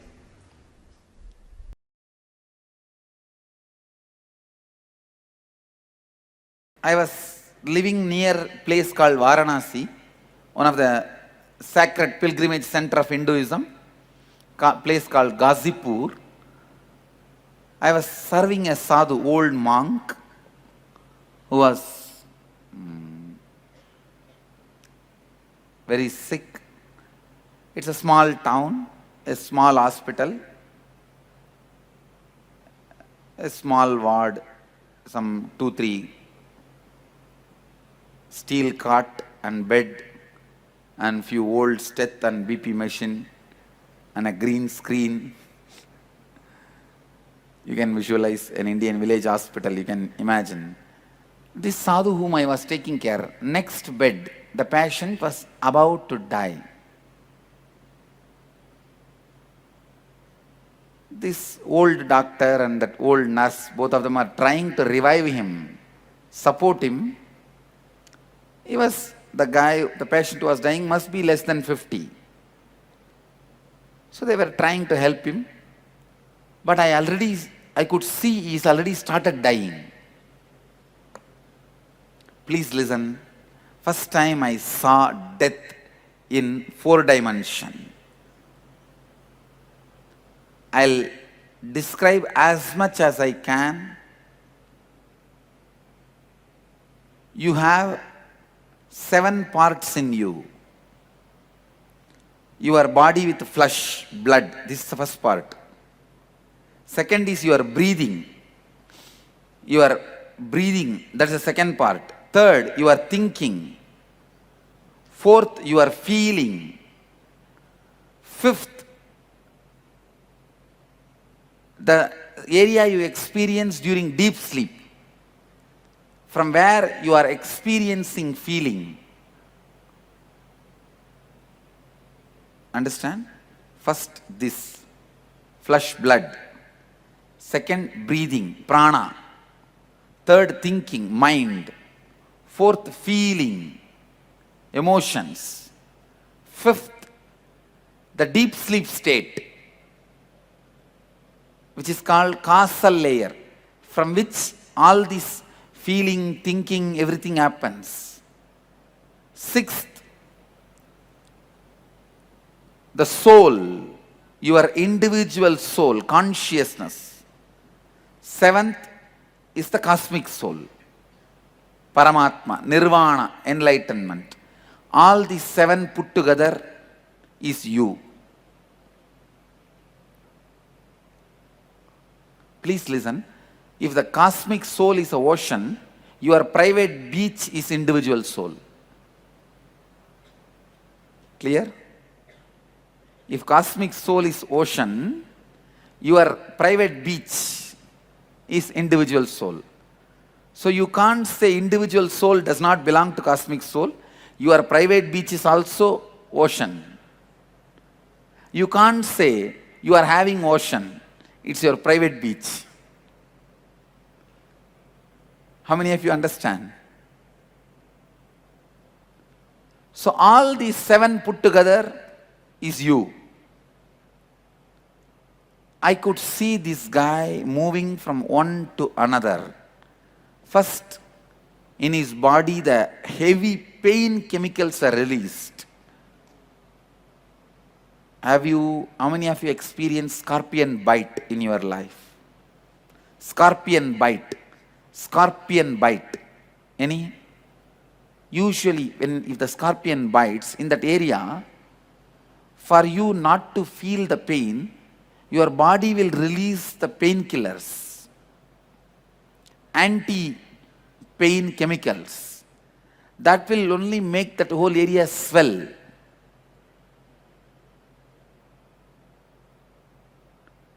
Any doctors here? Your body has a natural anesthetic methods. Do you know that?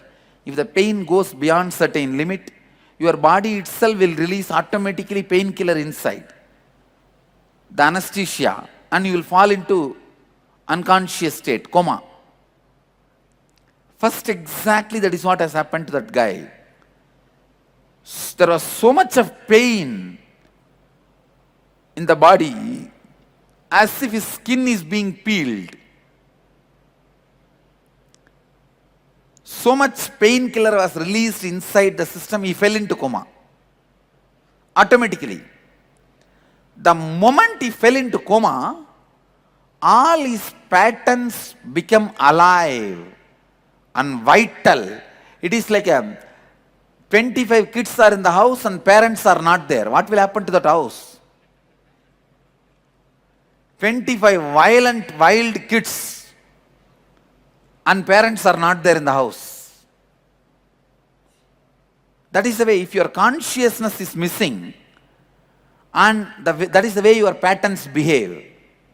Even while the kids behave, your consciousness is like a father. Your patterns are all kids.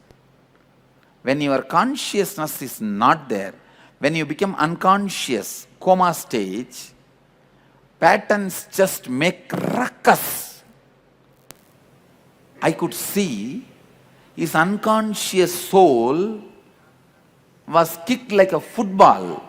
Imagine in this house, in this room, one football is there and 25 football players are there. If all of them kick at that ball, what happens? So all his desire patterns are kicking at him. The ball is flying from one corner to another corner. His soul, unconscious soul, which is in coma. All your patterns have a deep vengeance on your soul, your consciousness. Please listen.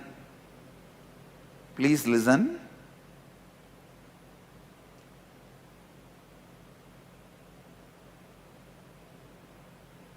I could see in that person all the desire patterns are kicking him, asking, I told you fellow, I want to live, I want to live, I want to live. You did not fulfill me, complete me. Desire is nothing but the commitments you gave it to you. Understand? The commitments you gave it to you, all stands there and questions you. Why you did not fulfill me, honor me. Then somehow that soul jumps to the next level. Next level, all the guilt, inauthenticity comes up. And say, I told you we should have lived like that, like that. Why did you do this, do this?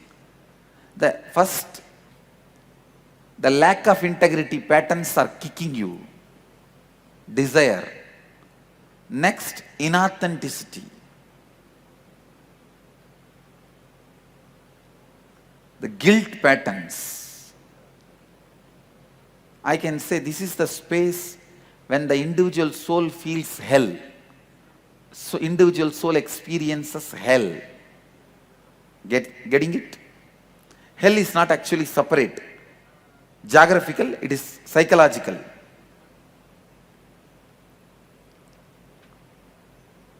And then soul moves to next. All the pains you experienced in your life, your irresponsibility patterns, that comes up and shatters, beats the soul which is already unconscious. Then it finally goes and falls into that deep sleep layer. From there, it doesn't move further. It immediately goes and takes next body in that unconsciousness itself. So that is why you do not know what kind of house, parents you are choosing. You just close your eyes and walk. After entering only you open your eyes and see, oh God, I thought I am coming to the cinema theater. Now only I understood. I came to the garbage tank. Oh, you are a garbage can. I thought you are a Pizza Hut. After you enter into the garbage tank, garbage lorry, you say, I thought I am in the Pizza Hut. But now you cannot change. You have taken already one more body. Exactly this is what happens while you die. Please understand, I am giving you the visual description of what happens. You do not touch your individual soul or cosmic soul, your individuality, without even touching your individual soul or the cosmic soul consciously, takes another one birth. It is like you are dreaming, without even waking up, you fall asleep and again dream. Again fall asleep, again dream. You never come to waking state. How many of you understand? That's the way body is assumed. This is the third death I saw in my life.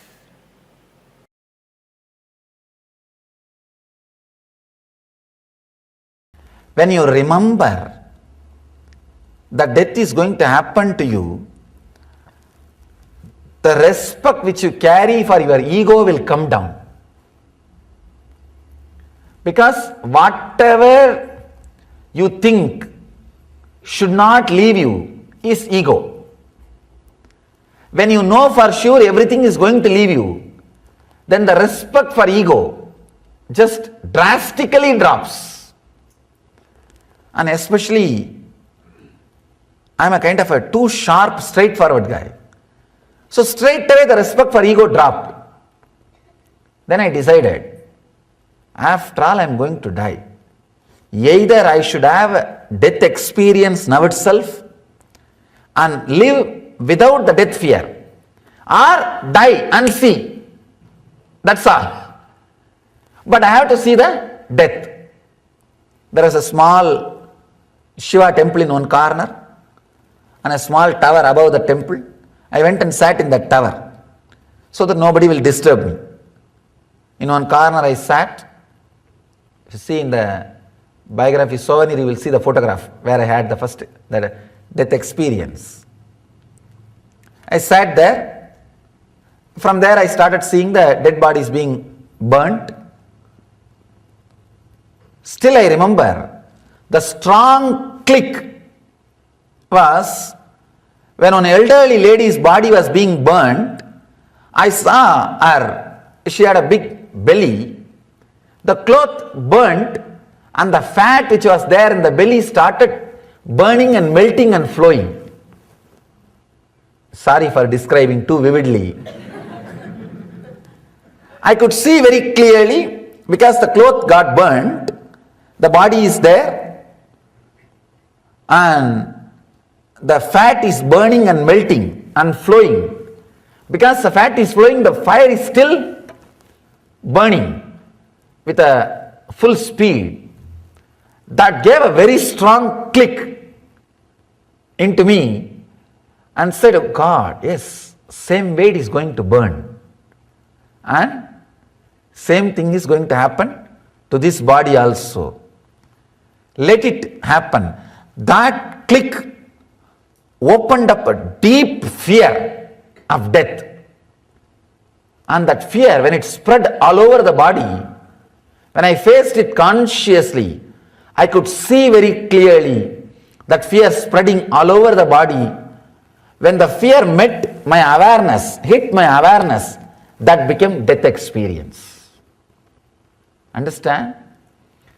Whenever your fear is suppressed, it stays inside you as a suppressed fear. Whenever it comes out and you are not consciously facing it, it becomes a fear stroke and shakes your whole nervous system and breaks it down. If it is faced consciously, it becomes death experience. The fear, death fear, if you just escape, run away, when that fear happens, it becomes death. When you face it consciously, it becomes death experience. Death fear plus subconscious is suppression. Death fear plus unconscious is nervous breakdown. Death fear plus conscious is death experience. Understand? I have given a clear explanation, clear equation.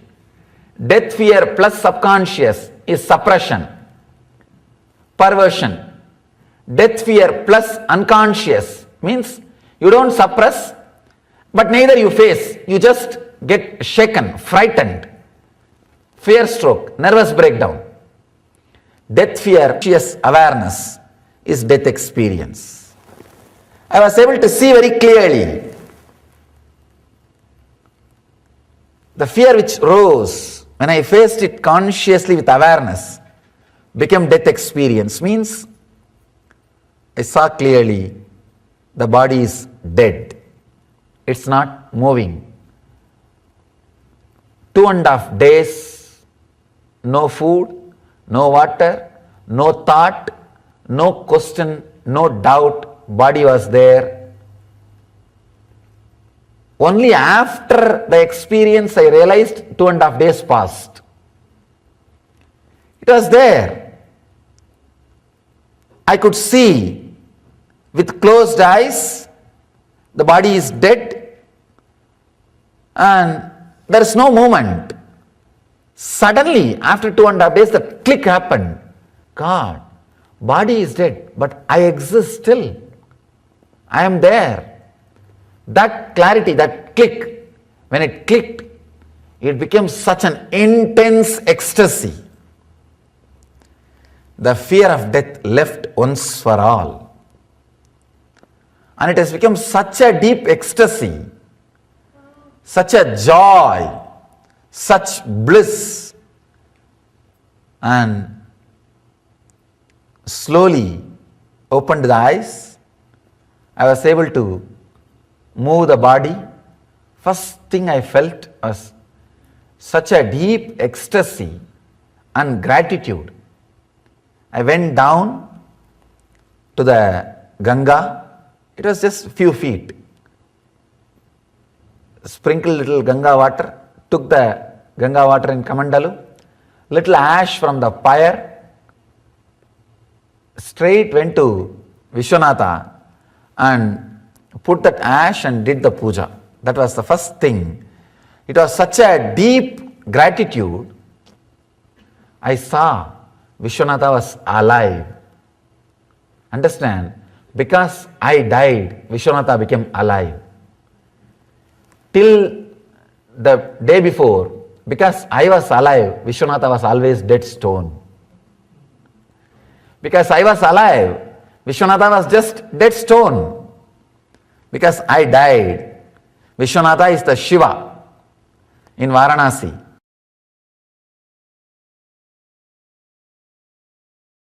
Fourth death.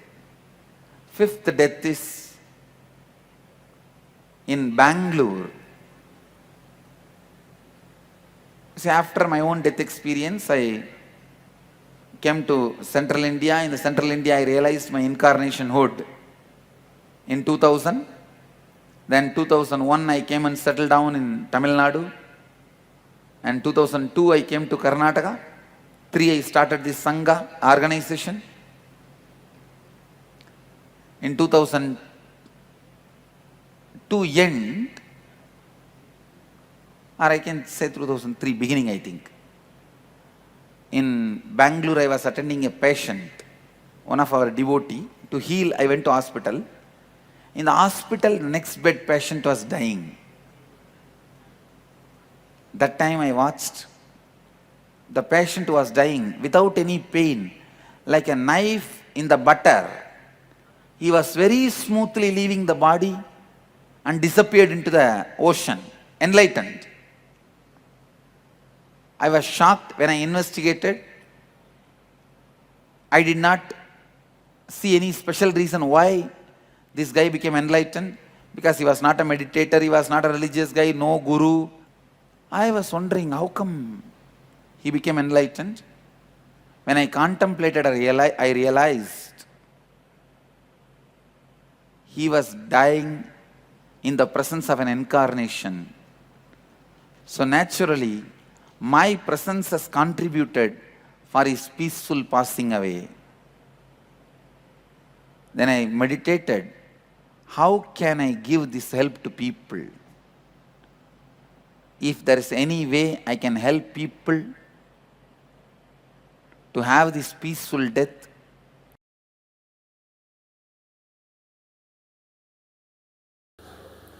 let me tell you, one incident happened in my life. In Bangalore, I was giving a satsang on Ashtavakra Mahagita. I received the information, my father passed away, massive cardiac arrest, and he passed away. My mother was in the satsang. So I continued the satsang, and after the satsang, after darshan, when I got into my car, called the mother and made her sit in my car, and she's a village lady. First time in her life, she is leaving my father alone and coming and staying somewhere outside in her 27 years of marriage. And he passed away. I don't know how many of you will believe. I lived there with them 17 years. I never saw them even once arguing with each other. I'm sure they would have had difference of opinion, arguments, because they are human beings. Even Mahadeva and Sati had argument. What about, come on, even he had marital problems. So, no, I'm not saying they would not have had, but at least they managed such a way that never in front of us, never in front of kids, I've seen them raising their voice or arguing. Very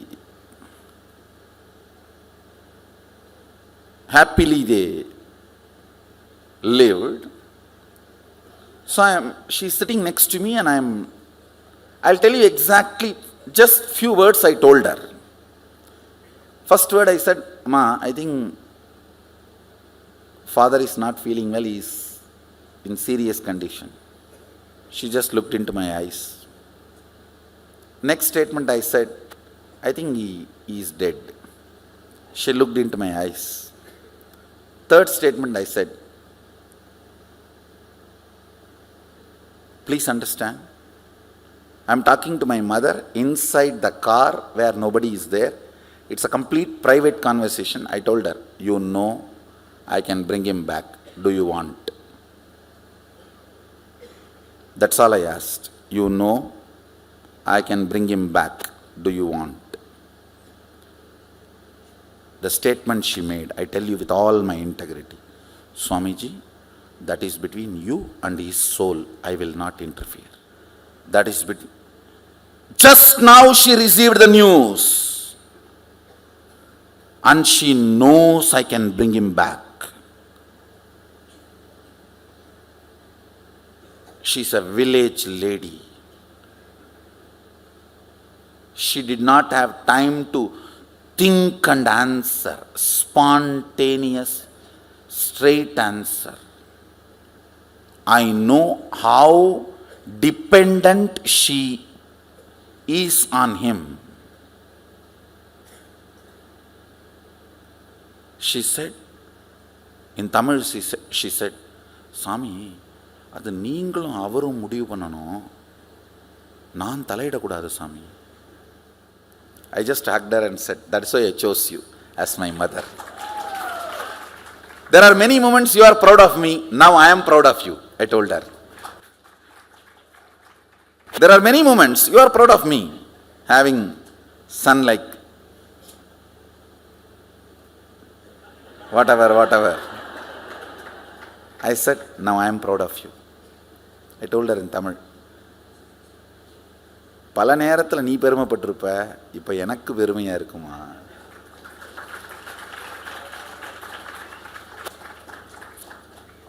Understand with mother, in the moment where my father is dead, you can't expect me to lie or give a false hope. All of you understand? With that integrity, I am talking to all of you now. The integrity with which I was talking to my mother when my father is dead. I told her, all right, I'll relate with him and then decide. Anyhow, he wanted to rest, he wanted to relax. He said, what more? Just, he wanted to rest, so I liberated him, and that's different.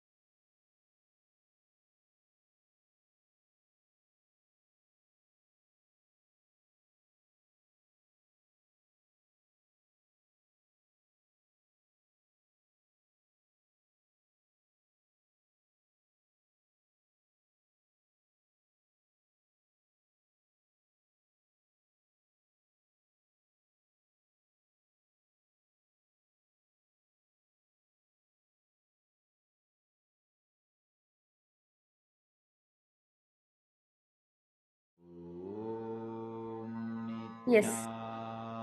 Nithyanandam, to all the participants. That was a very beautiful, wonderful revelation how Swamiji conquered death in his life. Very beautifully, all of us listened that 6 times in Swamiji's own life, Swamiji experienced physical death experience. 6 times in his life, Swamiji experienced that experience. As very beautifully Swamiji shares in one of the death experiences that the person, when he was leaving the body, he left smooth, even though he did not do any such, he was not a seeker, he was not the devotee, he was just a normal man. But he left peacefully. Why? Because of the presence of an avatar. Understand, when you're experiencing that meditation, understand when going through that experience with the presence of the avatar, the whole experience will seamlessly, consciously, it will be happening for all of us. Understand? Normally when we die, some experience pain, lots of pain and suffering will be carried. But when you are experiencing that process in the presence of an avatar, without any effort, we'll be experiencing. And now we'll be understanding what happens after that. And why it is important that we have to do this. Why is this important? For us to have an avatar, especially when you're leaving the body, why we have to leave the presence of an avatar and what happens after that. Let us now understand from Swamiji what happens after that.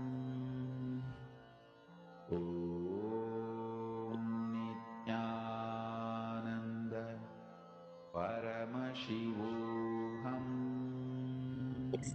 So, as very beautifully Swamiji was saying, how beautifully Swamiji learned, experience that Swamiji just renounced the idea of society, and he just became a true sannyasi then. And Swamiji understood that even this body which he is carrying is just temporary. As Swamiji says very beautiful, fear, when it is suppressed, it becomes suppressed fear. Fear, when it is taking all of us without consciousness, it just becomes a fear stroke. But fear, when it is handled with consciousness, it becomes an experience for all of us. It becomes a completion. Let us now understand from Swamiji what happens during that. All of us want to know what actually happens after that. What happens during that process? Let us directly understand from Swamiji, as this science can only be revealed by the person who has experienced this in his life. Let us directly understand from Swamiji what happens during the death process.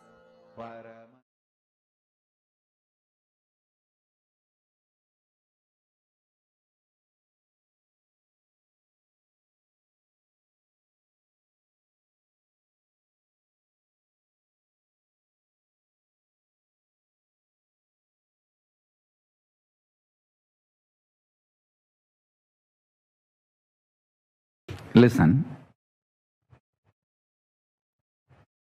about death. Learn about death from cosmos.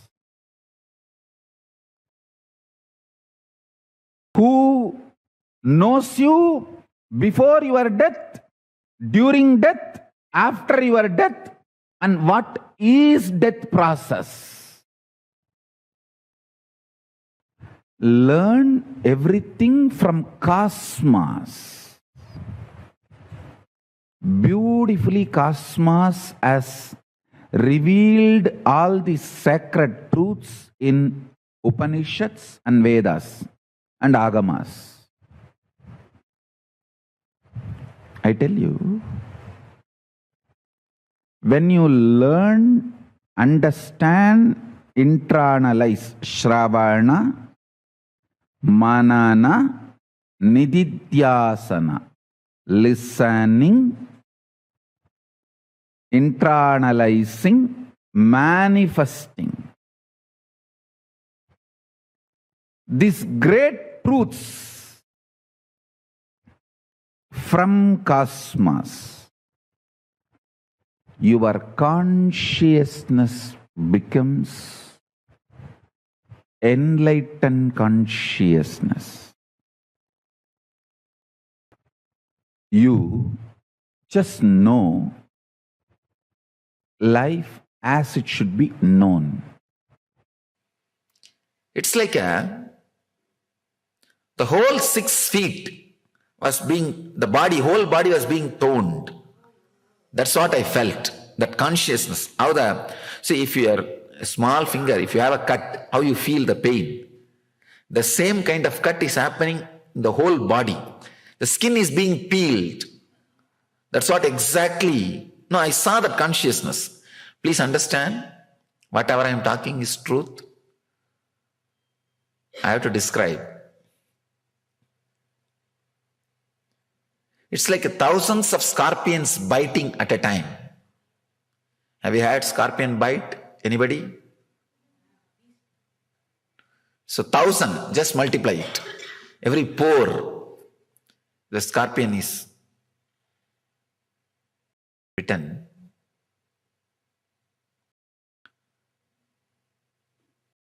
It's like one side, that soul is saying, soul means not the pure consciousness, the soul associated with all the engrams, desire, guilt, greed, lust, fear, anger, pain, pleasure.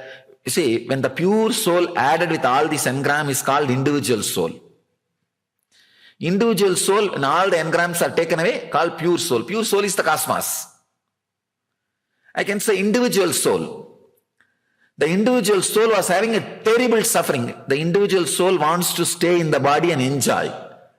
But body is saying, no, I am tired. I can't hold you anymore. I am done. Body just wants to relax. So the fight between the body and the individual soul is happening. The fight between the body and the individual soul.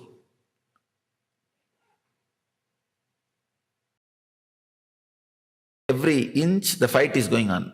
The individual soul feels, even if the right leg goes, it's okay. Catch on. Hold on to left leg. Even if the left hand goes, it's okay. Hold on to right hand. Whatever parts it can hold on, it tries to hold on. But slowly, that part is saying, no, I am done, relax. I am done, relax. That part by part, it's dropping. When the lower body is getting dropped, the struggle was not too much. Only when that higher upper body it started, I could see very clearly the pulsating pain. I can say the whole being was vibrating with pain. See, yesterday after energization, I saw so many of you vibrating with peace and bliss. How many of you felt that vibrating with the peace and bliss? And now understand, imagine the opposite. That is what is. Now you know what I mean by vibrating. How you vibrated with the peace, same way I saw that being was vibrating with pain. Whole being, it was such a shock. Slowly, that individual soul started moving out of the physical body with all this suffering and pain. Finally, physical body dropped. When the breathing stops, that is the moment individual soul leaves the physical body. Then starts the next level fight, the next level body, the prana sarira, the next level body, that fight starts. See, there are 7 layers in you. I'll give you a simple description now for you to understand. It's a 7 part of you. The body made out of flesh and bones and blood. This is the first layer, first body, physical body. The energy which is moving in you as a prana. See, in the 5 kind of air circulation happens in you. Prana, vyana, udana, samana, apana. Means going in, staying in, spreading all over the body and coming out and cleaning. These are the 5 air process happens in you. Going in, staying inside the body, spreading all over the body as an oxygen, as a life force, coming out and cleaning. Cleaning means even through skin, even your sweating is because of the prana movement only. So 5 air movements are happening in you. All the 5 air movements are called the second body, second layer body, prana sarira. The third, the inner chattering which goes on continuously in you. The inner chattering is the third body, mental body. Fourth, the emotions which you are experiencing, fear or greed or anger, the emotion which spreads all over the body without the usage of words. Please understand. There are some emotions which can shake your whole being without the usage of any words. No need for any word to be uttered, but that emotion can shake you. That is what is fourth layer body, emotional layer. The fifth is the body you experience in the deep sleep. Body you experience in the deep sleep, where all the engrams are in a seed level, in a causal level. They are not giving you any experience, but they are not dead. In the causal level. This is the fifth layer. Sixth layer, the cosmic body, where you experience bliss. In your life, at least once or twice, you would have experienced bliss. That is the sixth layer. Sixth layer only continuously inspire you to be a seeker. If you are a seeker, seeking continuously, sixth layer is very strong in you. If you enrich the sixth layer, your whole life will be blissful. So that is the sixth layer. Seventh is the enlightenment, the ultimate enlightenment itself. So these are the 7 parts of you. It's like a 7 spare parts of you.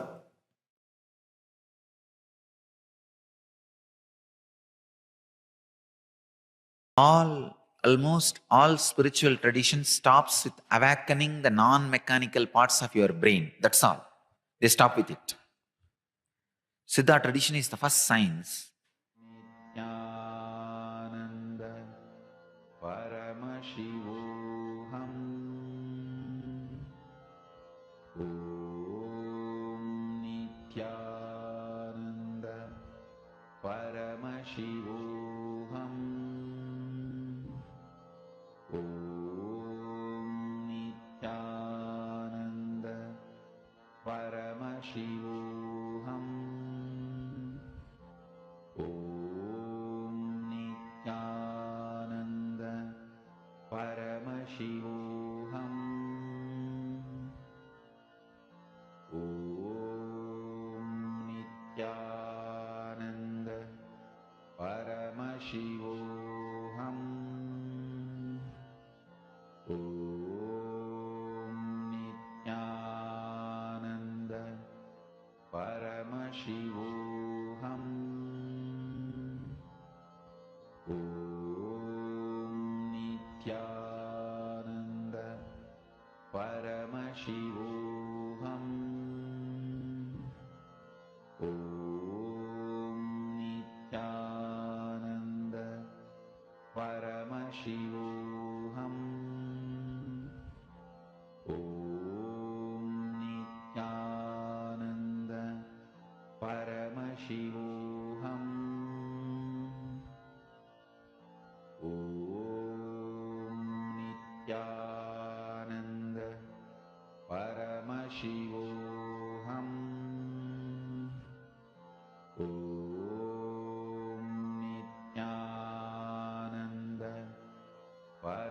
Yes, Nithyanandam to all the participants once again. That was a very beautiful explanation Swamiji spoke on that. See, understand, Swamiji, when Swamiji was just with the unconscious death and consciousness, understand, when an avatar, a person who has experienced this death process, when he is guiding us, we do not need the fear of anything. We just need to relax, just hold the hand of Swamiji. Understand? Swamiji says very beautifully that when unconsciously we're going to that experience, lots of pain, suffering has been added into our system. But when you are going through the same experience with consciousness, or with a person who's experienced that experience, you need to do anything. Just relax yourself. Swamiji will be taking care of all of us. Understand, in today's initiation, today's darshan, Swamiji will be guiding each and every one of us into this beautiful death process. So as we are preparing ourselves, I now request all participants now to write down the earliest concepts, all your childhood beliefs you received about death in your life. You may have received these ideas from your parents, teachers, or relatives, church, or a temple. Write down all the concepts of death you have gotten until now, or even your beliefs, your memories which you have about death. I request all participants to pen it down and understand death. Like for example, you might have gotten a cognition that is inauspicious, or this is a punishment from God, or it takes away my loved ones. It is a suffering caused by God. Write down whatever beliefs or concepts of memories of that you have in your life. Because all participants dependent on understand, as we are completing with all these fears, we are now shortly will be leading towards the death process. So request all participants to do this exercise very sincerely, as Swamiji is going to be completing each and every one of your fears, concepts and beliefs which you have about that. Nithyananda Paramashivoham Om Nithyananda.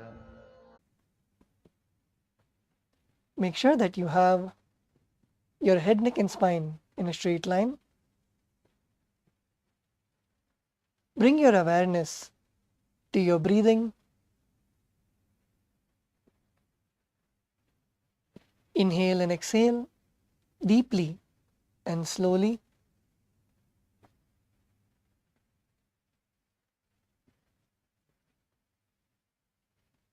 We will now be entering into the darshan of Bhagavan Kalabhairava. Let's get into that space of deep restful awareness.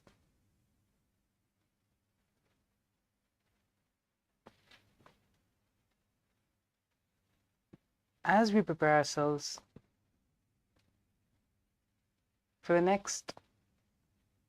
darshan, and as we are settling down from the death meditation, let us also use this time and spend a few minutes in verbalizing and typing out our experience. What are the different ways you experience the death meditation? What was it like? What are the different emotions which were coming up in you?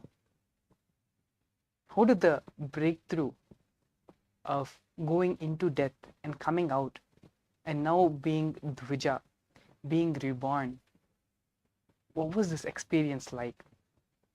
Take a few minutes and pen down, type it down, and post it in the Facebook page, in the Paramashivoham Facebook group. Let's take a few minutes for this. If you've had any sort of breakthrough, any sort of experience which you think by sharing others also would benefit highly and greatly from it, please do take this chance and enrich as many people as possible with the experience you had with the Supreme Pontiff of Hinduism through this death meditation process. As we are settling down and preparing ourselves for the next session, for the darshan with the Supreme Pontiff of Hinduism, let us also take a few minutes and share the profound experiences which we had throughout this death meditation process.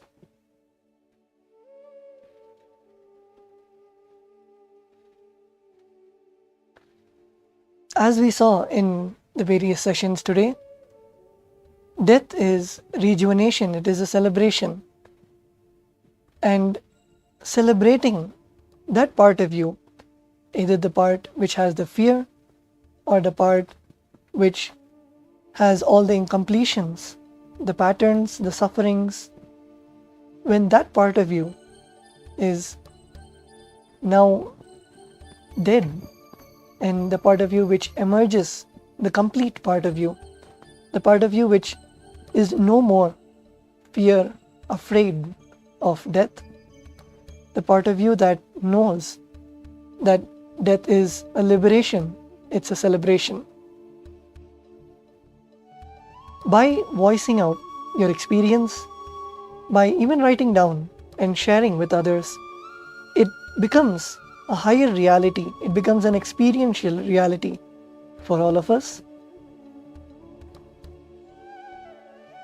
So all of us can take this few minutes to go to the Paramashivoham Facebook page and share your experience on literally how you feel the patterns, the negative engrams, the emotions related to fear are just that weight which has been sitting in your inner space, which is now dissolved, and you feel more complete, you feel more light.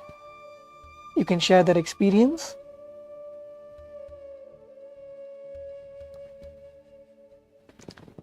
This death meditation, the whole process which we have gone through now, in Hinduism, very beautifully, it is said that Dvija is the one who is reborn.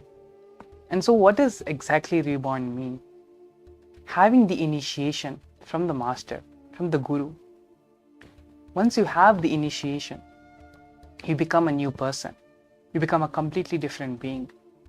And that is what has happened with each and every one of us after we have gone through the death meditation process. All the patterns, all the incompletions, all the samskaras which we have been carrying ever since we assumed this physical body, and even the karmas and the past janmas as well, everything which we've been carrying till now, all of that is now burnt, is now gone, disappeared with the initiation of the avatar, of the master.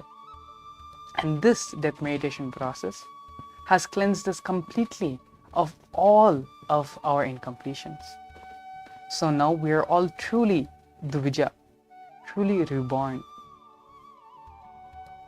Let us use this opportunity to experience life as a celebration, experience each and every action which we would have previously taken for granted or previously did not give importance to it. It can be as simple as breathing, as simple as just feeling the furniture, feeling the world around you. It can be as simple as just staring out the window and appreciating the nature, the grass, the sky, the stars, everything around you. Just celebrate life, celebrate this moment. You are alive, you are breathing, and you are initiated by the Supreme Pontiff of Hinduism, by the Avatar. Allow the overflowing gratitude of the Supreme Pontiff of Hinduism, of Swamiji, having given all of us a new lease of life. Today is not just our birthday, but a rebirth day, where we are reborn to live life as we truly dreamt of, as we truly wanted it to be, as we had always aspired life as we wanted for ourselves. The Supreme Pontiff of Hinduism has given us this blessing today by taking us through the death meditation, the death process, to cleanse us out of all the old incompletions, old patterns, things which we know that we need to drop, that is not good for us, but out of the samskara we continue to do them again and again and again. Now all of these have completely no power over you. They're non-existential. So take this time to just enjoy everything around you. Enjoy yourself, enjoy the breeze, enjoy the sunset or the sunrise, depending on where you are. Enjoy the moonlight which is coming in through your window. Enjoy each and every moment, each and every experience as it is happening to you. You are now a completely liberated being, free from all the chains of the past karmas and samskaras. Start enjoying each and every experience, because this is going to help you immensely prepare for the next session, for the darshan with the Supreme Pontiff of Hinduism. So please take this time and don't allow any distractions, be it in the form of your phone or any electronic gadgets around you. Try to limit all distractions, all possible distractions, and keep them away for the next couple of hours. And let this initiation take the complete effect on you. Allow this space to settle in, and let's prepare ourselves for the darshan with the Supreme Pontiff of Hinduism. Just like how a newborn baby, when it is born, it sees everything in the new light, whether it is the nature, whether it's the people around it. It doesn't carry any weightage, any incompletions, any judgments about anything, and just enjoys everything as it is. Same way, now that you are reborn, enjoy everything as looking it from a new perspective, as nothing binds you anymore, nothing restricts you anymore, and you can declare yourself as a Jivan Mukta, basically, which means that you are living enlightenment and live as Paramashiva. Live, radiate, and radiate the powers of Paramashiva. Manifest powers, manifest powerful cognitions, live the life of completion, radiate completion to yourself and to the people around you. Celebrate life. You are reborn not as just an ordinary being, but you are reborn to radiate Paramashiva inside you and to everyone around you. Enjoy the state, space, powers, being, and superconsciousness of Paramashiva. You don't have to hold yourself back, because all of your fears are now completed. So celebrate the way that you want to celebrate, without anything binding you, without anything limiting you. Declare boldly that you are Paramashiva. Om Nithyananda Paramashivoham. And with that same space, let us now get ready to receive the darshan of Bhagavan Kalabhairava. Please sit in a space of deep restful awareness and gratitude. Sit with your head, neck and spine in a straight line, and bring your awareness to your third eye.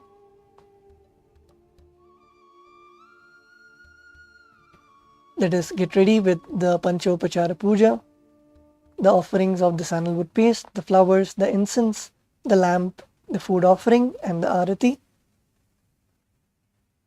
And let us now get ready to receive the darshan of Bhagavan Kalabhairava.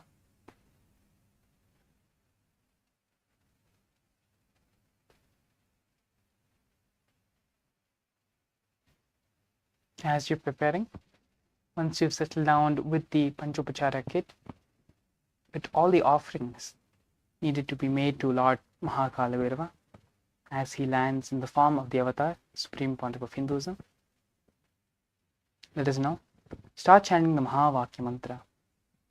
Om Nithyananda Paramashivoham.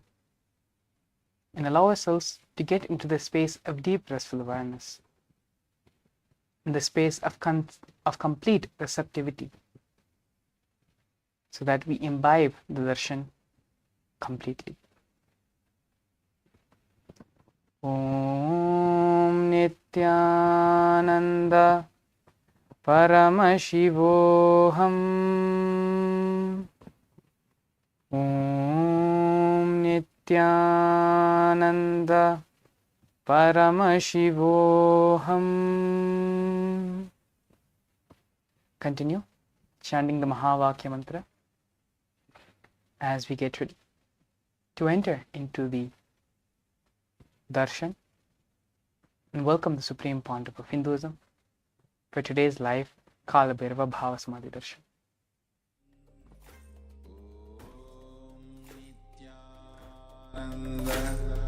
Paramashivoham